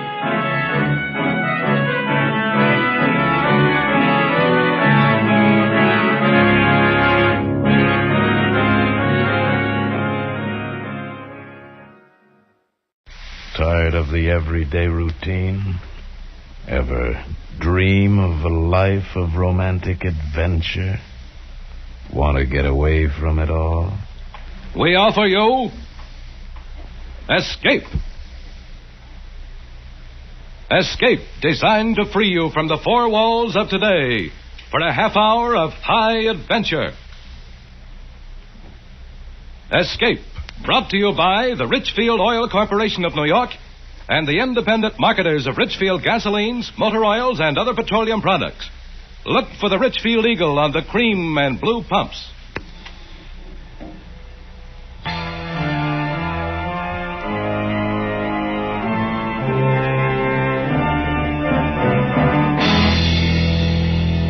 Tonight, we escape to the Nevada desert in the story of a foreign spy who sought to renounce the left arm and become once again an American citizen.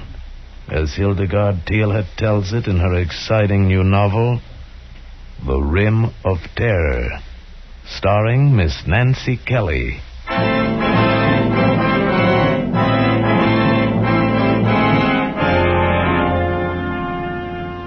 I don't know why I gave him a lift. Even now, with the terror gone like a half-remembered nightmare, I can't be sure why I stopped the big Bentley convertible on that lonely road in Nevada and gave him a lift.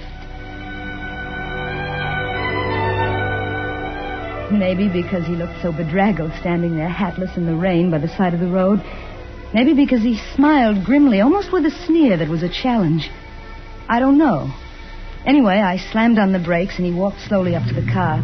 Torkel, my big Chinook, stiffened on the seat beside me. Quiet, Torkel.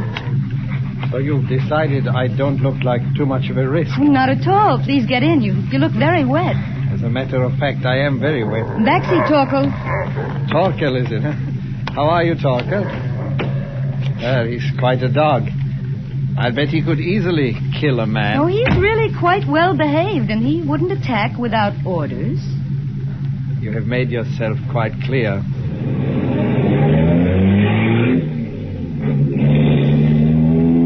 Impressive machine, this. I love it, but I'm really not used to it yet. I just got it last week. You drive it very well. Oh, thank you, but I don't really.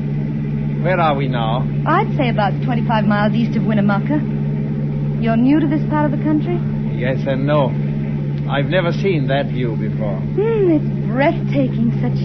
Such a difference from back home. Back home? New England. This is the first time I've ever been in the West, and I love it. The scenery is yes, but this particular scenery doesn't appeal to me very much. Why not? I'd say there's someone waiting for us down there. Look. I looked. And far below on the valley floor was a fork in the road and an abandoned building. Near it was a black speck that looked like a wagon and two smaller black specks that moved. Men, no doubt, though from here they looked like ants. I'd suggest slowing down. Not much, though. I expect they're watching us through field glasses. Who? Let me out here. What? This cut hides us from them. Stop the car. I'm sorry our ride together must end so soon. Don't be afraid. Have your dog sit in the front seat and keep him there until you're safe in Winnemucca. I don't understand. You know what a roadblock is?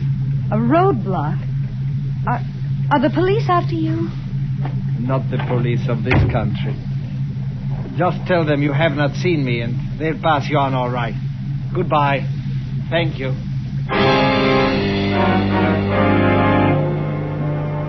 He turned and started climbing the steep bank at the side of the road. He stopped halfway to the top and impatiently motioned me to go on. I slipped the car into gear, and suddenly I felt very much alone and scared. I motioned Torkel into the front seat and started down the pass into the desert valley. A couple of miles further, at the forks, the road was blocked by a black delivery truck. I was almost tempted to swing around it, but the man in the plastic raincoat who held his hand up so casually didn't look dangerous at all, so I came to a stop. Another man in a black raincoat was leaning against the truck trying to clean the mud from his shoes. Across the panel of the truck was a sign that read, Nevada Public Opinion Surveys, Carson City. I felt a little silly for feeling scared a moment before. Howdy, miss. We're making a traffic check. Yes? Mind answering a few questions? Only take a minute. What do you want to know? Well, now, let's see. Where are you from? Vermont? Vermont. Well, I declare, we don't get many tourists from Vermont. You come all this way alone? Well, I don't suppose you'd count my dog as a passenger. I guess not. Although I always say a dog's a man's or a woman's best friend. Nobody else with you? No. Have you given any rides to hitchhikers? No. No? Through the windshield, I saw a man in the black raincoat reach into the van. There was a smear of yellow paint on his raincoat, and the letters on the neat sign were blurred. It had been freshly painted, and the paint had rubbed off when he leaned against the sign a moment ago. Even if you've given somebody just a short ride, we have to put it down. It's for the statistical average. I'm sorry, but I've lost too much time already. I can't answer any more of your questions. The man in the black raincoat was beside the car now, peering in over the interviewer's shoulder. Somebody's been sitting in the seat next to Curlyhead there. You can see where the seat's wet. Let's quit stalling, Mr. Smith. Shut up. Ma'am, you can see for yourself you've had somebody sitting in that seat not very long ago. My dog. Your dog's just dry as a bone, ma'am. I'll search the trunk compartment. Maybe she's got him hid in there. You get her keys, will you? You take your hands off the steering wheel. Now, ma'am, just give me the keys. Torko! I had no idea the Bentley had such power. It leapt forward under the accelerator as I swung it around, clipping the front bumper of the delivery truck, skidding across the wet road and throwing a sheet of liquid mud over the two men. Through the rearview mirror, I could see them running up the road after me, then stop and give up. I shifted into fourth and headed back up the mountain at 80 miles an hour. And then, as I rounded a curve, there he was again, my passenger, laboriously clambering down the bank at the side of the road. He waved to me when he heard the car. And again, I don't know why I stopped. Maybe it was the painful way he was limping. Maybe because his figure looked so tiny and alone in all that vastness. Maybe it was because I remembered the cruel blue eyes of the red-haired interviewer glowering balefully behind his thick glasses. Anyway, again, I stopped. Backseat, Torkel. Get in. I'm driving back to the main highway. I can take you into town that way. I would not have hailed you, only I twisted my ankle up there. Oh, I'm sorry. I was watching from the hill.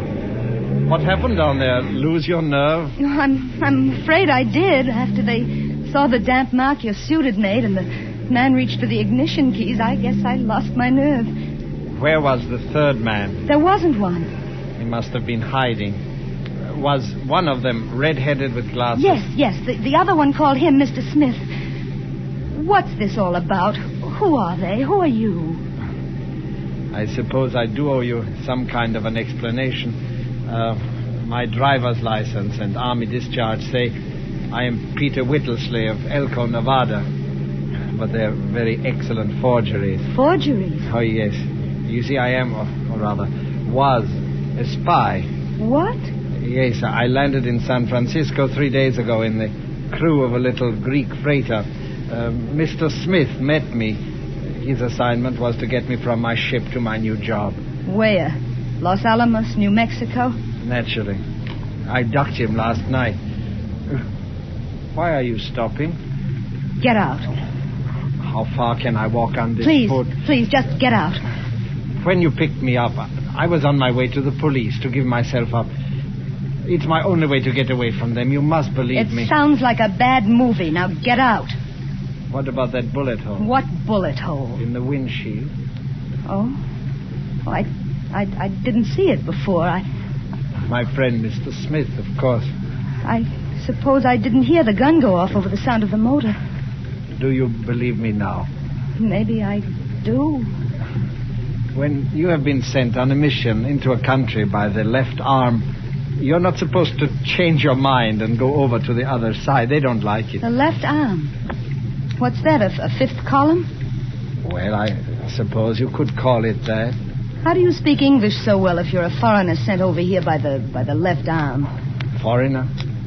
I was born right here in Nevada. And this is the only way I could get back home. No, please, don't make me get out. Take me to the nearest police station, will you? Please. I suppose it was my New England conscience, or maybe just plain old curiosity, or maybe... Well, he was attractive.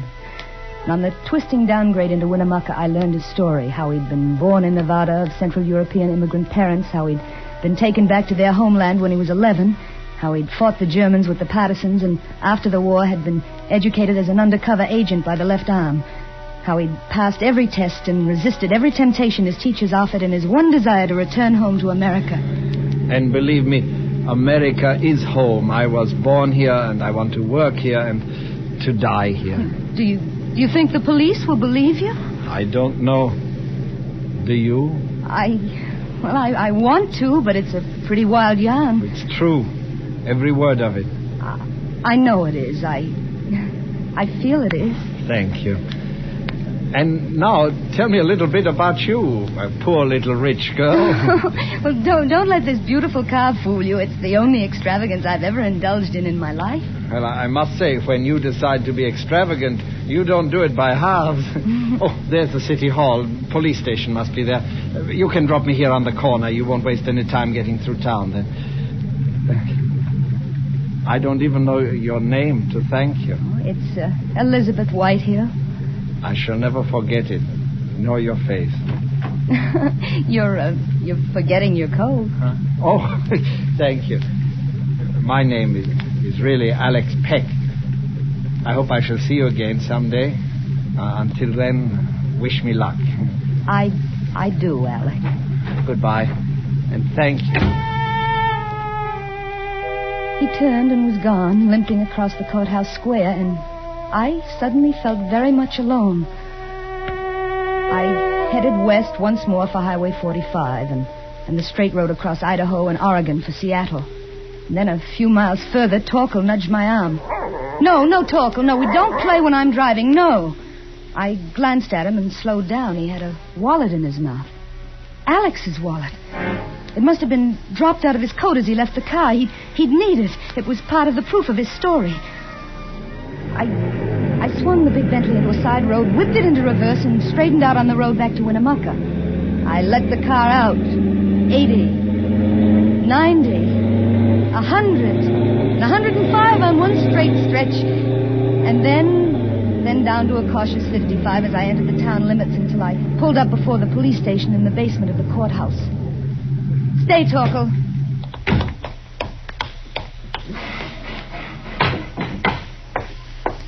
Ma'am? Are you the officer in charge here? I'm Sergeant Helding. I'm looking for Mr. Alexander Peck. I drove him here not more than a half hour ago. Mr. Peck left his papers in my car. I thought he might want them, so I brought them back. Well, he's, gone, ma'am. Gone? Yep. Ma'am, you don't know how lucky you were. That fellow was a lunatic. Lunatic? Sure. His name is Peter Whittlesey from Elko. Nuttier than a fruitcake. He escaped from the Carson City Asylum last night. They came for him in the wagon. A black panel truck. That's right. Had Carson City State Asylum painted on the panel. In fresh paint? Pardon, ma'am? You've made a dreadful mistake. That's the same truck that stopped me back at Indian Forks. It must be. You're one of the most stupid, incompetent ignoramuses that ever sent a man to be tortured. Yes, and perhaps murdered. Now, ma'am, them's mighty hard words. And I mean every one of them. Now, ma'am, let's not have any sass out of you. You're too nice a gal to go around picking up strangers. Just run along now, ma'am. We're pretty busy here. But don't you understand? Understand you're wasting our time. Good day, ma'am. No. Just a minute. What? That's your car over there, that yellow Thunderbolt. Yes? You have any idea how fast you were going when you passed the airport? Why, Well, I'll tell you. I was doing 90 on my motorcycle, and you walked right away from me. I got a good mind to throw the book at you.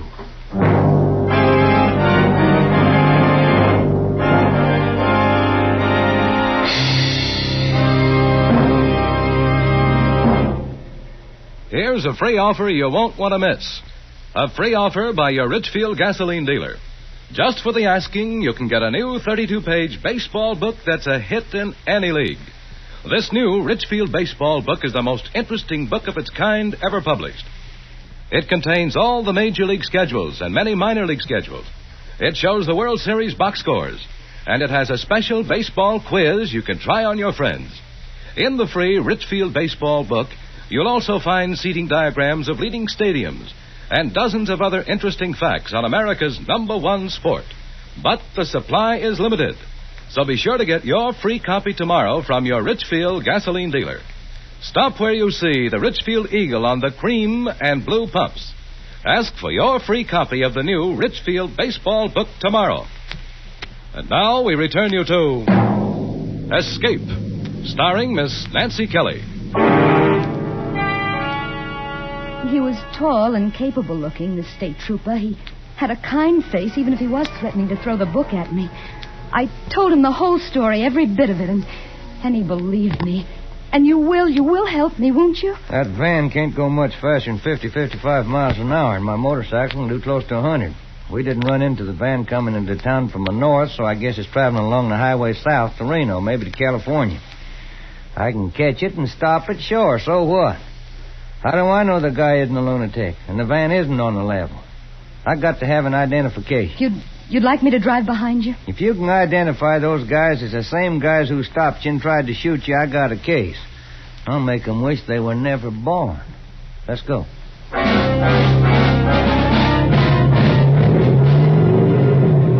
Once outside the city limits, the motorcycle leapt forward. I held the Bentley at 60 until it was a half mile ahead of me, and then I accelerated to keep the distance constant. The tachometer crept up 4,500, 5,000, 6,000 revolutions per minute. The cars we passed were silent blurs, respectfully pulling to one side at the peremptory scream of the motorcycle siren. Then down the shimmering surface of the road, miles ahead of us, appeared a lurching black speck. It was the van.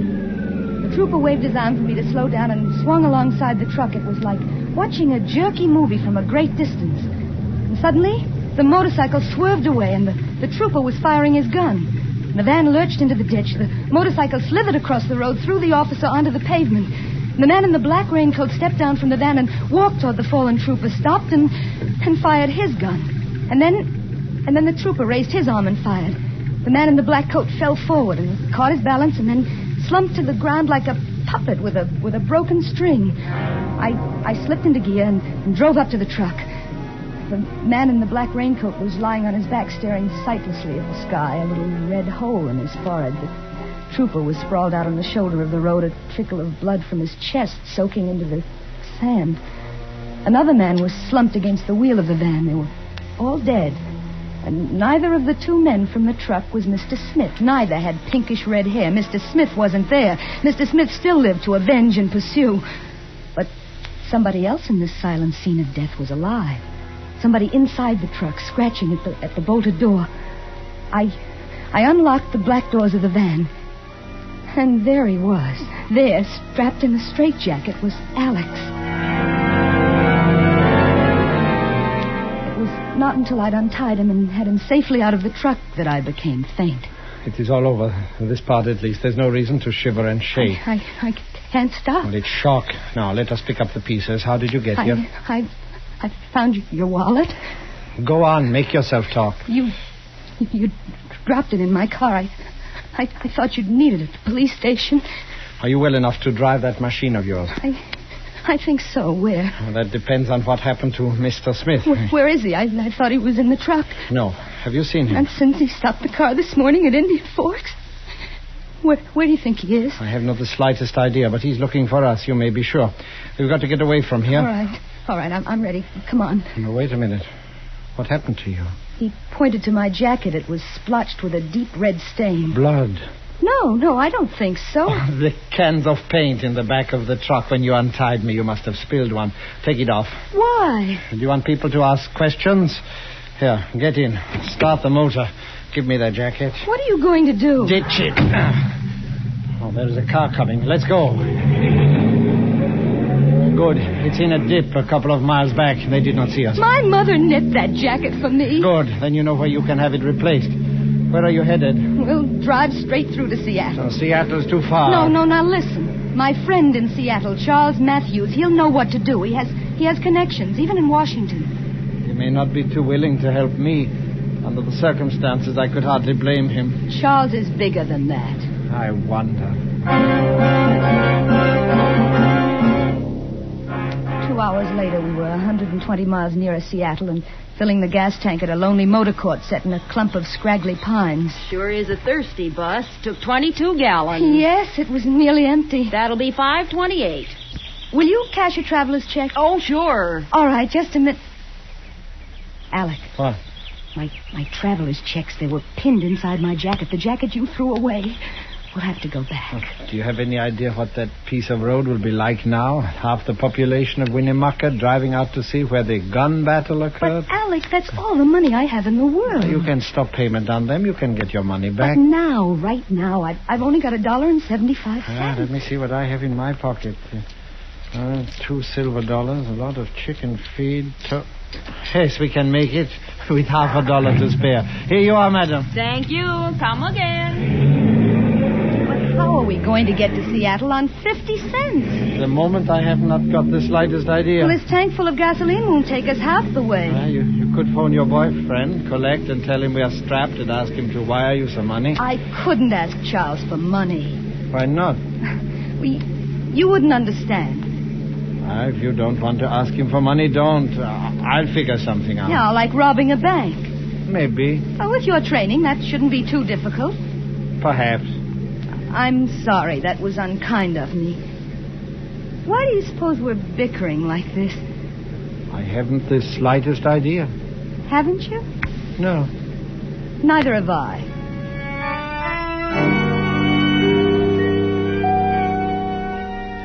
Payette, Idaho was the first big town. It was dark when we got there. Alec told me to pull up in front of the hotel. You can get a room and a hot bath while you're putting in your call to Charles. I can't get a room for 50 cents. Look across the street. That's what I've been looking for. What? A pawn shop. My watch should be good for a few dollars. It's Swiss, international currency, you know, Swiss watches. Now beat it. Get a bath. I'll take Torkel with me and call you in your room in half an hour. Come on, Torkel. The hotel clerk showed me to a room on the second floor. It wasn't a very quiet room. On the corner beneath my window, the people of Payette were celebrating Old Timers' Day. They'd set up a kangaroo court and were trying their fellow townsmen who'd failed to cooperate by refusing to raise beards and wear pioneer clothes. But I couldn't waste time watching the fun. I had to get through to Charles. I placed the call and started the bathwater running when there was a knock on the door. Who is it? Here, your towels, ma'am. As I unbolted the door, I happened to glance into the bathroom. There on the rack above the tub, fluffy and white, were my towels. I tried to push the door shut, but it was too late. Mr. Smith shouldered into the room. I started to shout for help, but the sound never came. He hit me in the pit of the stomach with his fist, and I fell across the bed, gasping for breath as the phone started to ring. I couldn't move. I couldn't make a sound. I lay there with the wind knocked out of me, watching Mr. Smith as he picked up the receiver. Hello? How much delay? Oh, just a minute. I'll ask my wife.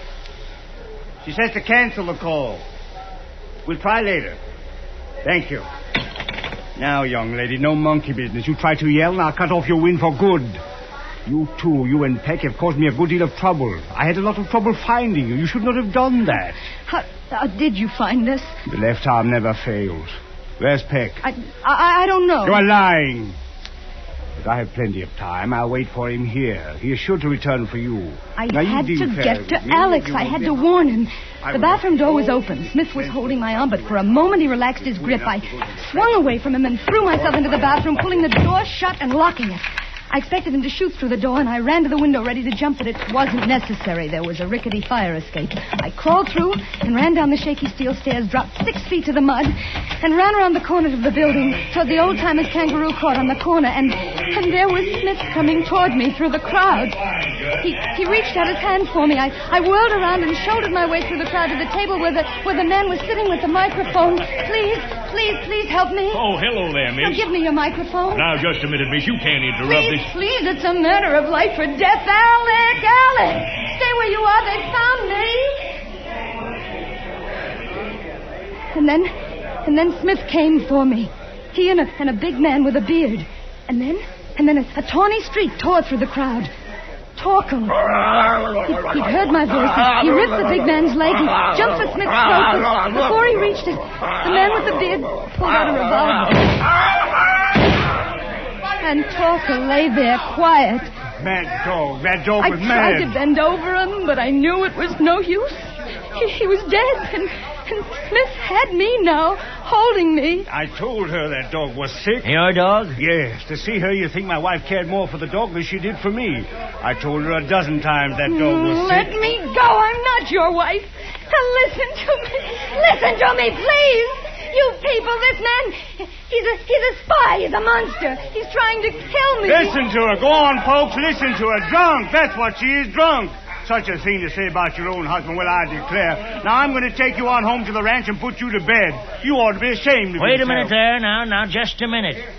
Maybe you don't know, but I'm the county veterinarian. You can't leave that dog dead in the street. According to the law, we got to make an examination of any dog that's dead or alive and suspected of rabies. Now, you get that dog in the police wagon. But my wife... I don't care about your wife. She wasn't bit. Now, you say you own that dog. Your friend here was bit in the leg, and you was scratched in the arm. Now, you get that dog in the wagon, and you follow him. And you, too. Now, look here. Now, you look here. That's the law. Now, get. Or do you want a little help from the rest of these good citizens? Smith loosened this grip. I turned and edged through the crowd, which was moving in on him and the bearded drunk. I got to the fringe, to the open street. I ran toward the Bentley, and there coming towards me was Alex, coming from the pawn shop. Alex, alive, whole, limping but alive. Alex! Oh, Alex, my dear. Get in the car, quick. Torkel, they killed Torkel. Get in, tell you about it later. We've got to get out of here. Smith said he was a mad dog. They're holding him. They said he'd have to have a rabies test because he was bitten. Good. We'll notify the FBI from the next town. And I got enough for the watch to buy gas to get us to Seattle. Did you reach Charles? No, Smith got into the room. He hit me. Tell me about it later. Oh, slow down. Here's the highway signs. San Francisco left. And there we are, Seattle. Turn right. I said turn right. You said San Francisco left. Yes, but... We're not going to Seattle. What about Charles? Who's Charles? But I only got $20 for the watch. I think I can get a little more for the car in San Francisco. Hey. Go to sleep, darling. You must be worn out. I don't know why I gave him a lift that day, but I'm awfully glad I did.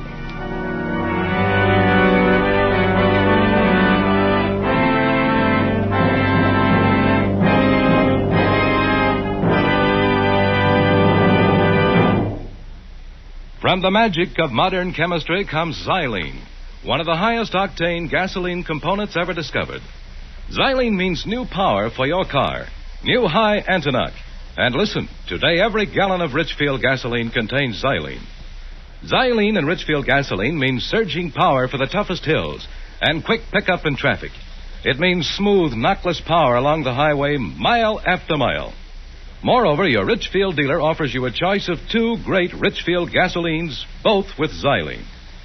For best results in the highest compression motors, select Richfield Ethyl. Ethyl at its best. For the average motor, get Richfield High Octane at regular price. Each Richfield brand is tops in its class. Each contains xylene. Try Richfield gasoline with xylene. Test it. Compare it with any gasoline. Stop where you see the Richfield Eagle on the cream and blue pumps. Escape is produced and directed by William N. Robson and has tonight presented The Rim of Terror by Hildegard Tylette. Adapted for radio by Mr. Robson and starring Miss Nancy Kelly with Hans Conried as Alex. Special music arranged and played by Ivan Ditmars. Next week. You're being haunted through the war-torn ruins of Berlin by a phony music hall mind reader who has stumbled on a secret that can send you to the gallows and from whom there is no escape. The Richfield Oil Corporation of New York invites you to be with us again same time next week when once again we offer you Escape. This is CBS, the Columbia Broadcasting System.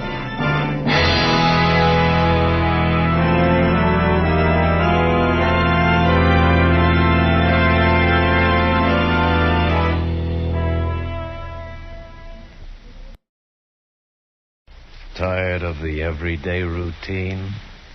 Ever dream of a life of romantic adventure? Want to get away from it all? We offer you Escape. Escape, designed to free you from the four walls of today for a half hour of high adventure. Escape, brought to you by your Richfield gasoline dealer and the Richfield Oil Corporation of New York, marketers of Richfield gasolines, motor oils, and other petroleum products. Look for the Richfield Eagle on the cream and blue pumps.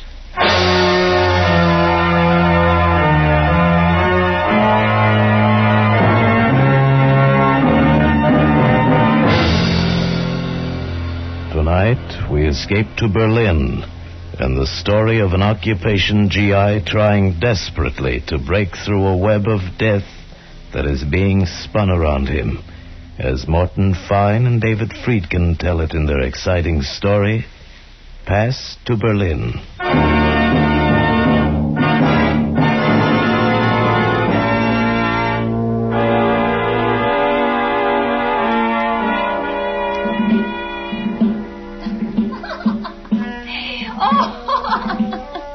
Greta was laughing. For me, there was no joy in it anymore. I looked through the window at Berlin, spread out like a half-buried skeleton. Berlin after a war, shock-carved in jagged concrete. And reflected in the window, Greta. Greta standing behind me with a drink in her hand. Oh, Schatz. Oh, Liebchen. Oh, drink your drink. Oh, drink with me, soldier boy. No, forget it, Greta, will you? Oh, such a pretty name. Ed Sawyer. Such a handsome face. But such a frown. Now, come. Make Greta laugh. That's all Greta wants. To laugh a little. To forget her loneliness. Sure. Laugh and forget, just the two of us. Me and Greta, and let the rest of the world go by. Well, you made your loneliness, baby. You and Hitler. Oh, you. I'm funny, huh? A real funny man, huh? Oh, great. I should have met you a long time ago. Greta likes you, soldier boy. Well, nurse a broken heart, kid, because I'm leaving. Like that. Leaving. Greta remembers when you said love to her. Yeah, I remember, too. Only now I remember why I'm in Berlin wearing a soldier suit. American, is Schwein. Candy bar American soldier. The conqueror from the cigarette democracy. Now, just dream it, kid. Dream your dream about how an American soldier was once nice to you.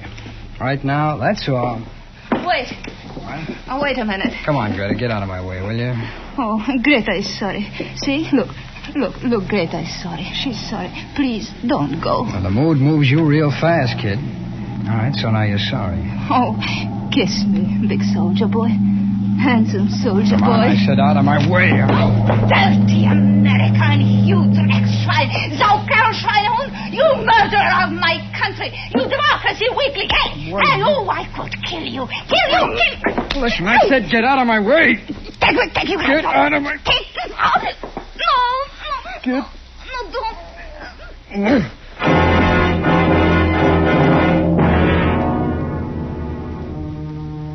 For a second, I stared where she'd fallen, motionless. Her head lay against the lead piping in the wash basin. I watched a small pearl of blood squeeze through her lips. Then it died, too. Then I remembered. Fingerprints. I'd handled two things in that room. Greta and the highball glass. I smashed it to the floor and ground it with my heel. Outside, it was raining. That was a break. Because the rain had washed away the human rubbish that litters the Berlin pavements at night, and no one saw me leave the house. I walked, turned some corners, walked some more. Then a splash of neon smeared across the wet pavement, and I looked up. A theater. A theater for the amusement of GIs and the rehabilitated natives. I bought a ticket and went inside and found a seat. Ladies and gentlemen, the headline attraction of the evening, the most astounding mind-reading act of the century. Direct from London, the great Stanley and his lovely assistant, Mona. Mona, who sees all, knows all, and tells all.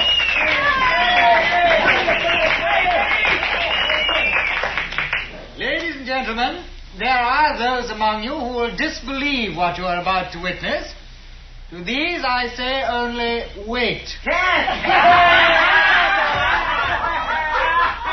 You must.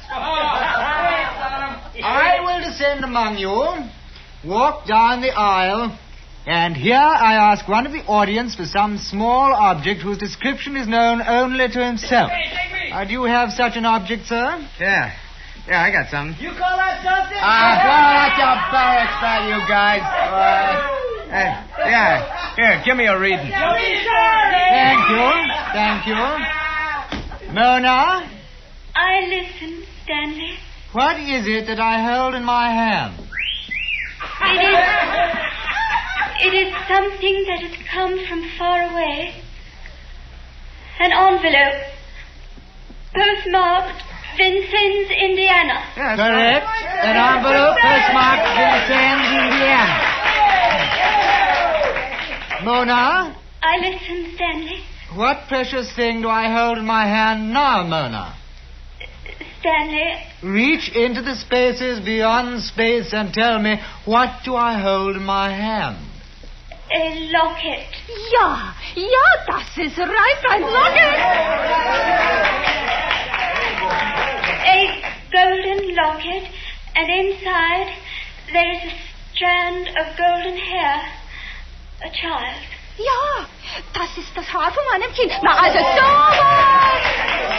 Oh, they were good, the great Stanley and Mona. Slick, poised, and professional. Two glittering phonies who knew the score, and they kept it up. Mona! I listen. Do not lose your concentration. Now, identify this object. Stanley? You must, Mona. You must. There's darkness here. Only darkness. Come on, what's the matter? Something stands in the way.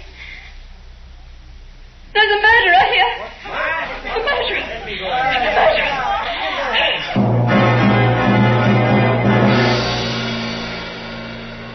They rang down the curtain, and I sat there until the next act came on. Sat there and knew there was no way anyone could have guessed about Greta. No way. It was just a cheap, rotten, dramatic trick to suck the audience in, and it had worked. Oh, some of the audience was laughing. Others were obviously affected by it. Moronic idiots with their mouths open and their eyes uneasy. And me? Well, maybe I was being naive, ridiculous, but I had to find out. I waited until the audience began to give attention to a tired blonde singer. There was a door to the left of the orchestra pit that led backstage. I slipped from my seat and headed for it like it was my business. I walked down a corridor. There were cells on each side tagged with performers' names. Mona's door had a star on it. The star was gilt, and the gilt was peeling. One moment. Yes? She was taller than I thought. Her face was delicate with an almost wistful expression, but it was her eyes. Gray and soft, as if the color had been strained through gauze. Yes? What is it? I came back to congratulate you on your performance, Mona. That's quite an act. That's real big time. Thank you. Only you're phony. You are, huh? Please go away. It's real phony, isn't it? You're a man whose words are like acid in the hands of a child.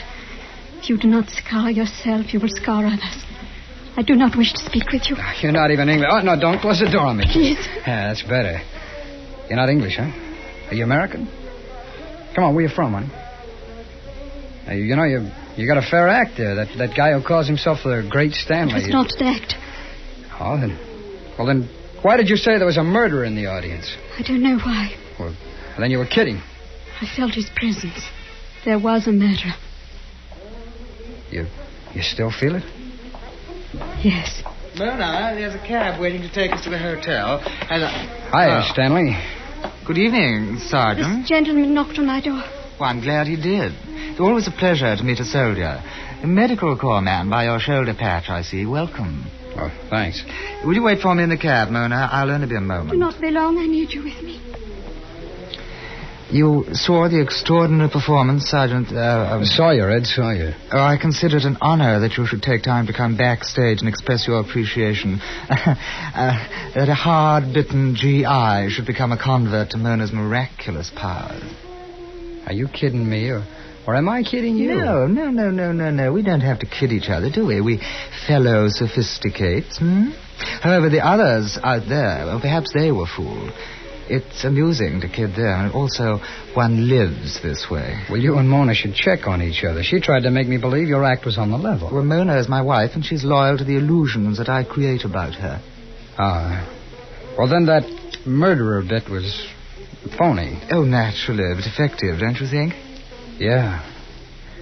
How did you think of it? Oh, an inspiration, Sergeant... Sawyer. Sawyer. An act such as ours needs one piece of sensationalism to shock a new audience, and we have it, don't you think? Yeah, you got it. Oh, just one thing, Stanley. Of course. Tell Mona something for me, will you? Of course. Tell her her eyes are the most beautiful I've ever seen. Oh, she will be pleased. She's blind, you know. His smile held, and the smile was phony like their act was phony. I knew now I had nothing to worry about, so I left. I went back to my room in the Garmisch Hotel, stood on the balcony for a while, watching the fingers of light from Tempelhof play against the sky, lighting it up fitfully, disappearing. And far away, silhouetted, the hulk of some broken buildings, caught now on the beacon and then lost. I watched it. Stared, and then I saw it. The outlines of some structures blasted by bombs, but it's like a scaffold, a gallows. Precisely that. And something else, a figure detached itself from the shadows, a figure of a man scavenging among the rubble of the torn buildings, and he stopped, and over his head, the gallows. The man and the gallows caught against the night. I went to bed, closed my mind to all of it. Toward morning, I had a dream. I dreamt I was standing in a stone yard, and I was watching some men, some blind men, and they were building a scaffold. Then I was awake, and I jumped out of bed. I saw what the hammering had been.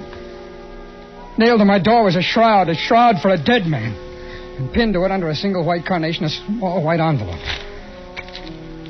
Adlon Florist, it said, and on the other side, some writing.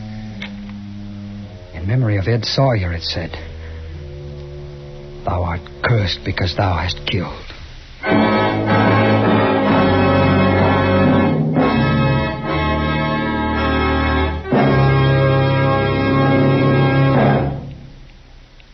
What does the word xylene mean? To a scientist, the word xylene means a super-octane gasoline component, one of the highest octane gasoline components ever discovered. To a motorist using Ridgefield gasoline, xylene means new flashing power on the toughest highway grind. Xylene means new high anti-knock that gives you a quiet running motor, and new lightning acceleration to snap you out ahead in busy traffic. Why? Because today, every gallon of Richfield gasoline contains xylene. What's more, your Richfield dealer offers you a choice of 2 great Richfield gasolines with xylene. Select Richfield Ethyl for best results in highest compression motors, or Richfield High Octane at regular price for the average car. Each contains xylene. Each is a champion in its class. Stop where you see the Richfield Eagle on the cream and blue pumps. Get Richfield High Octane or Richfield Ethyl gasoline containing xylene, one of the highest octane components ever discovered. And now, we return you to Escape.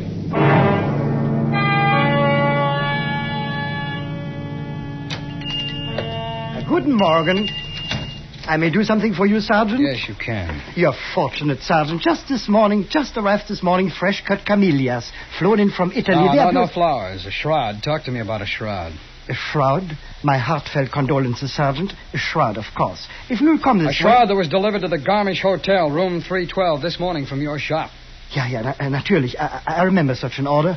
I pray it met the requirements. I'm crazy about it. Why was it nailed on my door? Why? I do not understand. I didn't order it. Who did? Why, early this morning, Sergeant. Early this morning by special post. In order for a shroud and a wreath. with instructions for their disposition. Who wrote the order? Who gave these instructions? That I do not know, Sergeant. It was a typewritten, unsigned, and more than a sufficient amount of American money to take care of everything. I thought somebody who wished to remain anonymous. Well, here's some more American money. Now tell your boy to tear that thing off my door. Yeah, but Sergeant... Tell him, Florist.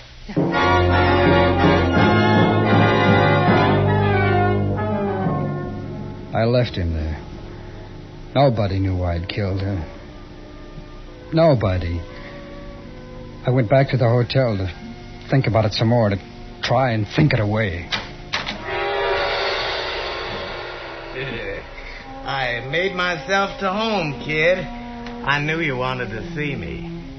He wore a derby hat and a tight overcoat with a moth-eaten fur collar. Cheeks ruddy, eyes red-rimmed, and a replica of his nose could have been bought in a carnival supply house. Oh, jolly, a jolly fat punk with a mission. Sit down, kid. Take a load off the brain. The man is here who will take care of everything, just like the corpse that died in the good old USA. Who are you, and what do you want? Here, take one. That's my card. I can see it from here. It's real pretty. Now, what does it say on it? Joseph Scarn, it says. That's my name. Mortician, it says. That's my business. What? Oh, yeah. Puzzles you, huh, kid? I just gotta tell you about Joe Scarn. That'll explain me to you. Yeah, do that, will you? Yeah. Well, see, back in the States before the war, this was my career, mortician. That's funeral director.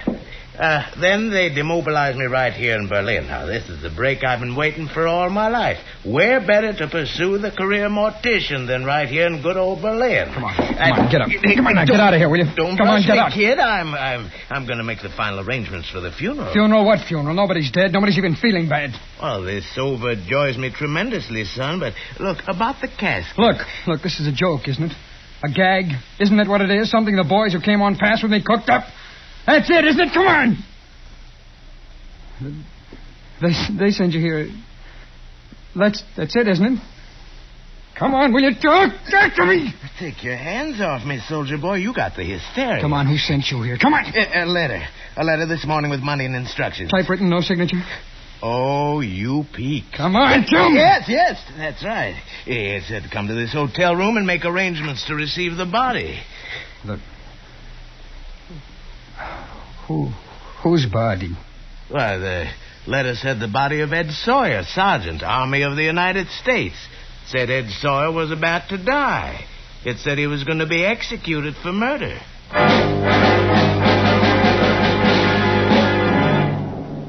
All of a sudden, there were no more words. His jaws were moving, but there was no sound. Even when the folds of his fat face moved into a chuckle, I got nothing. He was out of focus, all blurry. I ran past him and out onto the street. It took me an hour to push my way through Berlin's derelict, scarred alleys to Greta's rooming house. If someone in that house recognized me as a murderer, I would know it. No matter how he tried to hide it, I would know it. Face him and take it from there. That was what I had to do. Bitte? Was wollen Sie? Have you ever seen me before? Bitte? Oh, don't kid me, all you krauts know English when you need it. Now, have you ever seen me before? Come on, talk, will you? Lassen Sie mich los! Lady, come on. Heinrich! Kommen Sie schnell! Ja, was ist, Elsa? Was ist los? Was ist... Der Soldat will etwas wissen. Yeah. What you want, Sergeant? Well, that's better. Our papers are in order. Everything in our house is as you Americans have ordered it. Wait, I will show you. Don't fret yourself, Dad. It's just that I have a feeling I've been to this house before, and I've got to find out. Is this some kind of a drunken joke you're playing with us? Just tell me if you've ever seen me before. Ah, you're sick. Please go away from us. Yes, that's right. I'm sick. It happens like this lots of times. Amnesia, you know, it's the war, but... Now, look at me, look. Yeah. You're sure you've never seen me before? Yeah, we are sure, Sergeant. Yeah. Come and sit down. No, wait a minute, will you? Come and sit. Yeah. Your other guest. Could I see them? What is the need, Sergeant? One has been drunk for 3 days. He will stay drunk for 3 days more. Yeah. Another Elsa and I have not seen for a week. Nein. And the third is in the morgue. This morning she was taken there dead. Ja, tot. That Lisa. Always she gave us trouble. Yeah, Elsie? Yeah? Police, doctors, questions.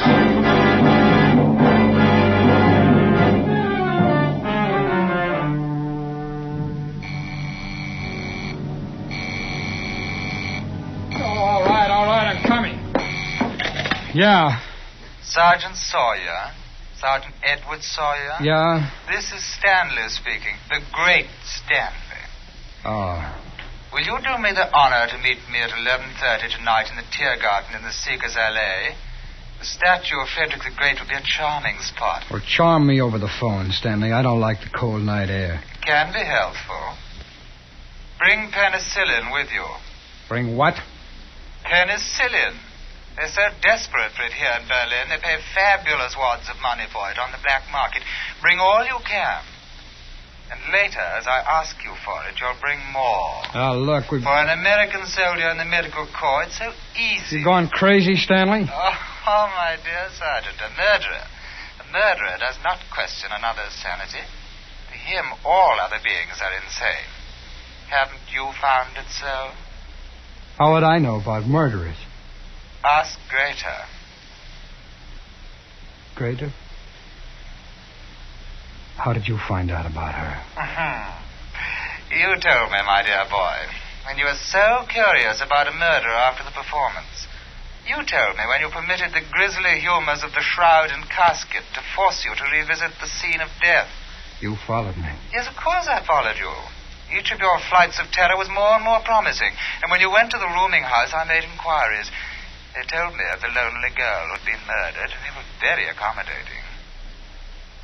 You're still there, Sergeant. Yes, I'm still here. But then I can expect you then at 11:30. It'll give me time to change after the performance. Sure, 11:30. I'll be glad to do you the honor, Stanley. Oh, he made it easy. For nothing, he'd let me know who it was I had to be afraid of. Stanley. The great Stanley. And Mona with the pale, lovely, blind eyes. Boy, what an act they had. I wondered how many times their sensational finish had paid off like this. How many murderers had handed themselves over to Stanley and Mona on a platter for nothing. But I could change all that. I could get off the hook real cheap. I could fix it so Mona and the great Stanley would let me rest in peace for nothing. No, not for nothing. Just the price of an admission ticket. There were about 30 people in the theater, most of them soldiers. The opening act was on when I got there and slid into a seat. A family of French jugglers whirling shiny hoops on every loose piece of anatomy on the stage. Stanley and Mona were next to closing, so I figured I had about an hour. I waited until the French were balancing everything but the proscenium, and then when they had everything in the air, I used the same orchestra entrance to backstage. The door to Mona's dressing room was open. The room was dark. I eased inside just as the next act came hurrying down the corridor, still hooking up their costumes. I brushed against a moldy curtain that hung from wooden rings. I pulled it back, hid behind it, and waited. Still, I cannot understand why you must leave me tonight, Stanley. What is so important at 11:30? Through the dim light of the corridor, I saw Mona walk into the room and sit down at her dressing table. Stanley was right behind. He was reaching for the light switch when my hands found his mouth and his throat, and I began to strangle him. My fingers dug into his flesh, and I crushed his breath back into him. He made no sound.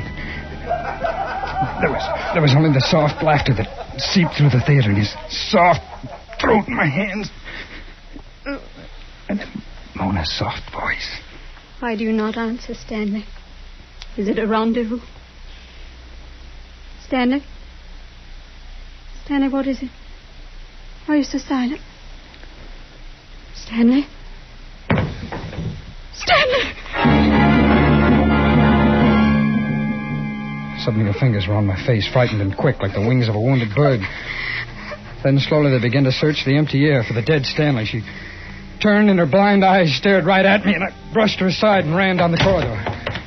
An old doorman sat reading a newspaper at the stage door. I couldn't get out that way without her seeing me. Only one way, back through the theater. Ich bin ein bisschen verrückt geworden. Ihr knallt vorhin Latz, dass der Kind soll ich mehr passt. I started up the aisle, and then I knew I was doing the wrong thing. There was an MP at the head of the aisle, a corporal from the MPs, the braid, the white spats, and the club. In this tiny audience, if I left in the middle of the act, he'd remember me. So I sat down on the row that was the most filled. When I looked back at the end of the act, there were other MPs standing at each exit. Then the curtain rose. Mona stood there with a man you see on every street in Berlin. A German policeman in the natty German police uniform. Ladies and gentlemen, tonight I shall descend among you accompanied by this esteemed gentleman and read your mind through my fingertips. You, sir, I can read your innermost secrets by touching your face. So, sir, you and this girl beside you, you told your wife you were working late at the office tonight. She looked away at the aisle, coming closer and closer. And you, sir, my fingers reveal that you have bought an escape from KP duty. Please. And now, there's a gentleman in this row.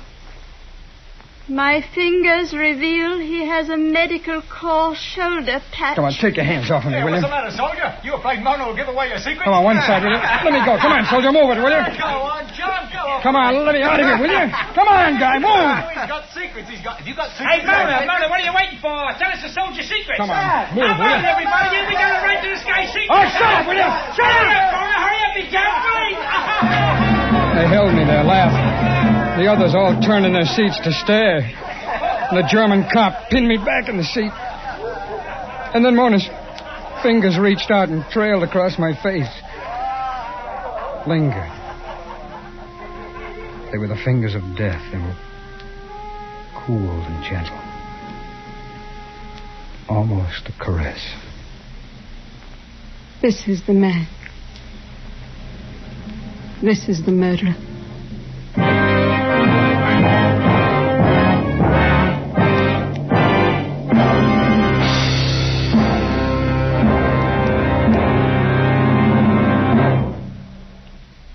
Spring weather is hard to figure. Cool one day, summer heat the next.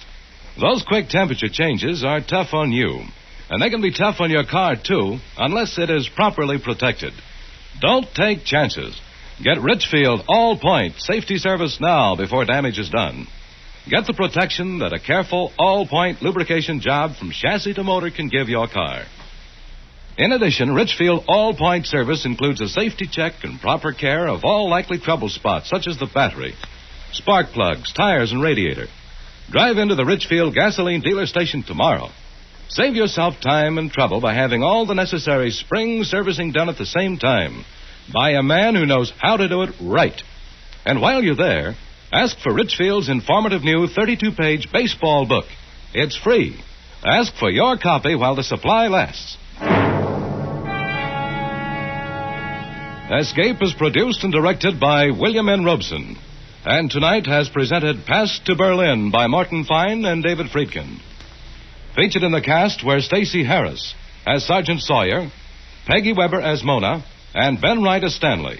Special music arranged and played by Ivan Ditmars. Next week. You are lying on a small knoll in the prairie west of the Platte River. In a few moments, dawn will herald the attack of the encircling Apaches. An attack of such fury that for you, there can be no escape.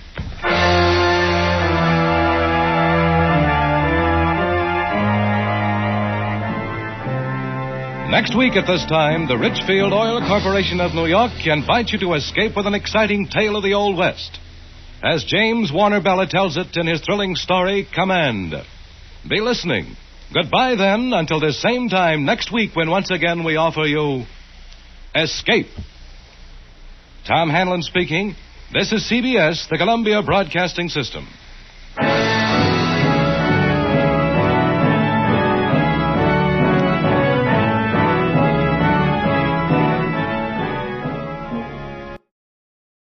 Tired of the everyday routine? Ever dream of a life of romantic adventure? Want to get away from it all? We offer you Escape. Escape, designed to free you from the four walls of today for a half hour of high adventure. Escape, brought to you by your Richfield gasoline dealer and the Richfield Oil Corporation of New York, marketers of Richfield gasolines, motor oils, and other petroleum products. Look for the Richfield Eagle on the cream and blue pumps.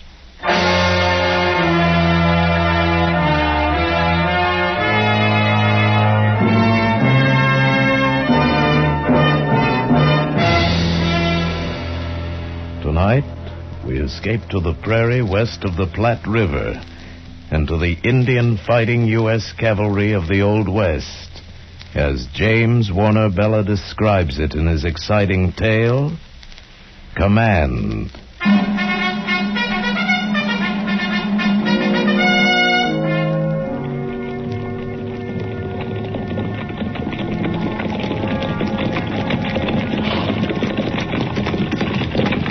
Brittle, sir. Yes, Sergeant. Here comes Lieutenant Cohill back with a patrol. Yes, I see him. Halt the column. Yes, sir. Hallam! Ho! Hallam! Ho! Hallam! Ho! Hand me my field glasses, Sergeant. Yes, sir. Here you are, sir. Thank you.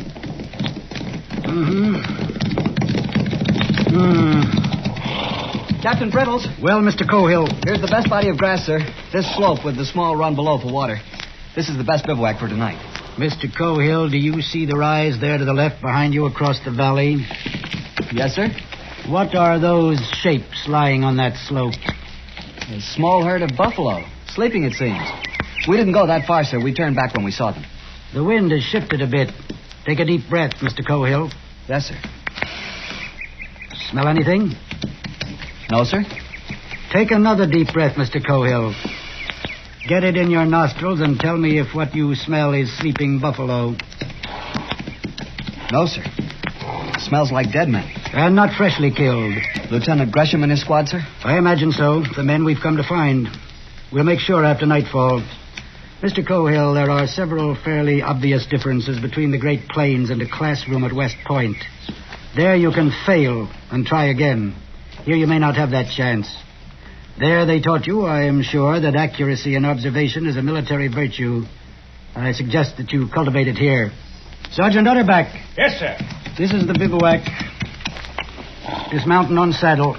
Night grazing area between the crest of this hill and the creek bottom. Use the picket rope, no individual pins. Yes, sir. Yes. Out. Yes, mount. Yes, mount.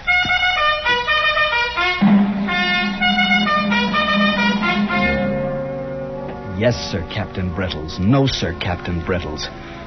Of all the officers in the United States Cavalry, why did they have to assign me to him? A handbook soldier, over age and grade. A bitter failure of a soldier, marking time out here on the plains until he retires, taking up space in the table of organization, standing in the way of younger and more aggressive and, yes, more capable officers.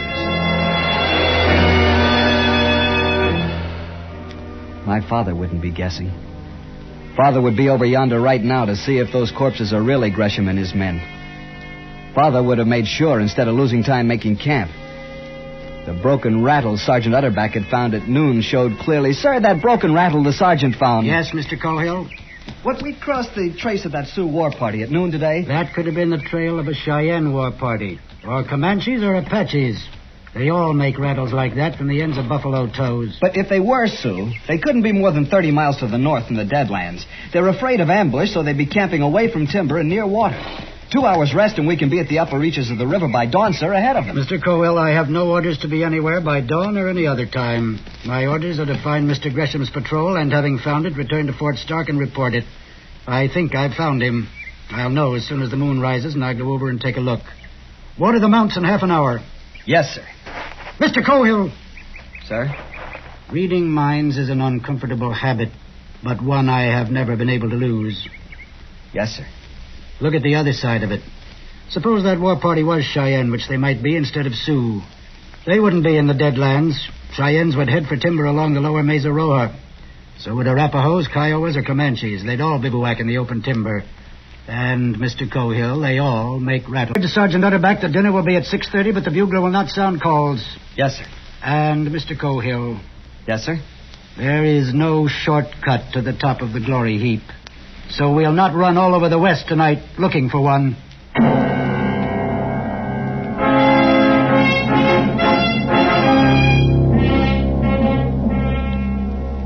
But if death in battle is a soldier's path to glory, Mr. Gresham and his patrol had found a shortcut. Yet what we looked upon that night on yonder slope was not glorious. Well, at least they respected them as fighting men. How's that, Sergeant? Every one of them skinned bald-headed so he can cross the shadow waters without trouble. And whoever did it don't want to fight him again. Why? Hands and feet cut off, that's why, sir. To cripple them in case they meet in the hereafter. Sergeant? Yes, sir? Do you still think the Sioux did this? No, sir. Not now, sir. Why not?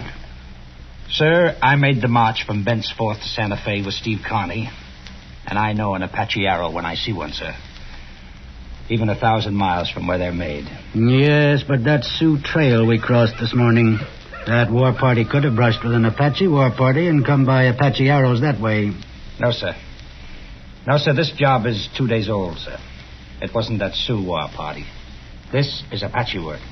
How do you figure that? Mostly because the captain knows it's Apache work, too, sir. Lieutenant Cohill. Sir? Take the grave detail. Yes, sir. Sergeant. Yes, sir. We shall move the company out at 10 tonight. Yes, sir. We will return to Fort Stark to report this massacre as fast as we can. Yes, sir. So he's showing me. Makes his lieutenant first grave digger and confides his plans to the sergeant in exchange for flattery. He's an old woman in blue fatigues. Can't hide his bad temper. And worse, he's a frightened old woman. Instead of striking when he has the advantage, he's going to cut and run. In a stiff action, I'd probably have to shoot him and take over the command.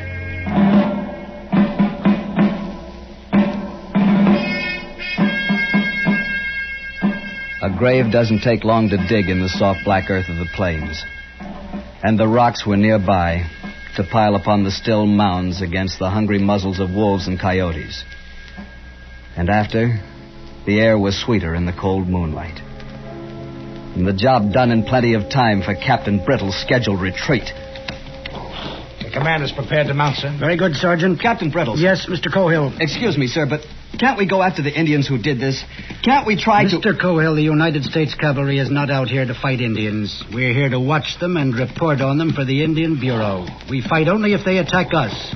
I refer you to the standing orders of the Department of the Platte. They are most explicit on this point. Yes, I know, sir, but Mr. Gresham was attacked. How do you know that? Well, I don't, for sure. Of course you don't. But he's dead, and his command, dead and mutilated, and we ought to... Go to what? Avenge him? Disabuse yourself of classroom valor, Mr. Cohill. Out here, we obey orders. Sergeant. Yes, sir. Pass the word to mount. Yes, sir. Updike. You. Pass the word. Mount. Pass the word. Mount. Pass the word. Mount. Pass the word. 30 miles already that day, and who knows how many miles ahead of us tonight. The men are tired. The horses are tired. Cavalry is a delicate arm of the service, Captain Brittles. Hour after hour, as the moon threw our lengthening shadows ahead of us. Hour after hour.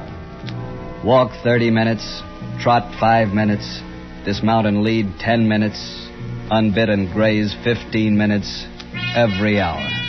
Hour after hour.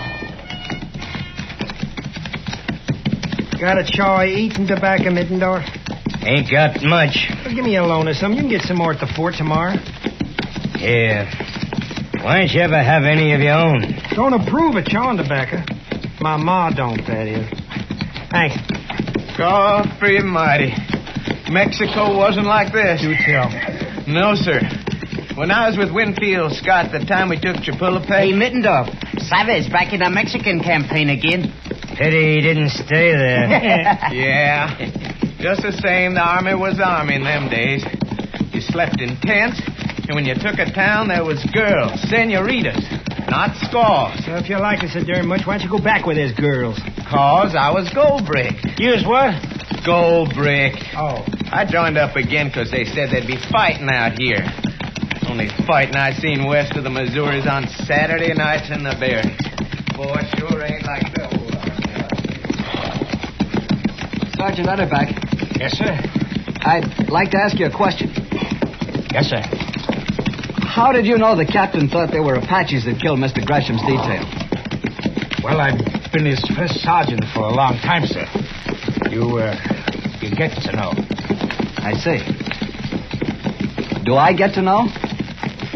This is a different kind of service out here, sir. It ain't full-dress war, but it's the only kind the captain and I ever served in, sir. And you get to know it just like you get to know siege operations or saber charge by company front after you've had enough of them. I see.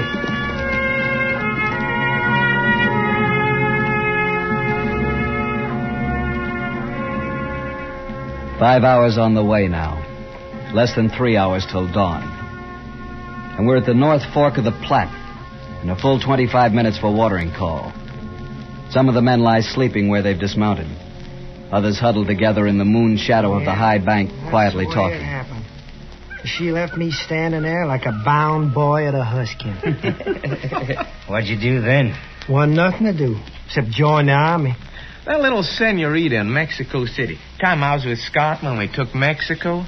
Well, she wasn't at all like that. Not at all. Any of you boys ever had a lobster? Not me. I never even seen one. I had a catfish once. Didn't like it. I could sure put away a lobster right now.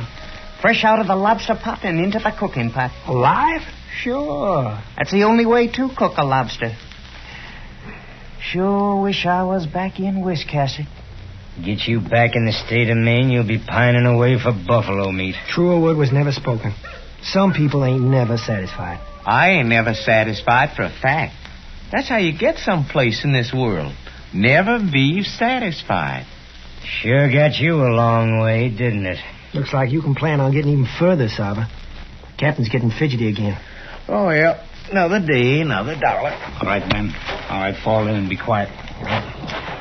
Prepare to mount. Pass the word. Prepare to mount. Pass the word. Prepare to mount. Pass it. Prepare to mount. Pass it. Mount. Mount. Route step. Forward. Route step. Forward. Route step. Forward. March. Go. Go.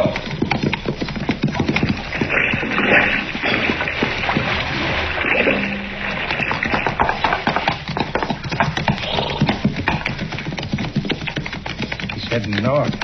How's that, Sergeant? North, sir. Captain's heading north. You're right, Sergeant. Red Mesa should be to our left. Instead, it's dead ahead. Doesn't make any sense, Sergeant. Yes, sir. My father would have done things differently. In the cold, dying moonlight, I could imagine him. Young Major Cohill riding out of St. Joe to convoy the wagon trains bound west on the Oregon Trail. What a figure he must have been out here in the old days when the Missouri River itself was the jumping-off place.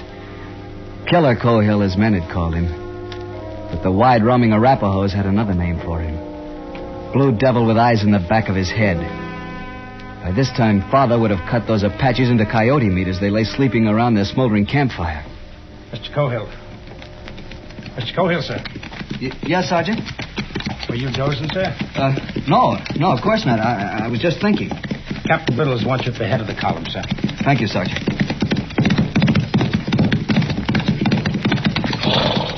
Sergeant Utterback said you wanted me, sir. Yes, Mr. Cohill, I do. This is officer's call. Listen carefully. I have Sergeant Sutro ahead of me with the point. You will relieve him with 8 men and push forward fast. Yes, sir. Do you recall the ford across Red Mesa Wash? Yes, sir. We crossed it yesterday. Exactly. There is a knoll on the east side of the wash. A knoll that is crossed by the trail from the top of the mesa. I remember, sir. Be on that knoll before dawn. Build a bivouac fire as soon as you arrive. Do what, sir? Build a fire. I want to know when you get there. But I can send a messenger back to tell you when I arrive. I want everyone else for miles around to know it, too. Build a bivouac fire, a squad fire. No larger. Yes, sir. Should you happen to be attacked, you are to hold that knoll fighting on foot. Remember, the dawn light can work for you, but it can also fool you in this country. So don't shoot until the last possible moment. But I don't understand. You don't have to. You have your orders. Yes, sir. Move out, Mr. Cohill. You're the bait on my hook. Wriggle.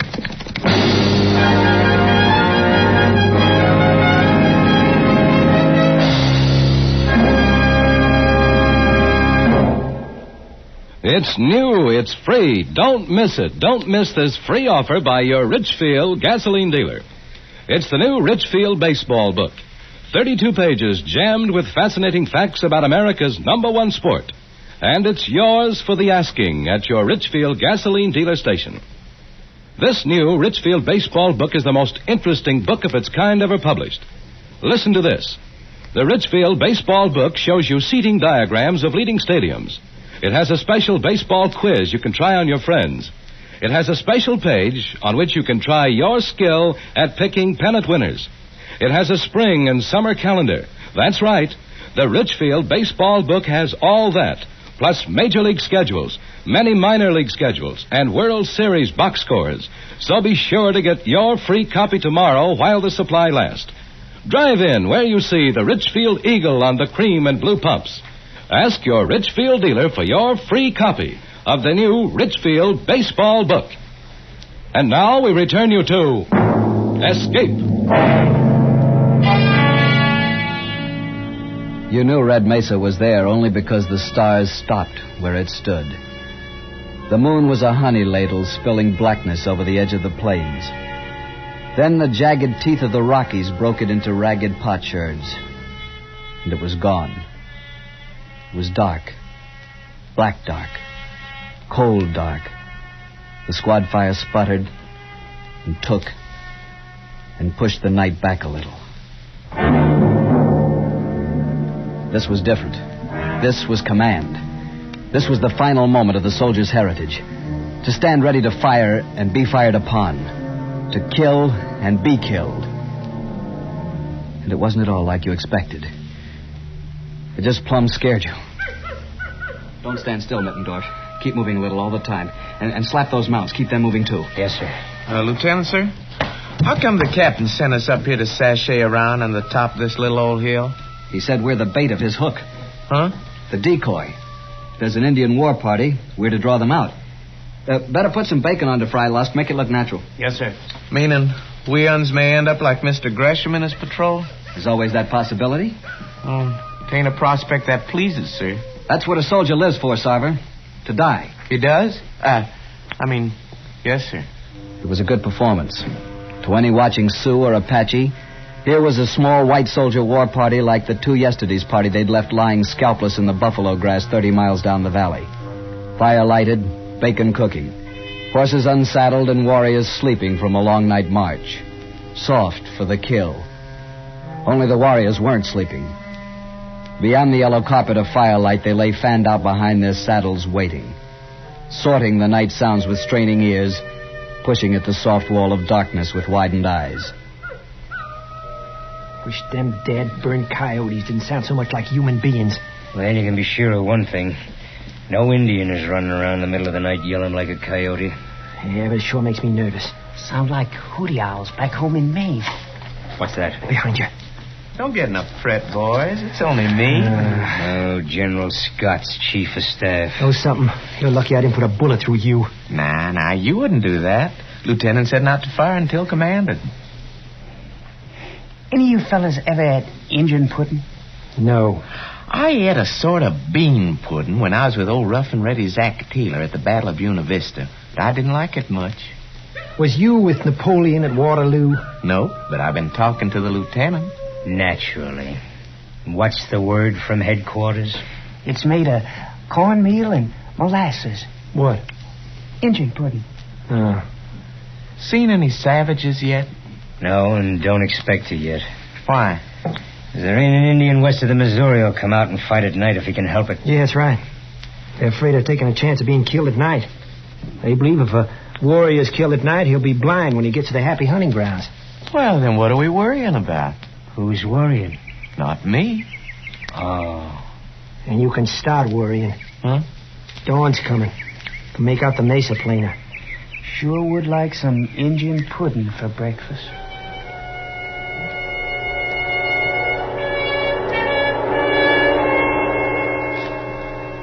Slowly, the light came.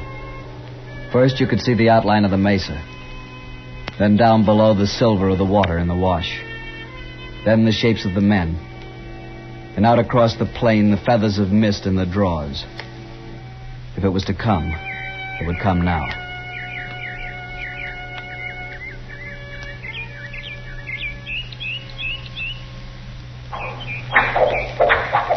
Hold your fire, men.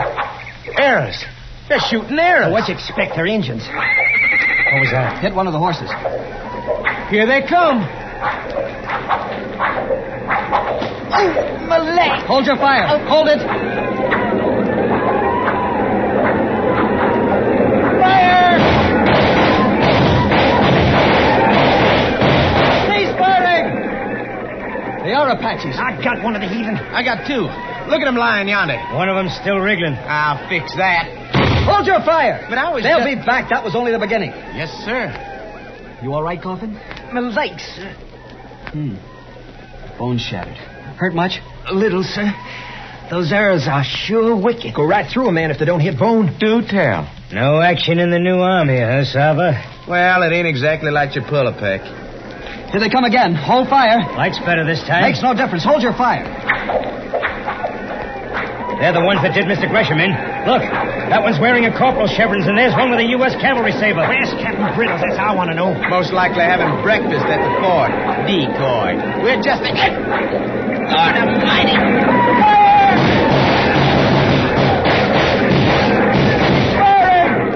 Well, they took care of almost half of them. They'll be back. No, they won't. It's Captain Brittles now. Attacking from the flank. Hey, Sava, Captain Brittles got him on the run. Hey, can you pull this tarnation arrow out of... Down below the knoll, the remains of the Apaches were streaking for the open plains with Captain Brittles' men overtaking them, cutting them down with thirsty sabers and pistoling the ponies as they ran.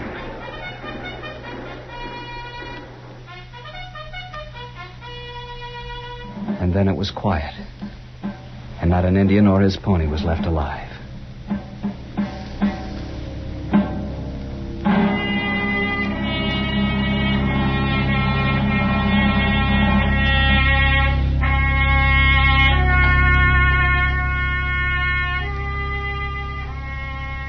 Coffin sat propped up against a saddle, lighting his pipe, his shattered legs stretched naked and useless before him.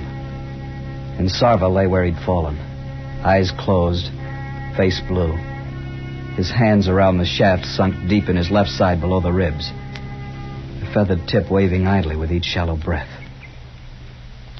Can't we do something for him, sir? What? Look how deep that arrow is, right under the heart. Can't cut it out, can't pull it through. Poor Sava. He finally saw action. Yeah. I can hear him now telling St. Peter about the time he beat the Apaches under Cohill. That's not very funny. No, guess you're right, Coffin. How's your leg? Paining you much? Can't feel anything.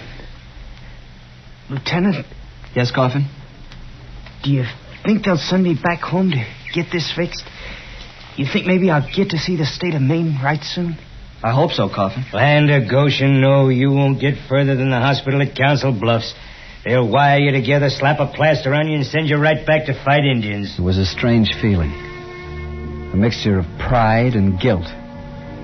Watching a man die whom I'd commanded into action. Looking at the shattered leg of another.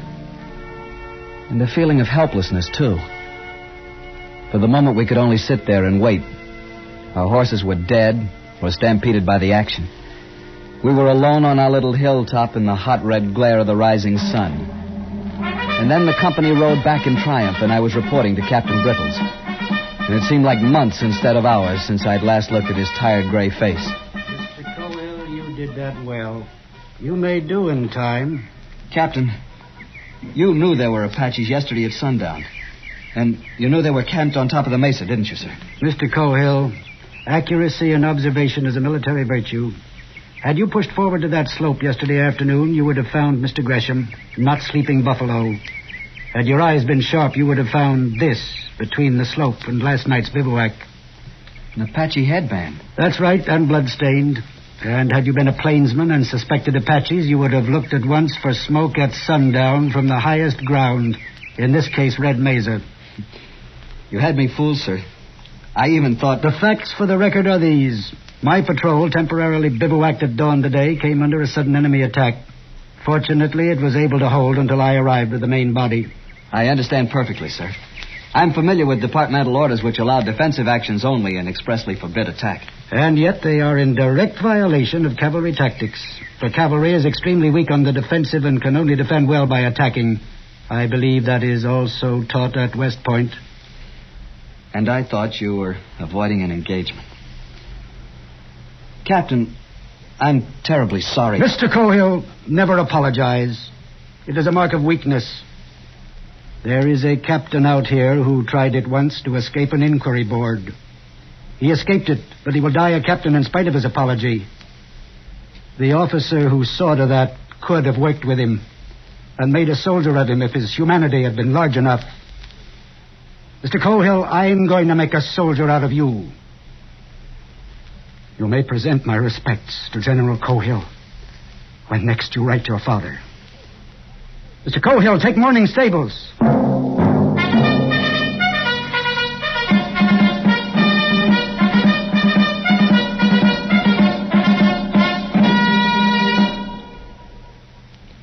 If you drive a car, remember this strange-sounding word, xylene. Xylene is one of the highest octane gasoline components known to science. Today, all Richfield gasoline contains this powerful super-octane component, xylene. With a tank full of Richfield gasoline containing xylene, you've got dynamic power at the tip of your toe. Smooth, knockless power to put you out ahead in traffic. Every gallon of Richfield gasoline contains xylene. But that's not all.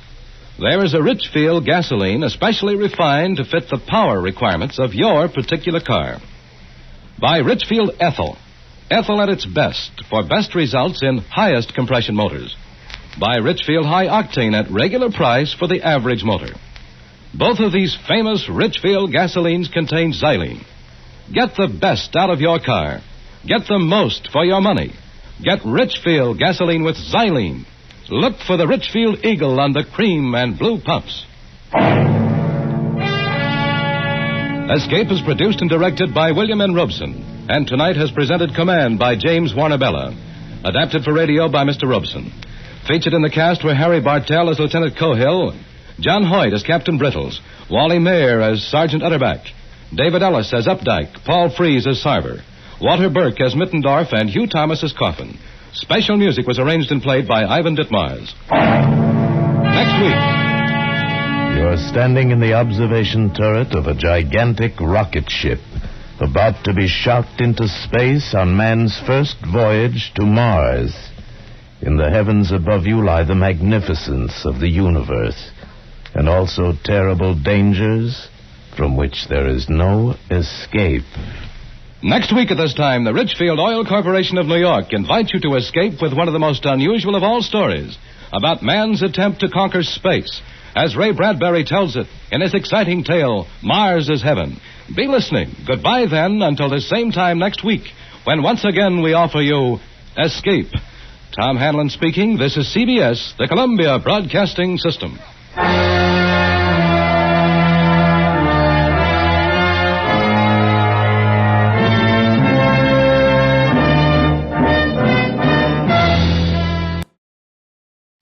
Tired of the everyday routine? Ever dream of a life of romantic adventure? Want to get away from it all? We offer you Escape. Escape, designed to free you from the four walls of today for a half hour of high adventure. Escape, brought to you by your Richfield gasoline dealer and the Richfield Oil Corporation of New York, marketers of Richfield gasolines, motor oils, and other petroleum products. Look for the Richfield Eagle on the cream and blue pumps.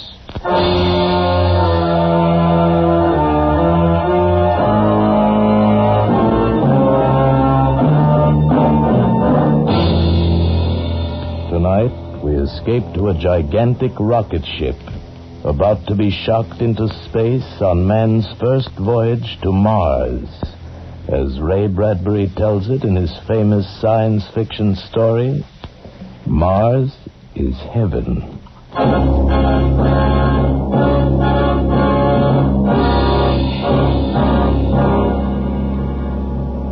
The project is magnificent, overwhelming, and tremendous. We return you now to the scene of the takeoff in the desert of New Mexico. Go ahead, New Mexico. Thank you, London. This is Stuart Novins back in New Mexico. I'm standing here on the Great Steel Observation Platform overlooking the takeoff stand. As the moment for departure draws nearer, the whole area has been flooded with artificial light. It bathes a spaceship in a kind of silver luminescence, and surrounding it, engulfing it, this subdued hysteria of hundreds of thousands of people come to see the start of this incredible voyage of 18 men in the rocket ship The Venture. It's standing there pointing upward, pointing toward the heavens, and in a few minutes it will bloom out into great flowers of heat and color, shocked into space on man's first voyage to Mars. As you know, ladies and gentlemen, prayers are being said for these 18 men and their ship, the first men, the first ship to dare the voyage to another planet. Prayers are being said by every creed in mosques and churches and synagogues the world over. We take you now to the Basilica of St. Paul's in Rome.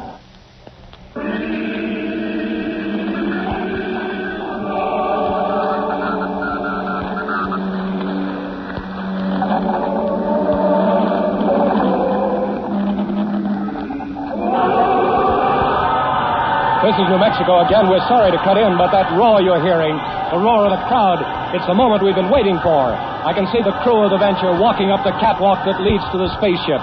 The men are entering, and now the escape hatch is closed.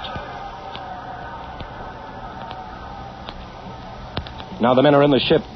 This silence, this great, awful silence of the crowd, it's the voiceless prayer that's in every heart. They're about ready now. Some lights from the ship just blinked on and off. It's a signal. In just a few seconds, a few more. Stand by. Stand by.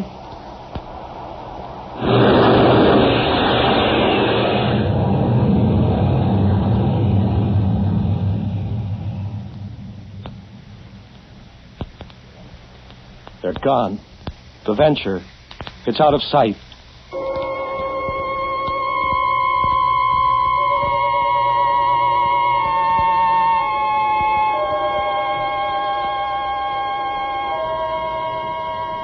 Log entry, U.S. rocket ship Venture. 1 hour out from Earth. Destination Mars.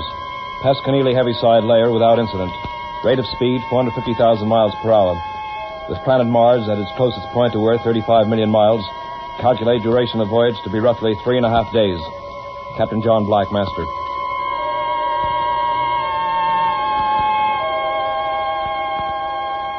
Log entry, U.S. rocket ship The Venture. 12 hours out from Earth. While navigating supertensioned atmospheric forces, port shield generator broke down.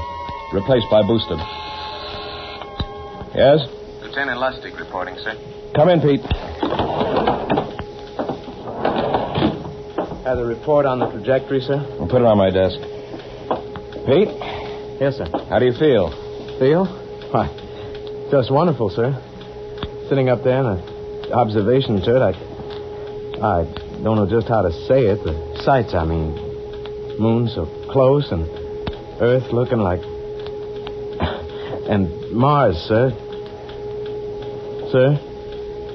Do you really think we'll make it?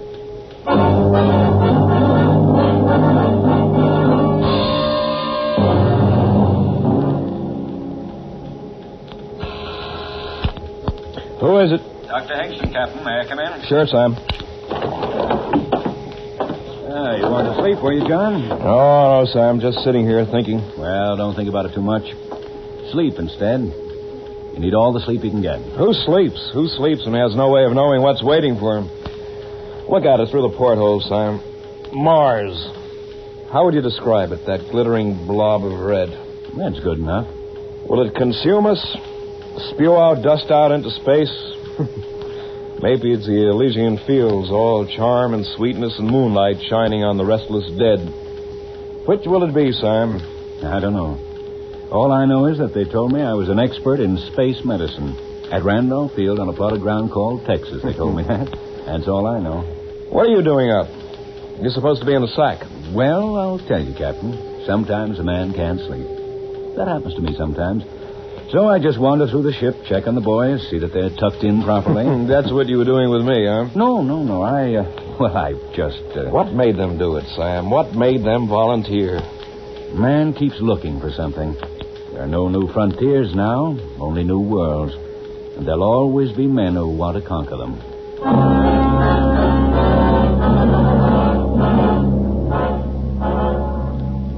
Log entry, U.S. rocket ship Venture. 78 hours out from Earth. Approaching gravitational field of Mars. Atmospheric conditions similar to Earth's.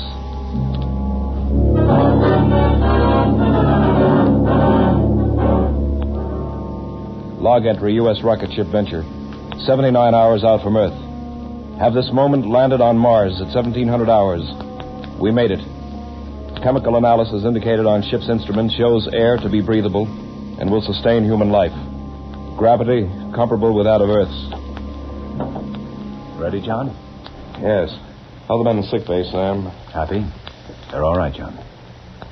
You ready? First one thing. Captain to crew, your attention. We have landed on Mars.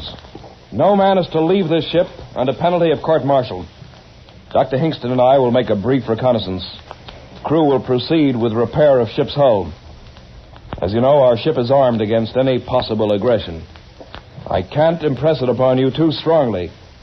No man will leave this ship until Dr. Hingston and I ascertain that we are not in a hostile world. That is all. Let's go, Sam. You first, Captain. It's your honor. You, the first man from Earth to walk on Mars.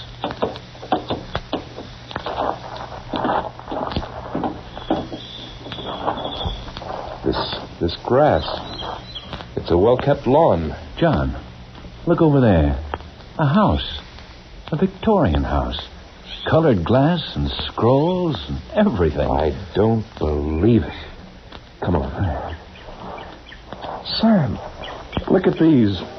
2 iron deer on this lawn. We had a pair of these when I was a kid. Sam, you hear that? That piano from that house. Sam, this isn't Mars. It can't be. It just can't be. It can't be, John, but it is. Welcome to Mars.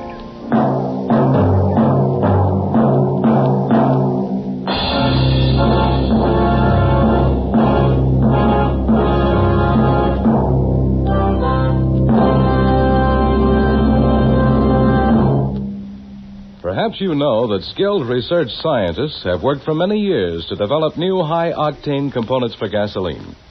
Components to give your car higher anti-knock performance and greater power. But do you know that from this research has come xylene?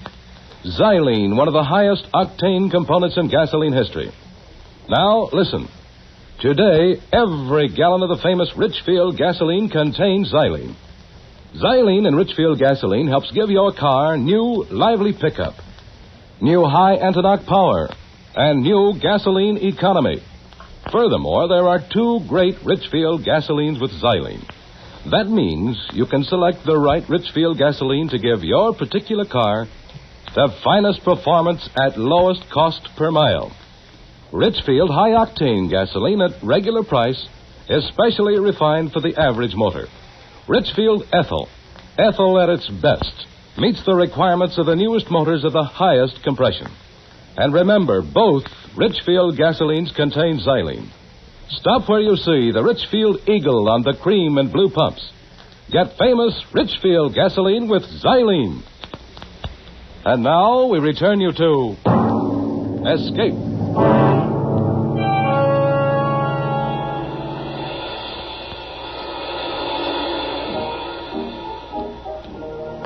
What did I say, Sam? Somewhere back there in space? That Mars was the Elysian fields, all sweetness and charm. No, John, it isn't that. It's what you see. A world like ours on Earth. And this? A small town with good air in it. A small town like the one I was born in. Same smell of flowers, the same sound. You think that the civilizations of 2 planets can progress at the same rate, develop in the same way? I do now. Well, I don't. Oh, look at that house. A Victorian house on Mars?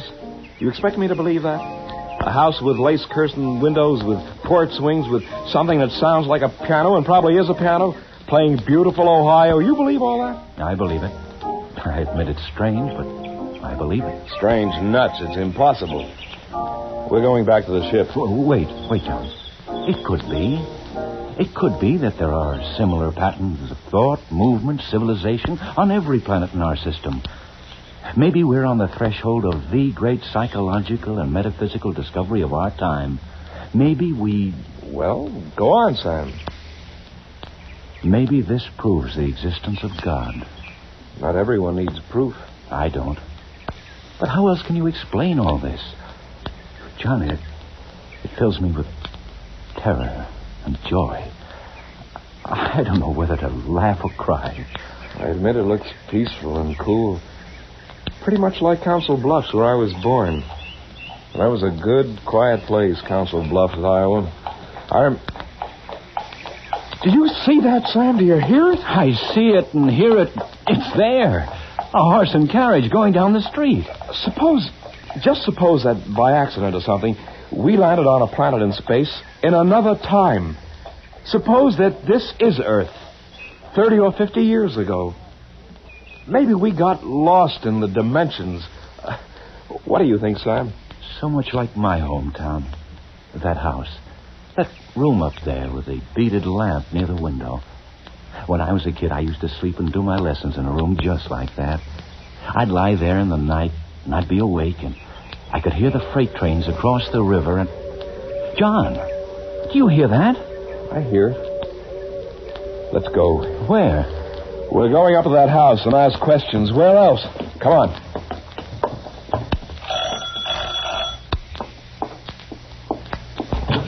Yes, can I help you? I beg your pardon, but we want... If you're selling something, I'm much too busy and I haven't time. We're all at supper. Oh, wait, don't go. What town is this? What do you mean, what town is this? How could you be in a town and not know what town it was? Oh, I beg your pardon, but we're strangers here. We're from Earth. And we want to know how this town got here, how you got here. Are you census taker? No. What do you want, then? How long has this town been here? It was built in 1868. Is this a game? Oh, no, not a game. Look, try to understand. We're from Earth. From where? From Earth. Where's that? The Earth? What? Out of the ground, you mean? Oh, no, from the planet Earth. Come out on the porch, please, and I'll show you. No, I won't come out there. You're evidently quite mad from this town. Let me try, John. Lady, we came in a flying ship across space among the stars. We came from the third planet from the sun, Earth, to this planet, which is Mars. Now, do you understand? You're touched from the sun, too. Go away now before I call my husband from his supper. He'll beat you up. That's what he'll do. But this is Mars, isn't it? This is Green Lake, Ohio, on the continent of America, surrounded by the Pacific and Atlantic Oceans on a place called the world, or sometimes the Earth. Go away now. Go away. Let's take a walk, Sam. Yeah. Sam? Yeah? There's something going on here. Something we don't understand. I want you to go back to the ship. If anything out of the way happens, lift the ship and get out. But, John... That's an order, Sam. All right, if it's an order. John, look. Look at that woman walking toward us. Oh, what about her? Well, she looks like... Sam! Oh, Sam, you look fine, so grown up. Sam, don't you know me? It's your grandma, your old grandma. Grandmother? What's wrong, Sam? This is a happy meeting. And who is this friend of yours? This is Captain John Black. John, this is my grandmother. Grandmother? So help me. So help me, John. This is my grandmother. She's dead. Died 30 years ago. But this is my grandmother. Well, there's no sense standing here on the street. You just come along to my house. We've so much to talk about. You too, Captain. And a friend of my grandson's is mine, too. Now, don't stand there with your mouths open. Come on.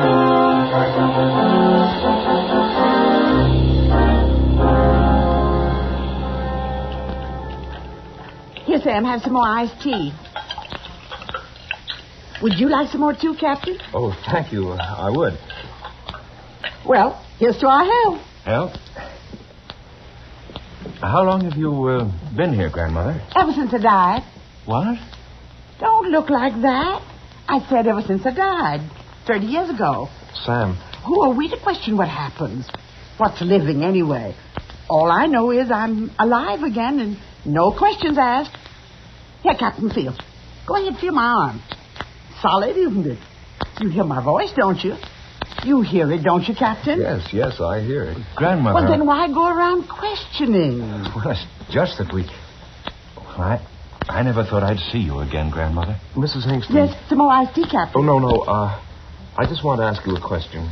Mrs. Hingston, is Mars heaven? Nonsense. No. It's a world, and we get a second chance.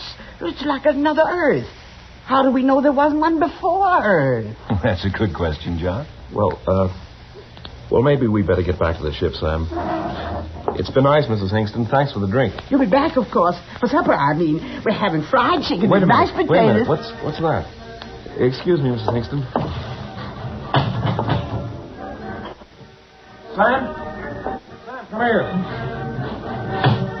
Hey, well, what do you know, John? A parade with a brass band. But the crew. My crew marching behind the band with all those people. But they're heroes.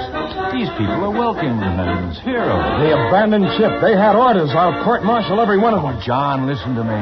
They found old relatives and friends just like I have. They have their orders. What would you have done? Obeyed orders. What's the matter? Sam, I don't believe it. It's impossible.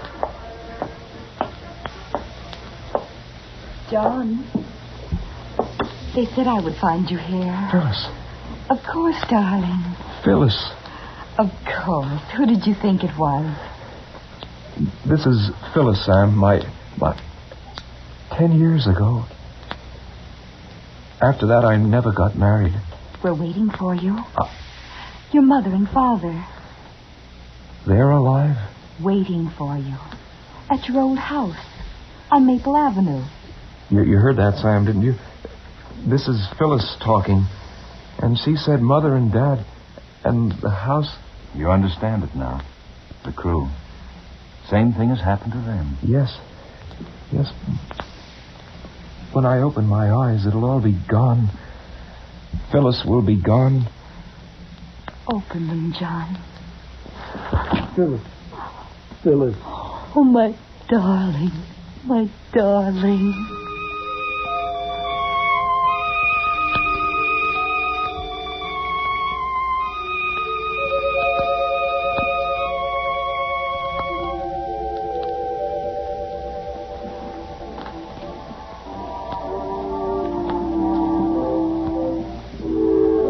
It's good to see you children dancing together again.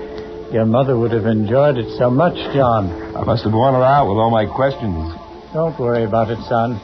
She'll get a good rest tonight. Then in the morning, the days after... We have so much time now, son. We'll all be together. You and Phyllis, your mother and I. So much time. Yes. Oh, don't go away from me, John. Hold me closer. I've dreamed so long of dancing with you. No more questions.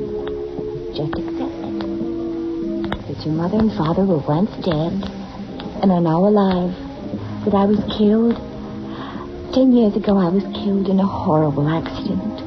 And now I'm alive and in your arms. Hold tight, John. Hold me tight.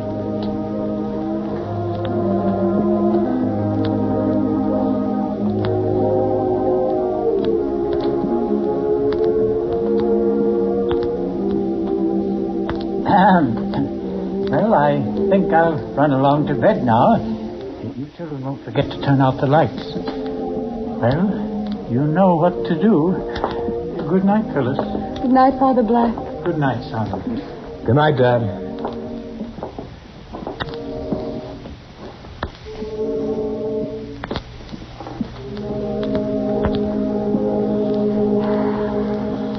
Shall we go out on the back porch, John? Like we used to long ago.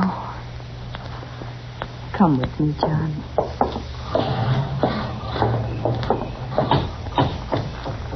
Here.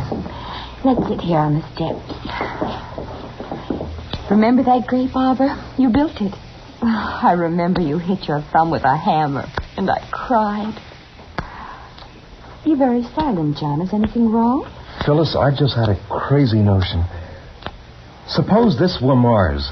But it isn't. Humor me, Phyllis. Suppose it were Mars, and the Martians saw our ship coming and saw us inside our ship and hated us, and they wanted to destroy us, but in a very clever way. Yes? Well, what would be the best weapon a Martian could use against us with our atomic bombs, our hydrogen? John... No, let me finish. The hypothesis is interesting. The Martians would use telepathy, hypnosis, memory, imagination. Oh, John, don't question us anymore. No more. Look, suppose this town is some other shape, a Martian shape. But by playing on my memory and my desires and my wants, they've made it what I've wanted it to be. Yes. Or suppose my mother and father weren't that at all, but two Martians, incredibly brilliant, keeping me under this dreaming hypnosis as other Martians have done it to my men. To Sam. But me. You've had your arms around me. You've kissed me. We shared old secrets. Was that a Martian hypnosis, John? Phyllis. Yes, what is it, John? Where are you going? I've got to talk to Sam. I've got to find out what he thinks now that he's alone with his grandmother. Stay here with me, John. Well, I've got to talk to Sam. Maybe he's beginning to wonder, too. You're not going anywhere, John. Phyllis! Phyllis, no! You're not Phyllis! I was right. You're not... You're not...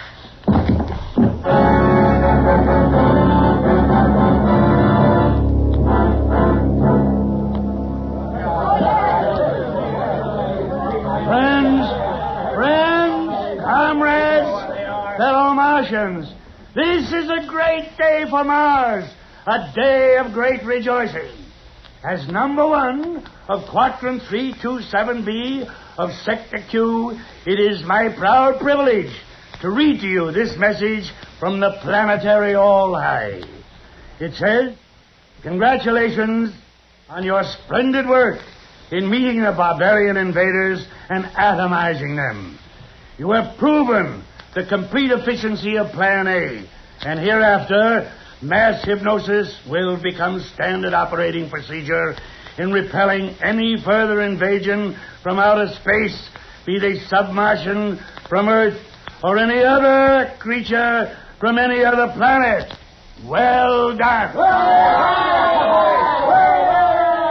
I can add little to this unstinted praise from the All-High, but I would like to point out to you that what you have accomplished could not have been done had it not been for our space heroes who have risked so much and often given all in recent years to keep the planet Earth under close surveillance.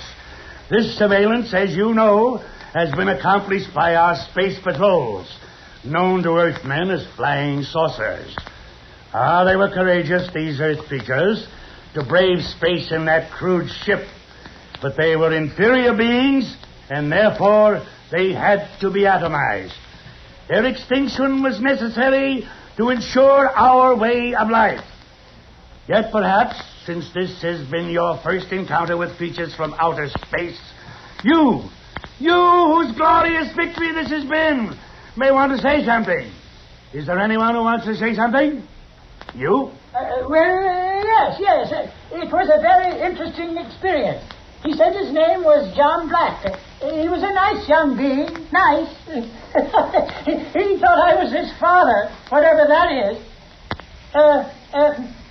I guess that's all I want to say.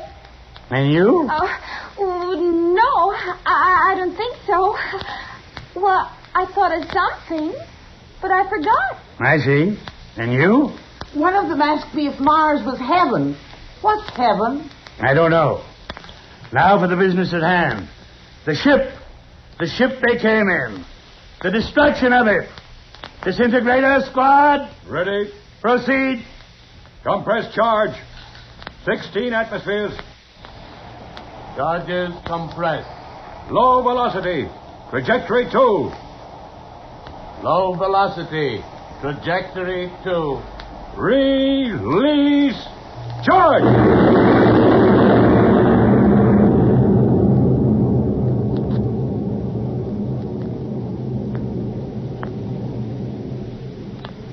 The ship they came in, it's gone.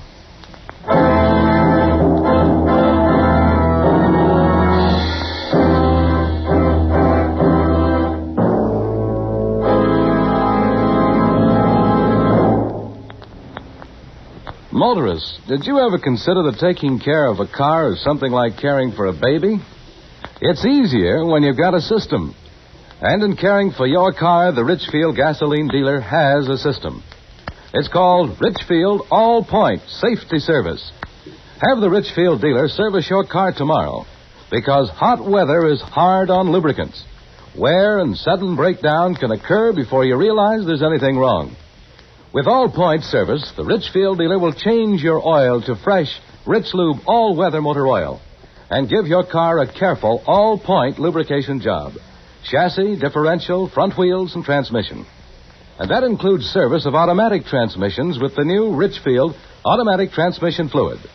Richfield All-Point Safety Service also includes inspection and care of all the likely trouble spots, such as battery, spark plugs, tires, and radiator. So save time, save money with this one-stop service. Get warm weather protection for your car now with Richfield All-Point Safety Service. Look for the Richfield Eagle on the cream and blue pumps.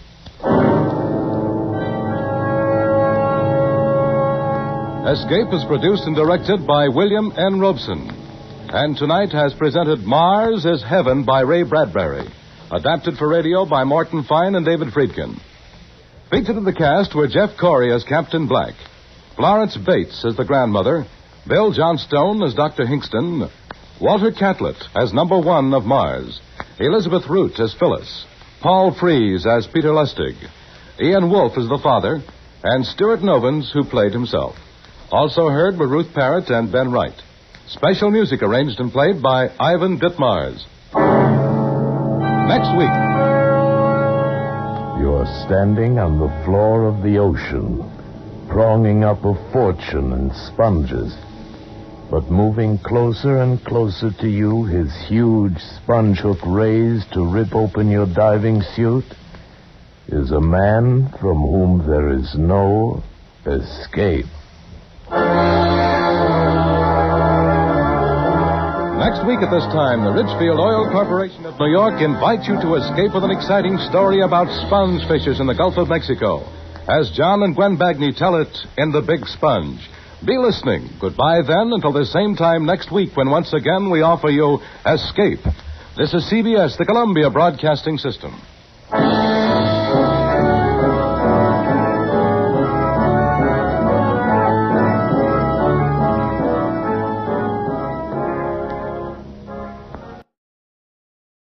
Tired of the everyday routine? Ever dream of a life of romantic adventure? Want to get away from it all? We offer you Escape. Escape, designed to free you from the four walls of today for a half hour of high adventure.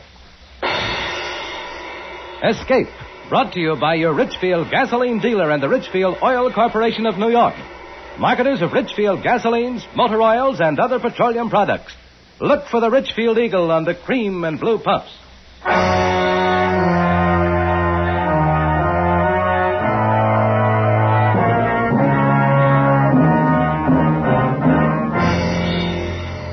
Tonight, we escape to the Old West in the story of a boy who never owned anything but a gun. As Joel Murcott tells it in his exciting tale, Sundown.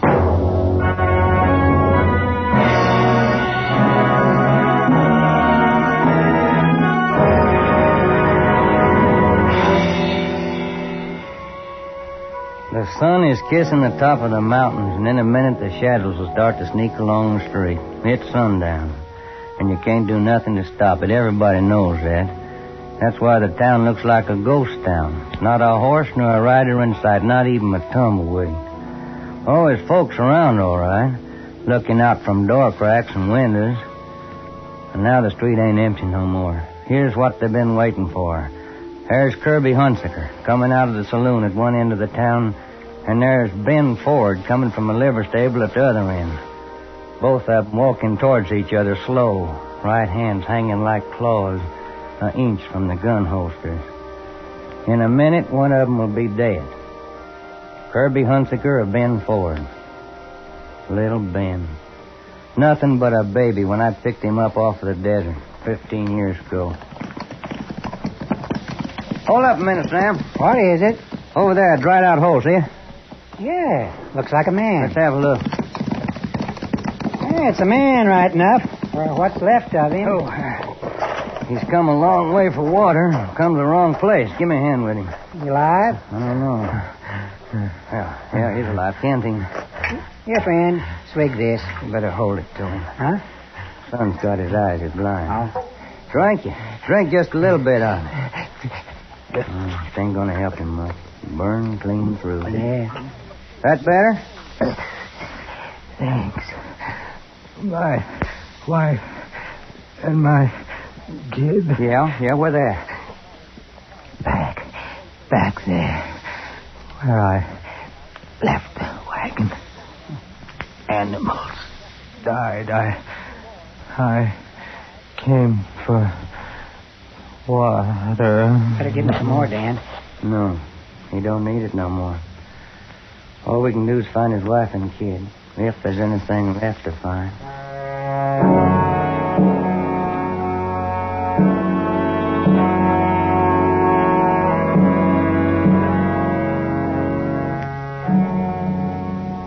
There was something left. A sun-baked wagon in the midst of that hellish inferno, a dead woman and a kid. 5-year-old boy. His face is burned, his lips is cracked with fever, but his eyes stared out across that desert like they was following some nightmare that nobody else could see. He didn't cry, he didn't whimper, he didn't talk. We gave him water and he took it. Wasn't no place to send him, and he just stood there watching us as we buried his mother. Now, what do we do about him? A kid? Take him with us, I reckon. Ain't much else we can do. Well, ain't nobody on the ranch to take care of him. No, ain't nobody here neither. He's like a little cactus, Sam. He'll grow or he'll die.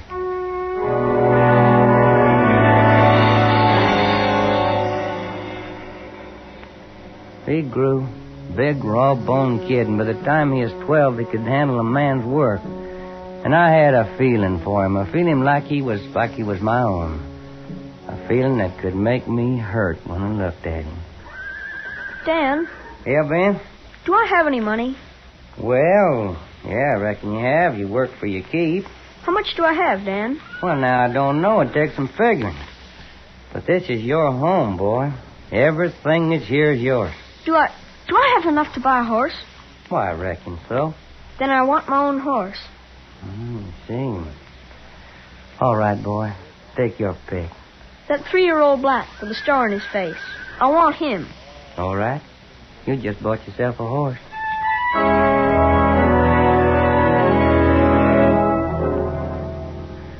Yeah, he'd bought himself a horse, but it was more than that to him. It meant he had something that was his, come flood or thunder, something in the world that belonged to him and not to nobody else.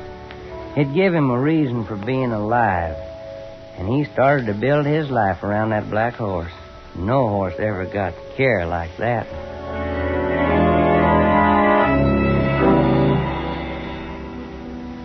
Ben had had the horse for almost a year when Kirby Hunsaker came. He rode in one afternoon while me and Sam was down at the corral. Ben was in town with a buckboard picking up supplies when Hunsaker rode in, just pounding leather. Well, Mike. Well. Howdy. Your horse looks like he could use a rest, stranger. Need shoeing. He'd be all right. I'll trade him and cash for a fresh horse. Ain't nobody gonna ride a horse of mine that way. Maybe you didn't hear me. I said I'm going to trade him. That means I'm going to trade him. My name's Kirby Hunsaker. He said the name like it should mean something, and it did. Kirby Hunsaker, a name that was drifting all over the West with a trail of blood behind it. Stagecoach drivers and travelers carried it on their tongues, and he knew it. He had a face like a woman, and eyes like a steel trap, and there wasn't no glove on his right hand. It was brown and weathered from sun and wind, and it hung close to his right side like a claw. never more than an inch from the butt of his gun. A gunfighter. If you're thinking it over, you're wasting my time. Better do it, Dan. All right, Hunziker. I'll take the black with the star on his face. Put a rope on him. I said put a rope on him. Not that one. He ain't mine. I ain't asking whose he is. Put a rope on him. Any other horse, any one you want, even Trey. Get that horse and keep your hand away from that gun. Dan, do what he says. You can give young Ben the Palomino. He's just a kid, and a horse is a horse. He'll forget about it. No, he won't, Sam. He won't never forget it. Pronto, friend. Put a rope on that black pronto. There wasn't nothing else to do. Hunziker saddled Ben's horse and just lit out down the trail. Me and Sam just stood there. We were still standing there when Ben brought the buckboard back from town. I watched his eyes go to the corral like they always did, and then he turned and looked at me and Sam like we was a firing squad. Where's my horse, Dan? I told him. His face was like stone, but there was a change in his eyes. They got back that same look they had the day I picked him up half dead on the desert. Lost and robbed and helpless. You let him take my horse. Well, that Palomino's worth twice as much, boy. Not to me, Dan. The Palomino ain't mine. Yes, he is. But I'm giving him to you. I don't want him. I want my own horse. Hey, simmer down, boy. You come back Let here. him go, Sam. Let him go. He'll cool off. We might as well unload this here buckboard. All right, I'll drive her on up the house. Get up there, boy. Hey, Ben. Ben, wait. Hey, that fool kid ain't even using a saddle. Crazy. He's going after Hunziker. Huh? Hurry up, Sam. Saddle up. Hurry up.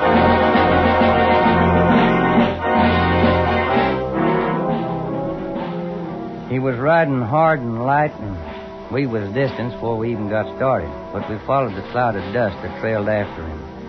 Then sundown hit, and he was lost somewheres in the night. There ain't much chance to find him now, unless he stops and strikes fire. He won't stop. Yeah, be a moon pretty quick. Hey, wait. Listen.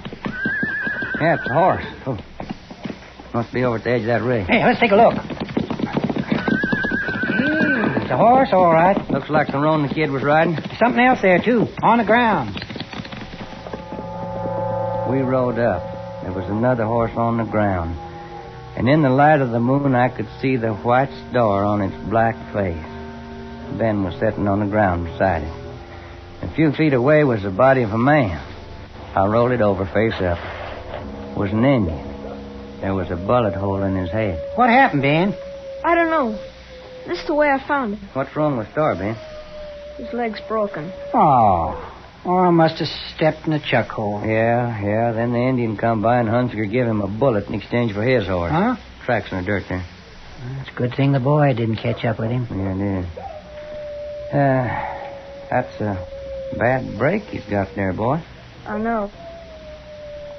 Ain't nothing you can do for him. I know. Well, now, why don't you just ride on back to the ranch of Sam? Yeah.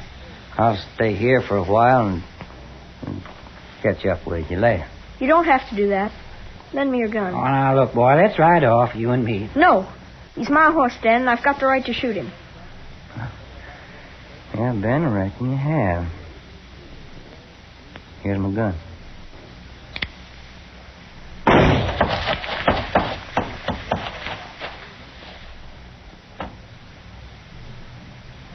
Come on, boy. I'm coming. Well, me and Sam will walk off a little ways, Ben. Give you a chance to just bawl if you want to. Get it off of your chest. I'm ready to ride with you. I ain't going to cry, Dan.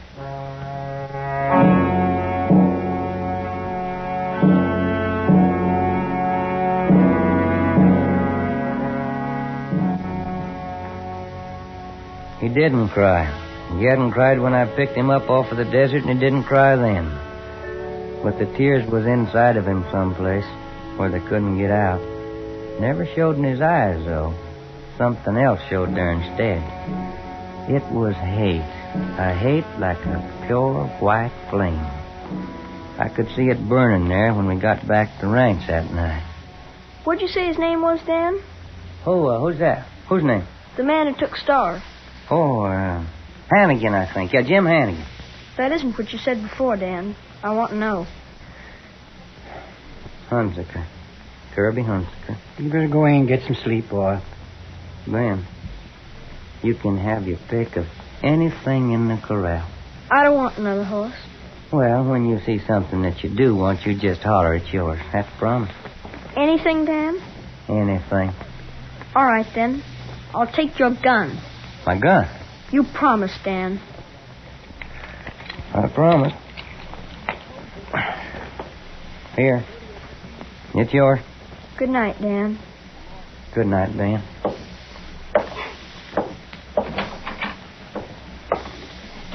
Why, in all my days, I never heard of such a lame-brained thing as giving a kid like that a gun. Now, he'd have got one somewhere sooner or later. And if I know him right, it's best to be soon. Oh, he's only a boy. 13. He'd get to be a man fast in the next few years. And we can hope for him to get better sense. You're just wasting your hopes, Sam. I'm turning mine the other way. I'm hoping that Kirby Hunsaker don't never come back here.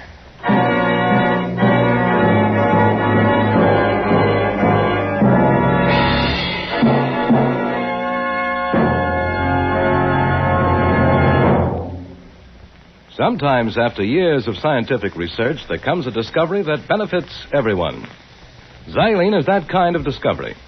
Xylene is a super gasoline component with one of the highest anti-knock ratings known to science. And today, Xylene benefits you whenever you use Richfield gasoline. Your car comes alive with new flashing power when you use Richfield gasoline with Xylene. For faster getaway in traffic, for new sustained power, for higher than ever anti-knock qualities, Richfield gasoline with Xylene is made to order. Get Richfield high octane at regular price for the average motor. Or Richfield ethyl. Ethyl at its best for finest results in the highest compression motors. Each Richfield gasoline contains Xylene. Each is a leader in its class. Tomorrow, get a tank full of Richfield gasoline with Xylene. Test it against the gasoline you're now using. Feel that Xylene zip. Stop where you see the Richfield Eagle on the cream and blue pumps for Richfield gasoline with Xylene. And now we return you to Escape.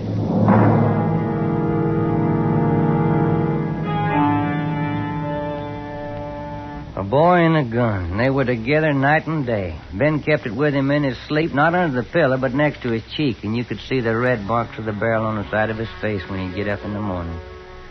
The rest of the time it was belted around him. And when he wasn't working, he'd go off alone into the hills for target practice, and the target he used was an Express Company reward poster for Kirby Hunsaker. After the shots were all hitting the target, hitting close and fast, he stopped firing and was off on something else, a draw.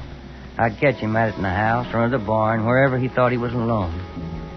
He started to wear his belt different, too, with the gun holster tied low on his right hip and his right hand hung by his side like a claw. And it got more claw-like with the passing years. The rest of him had changed, too. He wasn't a boy no more. He was a man.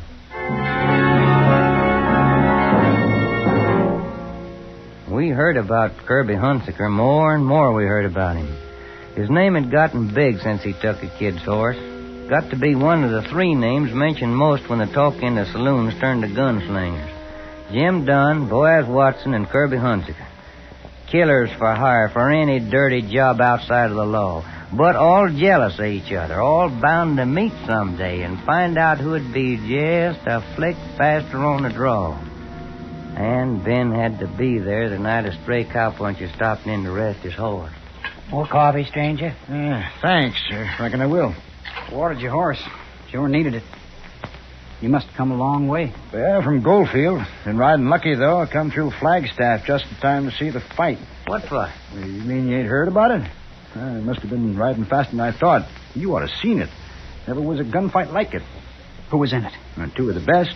Big Jim Dunn and Kirby Hunsaker. Ben grabbed the edge of the table and his face got as white as borax, like a lead bullet had hit him in the gut. Which one of them got it? I prayed for the right answer. The answer that would have been right for me, not the one that Ben wanted. Oh, Hunsaker beat him. Dunn never cleared his holster. Color come back into Ben's face, and that pure white flame I hate burned in his eyes again. Hunsiker got the draw on Big Jim Dunn? Oh, yeah. I wish I could have stayed in Flagstaff. Boaz Watson's someplace in the territory, too, and as soon as he gets wind of it, he'll be on Hunsaker's trail for a showdown. Well, if Dunn never cleared his holster, then the man ain't born that can outdraw Hunsiker. Boaz Watson thinks he can. He's been itching for the chance. It's a chance he ain't gonna get. Ben, where are you going to? Just thought I'd take a little ride, Dan. Flagstaff? Flagstaff, Dan. And don't try to stop me.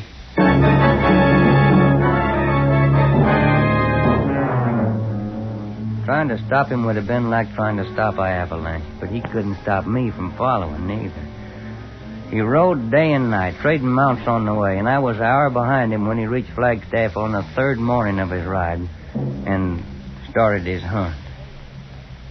He tried the hotel, the express office, and one by one the saloons, asking the questions and seeing faces go blank.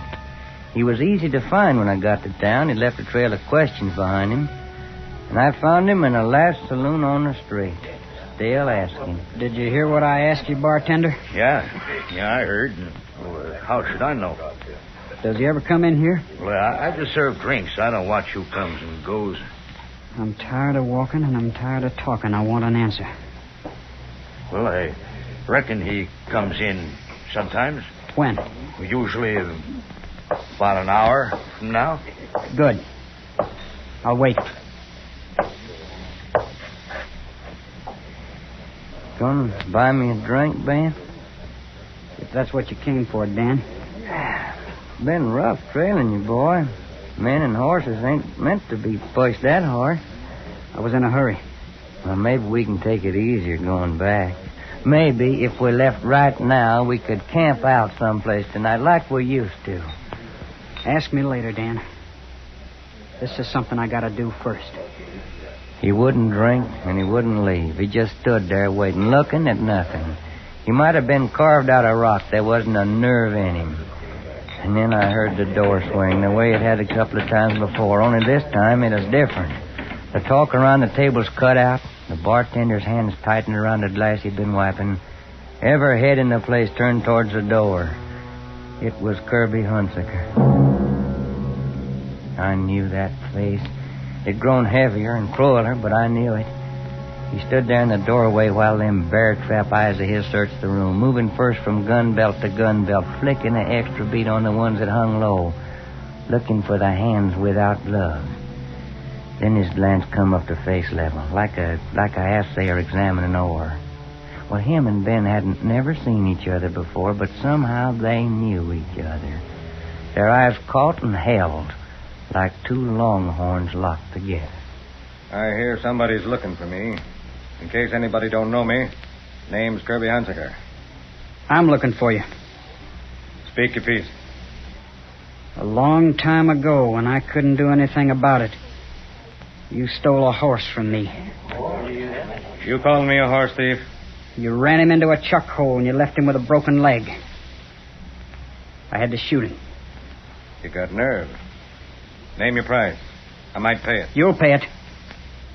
My price is the life of the man who stole that horse. You got a gun. Dig for it. You move first, Hunsaker. I'm giving you an edge. Better take it. No. I want to give you a little time, Hunsaker. If I draw first, then you got to move without thinking. But I want you to think. I want you to think and decide and worry. You're talking big. A little too big. I want to give you time, like you gave it to a horse with a broken leg. Because you won't draw fast enough, Hunsaker. Not even if you move first. I'm going down to the livery stable to take a nap. At sundown, I'm coming back up the street, and I don't want anybody on it. You better shoot me in the back while I'm going out that door, because if you don't, I'm going to kill you, Hunsaker.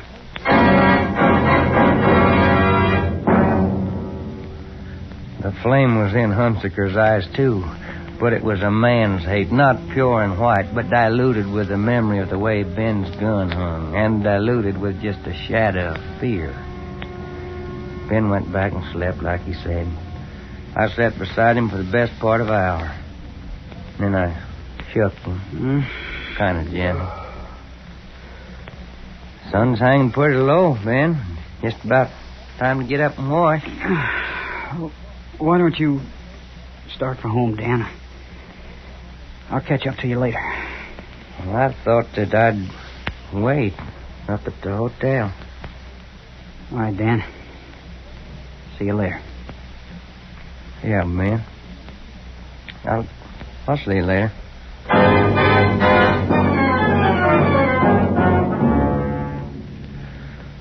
So here I am, in the window of the hotel, and yonder he is in the street, him and Kirby Hunsaker, walking towards each other. And the town is so quiet you can hear their steps on the boardwalk.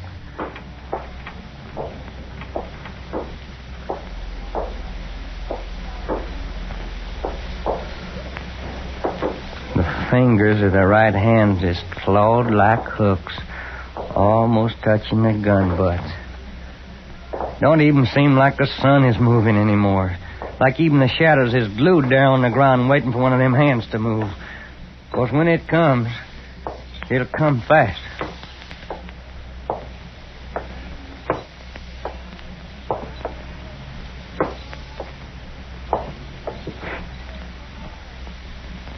Better dig, Hunsaker. You punk. I'm going to collect for that horse. Dirty little.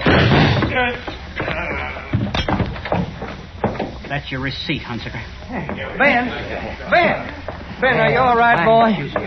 I'm all right. Let's walk. Well, it's all over now, boy. Let's saddle up and go on home. Hey, wait. It's the blacksmith. Guess the horses are ready. Express rider came in just after you left before. Boaz Watson is riding in. He met him on the trail. You gonna stay and meet him? Me? I got no quarrel with Boaz Watson. Well, looks like you will have. He was mighty keen on meeting up with Hunsaker. Looks like you've taken over Hunsaker's place. You'd better go on alone, Dan. What do you mean, Ben? I killed Hunsaker. Now every gunslinger looking for a reputation will try to get it by killing me. From now on, I gotta fight or run. Well, I'll stay with you. I've been holed up in one place too long anyhow. No, Dan. This is where we gotta split. Right now. Thanks for everything. I'll never forget you. Goodbye, Dan. Goodbye, Ben. Goodbye, boy. Goodbye, son.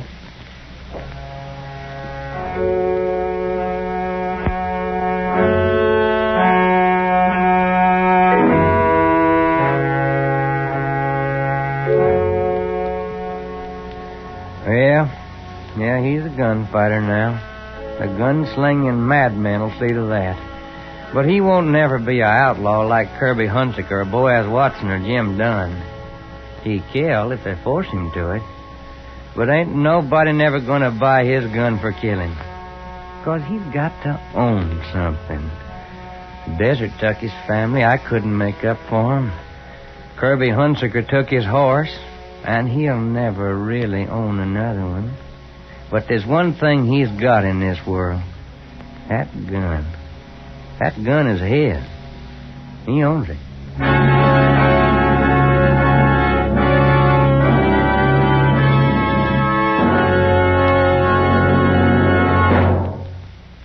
No one wants to have car trouble, especially on a vacation trip. But sometimes we forget that faulty or neglected lubrication can cause wear and breakdown in any car. To keep trouble away, see the Richfield gasoline dealer tomorrow. Get all-point protection against summer wear and breakdown with Richfield all-point safety service. This service gives your car the extra protection of new Rich Lube lithium lubricant, the premium lubricant that's better always. And Richfield All-Point Safety Service also includes all-point lubrication of your chassis, transmission, differential, and wheel bearings.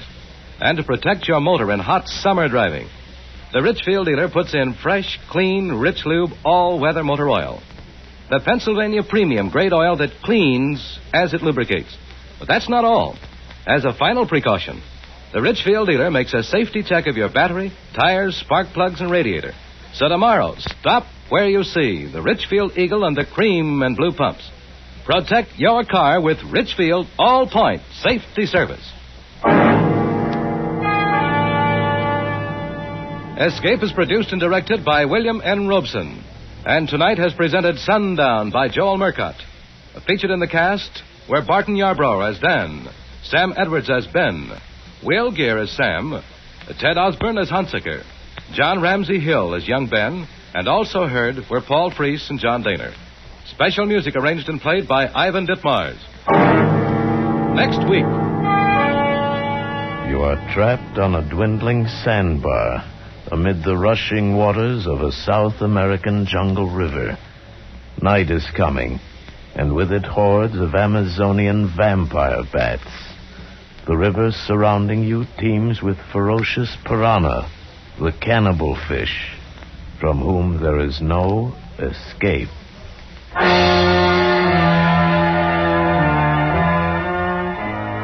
Next week at this time, the Richfield Oil Corporation of New York invites you to escape to the jungles of South America with a seething tale of terror and violence, as James Poe tells it in Bloodbath, starring Vincent Price. Goodbye, then, until this same time next week, when once again we offer you Escape. Tom Hanlon speaking. This is CBS, the Columbia Broadcasting System.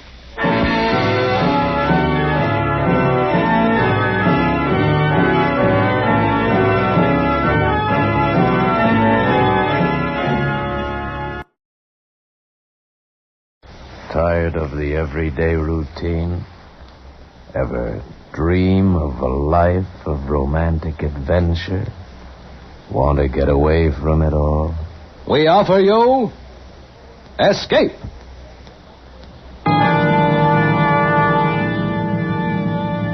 Escape, designed to free you from the four walls of today for a half hour of high adventure. Escape, brought to you by your Richfield gasoline dealer and the Richfield Oil Corporation of New York. Marketers of Richfield gasolines with Xylene, Rich Lube, all-weather motor oil, and other famous petroleum products. Look for the Richfield Eagle on the cream and blue pumps.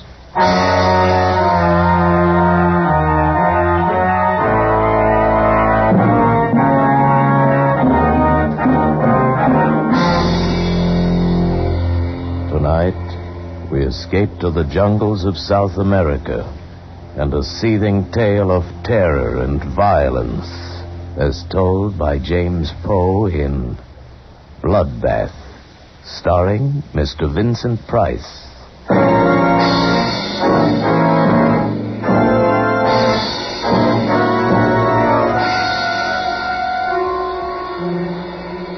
By portaging the rapids and walking the mules in the shallower stretches, we'd managed to get our supplies and equipment more than 1,700 miles up the river. After this, further navigable passage being impossible, we'd traveled by foot, hacking our way through the thick, steaming jungle, coaxing and goading the heavily laden beasts. We'd left the jungle and begun the climb. 11 days later, high in the Andes, we found our objective. We set to work, hard work. And then, on a hazy afternoon in late May, we found it. I shall never forget the scene. Below us, the mountains swung down to the jungle which stretched eastward, far as the eye could see. The peaks above us had cut off the setting sun, and the light had a curious violet quality. The dank, chill wind, whispering and gusting, set the sparse timber scrubs to trembling and shuddering, and the mules, disdainful of their 5 strange masters, foraged the cacti and dwarf pine. The instruments were set up and the specimens were at hand, and now, crouched and tense, we leaned forward. How about it, Hess? Wait. The tube's got to warm up. Come on, come on. Wait, will you? I've waited 5 years for this moment. 500, you mean? 5 million? Come on, Hesse. How about it, Hess? Mm-hmm. Okay. Give him the sample, O'Brien. Yeah, here. Come on, baby. Shut up, will you? Shh. Here goes. Switch on. Holy cow. Good. Good. It's fantastic. Fantastic. Yeah? Come on, Hesse. What's the word? Yeah, Hesse, give. Gentlemen. Unless this machine is busted, unless this Geiger counter has forgotten its multiplication table, we have discovered the richest lode of uranium ore known to man.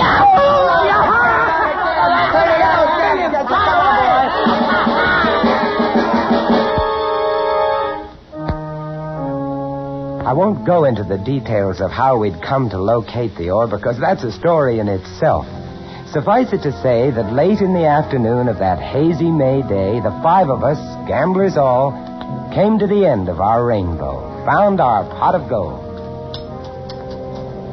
The vein runs all the way up the side of the mountain. Must be worth $1 million. $1 million? $1 billion? $1 trillion. Do you boys realize what we've got here? Sure we do. We've got the world at our feet. Why, the man who gets the strike registered in his name can be a king. Every country in the world is going to come running up to him with trunks full of money and power. You tell him, Hesse. Power? Yeah, we'll make the United States the most powerful nation on earth. Why the United States? Oh, you wouldn't sell to anybody else, would you? I'm a businessman, Harris. You're a fool. No, I'm a businessman. $1 trillion. Oh, gents, we've got the world at our feet. Split 5 ways.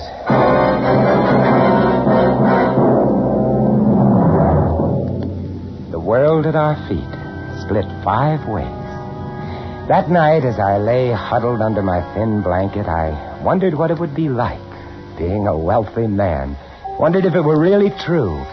Wondered how it would affect the others, how it would affect me. In the morning, we were to set off on the long return journey down to the jungle and through the jungle to the launch and down the river to civilization. There we'd register our claim, purchase, if need be, the land, lease it perhaps from the government. Oh, millionaires. World at our feet. Uranium. Enough to blow up the whole universe. Power. Harris, wake up. Wake up, Harris, wake up. Oh, good morning, millionaire. Reeves, wake up. The sun's coming up. Hey, where are the others? They're gone. Gone? Yes, Dumont and O'Brien. They took the mules and most of the food and cut out. When? How do I know when? Sometime during the night. But why? Why? $1 trillion, that's why. Oh, no. Once they get down to the jungle, they'll have to travel on foot. There's 10 days' march to the river. If they beat us to the boat, we're stuck with 1,500 miles of jungle between us and safety. 50? Impossible. We'd never make 100. That's right. We've got to catch them, or we're dead. We traveled as lightly as possible. It was a risky business, doubly so because O'Brien and Dumont had taken our guns with them. The only weapons we had between us were one long machete and 2 pocket knives. These would be of little protection against jaguars, bushmasters, tapirs, boa constrictors, and the rest of it. Fortunately, they'd left our number one necessity to survival. They'd forgotten to take our quinine. This and our food was all we carried.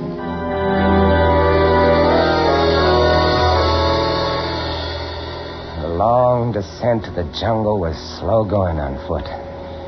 It was here that we nearly gave up hope. We moved as fast as we could, but we were no match for men who were riding. But we reached the jungle. Then things took a better turn. Here the thick vines and heavy undergrowth was, we knew, almost an impossible hazard for a riding man. And we could see their boot prints mingled with those of the mules. We knew that they were having trouble, too. The animals were afraid of many things in the jungle, would balk suddenly, require careful handling. We pushed ahead as rapidly as possible, battling mosquitoes, pume flies, matukas, and the blood-sucking carpatho ticks, and, of course, the jungle itself with its never-ending barrage of razor grasses, needle vines, swamps, bog traps, and so forth. It was hot, stinking hot, and The going was hard, but we had to make it.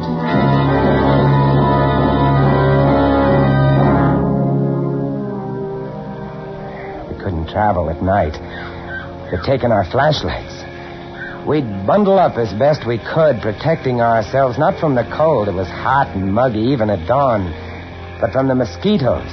And as we progressed towards the river area, from the bats. Vampire bats.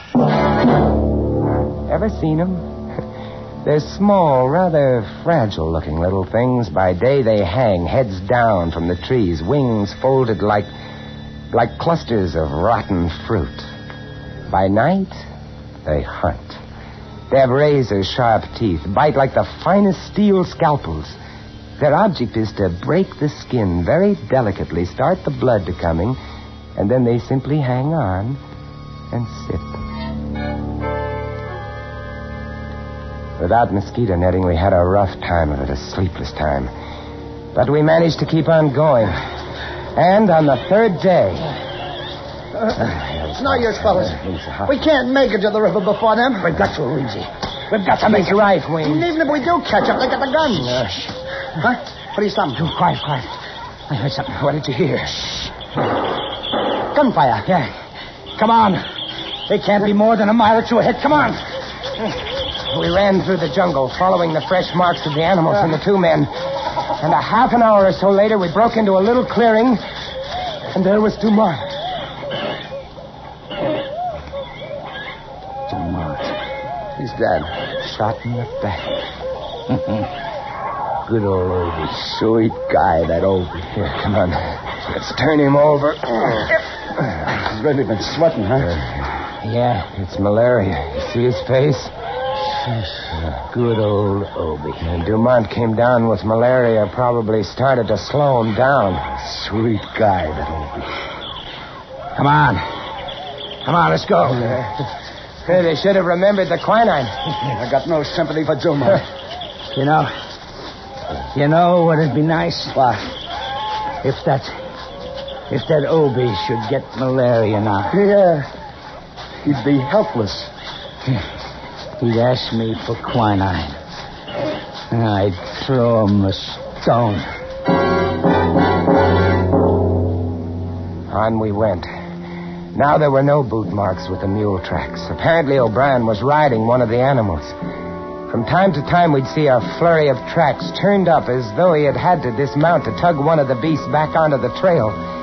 We followed the tracks for another 2 days, and then on the 6th day, we found one of the mules. How you feeling, boy? Huh? Where's your saddle? He really looks beat. Look at those marks on his flanks. Vampire bats. Yeah. That leaves O'Brien on foot. Yeah. Hey, you hear that? Hey, it's the launch. We're to the river. He's starting the motor. Come on. It wasn't very far, just a few hundred yards, and the path was strewn with O'Brien's discarded supplies. Quite suddenly, we came out of the jungle and onto a narrow white sandbar. The river. And there, not 30 feet away from us, just drifting off into the deep, dark, fast-moving waters, was O'Brien and the launch. O'Brien!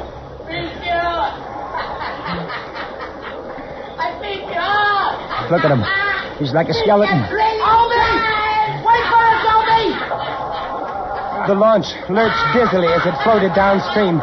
O'Brien was feeble, sweating, possessed. He had the fever, had it bad. Come on, let's go after him. You can't. This is piranha water. Cannibal fish. They'll eat you, haven't they? Yeah. Hey, Obie! Hey, you know me, Obie! Your old pal Hesby! Hey, what do you say, Obie, huh?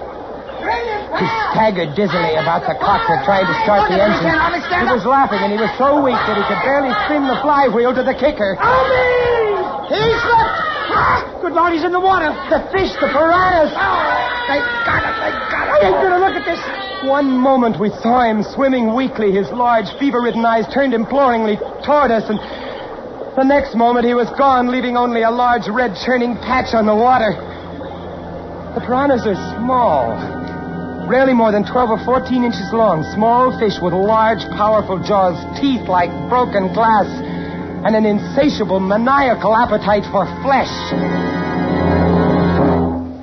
The launch, caught by the deep, fast-moving waters, rocked softly this way and that, and moved on downstream.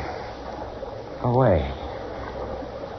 Away around a bend and out of sight.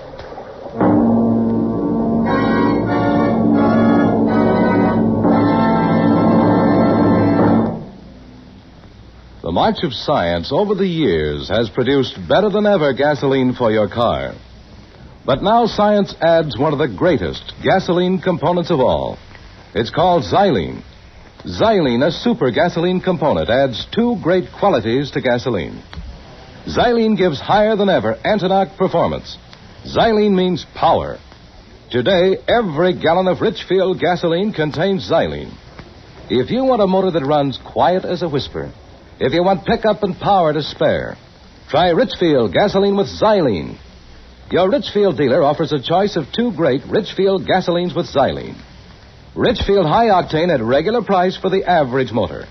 Or Richfield Ethyl. Ethyl at its best for tip-top results in the highest compression motors. Drive in where you see the Richfield Eagle on the cream and blue pumps. Get Richfield gasoline with xylene. Xylene, one of the highest Antonox components in gasoline history.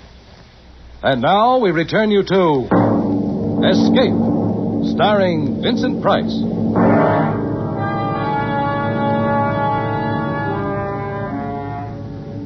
We picked over the supplies O'Brien had left on the shore.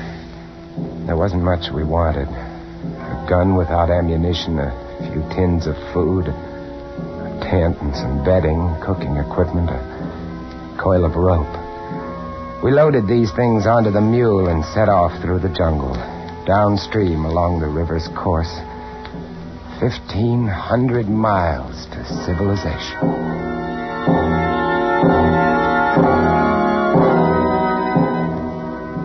We had it tough. The jungle was thick along the river's bank, and we made little progress.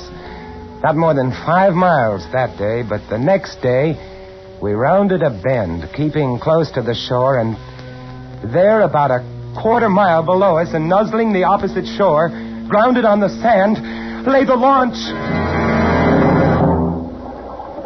Looks shallow enough here. Yeah, it does. Yeah, but what about the fish? How deep does it look to you, Harris, at the deepest spot, I mean? Oh, I don't know, maybe 2.5 feet, maybe 3. Most of it's less than that. I got an idea. Shoot.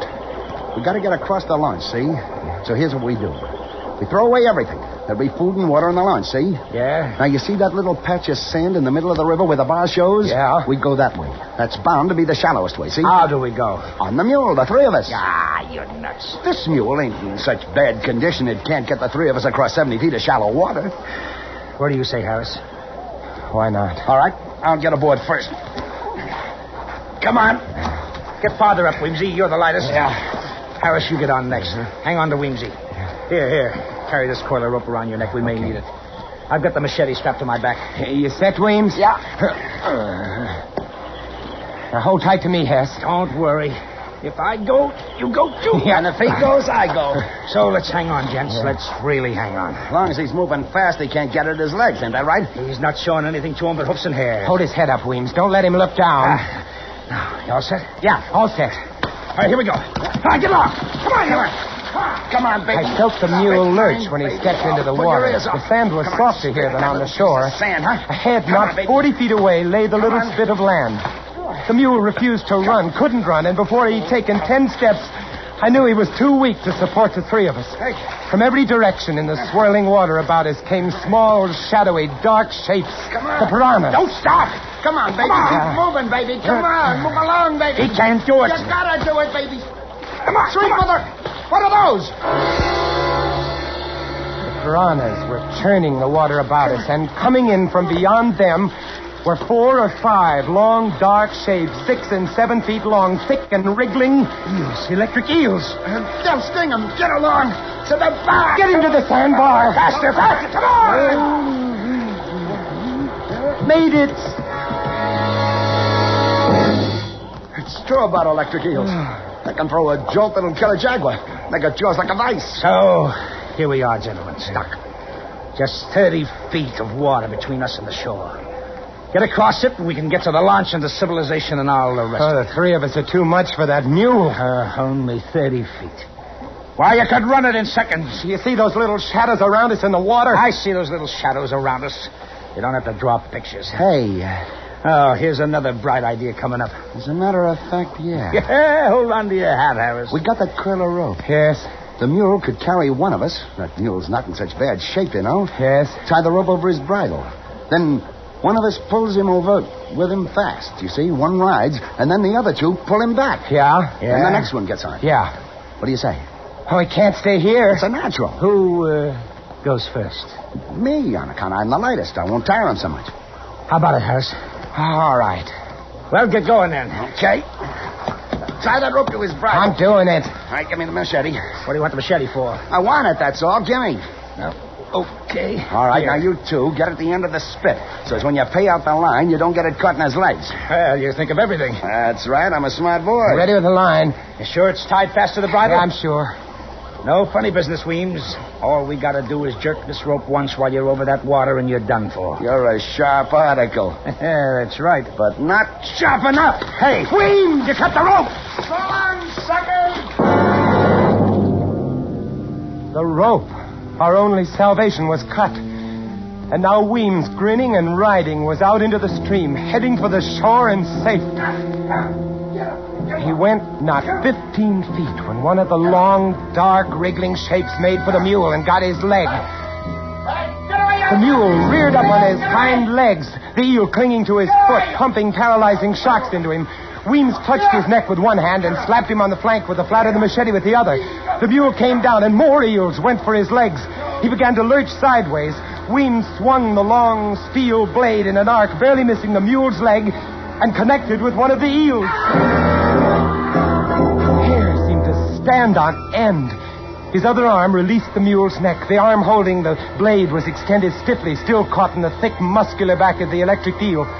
And then the mule reared again, and Weems fell back into the water.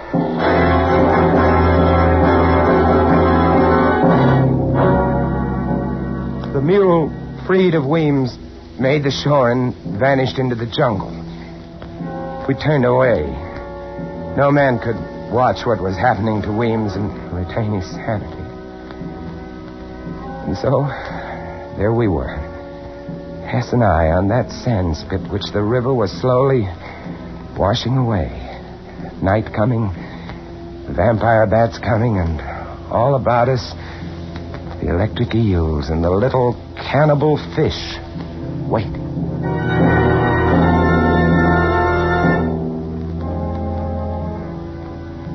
There was no moon. There were evil stars, red and yellow. There was a black sky, and against it, blacker shapes, the vampire bats.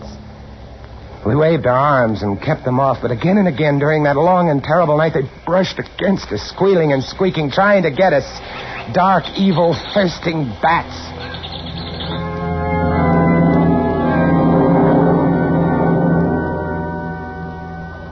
A 1,000 years later came the dawn.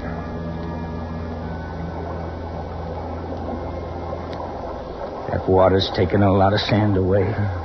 This thing isn't much bigger than a card table. Look at them. Look at those fish. You think they had enough to eat yesterday? Listen, Harris. No matter what happens now, at least you and I have played it square, right? Yeah, that's right, Hess. Shake my hand, Harris. All right. Because I think I got an idea on how we can get out of here. What? Yeah. Look up there. Yeah. See that vine hanging down from the big tree? It's over the water, and it must be 15 feet up. Yeah, but if you were on it, you could do a Tarzan to the shore. The rope? That's right. Now, if we can just lasso the end of that and pull tight, we'll have enough swing to make it across. Swing like a pendulum, if you follow me. One guy gets on the other's shoulders to swing over to get the start, see? Then, when he gets to shore, he fastens a rock and swings the rope back to the other. That vine will hold. It'll work.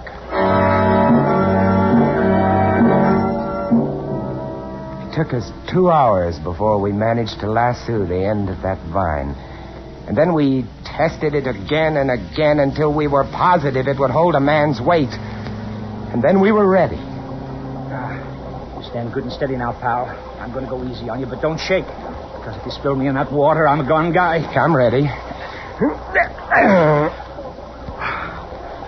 I'm ready. Good luck. Here. I felt his feet leave my shoulders, and then he was off, skimming the water with his feet drawn up, and then, miraculously, he was on the shore. Good boy! Good boy! Yeah. Like a breeze, huh? Like a breeze. Hey, any rocks around there? Sorry. He smiled at me and shrugged, and then looked down the stream at the launch. I knew that smile, that $1 trillion smile. It said, "So long, sucker." Don't do it, Hess. Send me the rope. You're too nice a guy, Harris. You and I would never get along. You can have it all, Hess. Every scrap of it. Only for the love of mercy, send me the rope. No, you want some. You wouldn't approve of what I mean to do with it. Hess! He stood there laughing at me and shaking his head slowly. But above him, just over his head, was another vine, thick and mottled, and it was moving. Look out, Hess! Hess! He didn't understand or didn't hear me. Just stood there smiling and shaking his head. The boa constrictor dropped heavily and accurately, a thrashing tangle of scaly musk.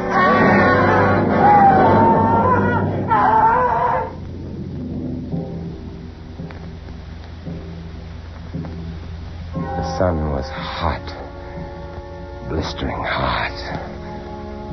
I was alone, all alone, except for the ever-waiting piranhas. Hess's body was hidden by the low, scrubby vines and palmettos. Several hours later, I saw the boa, now gorged, slither lumpily away. I waited, and I waited. From time to time, I thought of stepping out into the stream. It would be over very quickly, I told myself, very quickly. But I couldn't. And then I noticed an odd thing. The current which had been sweeping the sand away had shifted slightly. A whim, a miracle. And now new sand from some sunken bar was beginning to pile up between me and the shore, grain by grain, rib by rib. I watched this. And I watched. And I watched. And at 5 o'clock that afternoon, I walked ashore to the lawn. And didn't even get my feet wet.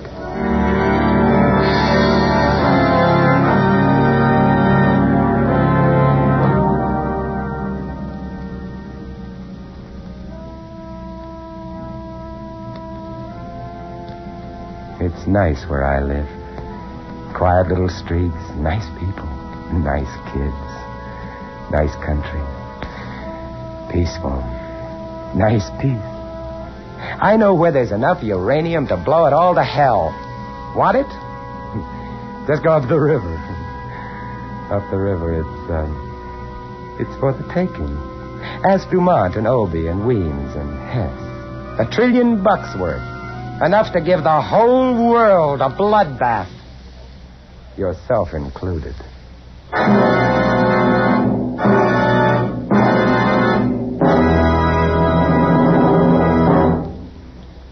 Warm summer weather makes you think of baseball games, picnics, and holiday driving. But be sure your car's ready when you are. Get Richfield All-Point Safety Service, the service that puts your car in top shape for warm weather driving. With Richfield All-Point Safety Service, you get a careful all-point lubrication job that protects the chassis, transmission, and differential. You get lubricants that stick to your car's ribs no matter what the temperature. You get the protection of Rich Lube, all-weather motor oil, the Pennsylvania premium-grade oil that cleans as it lubricates. You also get a safety check of batteries, spark plugs, tires, and radiator, and expert service if your car has automatic transmission. The Richfield gasoline dealer is specially trained to protect your car against wear and breakdown. So get Richfield All-Point Safety Service tomorrow. Look for the Richfield Eagle on the cream and blue pumps. Escape is produced and directed by William N. Robeson. And tonight starred Mr. Vincent Price. Bloodbath was written by James Poe. Others in the cast were Wally Mayer, Ted DeCorsia, Paul Frees, and Tony Barrett. Special music arranged and played by Ivan Ditmars. Next week. You are groping your way slowly through the dark hold of a ship at sea, moving carefully, step by step, dreading to find what you know is there. Death in the form of a deadly bushmaster from which there is no escape. Next week at this time, the Richfield Oil Corporation of New York invites you to escape to the Caribbean and a grim voyage of impending death, as Martin Storm tells it in his exciting tale, A Shipment of Mute Fate. Goodbye, then, until this same time next week, when once again we offer you Escape. Tom Hanlon speaking. This is CBS, the Columbia Broadcasting System.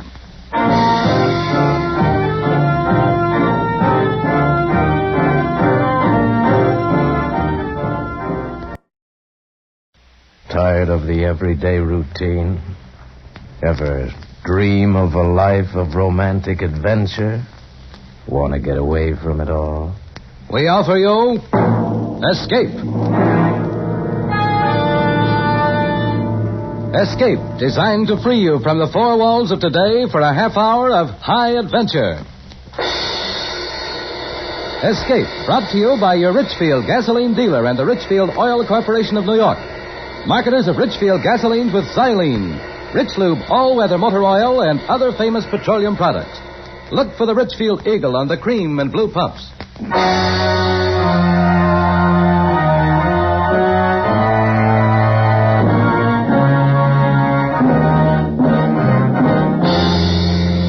Tonight, we escape to a charter fishing boat in the waters off the little Central American country of Nicaragua, and the story of the violence and terror that suddenly developed there, as Anthony Ellis tells it in his exciting tale, Shark Bait.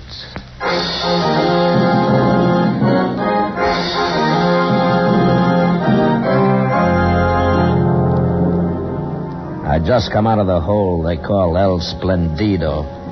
Passes for a hotel in Puerto Morazan. They call it El Splendido, I guess, because of the bigger and better cockroaches. Funny thing is, there are always a few Americans there. They come down to Nicaragua for the fishing. Two of them, a man named Williams and his daughter, had chartered my boat for the next morning. It was getting dark when I walked down to where the boat was tied up, and as I came to the shack that palmed itself off as a cocktail bar, I knew it was time for a drink. The joint was called Joe's. Nobody knew why, since it belonged to a fat, happy Portuguese named Miguel Pereira, who in his spare time dabbled in everything from cut-rate murder to dope. He was a good man not to trust. Went to a table, and he stopped plunking his guitar long enough to bring me a warm beer. Buenos tardes, Capitan Hook. Hi, Mike. It's hot today, eh? Yeah. You are the first person for cocktails all day today. Now, that's tough. But when it gets dark, the Americanos will come in. Then I make up my loss. I'll bet you do. I have heard some interesting talk today. Is that so? I would not breathe it to a soul but you. Go on. Across the border, they are ready. Oh, the rebels again? So they say. Oh, those Hondurans. I have heard something else. No?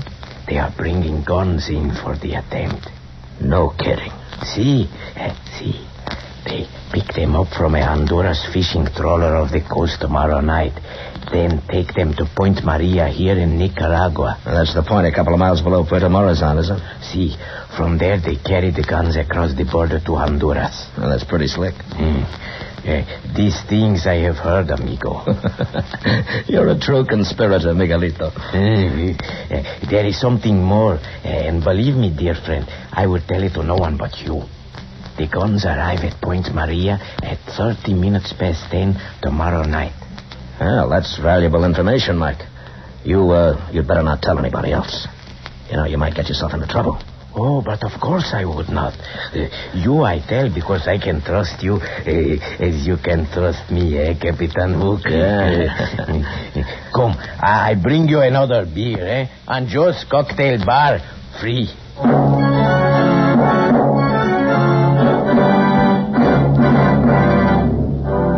My customers came aboard the next morning at 5:30. Mr. Williams, short and fat, with a prissy little mouth that smiled and sparkling eyes. His daughter looked all right. There were two other men with him. I didn't like that, though. Strangers in Central America, particularly these days, can mean trouble, and that was something I didn't want. My deckhand, Sam, was standing by to cast off. Hey, Captain Hook. I should like you to meet Mr. Baxter and Mr. Gordon. How do you do? Gentlemen. They're staying at the El Splendido. Missed you last night when we made the charter. They're coming with us. Now, wait a minute, Mr. Williams. Wonderful day. It should be great for fishing. Look, Mr. Williams, my charter calls for only two, you and your daughter. Well, my dear fellow, Mr. Baxter and Mr. Gordon are my guests. You'll be paid accordingly. Now, that's settled. Shall we shove off? Okay. All right, Sam, cast off. See you, Jocko.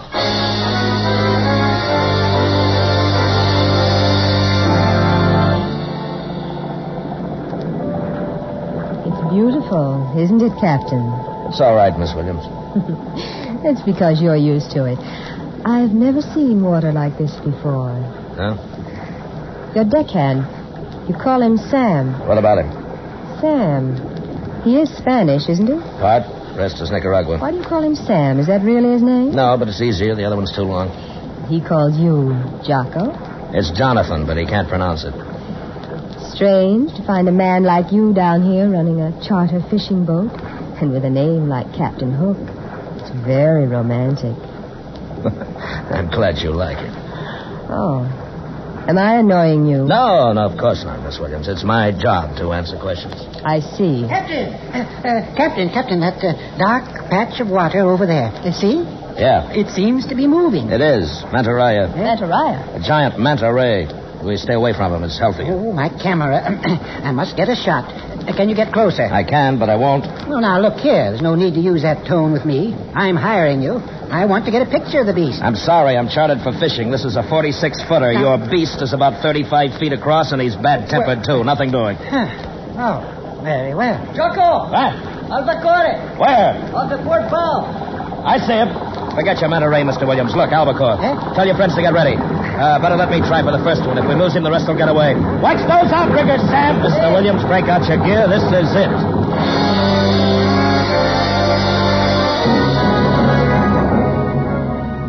There's a school of fish you see once in a lifetime. When you tie onto one of those babies, you got something. I turned the wheel over to Sam and got set. The albacore took the feather jig like a crazy horse, only 10 times faster. I knew that if I lost him, it was goodbye school. That's the way albacore are. Oh, you've got him.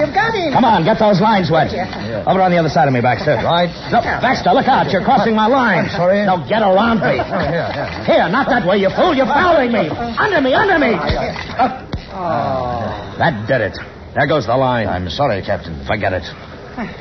Well, you won't see albacore again today, Mr. Williams. There they go. Dear.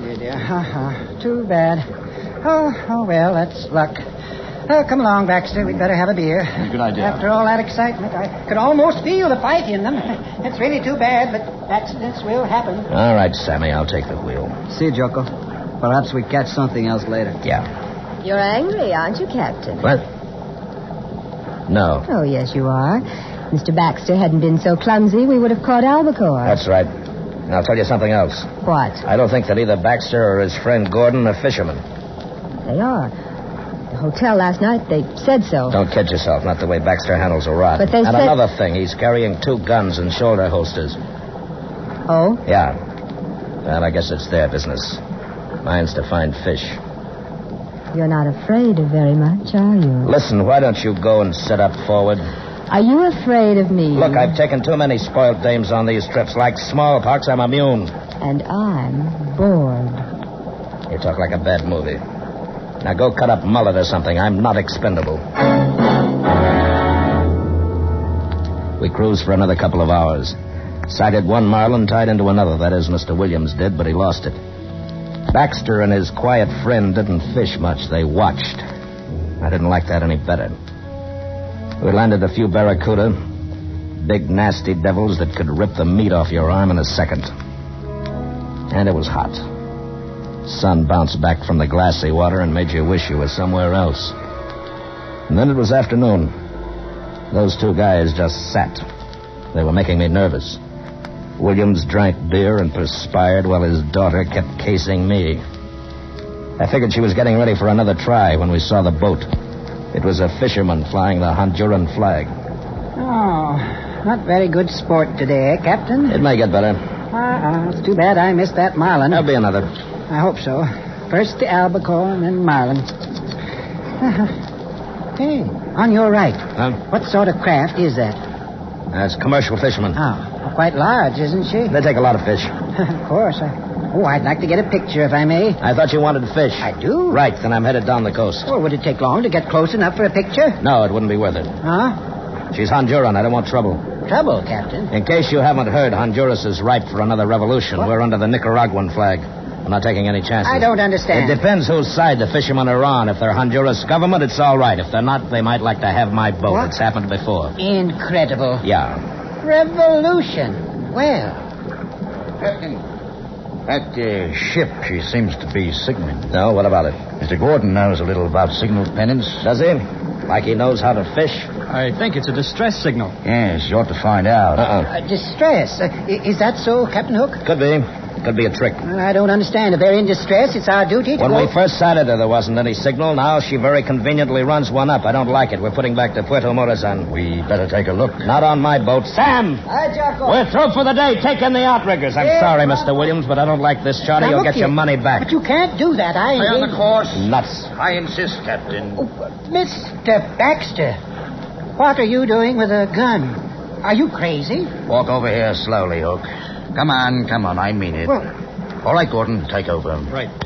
I've been wondering about you ever since you boarded. Have you? Well, now you know. Mr. Baxter, really, you have no right to endanger us all. This is going too far. Keep out of this, Mr. Williams. You're pretty interested in that trawler, aren't you? Yes, that's why we've borrowed your boat.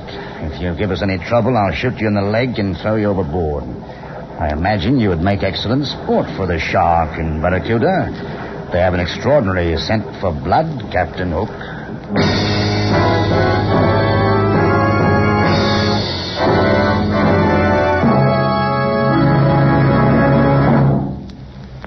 Did you know that today's motor car is the most powerful ever built?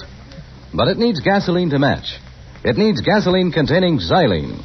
Xylene, a great discovery of modern science, puts a new dynamic wallop in gasoline. That's because xylene is one of the highest Antonov gasoline components ever discovered. A super component to give your car new, higher Antonov performance. Today, every gallon of Richfield gasoline contains xylene. Try Richfield gasoline on a gear shift hill. Press down on the gasoline pedal. Feel your car leap forward. That's what xylene in Richfield gasoline does. You get new high Antonov, new power, new mileage economy. What's more, you have a choice of 2 great Richfield gasolines with xylene. The Richfield dealer offers Richfield Ethyl. Ethyl at its best for best results in highest compression motors, or Richfield High Octane at regular price for the average car. Stop where you see the Richfield Eagle under cream and blue pumps. Get Richfield gasoline containing xylene. And now we return you to Escape. Well, it was nicely done. One minute I was the skipper of my boat. The next I was waiting to see if Baxter wasn't going to put a bullet into me. I knew he wasn't kidding about those shark and barracuda, so I decided to play along. Gordon may not have been a fisherman, but he knew how to run a boat. And he headed straight for the fishing trawler. Well, what does it mean, Captain Hook? You tell me, Mr. Williams. How long did you say you'd known those guys? We met them last night, Jonathan. Yeah? Well, certainly. Well, you don't for 1 minute suppose that I would have invited them had I known this was going to happen.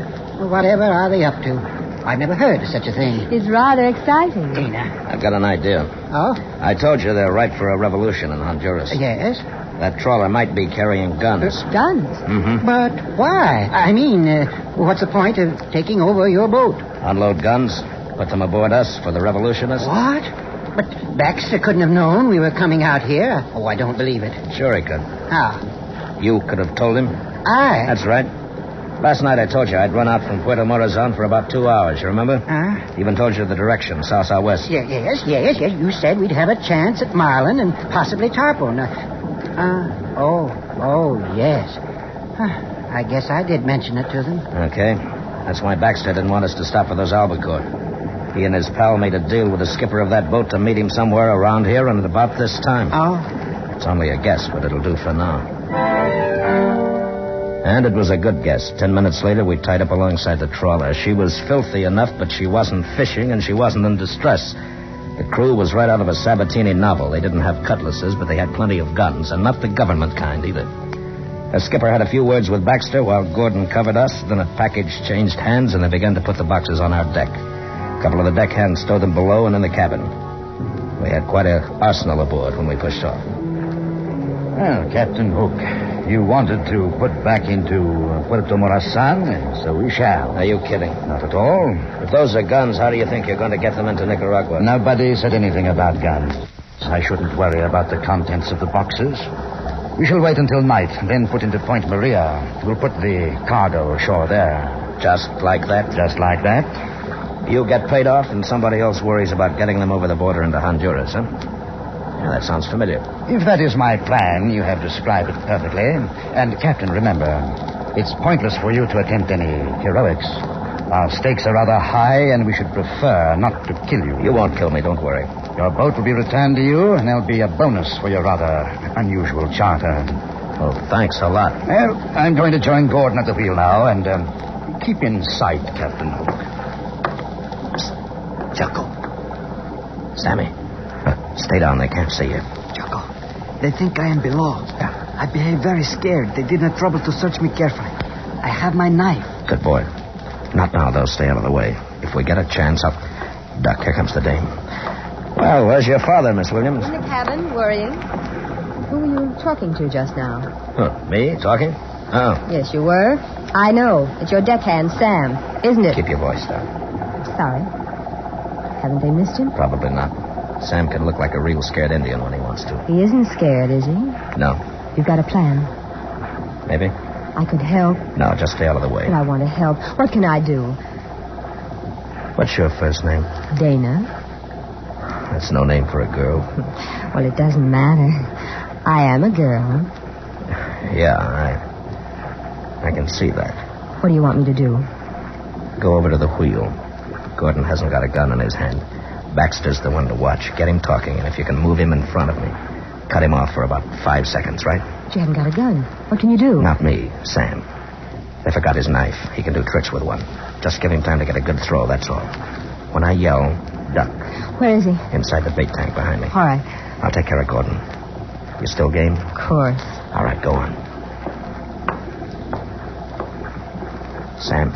See, Jocko? Get set. Did you hear what I told her? I hear. Make it good, boy. If you miss... I won't miss, Jocko. She's talking to him now, Sam. We haven't got much time. I'm ready. I'm going for Gordon. We'll get him off guard. If you miss with a knife, rush him. Okay, Jocko. All right, now, Sam. Look out! Stay where you are, Captain Hook. That was most unwise. Jonathan, you must have seen him. I couldn't help it. Sam. Sam. I'm sorry, Jocko. I was not fast with the knife. I'm sorry. Oh, come on, Sam. You'll be all right, Sam. There we go. We have one good, fine time together. Jocko. Sure we do, Sam. And lots more. Put him overboard, Captain. What? Put him over the side. He's dead. Listen, you murdering... I want no dead bodies in this boat. Might be difficult to explain if anyone came aboard before we reached land. Put him over the side. I picked him up in my arms. He was very light. The little mestizo who had been with me for 3 years was dead. Sam was dead. He looked like a sleeping child, except for the blood stain creeping over his wet shirt. I stood at the rail for a moment. Then I let him go. He fell astern of us, and I had to watch. I knew what was going to happen, but I had to watch. So did Baxter. I could feel that murderous fascination as he waited. Then there was a swirl. And another. The water boiled with triangular fins. And Sam was gone. After that, I just waited. Williams and the girl didn't show. It was just me and those two at the wheel. Then it began to get dark like it does down there. We didn't show any lights. Gordon was still at the wheel, and I could see the glow of Puerto Morazan off the port bow. There was no moon, just sudden blackness. Must have taken Carter by surprise, because when he called to me, I wasn't sitting by the bait tank any longer. I was around the other side with a big gaff hook in my hand. Captain. Captain. Why didn't you watch him? Never mind that. He's still aboard. Hook! I'm coming to get you. Don't be a fool. Hook. This is your last chance. I swear I'll shoot. I caught sight of his figure for a second against the glow of the town, and then he was gone. But I was ready. I could hear him. Just a couple of more steps. 1, 2, 3. Hook, you're a fool. I'll put on the light. No. They'll see us from shore. Then I could hear him breathing. And I hit out with a gas, and I caught Nexter in the throat. He went down hard, dying fast. I grabbed his gun and moved quietly toward Gordon at the wheel. Did you kill him? Baxter can't hear you, Gordon. He's dead. All right, drop it. Drop it! I got away from the wheel. Okay. Williams! Williams, get out here. It's all right. I've got him. Captain Hook. Oh, well done. It mustn't have taken a lot of nerve to do that. It's wasted. Sorry, Captain Hook.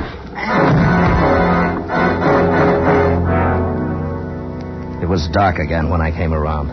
I could hear voices up forward. I'd been a sucker, and I knew that the four of them had been in it together. I tell you, I can't take it any closer. Baxter knew these waters. I don't. We could hit anything. Rocks, shoals. We wouldn't have a chance. The sharks. If you hadn't been so careless, this never would have happened. Well, what's the use of talking? We've got to do something. Look, what? Isn't that a point over there on your left? Yes. Yes, that might be Point Maria. Now I understood why Sam had died. The girl must have told Baxter what was going on, then faked the routine we'd worked out. That's why she got so cozy with me, just to make sure she'd know what I was up to. And it was quite a setup. It's a lot of dough and running guns, and it takes all kinds to do it. And I decided it was about time to let them know I was awake. Well, Captain. Yeah. You feeling better? Yeah. I didn't mean to hit you quite so hard. No, I'm sure you didn't. You caused us quite a little inconvenience, you know. I'll bet Sam's sorry for you, too. That's a nice kid, your daughter. She pulled wings off of flies when she was younger. Not my daughter, Captain. Dana's, well, shall we say, a partner in the enterprise. Oh? And we have a proposition to put to you. Oh? Frankly, we need your help. Mr. Gordon is unable to discern the landmark we have chosen. Baxter might have found it, but, well, Captain, we needn't go into that. I offer you $1,000 if you would take us in to Point Maria, where we should be able to see the signal. Sorry. 2,000. Find it yourself. Shoot him. He'll only give us more trouble. Yeah, do that. Then explain how Sam and I disappeared when you get back to Puerto Morazan. By the way, have you checked the fuel? It's almost empty. That's right. All right, Captain. What do you want? Look, Williams, suppose I take you in, and we decide on a fair deal when we get there. Very well. You have my hand on it, Captain? Yeah. Gentleman's agreement. Are you sure this is Point Maria? I'm sure. Do you want me to signal? No, we'll wait. We are to pick up the guns at 10:30. The boats will put out from shore. It's 10:30 now. We'll wait. It's okay with me. 5 minutes went by, and we heard the sound of muffled oars. From out of the blackness, riding out to us on the swells, came 3 boats. I was at the rail when the first man lumbered heavily over the side. It was the owner of Joe's Cocktail Bar, Miguel Pereira, still fat and still happy. 4 others followed, well armed, stood waiting. Captain Hook, my good friend, and Senor Williams. Yes. But I did not know that you were acquainted. Well, the captain was kind enough to assist in delivering your consignment, Senor Pereira. So? Oh, now I understand. You and the captain have become partners, eh? You used his boat for the task. Very good. Not partners, Mike. These are my guns. Oh, now come now, Captain Hook. You're getting a little out of your depth, aren't you? You might as well start unloading, Mike. But There is only one consignment? That's right, mine. Williams wasn't able to pick his up. Wait a minute. Are you in us, too? You, Captain, you're running guns? Yeah. It wasn't nice of Mike not to tell you about me, and it wasn't nice of him not to tell me about you. Would have been simpler to let us do the whole thing instead of splitting it up, Mike. Never mind what was nice. I know what I'm doing. It was safer this way. If one of you were caught, the other would get through. Mr. Williams said he arranged for a boat and would pick up his guns this afternoon from the trawler and bring them here this evening. And you, my dear friend, were to pick up yours tonight, as I told you. That's right, and you've got them. Now, look here. If you think I'm going to be double-crossed like this, you can... Go ahead. There's a load of guns waiting for you out on that Honduras fisherman. Pick them up. This one's my deal. Well, I tell you, Senor Pereira, these are mine. We must have the other shipment of guns tonight. Looks like you're not going to, Mike, unless I can get them for you. Now, you're not going to get away with this, Captain Hook. You will return to the trawler tonight, Captain? Sure. You'll have to pay me first for these. It is done. Oh, no. We made a deal, Pereira. I am not You did not keep your bargain, senor. Obviously, these are the captain's guns. Please, no violence. My men are nervous. That is better. Here is the money, my friend. Thanks, Mike. I'll give it to Sam's wife.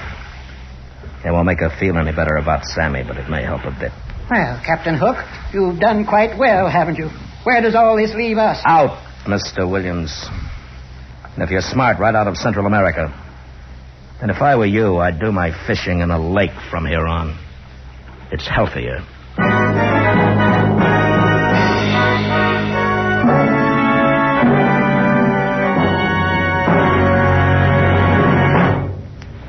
Did you know that just the motor of a modern car has as many moving parts as a whole car did only a few years ago?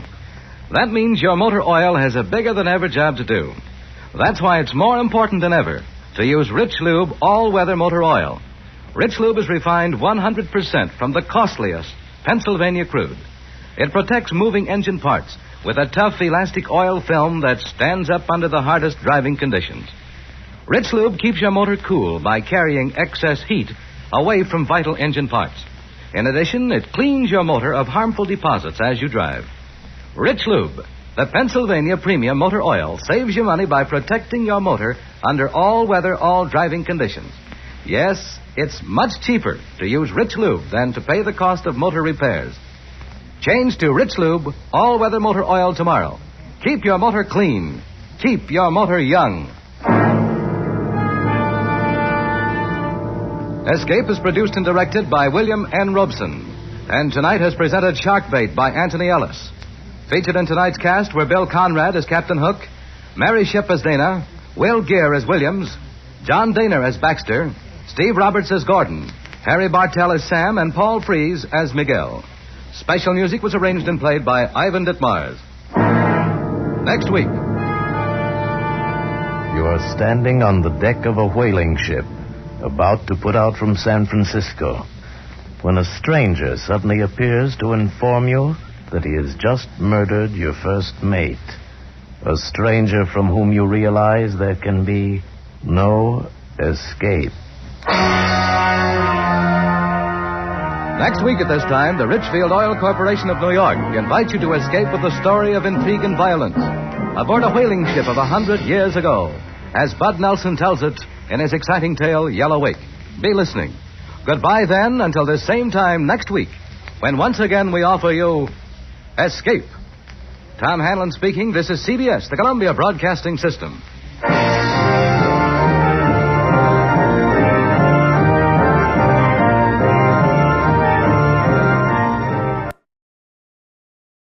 Tired of the everyday routine?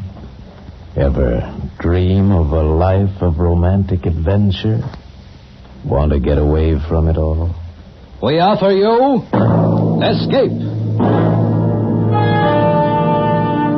Escape, designed to free you from the four walls of today for a half hour of high adventure. Escape, brought to you by your Richfield gasoline dealer and the Richfield Oil Corporation of New York. Marketers of Richfield gasolines with Xylene, Rich Lube all-weather motor oil, and other famous petroleum products. Look for the Richfield Eagle on the cream and blue pumps.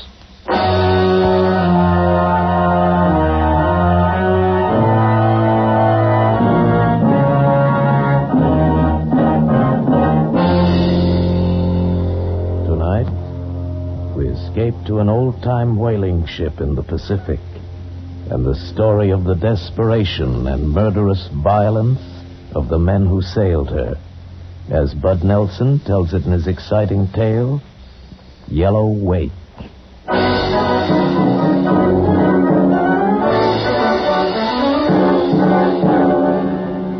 Panama. Great chests of gold. The end of Sanford's rainbow. Stupid Sanford. Whiskey loose Sanford. And he put it right in my hand. Aye. His boast of an ancient book and a chart of buried treasure reeked of whiskey. Till he flashed that poke of pieces of 8 in the San Francisco saloon, and I took care of the rest. There was no time before I was walking up the gangplank of his ship, the whaling vessel Congo Queen, knocking on the door of the captain's cabin. Who's there? Captain Thixton? Aye. What is this? Fine watch I have that lets strangers board without challenge? Maybe your anchor watch is a little loose, Captain, but I'll tighten it. My name's Love. Jonas Love. Love, is it? What's your business aboard? I'm your new first mate. Where's Sanford? He won't be coming back. Sanford jumped ship? I don't believe it. Jumping for dead, Captain. Shot, sir. Shot in a brawl. Aye, whiskey, no doubt. I'd warned him. It had to happen someday. You were a friend? For a time. Whiskey makes all men friends. Or enemies. I shot him. You shot him? You shoot my mate and you got the sand to come here telling me about it? I shot him in the smoke of his own gun, Captain. In San Francisco, that's a fair contest. I want his job. You want his job, eh? You kill a man and ask for his job. What sort do you take me for that I'd take you on in the light of what you tell me? For an intelligent man, Captain. One who won't pass up a chance to take on a better man than Sanford. You won't find another qualified mate on the California coast. You got a good deal of talk, Mr. Love, but talk don't run a whaler. A ship's a ship, sir, whether she runs whale oil or slaves. Well, now you want to change the diggings. Where's your papers? Papers don't run a vessel anymore in talk. Here, you'll find I speak the truth. Well, maybe we can come to terms. Where's your gear? Sanford won't need his. What? Mr. Love, you've got an uncommon gall. You kill a man, ask for his job, and now you take his very worldly possessions. I scarce think you'd stop at his wife. Did he have one? Well, it's a fair thing he didn't. You're a heartless man, Mr. Love, and I don't admire you for it. But it takes a heartless man to run this crew. I dare say there's worse ones on board. Get your men in hand, Mr. Love. We sail in half the hour. South's the course.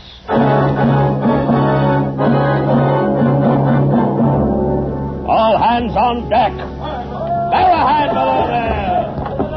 Starboard watch, man the captain. Port! Stand by to make sail. Lively now, then.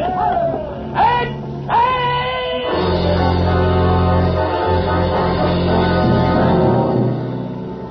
The Congo Queen was 300 tons between her jibs and her spanker and fleece in the teeth of the wind.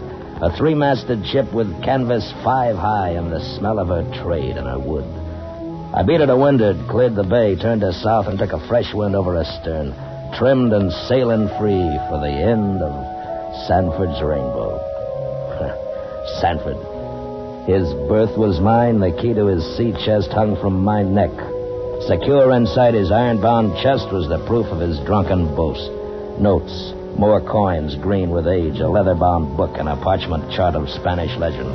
All I lacked was the name of the men who were in it with him, but I knew they'd show themselves soon enough. They'd be the ones who hated me most. Meantime, I had the whaling trade to learn, my life to guard against unknown men, and a new captain to please. I joined Captain Thixton at the wheel. I've been expecting you, Mr. Love. Aye, sir. Belay the formality, man. Respect is not in your nature. You're right, Captain. And wrong. What's our destination? Well, you might as well know you're not just my first officer. You're a confessed killer, and this is the high seas. One false step, and you're my prisoner. The matter is closed. Closed it is, but not locked, sir. Our destination, Captain. You go as far as your behavior takes you. We, the Queen, and the rest of my crew hail New Bedford in time. First the Horn and the 60 latitudes, God willing. 60 latitudes, huh? Ice, then. Aye, ice. but also whales, many and big. Sperm, bruise, humpback. We should fill quick with luck. You'll see, Mr. Love. Secure the watch. Aye, sir. From now on, it's watch and watch, 4 and 4. Keep 'em moving smart. Tired men don't make trouble. That includes you, Mr. Love. Watch and watch, 4 and 4 it is, sir. She was a tight ship under Thixton. Still, I added my bit to the squeeze. I drove the crew hard, made them hate my guts, and spit at my back. They left me alone, and that's what I wanted. Kept my cabin secure inside or out while I fit Sanford's plan with my own. Now, how the fool could have waited, I'll never know. The cache of gold was described in his notes. He'd been to the site from the Caribbean side, yet he sailed halfway around the world because he needed 4 men. 4 men who were on board. 4 men who would kill to put hand to my book and my chart. Well, we were fast hauling south. Had to tempt them to show their hand. The bait was the book with some pages cut out, a false rolled chart, and an open hatch. We were in Mexican waters, sailing hard on the wind. I was in my hammock, a tired dog, and sleep was a fitful thing.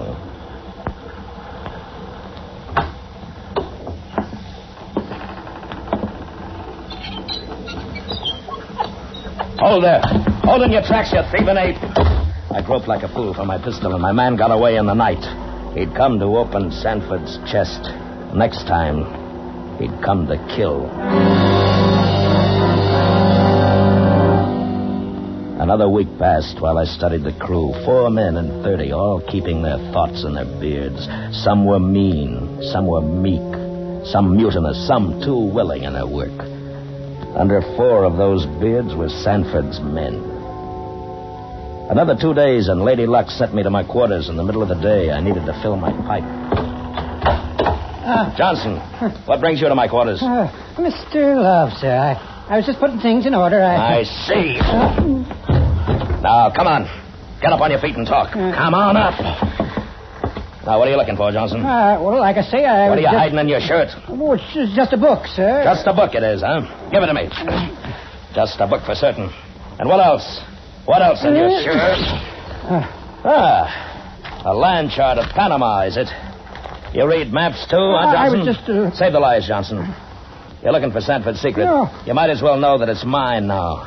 I know you were in it with Sanford. In with Sanford, Mr. Love. I don't follow. You will if you hope to make any good from Sanford's plan. Aye, you'll follow me, and the other 3 will, too. Oh, you're talking in riddles, man. Riddles, is it, huh? Well, you took the bait good, Johnson. I've been expecting you to come prowling. I set the bait, and you took it. But it's wrong, Johnson. Here. Here's the pages that tell the story, Johnson. Read them. I don't read, sir. Tannehill, he reads, sir. I'll read it to you. But listen well. Peleg, Sanford, 1838. It says right here in his own handwriting. Now listen to this. The name of the book, Sir Francis Drake Revived. Calling upon this dull and effeminate age to follow his noble steps for gold and silver. Pretty thought, isn't it, Johnson? Right. It's a haunting story, I'm told. Tannehill was to read it to me on wages, sir. Save the lies, Johnson. Just listen to this, where Sanford marked. Now listen. He keepeth 100 slaves at least in the mines. Each slave being bound to bring in daily clear gain, all charges deducted, 3 pesos of gold for himself and 2 for his women. It goes on to say, Johnson, that the daily haul, daily, mind you, was 1,600 pounds sterling. Translated, that's roughly $50,000 every day. Well... Now listen. Which he keepeth in certain great chests of 2 feet deep, 3 broad, and 4 long. Just think of it, Johnson. Caskets full of gold.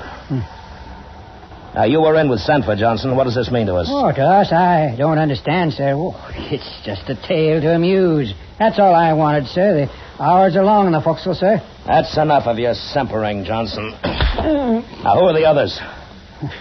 It's your boat crew, isn't it? Tannehill, Bigsby, and Alcott? Oh, you call their names with your dying breath. Be sensible now, man. I'm willing to put in with you. You need a leader, and I need men. And I hold the map in the book. When you're ready to talk sense, fetch your men here. Now, shove off. Hi, Mr. Love. I shove off. And Johnson, I'll kill the man on sight I catch near my quarters. Is that clear? Aye, Mr. Love. We know killing ourselves. You may not see the light of another day.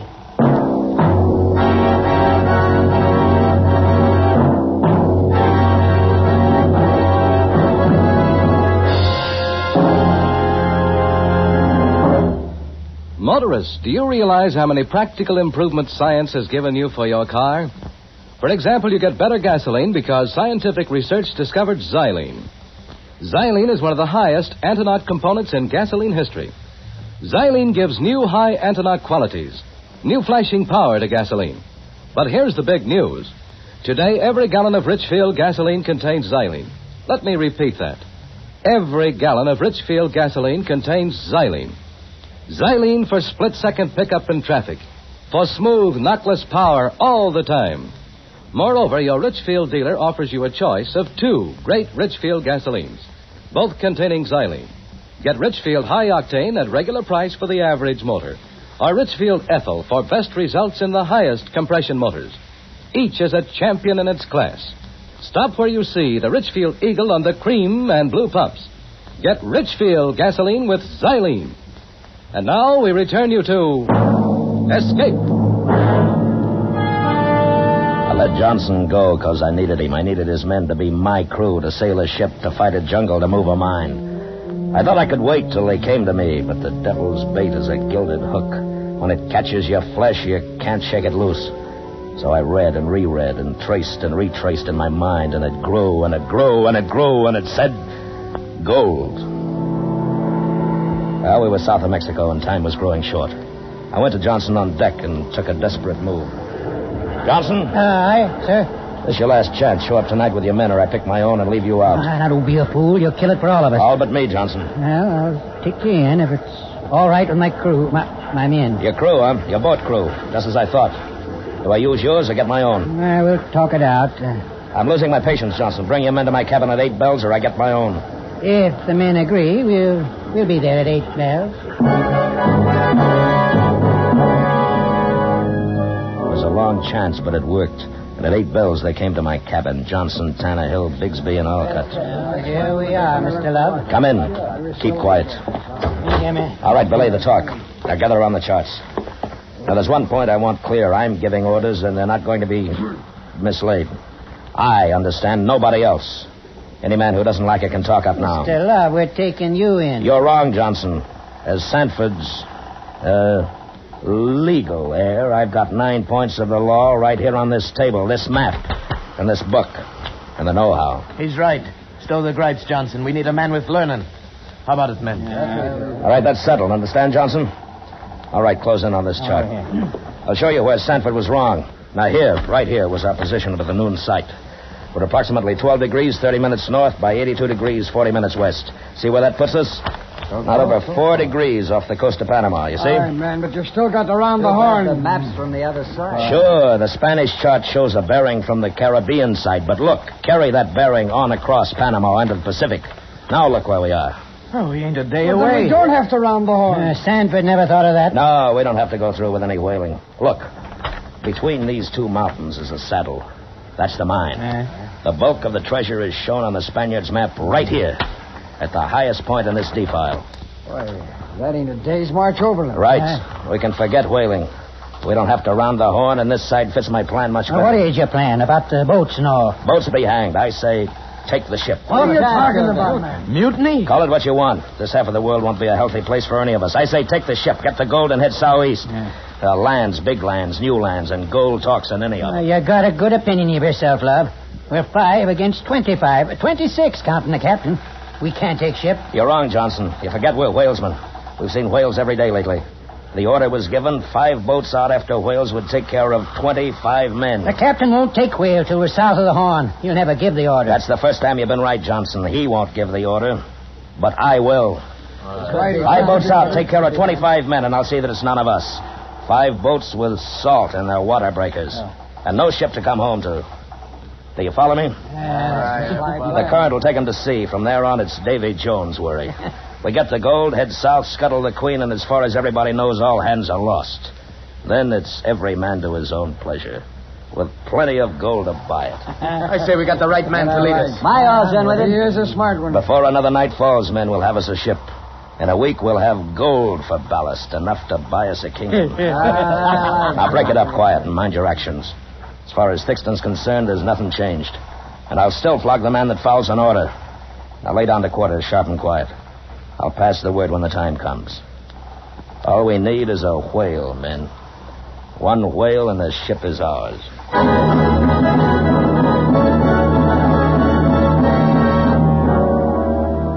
It was a neat plan and it carried fair. The watch changed. Day broke gray. Johnson was at the helm. Bigsby stood lookout high in the fort at gallant yards, all on orders of Jonas Love. Captain Thixton was lashed in his bunk. I saved him to kill him with the loss of his ship. The proud Captain Thixton, a prisoner of Captain Love. For now, we were whalesmen in search of a whale, any whale. It was watch and wait and watch and...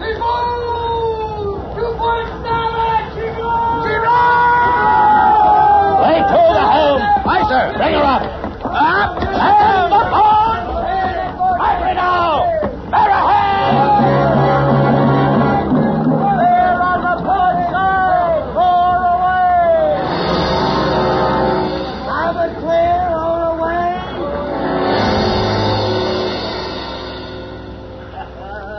Oh, clockwork, love. That's what it is. I've got to hand it to you. Did you attend to my orders, Johnson, about the water breakers? And I'd like to see the face of the first thirsty man. I gave 'em side meat, too. Good salt hog side to whet their thirst. They won't last 2 weeks. They're picked up before, it won't make any difference to us. All we need is a Jolly Roger from our Royal Yards, love. Not quite, Johnson. Thixton's still with us. Tannehill. Aye, sir. Carried fair, sir. You got your knife, Tannehill. Thixton's tied in his cabin. Make it fast and sure. Aye, sir. Fast and sure it is. Do I bring her about, love? You'll bring her about when I tell you to, Johnson, and you'll belay the mister when I tell you to, not before. Is that understood? Well, that's it.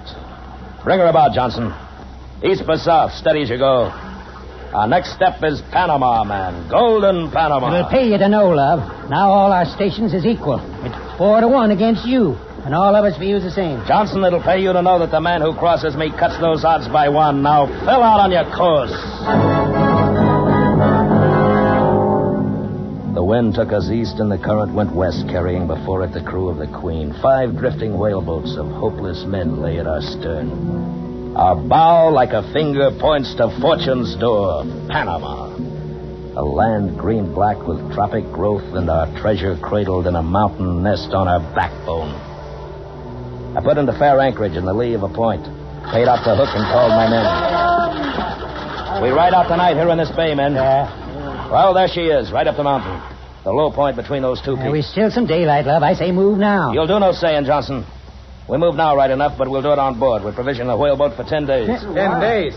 Why, it scarce looks a league. That it does, Tannehill, but it's a stormy course. That's jungle growth. We'll have to fight it all the way to the top. And we'll have no more crossing. Bigsby. Look to provisions. Load the whaleboat. Tannehill and Alcott, break out the forge and fashion knives from flensing tools. Make them short in the handle and keen on the edge. You 3 men staying aboard. You'll take up the work till me and Johnson cast off. We'll need our strength. Us staying aboard? You take us for fools. You'll stay aboard. That's an order. The man who thinks different, step up and speak. You got the map, Mr. Love. The men don't like it that way. Well, what say you, men? It ain't fair. What's to keep you from going straight out the other side? Yes, how do we know you're coming back? Hold it. Aye, I've got the map. You're right. It's not fair that one man should have it. Tannehill, give me your knife. Aye, sir. You men don't trust me. You do trust Johnson. That's very well. So, here, Johnson. Half for you, half for me. Now, does that satisfy you? Aye. Aye. Johnson's for us, fair enough. But you'd better come back. We'll follow you to the gates of hell if you don't. It's fools who'd leave a ship unmanned. You'll get your share when we open the trail, Johnson and me.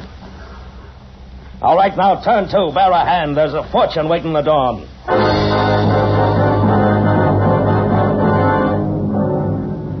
The fools. Simple, arrogant fools. And Johnson, too. Content with a worthless half of a map. Landmarks in plain sight, the last and main bearings stowed safe in my head. Every bearing and distance to the final pace memorized from 1,000 readings. Now to find the starting point. The rock with a face in Sanford's notes. Certain great chests of 2 feet deep, 3 broad, and 4 long. Ponderous heavy. A wall of jungle to cut. I needed these fools. Even Johnson, for a time. Jungle. Lush, rich, gentle. It's a trap. A slimy, stinking, creeping green trap. Hold up, Johnson. Fetch up the water. The bugs. The heat. Green snail. Take the lead, Johnson. No man can keep this up. I say belay it and rest. We need a strength. Move on, Johnson. We've hacked half a day and we're not a cable's length from the sea. Take the lead. We'll not last if we hold this pace. Look at the blasted insects. They hang in clouds. I say make camp. Likely tomorrow we'll get our second wind. We'll get it on the move, Johnson. There's still 3 hours of day. Now take the lead and swing that knife. For 5 killing days, it was hack, slash, hack. Move up the gear, creep on at a tortoise pace. The 6th day, the mountain fanned out on our course, and we rose above that green wall of jungle, and we could see the sea. The masts of the Queen waved gently, not 4 leagues down the slope. The sea breeze caught us and cooled our brow, and the jungle's web thinned. And we rested. And we ate and we smoked. We've passed the worst of it. Another day at the most, Johnson. No more.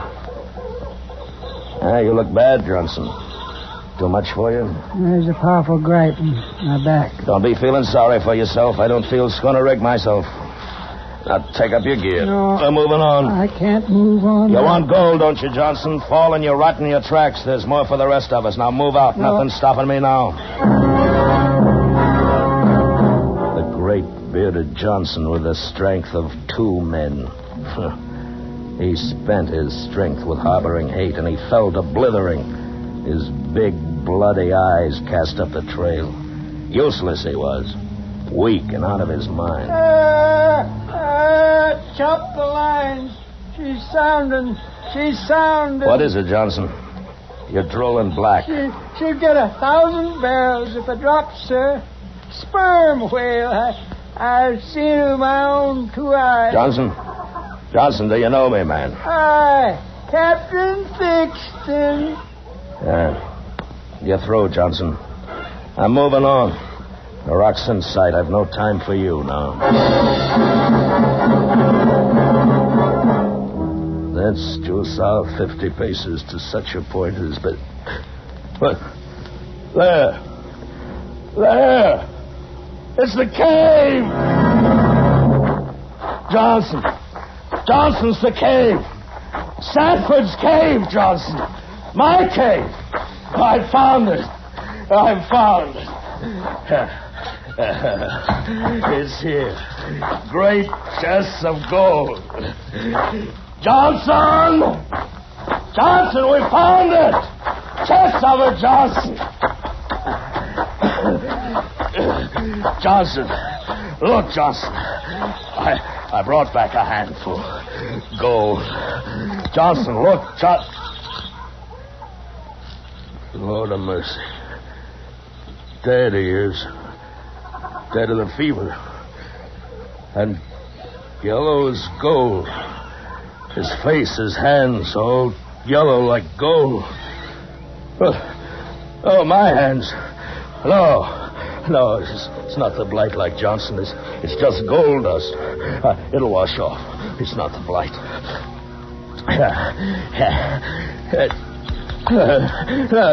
My hands, my limbs, it don't wash off. No.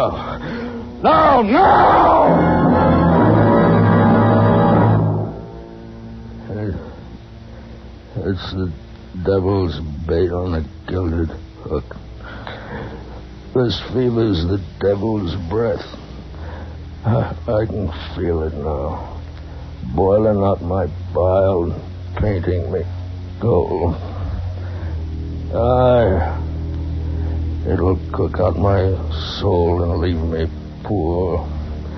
This fever, this devil's yellow blight.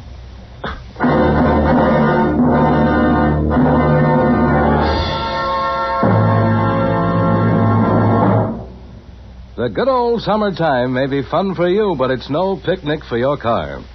Hot summer weather and gritty dust can take your car off the road right into the repair shop. That's why it's important to make sure now that your car is safely lubricated. Get protection against wear and breakdown with Richfield All-Point Safety Service. The Richfield gasoline dealer will give your car a careful all-point lubrication job using Rich Lube lithium lubricant, the new premium lubricant that stands up under the toughest use, that wears like iron. Then he'll change your oil to fresh Rich Lube all-weather motor oil, the oil that cleans your motor as it lubricates. And finally, the Richfield dealer will give your car a careful safety check of all the likely trouble spots. So why take chances? Get Richfield All-Point Safety Service from the Richfield gasoline dealer tomorrow. Stop where you see the Richfield Eagle on the cream and blue pumps. Escape was produced and directed by William N. Robeson, and tonight has presented Yellow Weight by Bud Nelson. Featured in tonight's cast were Bill Conrad as Love, John Hoyt as Sanford, John Daner as Johnson, Will Gear as Thixton. Also heard were Paul Frees, Stacey Harris, Harry Bartell, and George Offerman Jr. Special music arranged and played by Ivan Ditmars. Next week. You're in India, lying in bed at night, when suddenly a crate, the most deadly poisonous snake in the world, crawls into bed with you. The slightest movement will bring you to a horrible death, from which there is no escape. Next week at this time, the Richfield Oil Corporation of New York invites you to escape with an unforgettable story of a night of terror in Bombay, as Roald Dahl tells it in his story, Poison. Be listening